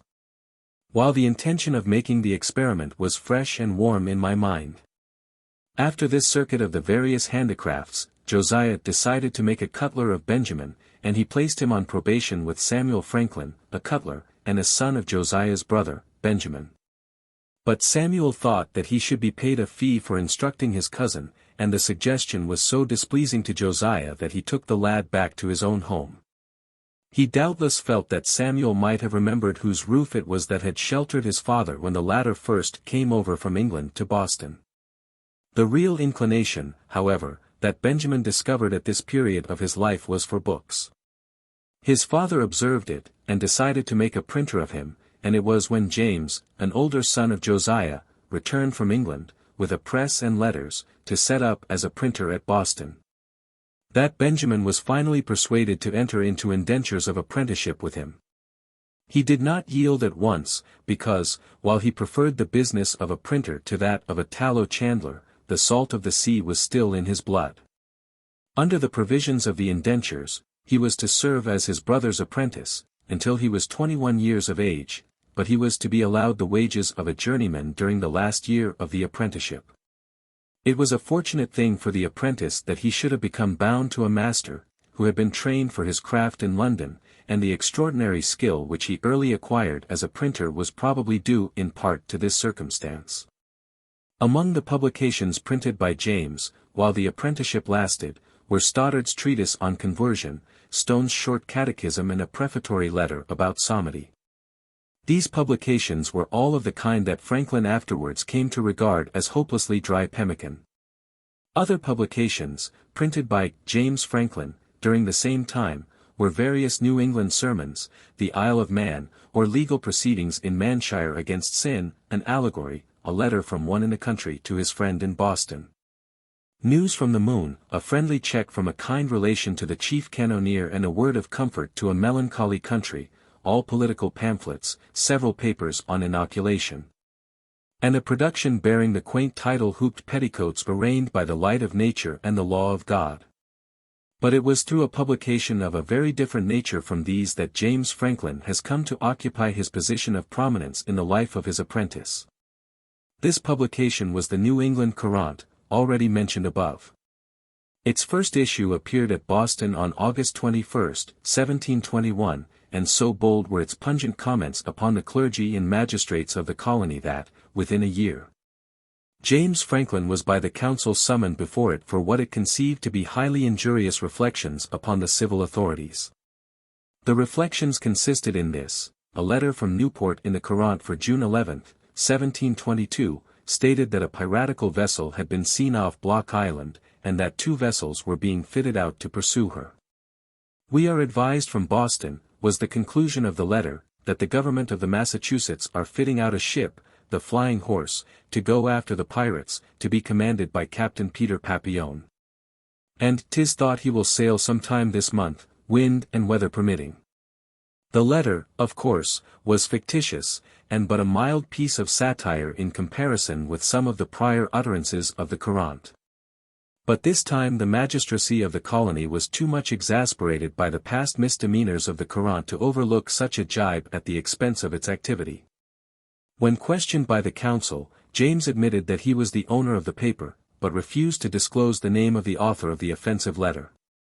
Benjamin was questioned, too, and united in the refusal.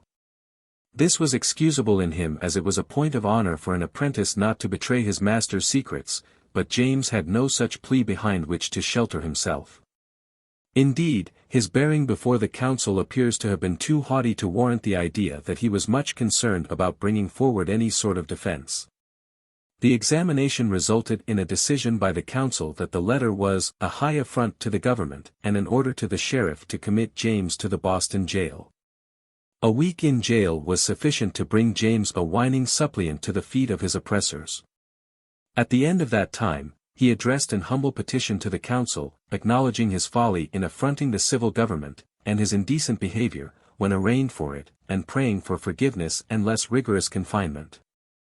The petition was granted, but, when he was released, he had been a whole month in durance. In the meantime, however, Benjamin, who had attracted the attention of his brother and the group of writers, who contributed to the columns of the Courant, by a sprightly series of letters signed Silence Dogood, of which we shall say something hereafter, had been conducting the publication, and, with the aid of his literary coadjutors, assailing the proceedings of the council in prose and verse. These attacks continued for 6 months after James was released, and were borne by the council with a supineness which was probably due to the fear of exciting popular sympathy with the Courant as a champion of free speech. But in the issue of the Courant for January 14, 1723, appeared an article so caustic that the council could contain itself no longer. It was headed by the well-known lines of Hudibras, which are significant of the spirit in which the youthful Franklin confronted the whole system of Puritan asceticism. In the wicked there's no vice, of which the saints have not a spice. And yet that thing that's pious in the one, in t'other is a sin. Is't not ridiculous and nonsense? A saint should be a slave to conscience. The performance has so many earmarks of Franklin's peculiar modes of thought and speech that it is hard not to ascribe its authorship to him without hesitation. Besides thrusts at the governor and other public functionaries, it lashed the pietists of the place and time with unsparing severity. Many persons, it declared, who seemed to be more than ordinarily religious, were often found to be the greatest cheats imaginable. They would dissemble and lie, snuffle and whiffle, and, if it were possible, would overreach and defraud all who dealt with them. For my own part, the writer further declared, when I find a man full of religious cant and palaver, I presently suspect him to be a knave. Religion is, indeed, the principal thing, but too much of it is worse than none at all. The world abounds with knaves and villains, but of all knaves, the religious knave is the worst, and villainies acted under the cloak of religion are the most execrable. Moral honesty, though it will not of itself carry a man to heaven, yet I am sure there is no going thither without it. And however such men, of whom I have been speaking, may palliate their wickedness, they will find that publicans and harlots will enter the kingdom of heaven before themselves.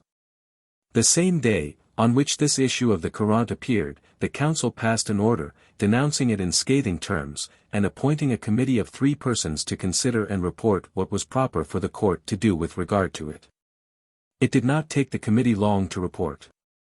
They condemned the Courant in stern language as an offense to church and state, and, for precaution of the like offense for the future, humbly proposed that James Franklin, the printer and publisher thereof, be strictly forbidden by this court to print or publish the New England Courant, or any other pamphlet or paper of the like nature, except it be first supervised by the secretary of this province.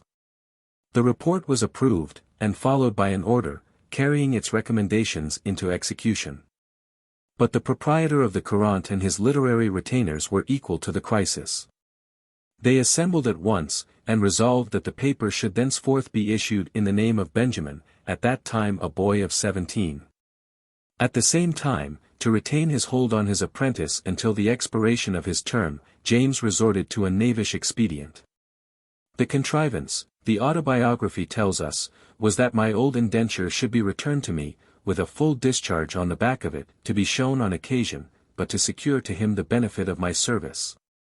I was to sign new indentures for the remainder of the term, which were to be kept private. A very flimsy scheme it was, however, it was immediately executed. As the final step in the fraud, the next issue of the Courant announced that the late publisher of the paper, finding that so many inconveniences would arise by his taking the manuscripts and public news to be supervised by the secretary as to render his carrying it on unprofitable, had entirely dropped the undertaking. The Courant itself, however, went merrily along in its old evil courses, despite the fact that the same issue, speaking through its new management, as if it were an entire stranger to its guilty past, deprecated newspaper license in the strongest terms, looked forward to a future of genial good humor only, and even gave expression to such a deceitful sentiment as this: pieces of pleasancy and mirth have a secret charm in them to allay the heats and tumors of our spirits, and to make a man forget his restless resentments. These debonair pretenses were hardly uttered before they were laid aside, and the attacks on the clergy and their sanctimonious adherents renewed with as much wit and vivacity as formerly, if not more. And so eagerly read were the lampoons of the Courant by the population of Boston, which, perhaps, after all, stiff-necked as it was, did not differ from most urban populations in containing more sinners than saints, that, under the management of old Janus, the mask behind which young Franklin concealed his features, the Courant was in a few months able to raise its price from 10 to 12 shillings a year. It was a lawless sheet, but, in its contest against arbitrary power and muffled speech, it was swimming with a current that was to gather up additional elements of irresistible volume and force at every stage of its journey towards the open main of present American political ideas. In the management of the Courant, Franklin had scored his first business success. James might well have made his gifted apprentice his co-partner. But, whether from jealousy, the sauciness of the apprentice, mere choler, or the domineering temper that we should naturally expect in a man who meekly kissed the hand of tyranny after a single week in jail, he was far from doing anything of the sort. Smarting under the snubs and blows administered to him by a brother, from whose fraternal relationship to him he thought that he was entitled to receive somewhat more than the ordinary indulgence shown an apprentice, Benjamin, to use his own words, took upon him to assert his freedom, presuming that James would not venture to produce the new indentures. When James found that his apprentice was about to leave him, he prevented him from securing employment with any other Boston printer by warning them all against him. The consequence was that the boy, between his reputation as a young genius that had a turn for libeling and satire, the horror with which he was pointed at by good people as an infidel or atheist, the lowering eye of the provincial government, and the rancor with which he was pursued by his brother, found himself under a cloud of opprobrium from which he could not escape except by making his home in another place than Boston. Knowing that his father would detain him, if he learnt that he was about to go elsewhere, he sold enough of his books to obtain a small sum of money for his journey, and contrived, through the management of Collins, to be secretly taken on board of a sloop on the eve of sailing for New York, under the pretense of his being a young acquaintance of Collins, who had got a naughty girl with child. The flight which followed has been narrated and pictured until it is almost as well known as the Exodus of the Old Testament. He would be a rash writer, indeed, who imagined that he could tell that story over again in any words except those of Franklin himself without dispelling a charm as subtle as that which forbids a seashell to be removed from the seashore. How, with a fair wind, he found himself, a boy of 17, in New York, 47 without a claim of friendship, acquaintance or recommendation upon a human being in that town. How he fruitlessly applied for employment to the only printer there, William Bradford, and was advised by him to go on to Philadelphia. How, owing to an ugly squall, he was 30 hours on the waters of New York Bay before he could make the kill, without victuals, or any drink except a bottle of filthy rum, and with no companion except his boatman and a drunken Dutchman. How after breaking up a fever, brought on by this experience, with copious draughts of cold water, he trudged on foot all the way across New Jersey from Amboy to Burlington, stopping the first day for the night at a poor inn, where travel-stained and drenched to the skin by rain, he was in danger of being taken up as a runaway servant. Stopping the second day at an inn within 8 or 10 miles of Burlington, kept by a Dr. Brown, an infidel vagabond, with a flavor of letters, and arriving the next morning at Burlington, where a kindly old woman of whom he had bought gingerbread, to eat on his way down the Delaware, gave him a dinner of ox cheek with great good will, and accepted only a pot of ale in return. All these things are told in the Autobiography in words as well known to the ordinary American boy as the prominent incidents of his own life. And so also is the descent of the Delaware in the timely boat that hove in sight as Benjamin was walking in the evening by the waterside at Burlington on the day of his arrival there, and took him aboard, putting in about midnight at Cooper's Creek for fear that it had passed in the darkness the town which has since grown to be a vast city more luminous at night than the heavens above it, and landing at Market Street, Philadelphia, the next day, Sunday, at 8 or 9 o'clock. Here the dirty, hungry wayfarer found himself in a land marked by many surprising contrasts with the one from which he had fled. There was no biscuit to be had in the town, nor could he even obtain a 3-penny loaf at the baker's shop on 2nd Street. But for 3 pence he purchased to his astonishment 3 great puffy rolls, so large that, after sating his hunger with one of them, as he walked up Market Street as far as 4th Street. And then back by other streets for a drink of river water to the Market Street wharf. He still had the other 2 left to give to a mother and child, who had come down the Delaware with him, and were on their way to a more distant point. But, doubtless, of all the things in that unfamiliar place, the one that seemed to him most unlike his former home was the serene, mild face that religion wore.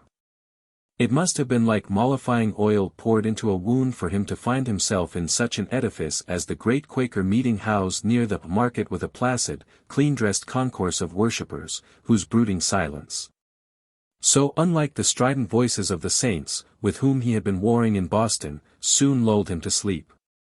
A sleep not so deep or so long, however, that the youth, exhausted by the labor of rowing, and the want of rest, could not, when diverted from the sign of the disreputable Three Mariners, and directed to the sign of the more reputable Crooked Billet, in Water Street, by a friendly Quaker guide, consume in profound slumber, with a brief intermission for supper, the entire time between dinner and the next morning. He was too young yet to need to be reminded by any poor Richard that there is sleeping enough in the grave, and the next morning was to see the beginning of a struggle, first for subsistence, and then for a fortune. Hard as a muscle tense with the utmost strain that it can bear. With the return of day, he made himself as tidy as he could without the aid of his clothes chest, which was coming around by sea, and repaired to the printing shop of Andrew Bradford, to whom he had been referred by William Bradford, the father of Andrew, in New York. When he arrived at the shop, he found the father there. By traveling on horseback, he had reached Philadelphia before Benjamin. By him Benjamin was introduced to Andrew Bradford, who received him civilly, and gave him breakfast but told him that he was not at present in need of a hand, having recently secured one. There was another printer in town, however, he said, lately set up, one Keimer, who perhaps might employ him.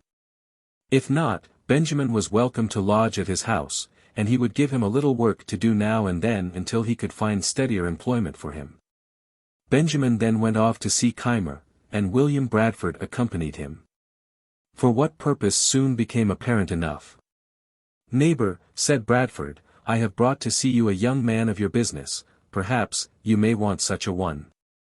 Keimer asked Benjamin a few questions, put a composing stick in his hands to test his competency, and declared that he would employ him soon though he had just then nothing for him to do. Then taking old Bradford, whom he had never seen before, and whose relationship to Andrew he never suspected, to be a friendly fellow townsman, he opened up his plans and prospects to his visitors, and announced that he expected to get the greater part of the printing business in Philadelphia into his hands. This announcement prompted William Bradford to draw him on, by artful questions, and starting little doubts, to explain all his views, what interest he relied on, and in what manner he intended to proceed. "I," observes Franklin, who stood by and heard all, "saw immediately that one of them was a crafty old sophister, and the other a mere novice." Bradford left me with Keimer, who was greatly surprised when I told him who the old man was. There was room enough in Philadelphia for such an expert craftsman as Benjamin. Andrew Bradford had not been bred to the business of printing, and was very illiterate, and Keimer, though something of a scholar, was a mere compositor, and knew nothing of presswork. His printing outfit consisted of an old shattered press, and one small, worn-out font of English letters. When Benjamin called on him, he was composing directly out of his head an elegy on Aquila Rose, a worthy young Philadelphian who had just died. What mournful accents thus accost mine ear! What doleful echoes hourly thus appear! What sighs from melting hearts proclaim aloud the solemn mourning of this numerous crowd! In sable characters the news is read. Our rose is withered, and our eagles fled. In that our dear Aquila Rose is dead. These are a few of the many lines in which Keimer, disdaining ink bottle and quill, traced with his composing stick alone from birth to death the life of his lost Lycidas. As there was no copy, and but one pair of cases, and the threnody was likely to require all the letters that Keimer had, no helper could be of any assistance to him. So Benjamin put the old press into as good a condition as he could, and, promising Keimer to come back and print off the elegy, as soon as it was transcribed into type from the tablets of his brain, returned to Bradford's printing house. Here he was given a small task, and was lodged and boarded until Keimer sent for him to strike off his poem. While he had been away, Keimer had procured another pair of cases, and had been employed to reprint a pamphlet. And upon this pamphlet Benjamin was put to work. During the period of his employment by Keimer, an incident arose which gave a decisive turn to his fortunes for a time. Happening to be at Newcastle, his brother-in-law, Robert Holmes, the master of a sloop that plied between Boston and the Delaware River, heard that he was at Philadelphia, and wrote to him, earnestly urging him to return to Boston. To this letter Benjamin replied, thanking Holmes for his advice, but stating his reasons for leaving Boston fully and in such a way as to convince him that the flight from Boston was not so censurable as he supposed. The letter was shown by Holmes to Sir William Keith, who read it, and was surprised when he was told the age of the writer. Benjamin, he said, appeared to be a young man of promising parts, and should, therefore, be encouraged, for the printers at Philadelphia were wretched ones, and he did not doubt that, if Benjamin would set up as a printer there, he would succeed. As to himself, he would procure him the public printing and render him any other service in his power. Before these circumstances were brought to the knowledge of Benjamin, the governor and colonel, French of Newcastle proceeded to look him up, and one day, while he and Keimer were working together near the window of the Keimer printing office, they saw the pair coming across the street in their fine clothes towards its door. As soon as they were heard at the door, Keimer, assuming that they were calling upon him, ran down to greet them, but the governor inquired for Benjamin, walked upstairs, and, with a condescension and politeness to which the youth was quite unaccustomed, paid him many compliments, expressed a desire to be acquainted with him, blamed him kindly for not making himself known to him, when Benjamin first came to Philadelphia, and invited him to accompany him to the tavern where he was going, he said, with Colonel French to taste some excellent Madeira. I, says Franklin, was not a little surprised, and Keimer starred like a pig poisoned. But the invitation was accepted, and, at a tavern, at the corner of 3rd Street, and over the Madeira, Keith suggested that the youth should become a printer on his own account, and pointed out to him the likelihood of his success. And both he and Colonel French assured him that he would have their interest and influence for the purpose of securing the public printing in Pennsylvania and the 3 lower counties on the Delaware. When Benjamin stated that he doubted whether his father would assist him in the venture, Keith replied that he would give him a letter to Josiah, presenting the advantages of the scheme, and that he did not doubt that it would be effectual. The result of the conversation was a secret understanding that Benjamin should return to Boston in the first available vessel with Keith's letter, and, while he was awaiting this vessel, Benjamin continued at work with Keimer as usual.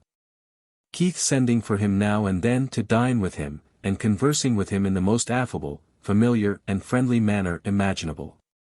Later a little vessel came along bound for Boston. With Keith's letter in his possession, Benjamin took passage in her, and, after a dangerous voyage of 2 weeks, found himself again in the city from which he had fled 7 months before. All the members of his family gave him a hearty welcome except his brother James, but Josiah, after reading the governor's letter, and considering its contents for some days, expressed the opinion that he must be a man of small discretion to think of setting up a boy in business who wanted yet 3 years of being at man's estate. He flatly refused to give his consent to the project, but wrote a civil letter to the governor, thanking him for the patronage that he had proffered Benjamin, and stating his belief that his son was too young for such an enterprise. Nevertheless, Josiah was pleased with the evidences of material success and standing that his son had brought back with him from Philadelphia, and, when Benjamin left Boston on his return to Philadelphia, it was with the approbation and blessing of his parents, and some tokens, in the form of little gifts, of their love, and with the promise, moreover, of help from Josiah, in case he should not, by the time he reached the age of 21, save enough money by his industry and frugality to establish himself in business. When Benjamin arrived at Philadelphia, and communicated Josiah's decision to Keith, the governor was not in the least disconcerted. There was a great difference in persons, he was so kind as to declare. Discretion did not always accompany years, nor was youth always without it. And since he will not set you up, he said to Benjamin, I will do it myself. Give me an inventory of the things necessary to be had from England, and I will send for them. You shall repay me when you are able. I am resolved to have a good printer here, and I am sure you must succeed. This, the Autobiography tells us, was uttered with such apparently heartfelt cordiality that Benjamin did not entertain the slightest doubt of Keith's sincerity, and, as he had kept, and was still keeping, his plans entirely secret. There was no one more familiar with Keith's character than himself to warn him that the actual value of Keith's promises was a very different thing from their face value. Believing the governor to be one of the best men in the world to have thus unsolicited made such a generous offer to him, Benjamin drew up an inventory calling for a small printing outfit of the value of about £100 sterling. And handed it to him. It met with his approval, but led him to ask whether it might not be of some advantage for Benjamin to be on the spot in England to choose the type, and to see that everything was good of its kind. Moreover, he suggested that, when Benjamin was there, he might make some useful acquaintance, and establish a profitable correspondence with booksellers and stationers. To the advantage of all this Benjamin could not but assent. Then, said Keith, get yourself ready to go with Annis, meaning the master of the London Hope, the annual ship, which was the only one at that time plying regularly between London and Philadelphia.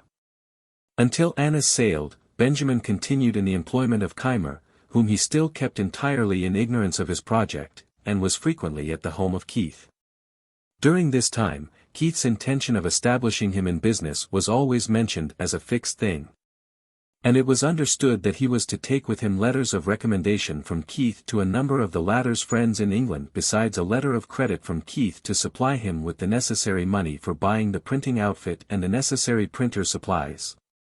Before Annis' ship sailed, Benjamin repeatedly called upon Keith for these letters at different times appointed by him, but on each occasion their delivery was postponed to a subsequent date. Thus things went on until the ship was actually on the point of sailing. Then, when Benjamin called on Keith, to take his leave of him and to receive the letters, the governor's secretary, Dr.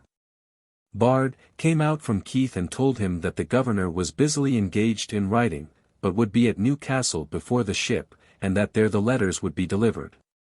Upon the arrival of the ship at Newcastle, Keith, true to his word, was awaiting it, but, when Benjamin went to Keith's lodgings to get the letters, the governor's secretary again came out from him with a statement by him that he was then absorbed in business of the utmost importance, but that he would send the letters aboard.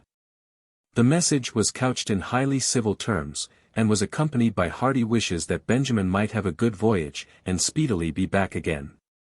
I returned on board, says Franklin in the Autobiography, a little puzzled, but still not doubting. At the very beginning of the voyage, Benjamin and his graceless friend Ralph had an unusual stroke of good luck.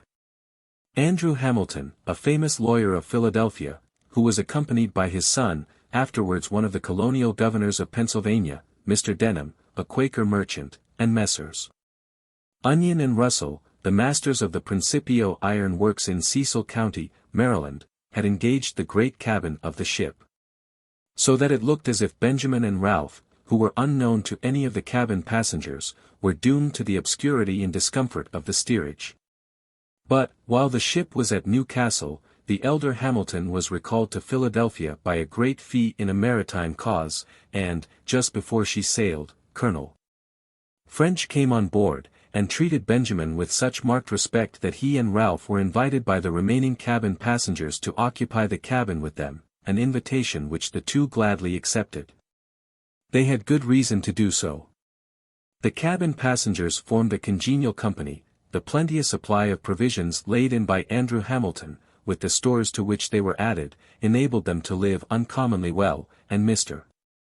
Denham contracted a lasting friendship for Benjamin. The latter, however, had not lost sight of the letters from Keith which had been so long on their way to his hands.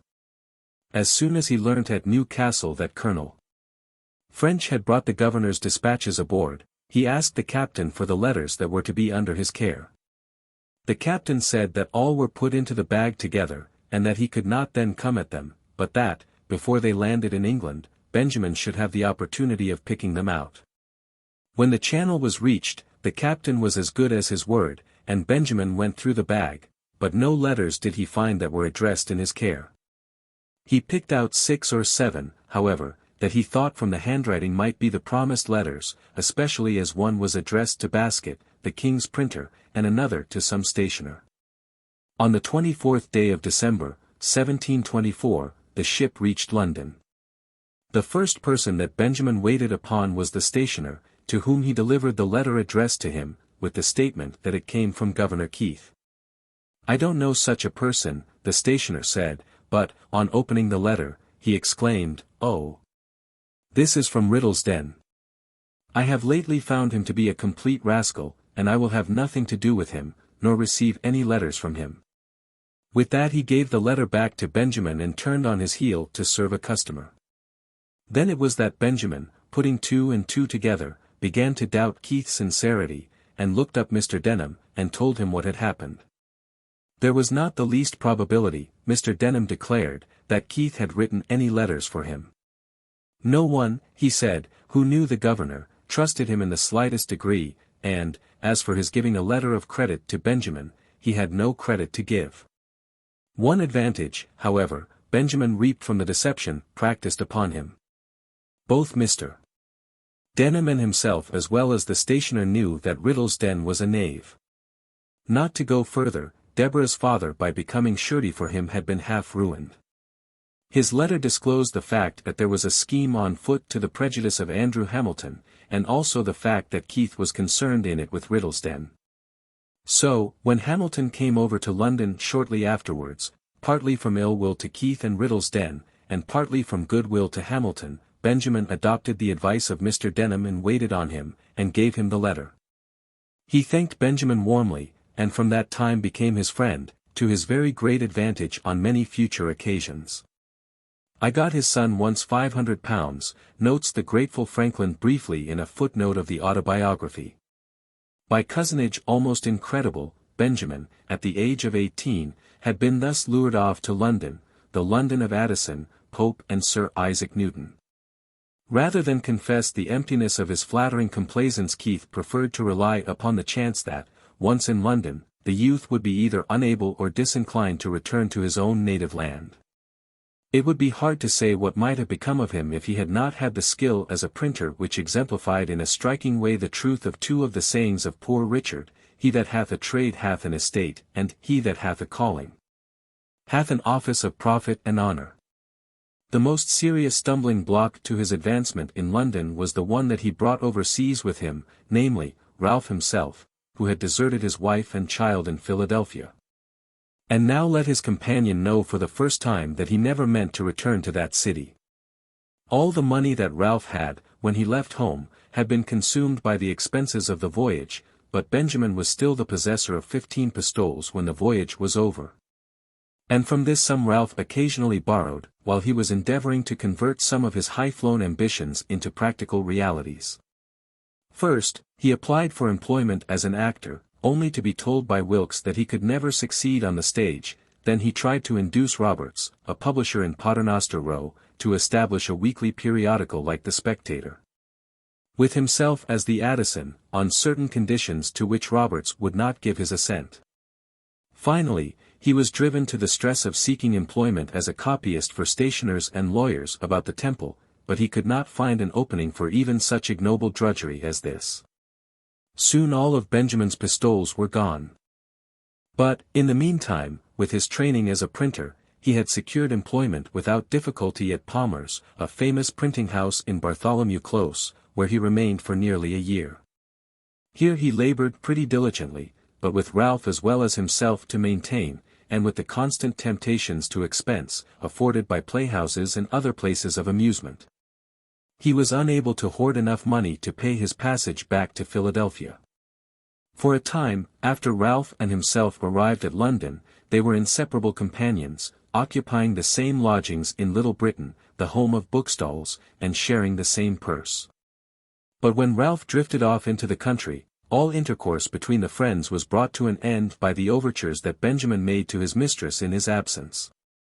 It was then that Benjamin, relieved of the burden which the pecuniary necessities of Ralph had imposed on him, began to think of laying aside a little money, and left Palmer's to work at what's near Lincoln's Inn Fields. A still more important printing house, where he was employed so long as he remained in London. His reminiscences of this printing house are among the most interesting in the Autobiography. One episode during his connection with it presents him to us with some of the lines of his subsequent maturity, plainly impressed on him. "I drank," he says, "only water. The other workmen, near 50 in number, were great guzzlers of beer. When they observed that his physical strength was superior to theirs, they wondered that the water American, as they called him, should be stronger than they who drank strong beer." A boy was incessantly running between an ale-house and the printing house for the purpose of keeping the latter supplied with drink. Benjamin's pressmate drank every day a pint of beer before breakfast, a pint at breakfast, with his bread and cheese, a pint between breakfast and dinner, a pint at dinner, a pint in the afternoon about 6 o'clock. And another pint when he had done his day's work. Franklin vainly endeavored to convince him that the physical strength, produced by beer, could only be in proportion to the grain or barley flour dissolved in water that the beer contained, that there was more flour in a pennyworth of bread. And that, therefore, if he would eat that with a pint of water, it would give him more strength than a quart of beer. As it was, he had 4 or 5 shillings to pay out of his wages every Saturday night for muddling liquor, and in this way he and his fellow workmen kept themselves always under. Benjamin began at Watts as a pressman, but, after some weeks of service, he was transferred by the master to the composing room. There a toll of 5 shillings for drink was demanded of him by the other compositors as the price of his admission to their society. At first he refused to pay it, as he had already paid a similar bienvenue in the press room, and the master followed his refusal up by positively forbidding him to pay it. But after a few weeks of recusancy he learned how despotic a thing an inveterate custom is. He was excommunicated for a while by all his fellow workmen, and could not leave the composing room for even the briefest time without having his sorts mixed or his pages transposed by the chapel ghost, who was said to have a deep grudge against all imperfectly initiated compositors.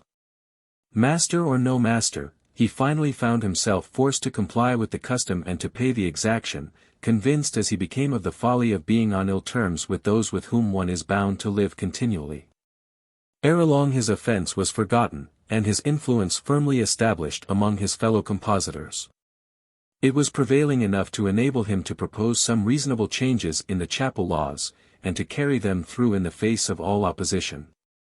At the same time, the example of temperance, set by him, induced a great part of his companions to give up their breakfast of beer, bread and cheese, and to supply themselves from a neighboring public-house with a large porringer of hot water gruel, seasoned with butter and pepper, and crumbed with bread, for the price of a pint of beer, namely, 3 halfpence. This made a more comfortable as well as a cheaper breakfast, and one that left their heads clear besides. Those of Benjamin's fellow workmen whom he could not reclaim fell into the habit of using his credit for the purpose of getting beer when their light at the alehouse, to use their own cant expression, was out. To protect himself, he stood by the pay table on Saturday night, and collected enough from their wages to cover the sums for which he had made himself responsible, amounting sometimes to as much as 30 shillings a week. The loan of his credit in this way and his humor gave him an assured standing in the composing room. On the other hand, his steadiness, for he never, he says, made a Saint Monday, recommended him to the favor of his master. And his uncommon quickness in composing enabled him to secure the higher compensation which was paid for what would now be termed rush work. His situation was at this time very agreeable and his mind became intently fixed upon saving as much of his wages as he could.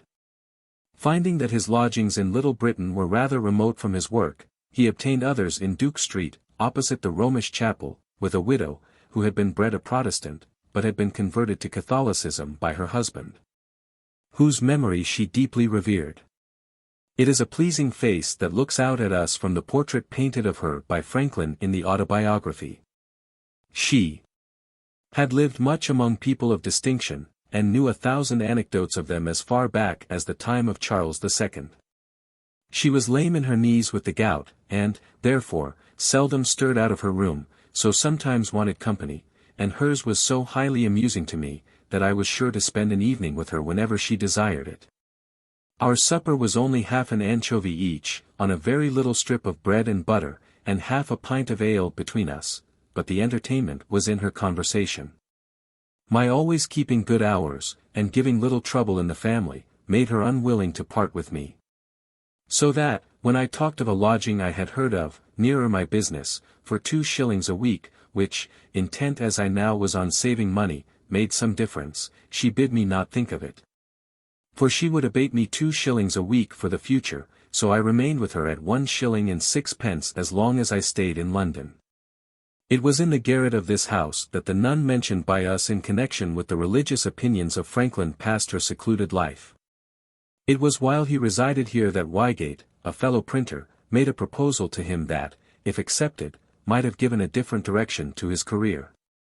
Drawn to Benjamin, who had taught him how to swim, by common intellectual tastes, and by the admiration excited in him by Benjamin's vigor and agility as a swimmer, he suggested to the latter that they should travel all over Europe together, and support themselves as they went by the exercise of their handicraft. Benjamin was disposed to adopt the suggestion, but, when he mentioned it to his friend, Mr. Denham, upon whom he was in the habit of calling, the latter disapproved of it, and advised him to dismiss every thought from his mind except that of returning to Pennsylvania, which he was about to do himself. Nay more, he told Benjamin that he expected to take over a large amount of merchandise with him, and to open a store in Philadelphia. And he offered to employ Benjamin as his clerk to keep his books, when the latter had acquired a sufficient knowledge of bookkeeping under his instruction, copy his letters, and attend to the store. In addition, he promised that, as soon as Benjamin should have the requisite experience, he would promote him by sending him with a cargo of breadstuffs to the West Indies, and would, moreover, procure profitable commissions for him from others. And, if Benjamin made a success of these opportunities, establish him in life handsomely. The proposal was accepted by Benjamin. He was tired of London, remembered with pleasure the happy months spent by him in Pennsylvania, and was desirous of seeing it again.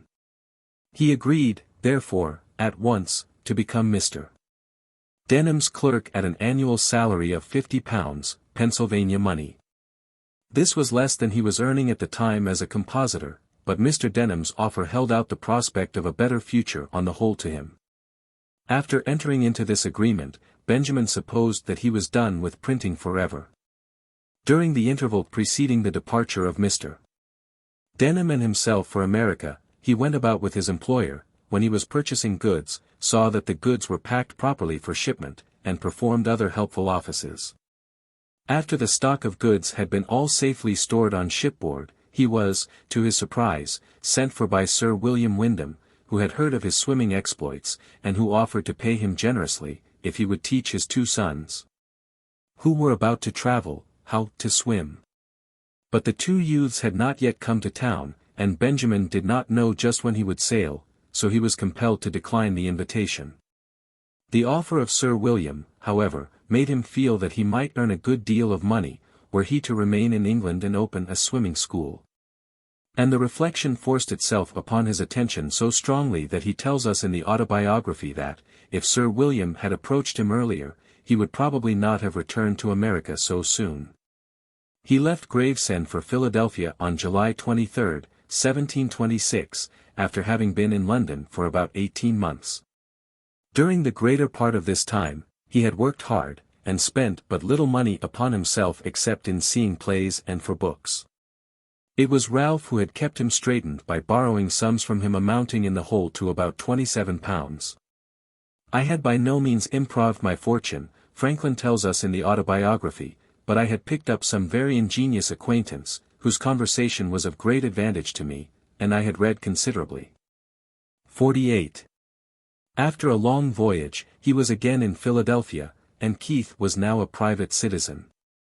When Benjamin met him on the street, he showed a little shame at the sight of his dupe, but he passed on without saying anything. Keimer seemed to have a flourishing business. He had moved into a better house, and had a shop well supplied with stationery, plenty of type, and a number of hands, though none of them were efficient. Mr. Denham opened a store in Water Street, and the merchandise brought over with him was placed in it. Benjamin gave his diligent attention to the business, studied accounts, and was in a little while an expert salesman. But then came one of those sudden strokes of misfortune, which remind us on what perfidious foundations all human hopes rest. Beginning with his relations to Mr. Denham, Franklin narrates the circumstances in these words. "We LODG'd and boarded together, he counseled me as a father, having a sincere regard for me. I respected and loved him, and we might have gone on together very happy, but, in the beginning of February, 1726/7, when I had just passed my 21st year, we both were taken ill. My distemper was a pleurisy, which very nearly carried me off. I suffered a good deal, gave up the point in my own mind, and was rather disappointed when I found myself recovering, regretting, in some degree, that I must now, some time or other, have all that disagreeable work to do over again. I forget what his distemper was, it held him a long time, and at length carried him off. He left me a small legacy in a nuncupative will, as a token of his kindness for me, and he left me once more to the wide world. For the store was taken into the care of his executors, and my employment under him ended. Franklin did have all that disagreeable work to do over again, for it was of a pleuritic abscess that he died in the end. Of Mr.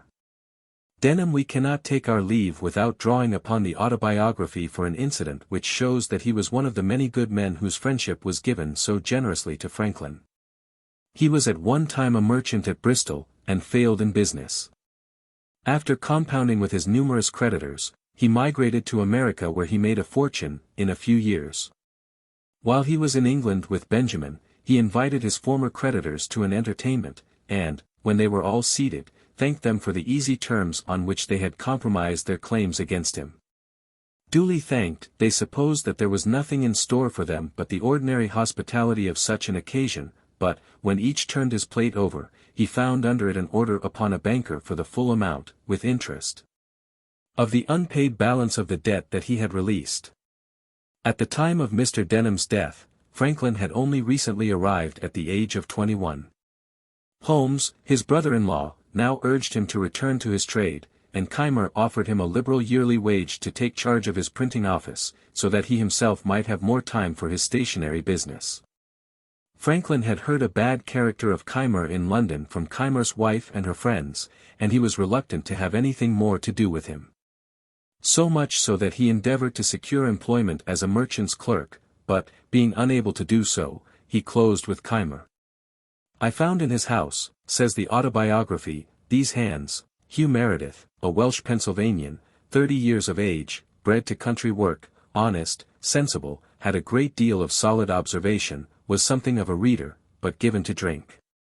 Stephen Potts, a young countryman of full age, bred to the same, of uncommon natural parts, and great wit and humour, but a little idle. These he had agreed with at extreme low wages per week, to be riced a shilling every 3 months, as they would deserve by improving in their business. And the expectation of these high wages, to come on hereafter, was what he had drawn them in with. Meredith was to work at press, Potts at book binding, which he, by agreement, was to teach them, though he knew neither one nor t'other. John, a wild Irishman, brought up to no business, whose service, for 4 years, Keimer had purchased from the captain of a ship, he, too, was to be made a pressman. George Webb, an Oxford scholar, whose time for 4 years he had likewise bought, intending him for a compositor, of whom more presently, and David Harry, a country boy, whom he had taken apprentice. George Webb is later described by Franklin as being lively, witty, good-natured and a pleasant companion, but idle, thoughtless, and imprudent to the last degree. While a student at Oxford, he had become possessed with the desire to see London and be a player. Yielding to this impulse, he walked outside of Oxford, hid his gown in a furze bush, and strode on to London, where he fell into bad company, spent all his money, pawned his clothes and lacked bread, having failed to secure an opening as a player. While in this situation, he was induced by his necessities to bind himself to go over to America as an indentured servant, and this he did without ever writing a line to his friends to let them know what had become of him. John, the Irishman, soon absconded. With the rest of Keimer's awkward squad, Franklin quickly formed very agreeable relations, all the more so because they had found Keimer incapable of teaching them, but now found that Franklin taught them something daily. By Keimer, too, Franklin was for a time treated with great civility and apparent regard. The selfish reasons for such treatment were patent enough. "Our printing house," declares the Autobiography, "often wanted sorts, and there was no letter founder in America. I had seen types cast at James's in London, but without much attention to the manner. However, I now contrived a mould, made use of the letters we had as puncheons, struck the matrices in lead, and thus supplied in a pretty tolerable way all deficiencies. I also engraved several things on occasion, I made the ink. I was warehouseman, and everything, and, in short, quite a factotum." Keimer was simply using Franklin to lick his rough cubs into shape. The value of Franklin's services declined every day as his other hands became more efficient, and, when he paid him his wages for the second quarter, he let him know that he thought that he should submit to a reduction. By degrees, he grew less civil, assumed a more imperious air, became fault-finding and captious, and seemed ready for an outbreak. Nevertheless, Franklin preserved his patience, thinking that Keimer's demeanor was partly due to his embarrassed circumstances. But a very small spark was enough to produce an explosion. Startled one day by a loud noise near the courthouse, Franklin put his head out of the window of the printing office to see what was the matter. Just then, Keimer, who was in the street, looked up and saw him, and called out to him in vociferous and angry tones to mind his business, adding some reproachful words that nettled Franklin the more because they were heard by the whole neighborhood. Keimer made things still worse by coming up into the printing office and continuing his rebuke. High words passed between the two, and Keimer gave Franklin the quarter's notice to quit, to which he was entitled, saying as he did it that he wished he could give him a shorter one. Franklin replied that the wish was unnecessary, and, taking up his hat, walked out of doors, requesting Meredith, as he left, to take care of some of his things that remained behind him, and to bring them to his lodgings.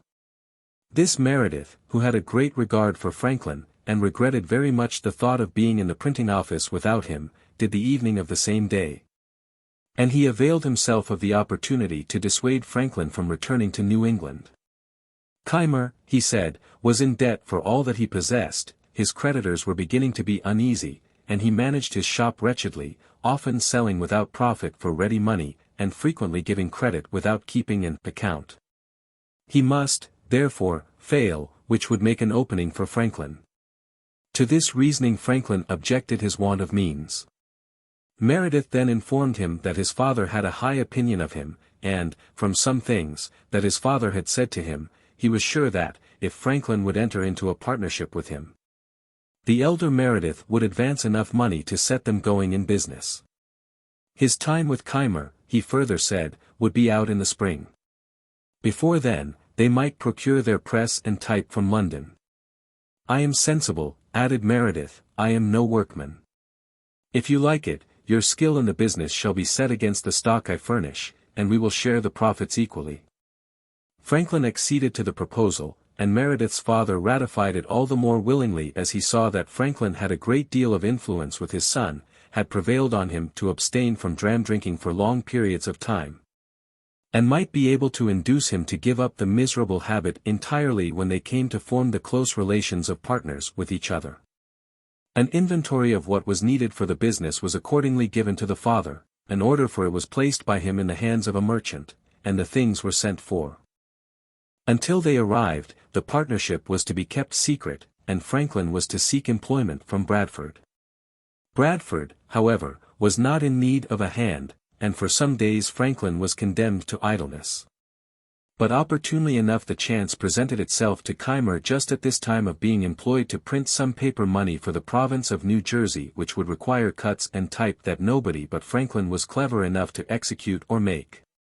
Fearing that Bradford might employ him, and secure the work, Keimer sent Franklin word that old friends should not be estranged by a few passionate words, and that he hoped Franklin would return to him.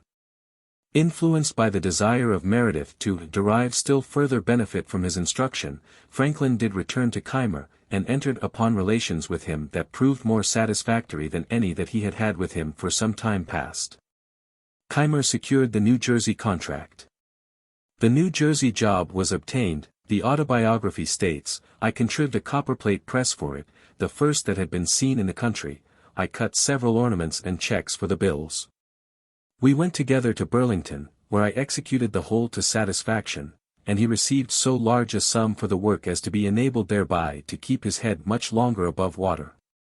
One of the attractive things about the youth of Franklin is the extent to which his love of reading and intellectual superiority gave him a standing with distinguished or prominent men much older than himself.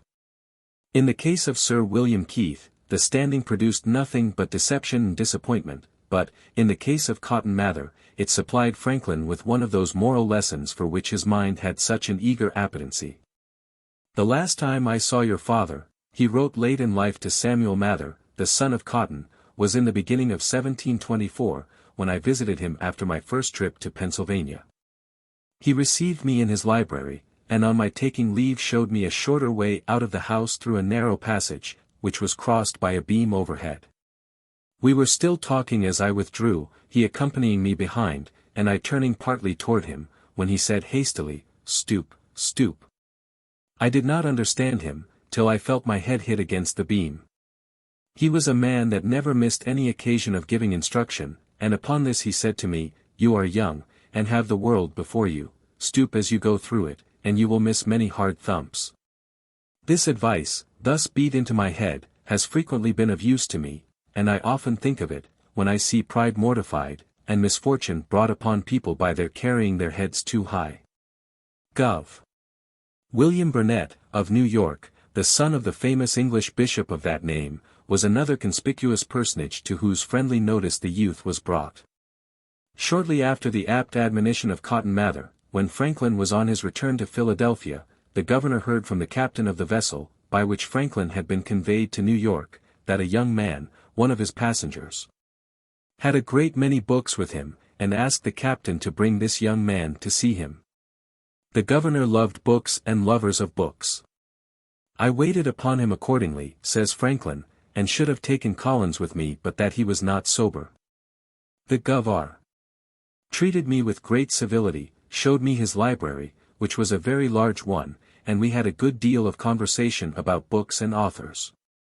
This was the second governor who had done me the honor to take notice of me, which, to a poor boy like me, was very pleasing. The happy consequences to Ralph and himself of the respect, shown him by Colonel French at Newcastle, and the lasting sense of gratitude that he soon afterwards excited in Andrew Hamilton have just been mentioned. This capacity for arresting the attention of men of years and influence now made its mark in New Jersey. Some of the principal men of the province were appointed by the Assembly to oversee the working of Keimer's press, and to take care that no more bills were printed than were authorized by law. They discharged this duty by turns, and usually each one, when he came, brought a friend or so with him for company. In this way, Franklin was introduced to a considerable group of persons who invited him to their houses, introduced him to their friends, and showed him much attention. Keimer, on the other hand, perhaps, Franklin surmises, because his mind had not been so much improved by reading as his, was a little neglected, though the master. The explanation given by Franklin for this neglect would seem a rather inadequate one when we recollect that in the same context he sums up the character of Keimer in these trenchant words: "In truth, he was an odd fish. Ignorant of common life, fond of rudely opposing received opinions, slovenly to extreme dirtiness, enthusiastic in some points of religion, and a little knavish withal. Likest Sebastian, poor Keimer will never be drawn without that arrow in his side." For 3 months Franklin remained at Burlington, making printer's ink money. At the end of that time, he could reckon among his friends Judge Allen, Samuel Bustill, the Secretary of the Province, Isaac Pearson, Joseph Cooper, and several of the Smiths, members of the Assembly, and Isaac Decow, the Surveyor General. The latter, he says, was a shrewd, sagacious old man, who told me that he began for himself, when young, by wheeling clay, for the brickmakers, learned to write after he was of age, carried the chain for surveyors. who taught him surveying. He had now, by his industry, acquired a good estate. And says he, I foresee that you will soon work this man out of his business, and make a fortune in it at Philadelphia. He had not then the least intimation of my intention to set up there or anywhere. These friends were afterwards of great use to me, as I occasionally was to some of them. They all continued their regard for me as long as they lived. Shortly after the completion of the New Jersey contract, the new type, which had been ordered for Franklin and Meredith from London, arrived at Philadelphia. With Keimer's consent, the two friends left him before he knew of its arrival. They rented a house near the market, and, to reduce the rent of £24 a year, they sublet a part of it to Thomas Godfrey, who was to board them. They had scarcely made ready for business, when George House, an acquaintance of Franklin, brought to them a countryman who had inquired of him on the street where he could find a printer. By this countryman the firm was paid for the work that he gave them the sum of 5 shillings, and this sum, Franklin declares in the Autobiography, being their first fruits. And coming in at a time when they had expended all their available cash in preparing for business, awakened more pleasure in him than any crown that he had ever since earned, and, besides, made him prompter than he, perhaps, would otherwise have been to help beginners. Whether there were any boomers, to use the cant term of today, in Philadelphia at that time the Autobiography does not tell us, but there was, to use another cant term of today, at least one knocker. There are croakers in every country, says Franklin in the Autobiography, always boding its ruin. Such a one then lived in Philadelphia, a person of note, an elderly man, with a wise look and a very grave manner of speaking. His name was Samuel Mickle.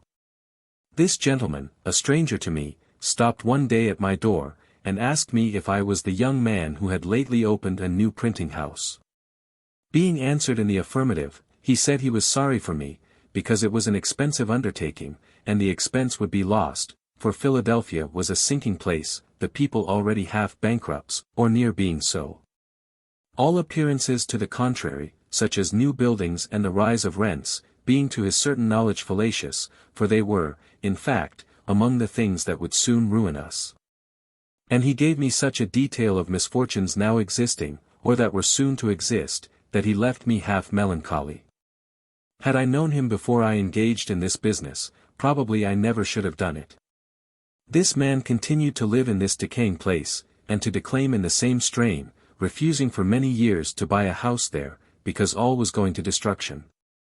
And at last I had the pleasure of seeing him give 5 times as much for one as he might have bought it for when he first began his croaking. The outlook of Franklin was a cheerful, optimistic one, and he had no sympathy with pessimists of any sort.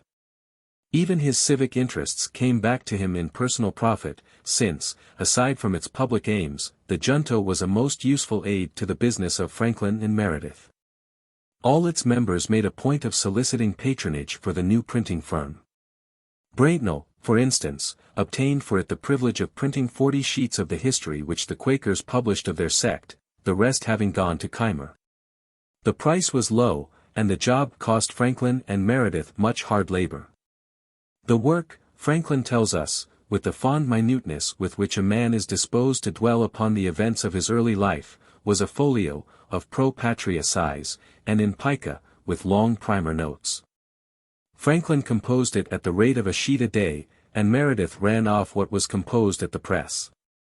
It was often 11 at night and later, when Franklin had completed his distribution for the work of the next day, for now and then he was set back by other business calls.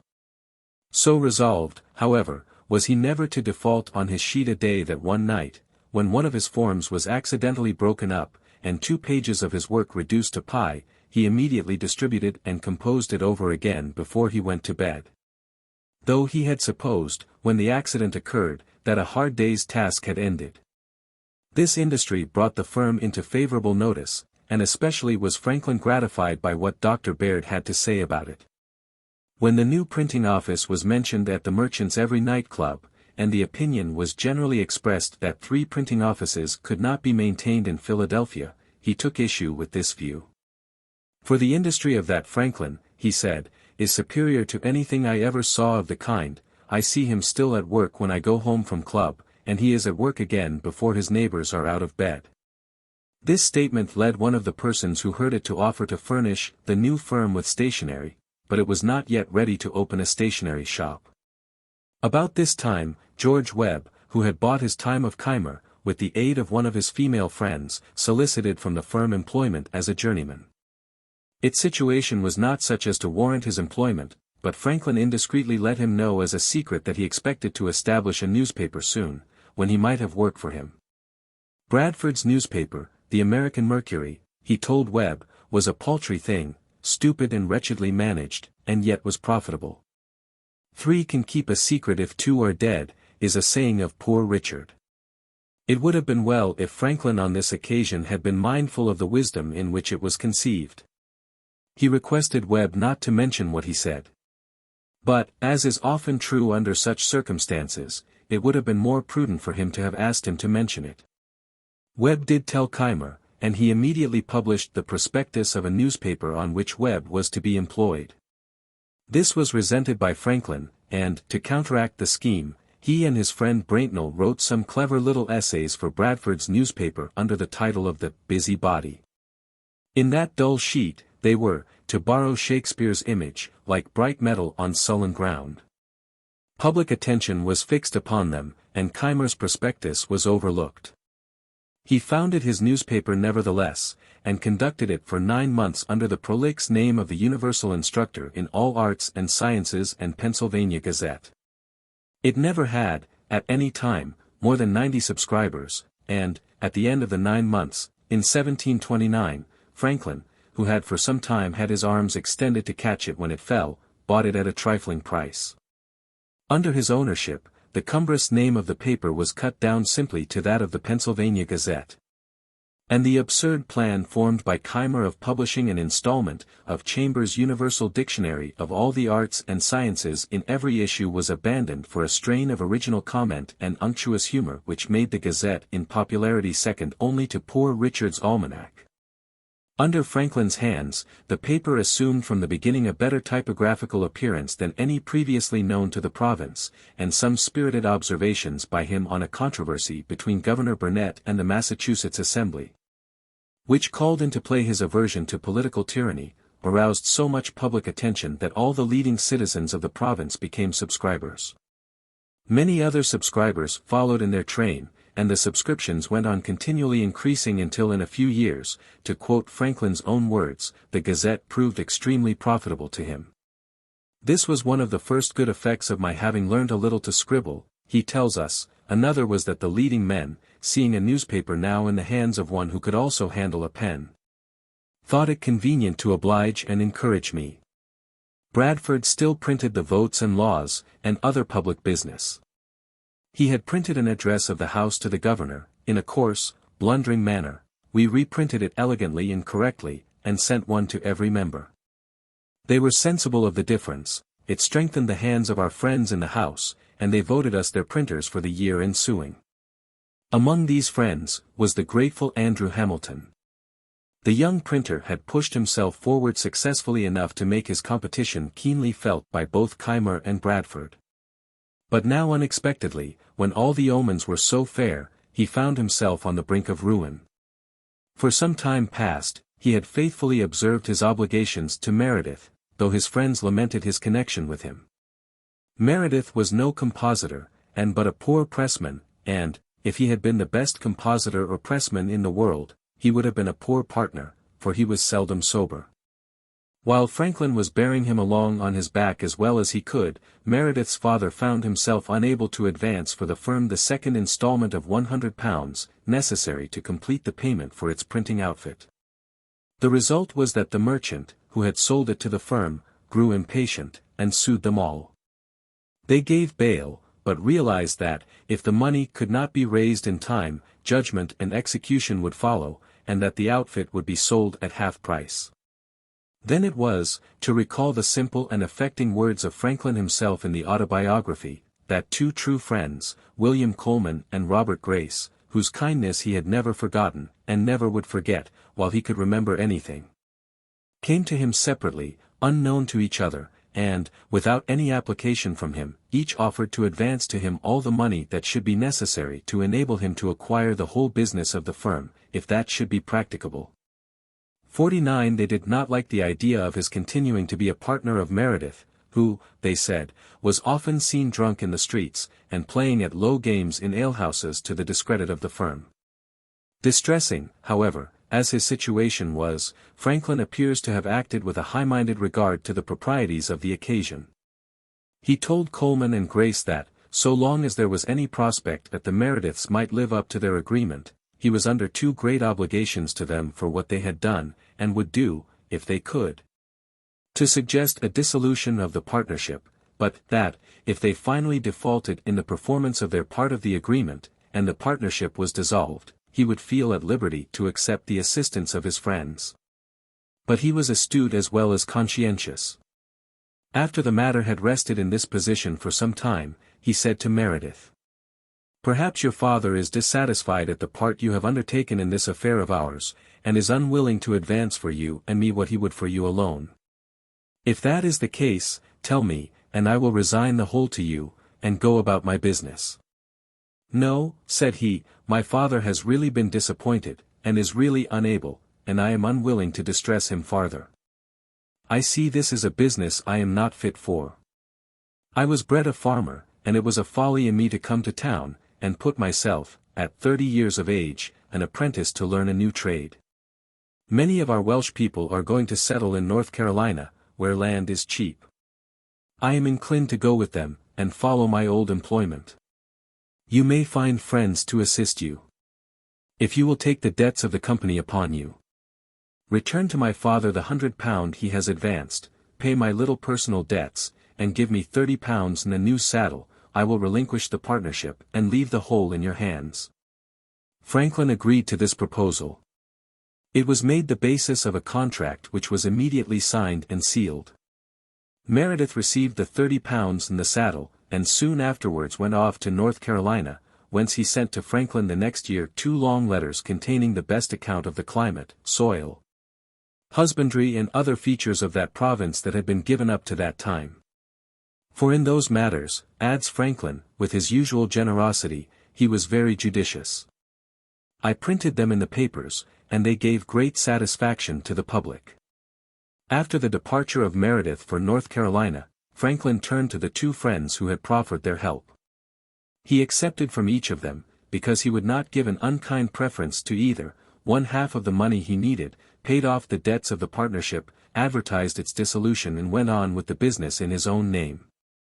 This was on July 14, 1730. Seasonably for him, there was a loud cry among the people at this time for a more abundant issue of paper money. The wealthier members of the community were all against the proposition. They feared that an addition to the existing paper circulation would depreciate, as it had done in New York, and that the debts due to them would be discharged by payment in a medium worth less than its nominal value. The question was discussed by the junto, and Franklin argued in favor of the issue, being persuaded that the prosperity of the province had been very much promoted by a small previous issue of paper money in 1723. He remembered, he says in the Autobiography, that, when he first walked about the streets of Philadelphia, eating his roll, most of the houses on Walnut Street, between Second and Front Streets, and many besides, on Chestnut and other streets, were placarded, to be let. Which made him feel as if the inhabitants of Philadelphia were deserting the town one after the other, whereas at the time of this discussion all the old houses were occupied, and many new ones were in process of construction. Not content with presenting his views on the subject to the junto, he wrote an anonymous pamphlet on it entitled The Nature and Necessity of a Paper Currency. This pamphlet was well received by the common people, he tells us, but met with the disfavor of the rich, because it swelled the clamor for more money. Their opposition, however, for lack of writers, competent to refute its reasoning, languished, and the issue was authorized by the Assembly. Franklin's friends in the House rewarded him for his part in the controversy over it by employing him to print the money. "A very profitable job and a great help to me," remarks Franklin complacently in the Autobiography, and he adds, "This was another advantage gained by my being able to write." Through the influence of his friend Hamilton, he likewise secured the contract for printing the paper money, issued by the 3 lower counties on the Delaware. Another profitable job as I then thought it, he says, small things appearing great to those in small circumstances.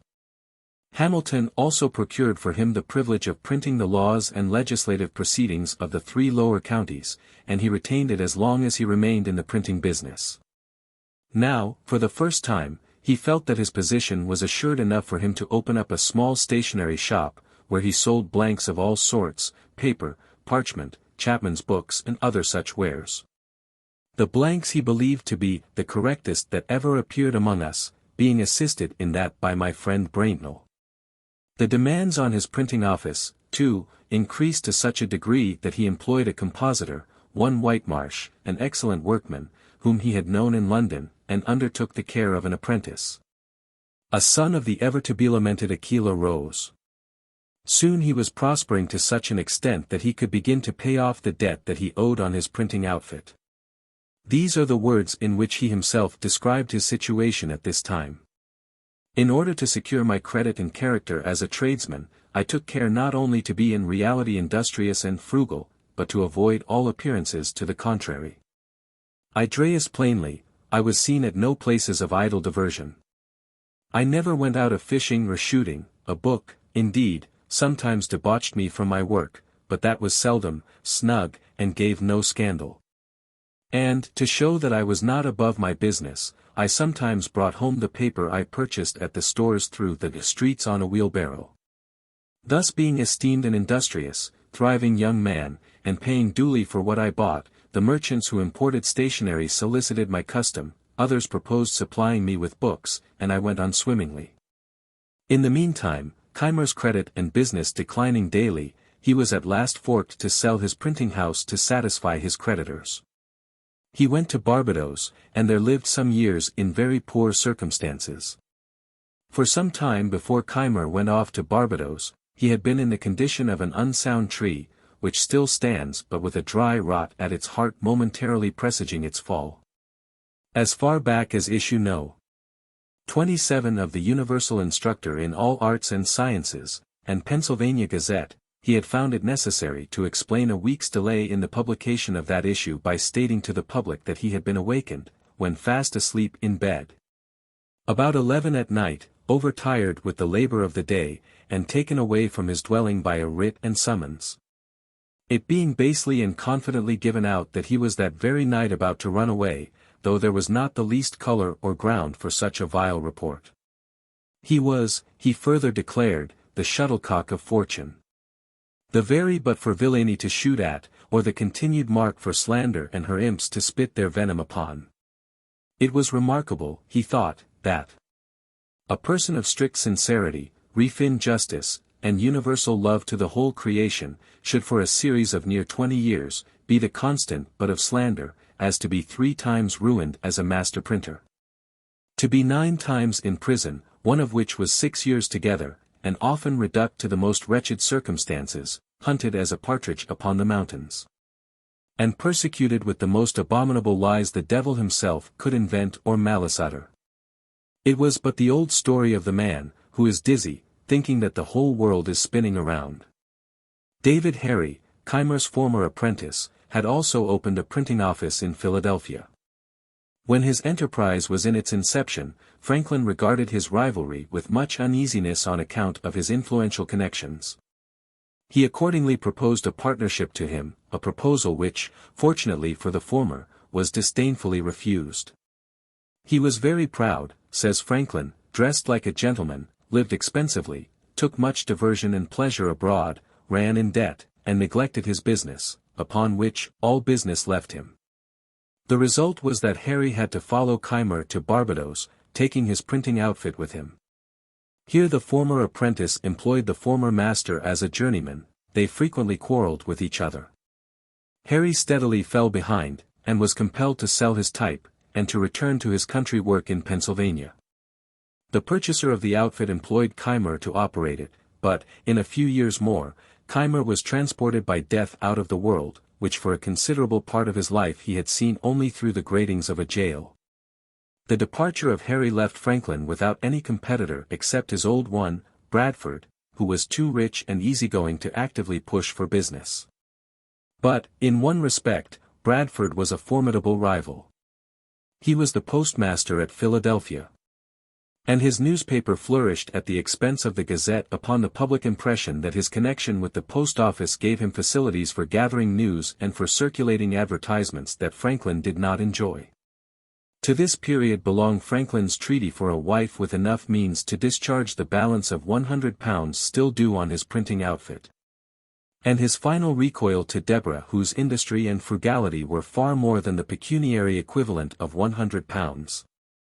After his marriage, he was, if anything, even more industrious than before, and this is what he has to say about his habits and employments during the period that immediately followed that event. Reading was the only amusement I allowed myself. I spent no time in taverns, games, or frolics of any kind, and my industry in my business continued as indefatigable as it was necessary. I was indebted for my printing house. I had a young family coming on to be educated, and I had to contend with for business 2 printers, who were established in the place before me. My circumstances, however, grew daily easier. My original habits of frugality continuing, and my father having among his instructions to me when a boy, frequently repeated a proverb of Solomon, "Sayest thou a man diligent in his calling, he shall stand before kings. He shall not stand before mean men." I from thence considered industry as a means of obtaining wealth and distinction, which encouraged me, though I did not think that I should ever literally stand before kings, which, however, has since happened. For I have stood before 5, and even had the honor of sitting down with one, the King of Denmark, to dinner. Another passage in the Autobiography tells us just what degree of frugality Franklin and Deborah practiced at this stage of his business career. "We kept no idle servants," he says, "our table was plain and simple, our furniture of the cheapest. For instance, my breakfast was a long time bread and milk, no tea, and I ate it out of a 2-penny earthen porringer, with a pewter spoon. But mark how luxury will enter families, and make a progress, in spite of principle. Being called one morning to breakfast, I found it in a china bowl, with a spoon of silver. They had been bought for me without my knowledge by my wife, and had cost her the enormous sum of 23 shillings, for which she had no other excuse or apology to make. But that she thought her husband deserved a silver spoon and china bowl as well as any of his neighbors. This was the first appearance of plate and china in our house, which afterward, in a course of years, as our wealth increased, augmented gradually to several £100 in value. In 1732 was first published, at 5 pence a copy, Franklin's famous almanac known as Poor Richard's Almanac, which for 25 years warmed the homes of Pennsylvania with the ruddy glow of its wit, humor and wisdom. His endeavor in conducting it, he tells us, was to make it both entertaining and useful, and he was so successful that he reaped considerable profit from the nearly 10,000 copies of it that he annually sold. Hundreds of the inhabitants of Pennsylvania, who read nothing else, read the almanac.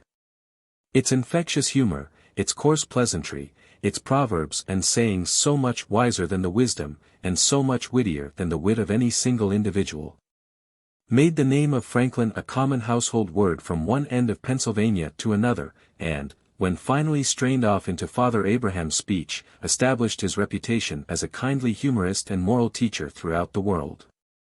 In somewhat the same spirit of instruction as well as entertainment was the Gazette, too, conducted. "I considered my newspaper, also," says Franklin, "as another means of communicating instruction, and in that view frequently reprinted in it extracts from the Spectator, and other moral writers. And sometimes published little pieces of my own, which had been first compassed for reading in Argento." The caution exercised by the Gazette in shutting out malice and personal abuse from its columns is the subject of one of the weightiest series of statements in the Autobiography. "In the conduct of my newspaper," Franklin declares, "I carefully excluded all libeling and personal abuse, which is of late years become so disgraceful to our country.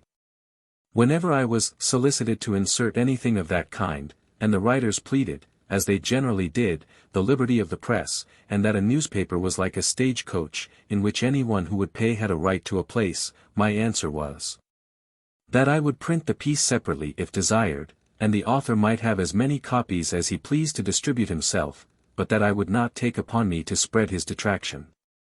And that, having contracted with my subscribers to furnish them with what might be either useful or entertaining, I could not fill their papers with private altercation, in which they had no concern, without doing them manifest injustice.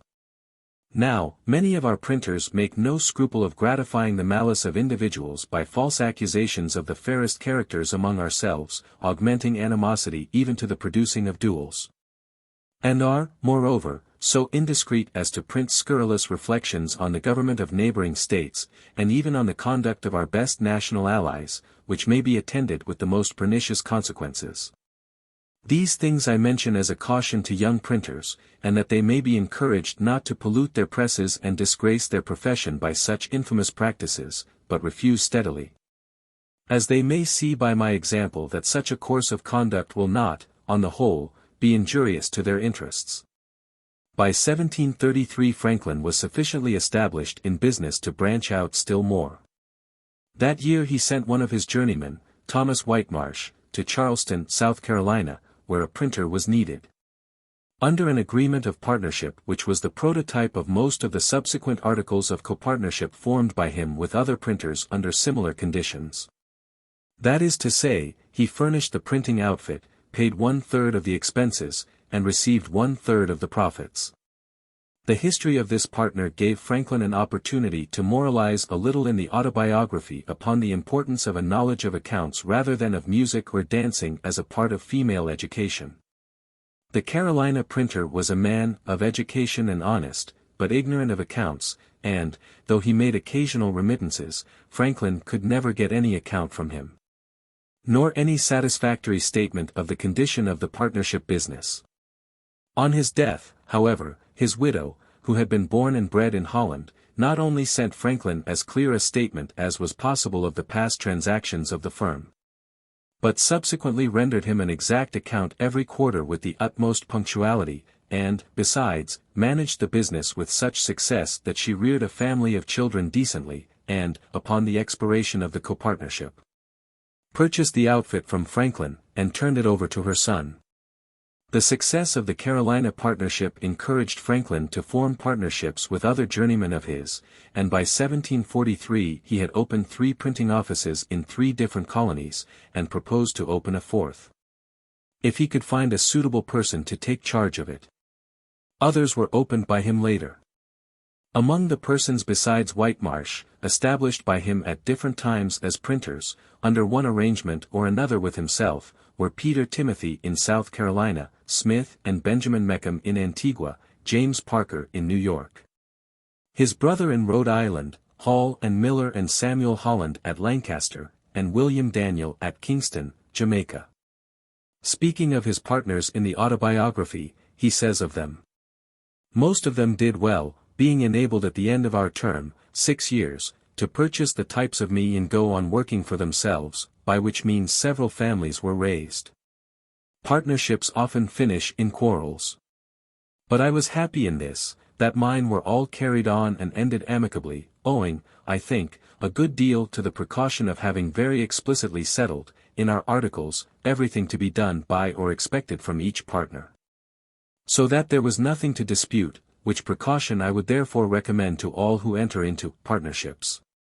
For, whatever esteem partners may have for, and confidence in each other at the time of the contract, little jealousies and disgusts may arise, with ideas of inequality in the care and burden of the business, etc., which are attended often with breach of friendship and of the connection, perhaps with lawsuits and other disagreeable consequences. 2 other business enterprises of Franklin merit notice.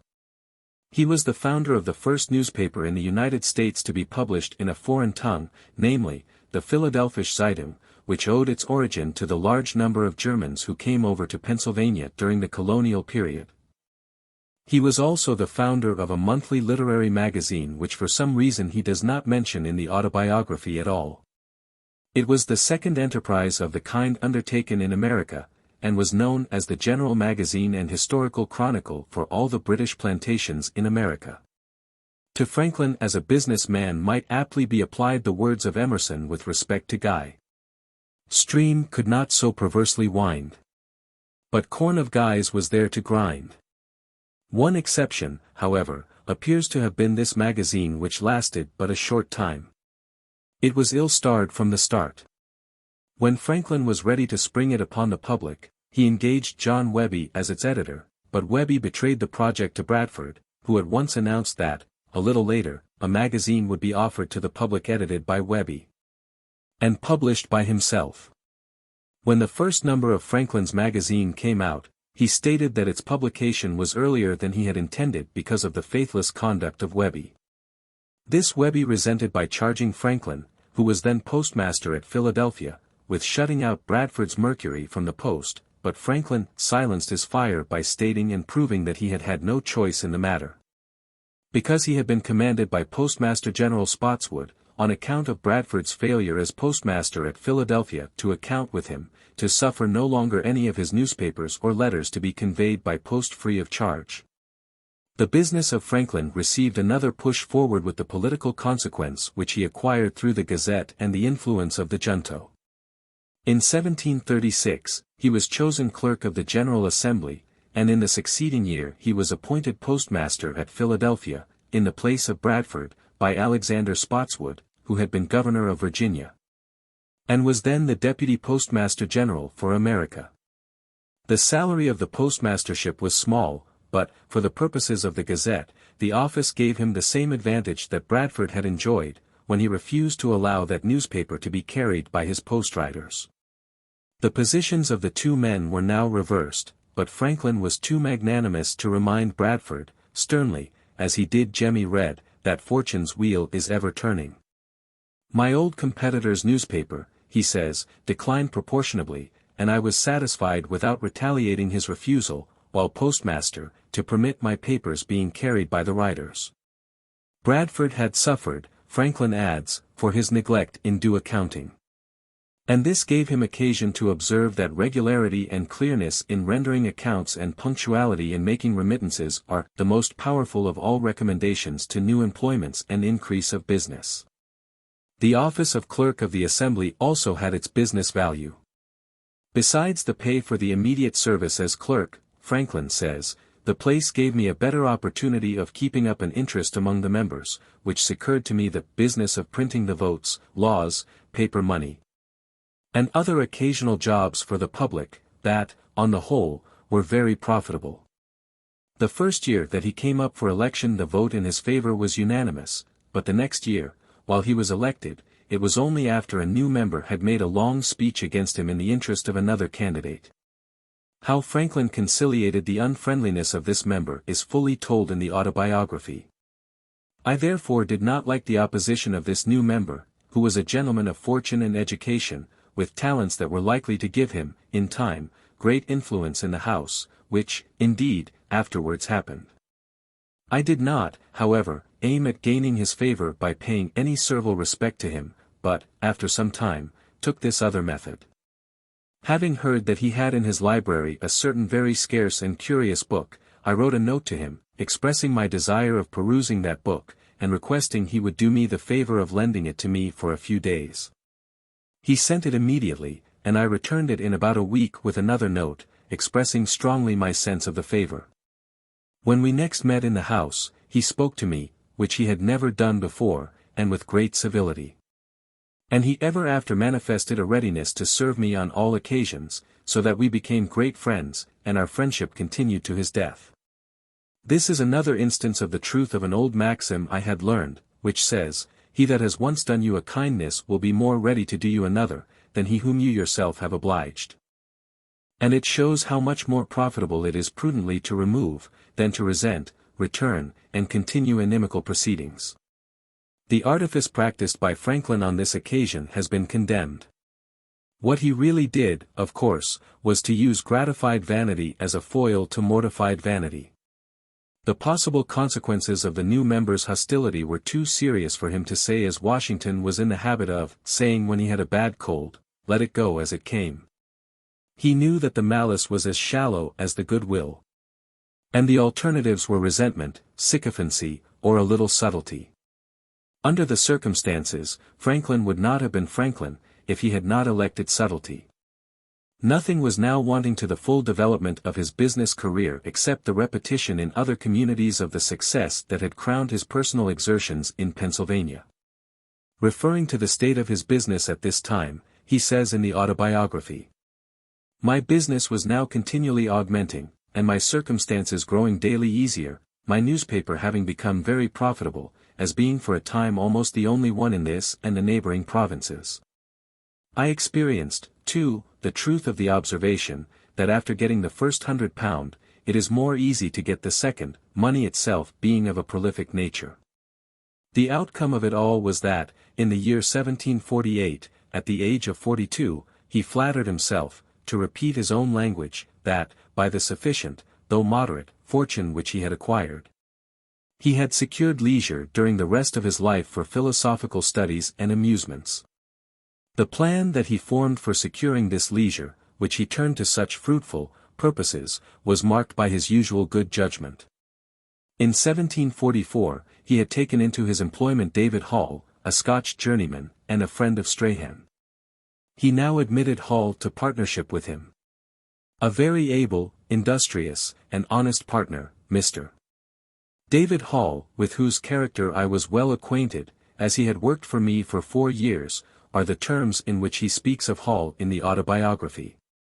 He took off my hands, he continues, all care of the printing office, paying me punctually my share of the profits. The partnership continued 18 years, successfully for us both. Under the provisions of the partnership agreement, Hall was to carry on the printing and publishing business of Franklin in his own way, but in the firm name of Franklin and Hall. And Hall was to pay to Franklin £1,000 a year for 18 years. At the end of which period Hall was to become the sole proprietor of the business. 50 Exactly what income Franklin was deriving from his printing and publishing business at the time that this agreement was entered into is not known, but reasonable conjecture has placed it at something like £2,000 a year. At that time he was also the owner of a considerable amount of property, representing invested returns from his business in the past.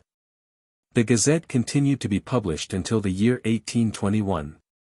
When the term of 18 years, during which the partnership was to last, expired in 1766, the profits had been over £12,000, Pennsylvania currency, from subscriptions, and over £4,000, Pennsylvania currency, from advertisements.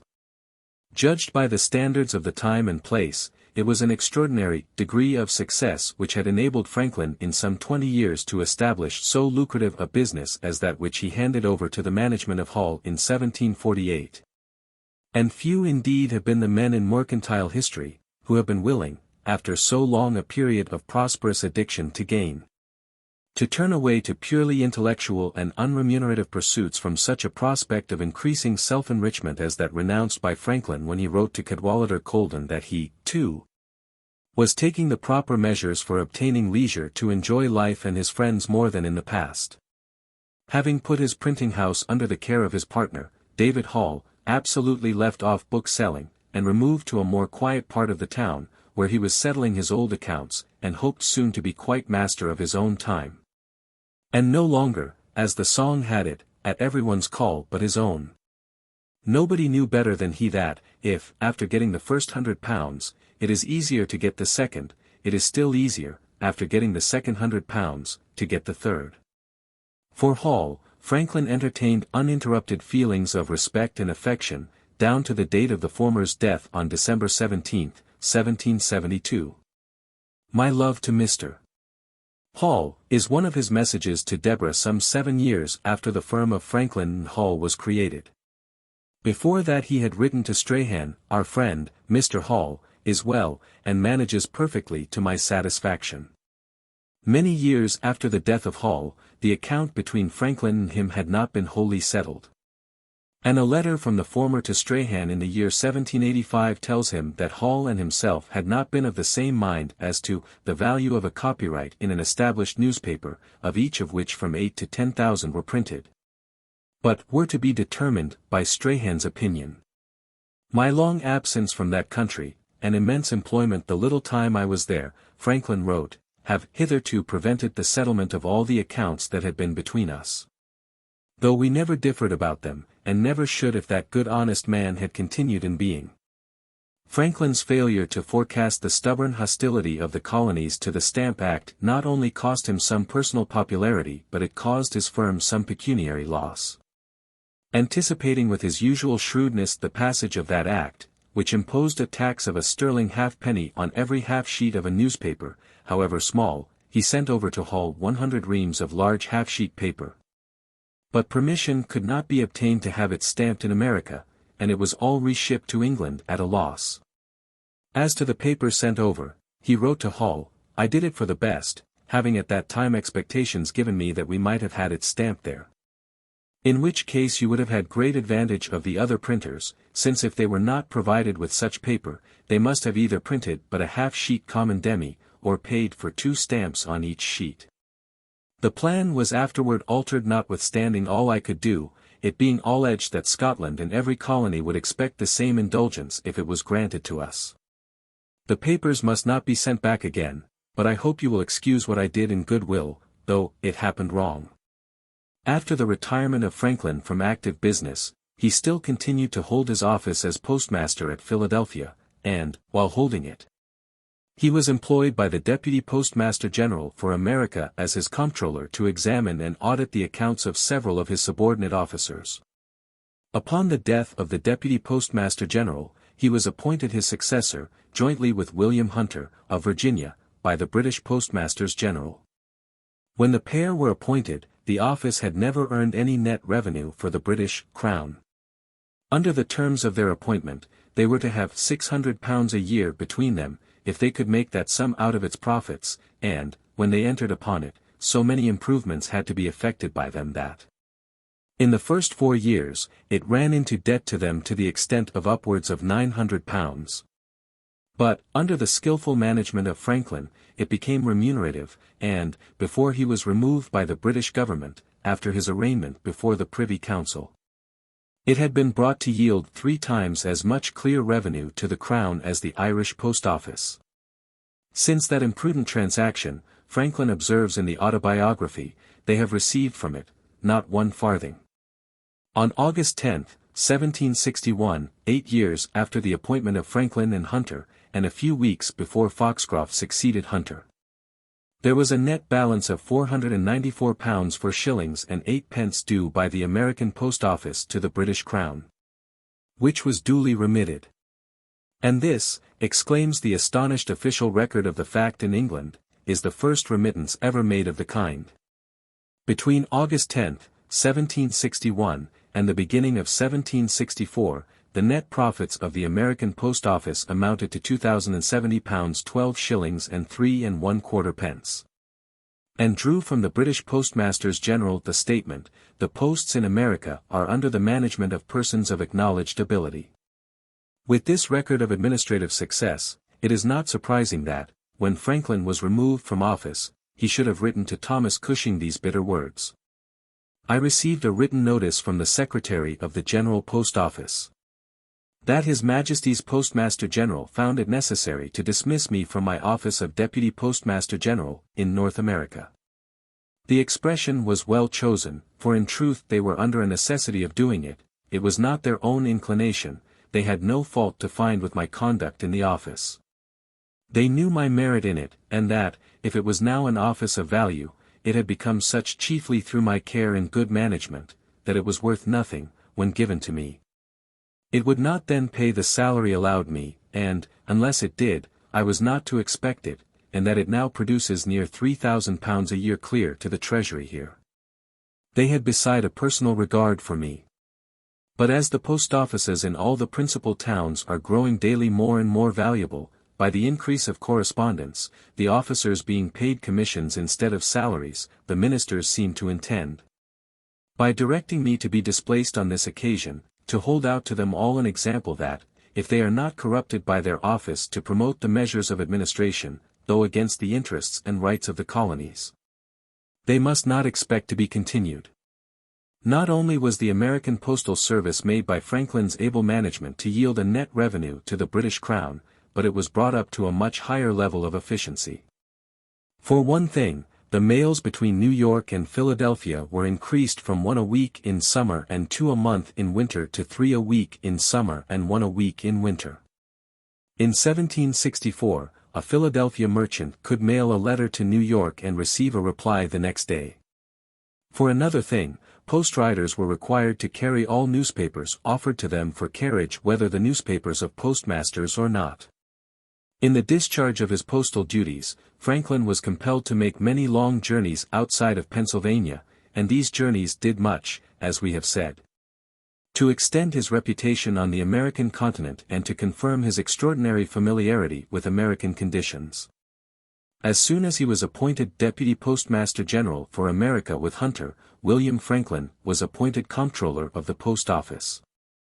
The post office at Philadelphia he first conferred upon William Franklin, then upon Joseph Reed, one of Deborah's relatives, and then upon Peter Franklin, Franklin's brother. Indeed, so long as there was a Franklin or a Reed willing to enter the public service, Franklin's other fellow countrymen had very little chance of filling any vacant post in the American post office. This was doubtless due not only to his clannishness but also to the fact that, as far as we can now judge, nepotism was a much more venial offense in the eyes of the public during the colonial era than now. Even now it may be doubted whether the disfavor with which it is regarded is prompted so much by its prejudicial tendency from a public point of view as by its tendency, from the point of view of the spoilsman, to interfere with the repeated use of office for partisan purposes. The income upon which Franklin retired from business was the sum of £1,000 a year for 18 years, which Hall agreed to pay him, the small salary, arising from the office of postmaster at Philadelphia, and the income, supposed to be about £700 a year, produced by his invested savings. When in England, in addition to the £1,000 a year, paid to him by Hall, which ended in the year 1766, and the income derived by him from invested savings, he received a salary of £300 a year from his office as Deputy Postmaster General for America, until he was removed in 1774. And for briefer periods a salary of £500 a year from his office as Colonial Agent for Pennsylvania, and salaries of £400, £200 and £100 as the Colonial Agent of Massachusetts, Georgia and New Jersey, respectively. With his removal from his office of Deputy Postmaster General, all these agencies and the salaries attached to them came to an end. When the annuity paid to him by Hall ceased, his income was so seriously curtailed that he was compelled, as we have seen, to remind Deborah of the fact. After his return from England in 1775, he was appointed the Postmaster General of the United States at a salary of £1,000 a year. For his public services in France, he was allowed at first a salary of £500 a year in his expenses, and subsequently, when his rank was advanced to that of ambassador, £2,500 a year. When he returned from France to America, he communicated to his old friend, Charles Thomson, the Secretary of Congress, his hope that Congress might be kind enough to recognize the value of his services and sacrifices in the American cause by granting him some small tract of land in the West. He saw, he said, that Congress had made a handsome allowance to Arthur Lee for his services to America in England before his appointment as Commissioner to France, though it had made none to the writer or to Mr. Boulogne, who were also parties to these services. Moreover, Lee, on his return to America, as well as John Jay, had been rewarded by Congress with a good office. The letter, of course, made out an irrefragable case. For, if the United States had given the whole Northwest Territory to Franklin, his heirs and assigns forever, the gift would hardly have exceeded the value of his services. It was written just before the old Congress gave way to the first Congress under the Federal Constitution, and nothing ever came of it. The conduct of the old Congress to Franklin in other respects had been so ungenerous that it is hardly likely that it would have made any response to the appeal anyhow unless solicited by a more intriguing spirit than his. The state of Georgia was more mindful of its obligations to him, and voted him the right to take up 3,000 acres of land within its limits. After his return from France, a great rise took place in the value of real estate in Philadelphia, and his houses and lots reaped its benefits to a conspicuous degree. On Jan. 29, 1786, he wrote to Ferdinand Grand, "My own estate I find more than tripled in value since the Revolution," and similar statements are to be found in other letters of his at this time. At this period of his life, a considerable amount of his attention was given to the improvement of his property. On April 22, 1787, in a letter to Ferdinand Grand, he said, "The 3 houses which I began to build last year, are nearly finished, and I am now about to begin 2 others. Building is an old man's amusement. The advantage is for his posterity." When Franklin died, his estate consisted of 10 houses in Philadelphia, and almost as many vacant lots, a pasture lot near Philadelphia, a farm near Burlington, New Jersey, a house in Boston. The right to the 3,000 acres of land in Georgia, a tract of land on the Ohio, a tract of land in Nova Scotia, 12 shares of the capital stock of the Bank of North America and bonds of individuals in excess of £18,000. The value of his entire estate was supposed to be between $200,000 and $250,000. Under his management, the Gazette was probably the best newspaper produced in colonial America. In its early history, it appeared first twice a week, and then weekly, and consisted of but a single sheet, which, when folded, was about 12 by 18 inches square. Parton is not accurate, as his own context shows, in stating that Franklin originated the modern system of business advertising. Other newspapers of the time, including Bradford's Mercury, contained advertisements for the recovery of runaway servants and slaves, and lost or stolen articles, and for the sale of different kinds of merchandise. When Franklin fled from Boston, his brother James advertised for another apprentice in the Courant. Nor is Parton accurate either, in stating that Franklin invented the plan of distinguishing advertisements by means of little pictures, which he cut with his own hands. There were such cuts in Bradford's Mercury even before the Gazette was founded. The Gazette won a position of its own because its proprietor and editor brought to its issues that knowledge of human life and human nature and that combination of practical sagacity, humor and literary skill which he carried into everything. The latest advices of the day, foreign and domestic, which were tardy enough, extracts from the Spectator and other moral writers of the age, verses from contemporary poets, cuttings from the English newspapers, broad, obscene jokes.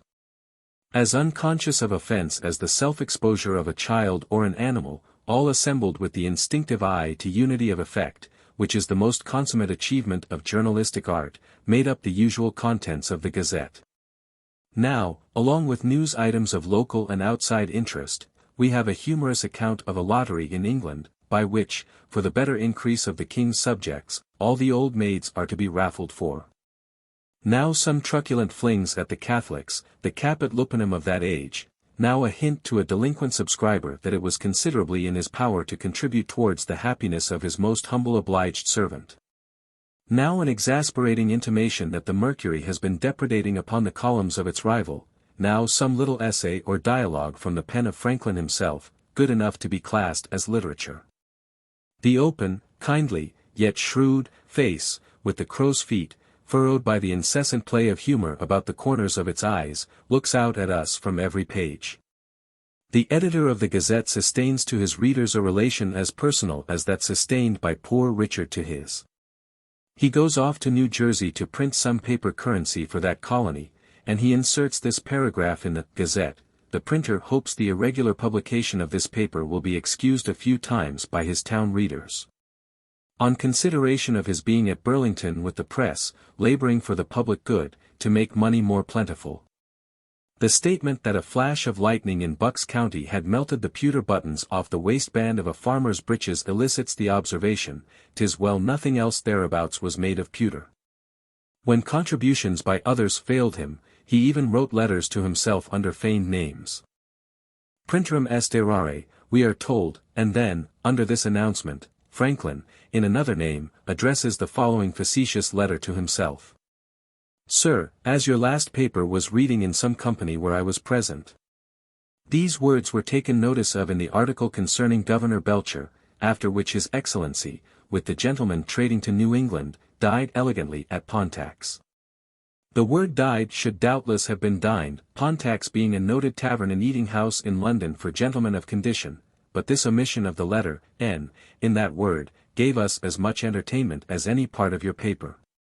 One took the opportunity of telling us, that in a certain edition of the Bible, the printer had, where David says I am fearfully and wonderfully made, omitted the letter E, in the last word, so that it was, I am fearfully and wonderfully mad. Which occasioned an ignorant preacher, who took that text, to harangue his audience for half an hour on the subject of spiritual madness. Another related to us, that when the company of stationers in England had the printing of the Bible in their hands, the word, not, was left out of the 7th commandment, and the whole edition was printed off with thou shalt commit adultery, instead of thou shalt not, and this material erratum induct the Crown to take the patent from them which is now held by the King's printer. The Spectator's remark upon this story is, that he doubts many of our modern gentlemen have this faulty edition by M, and are not made sensible of the mistake. A third person in the company acquainted us with an unlucky fault that went through a whole impression of common prayer books, in the funeral service, where these words are, we shall all be changed in a moment, in the twinkling of an eye, and the printer had omitted the C, in changed, and it read thus, we shall all be hanged, and lastly, a mistake of your brother newsprinter was mentioned, in the speech of James Prouse written the night before he was to have been executed, instead of I die a Protestant, he has put it, I died a Protestant. Upon the whole you came off with the more favorable censure, because your paper is most commonly very correct, and yet you were never known to triumph upon it. By publicly ridiculing and exposing the continual blunders of your contemporary, which observation was concluded by a good old gentleman in company, with this general just remark, that whoever accustoms himself to pass over in silence the faults of his neighbors, shall meet with much better quarter from the world when he happens to fall into a mistake himself. For the satirical and censorious, whose hand is against every man, shall upon such occasions have every man's hand against him. This is an accusation of plagiarism made by Franklin against Bradford. When Mr. Bradford publishes after us, he declared, and has occasion to take an article or two out of the Gazette, which he is always welcome to do, he is desired not to date his paper a day before ours. As last week in the case of the letter containing Kelsey's speech, and, lest distant readers should imagine we take from him, which we always carefully avoid, Bradford hit back as best he could. On one occasion he charged that the contract for printing paper money for the province of New Jersey had been awarded to Franklin at a higher bid than that of another bidder. It's no matter, he said, it's the country's money, and if the public cannot afford to pay well, who can? It's proper to serve a friend when there is an opportunity. One of Franklin's favorite devices for filling up gaps in the Gazette was to have himself, in the guise of a correspondent, ask himself questions, and then answer them. I am about courting a girl I have had but little acquaintance with. How shall I come to a knowledge of her faults, and whether she has the virtues I imagine she has, is one such supposititious question. Commend her among her female acquaintance, is the ready-made answer. Another imaginary question was of this tenor, Mr. Franklin, pray let the prettiest creature in this place know, by publishing this, that if it was not for her affectation she would be absolutely irresistible. Next week a flood of replies gushed out of the editor's pigeonholes. One ran thus. I cannot conceive who your correspondent means by the prettiest creature in this place. But I can assure either him or her, that she who is truly so, has no affectation at all. And another ran thus.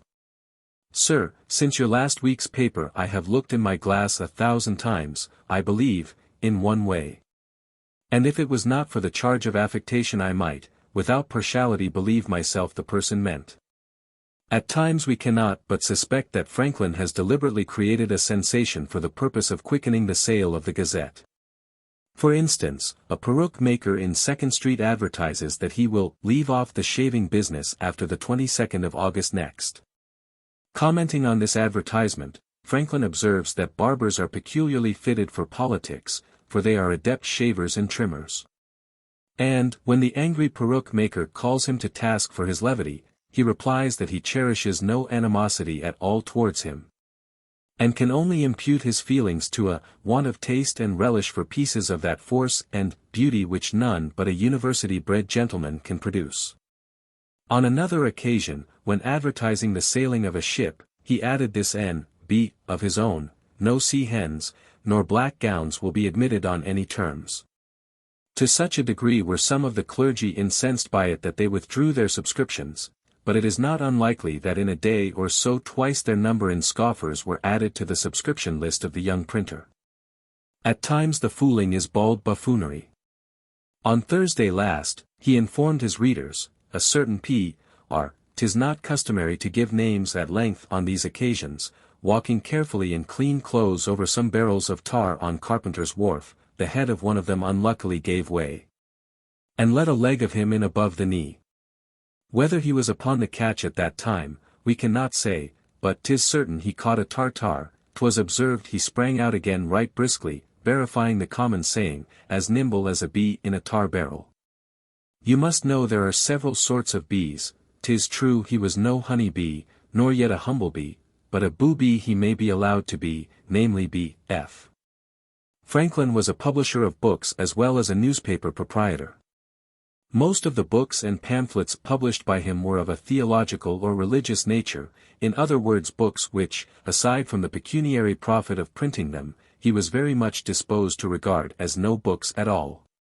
Others were of a description to serve the practical wants of a society yet simple in its structure, such as the gentleman's pocket farrier and every man his own doctor, or the poor planter's physician. But some were of real note, such as 2 little volumes of Native American poetry, Colden's essay on the iliac passion, which is said to have been the first American medical treatise, Cadwallader's essay on the West India dry grapes, and James Logan's translation of Cato's Moral Distichs, which Franklin regarded as his chef d'oeuvre, and which is said to have been the first book in the Latin tongue to have been both translated and printed in America.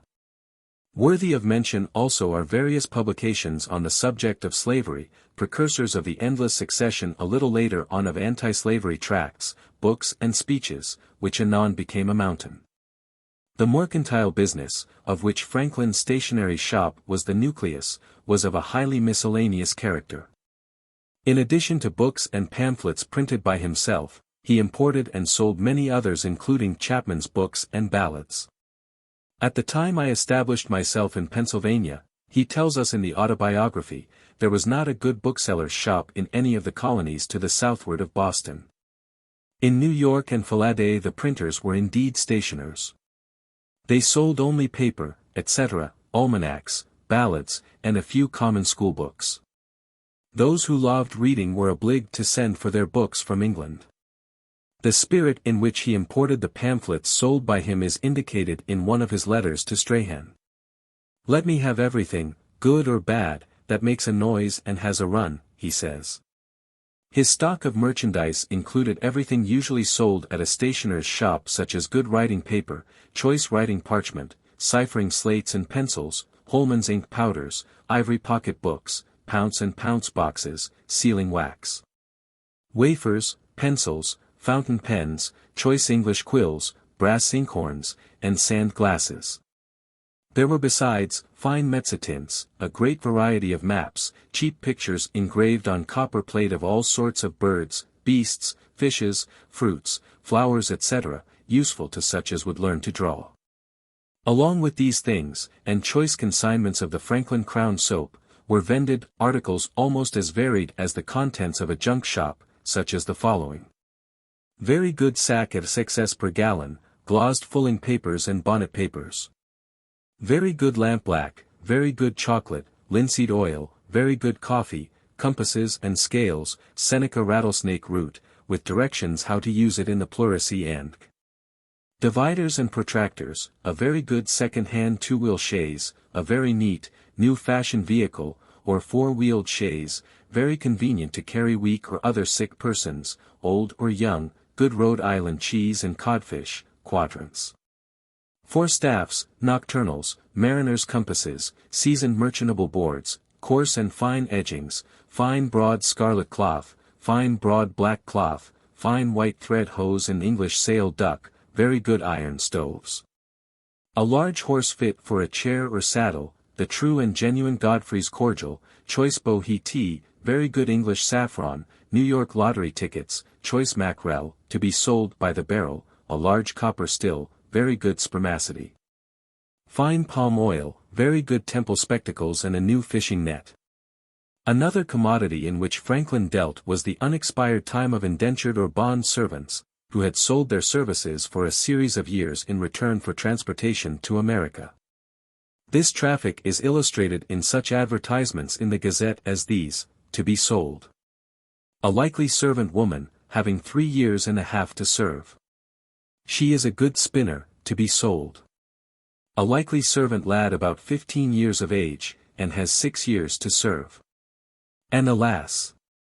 The humanitarian, who strove so earnestly, during the closing years of his life, when he was famous and rich, and the president of the Pennsylvania Society for promoting the abolition of slavery, to bring home the horrors of slavery to the Southern conscience, was himself what involved until the end utter social disrepute in the slaveholding South, that is to say, a Negro trader.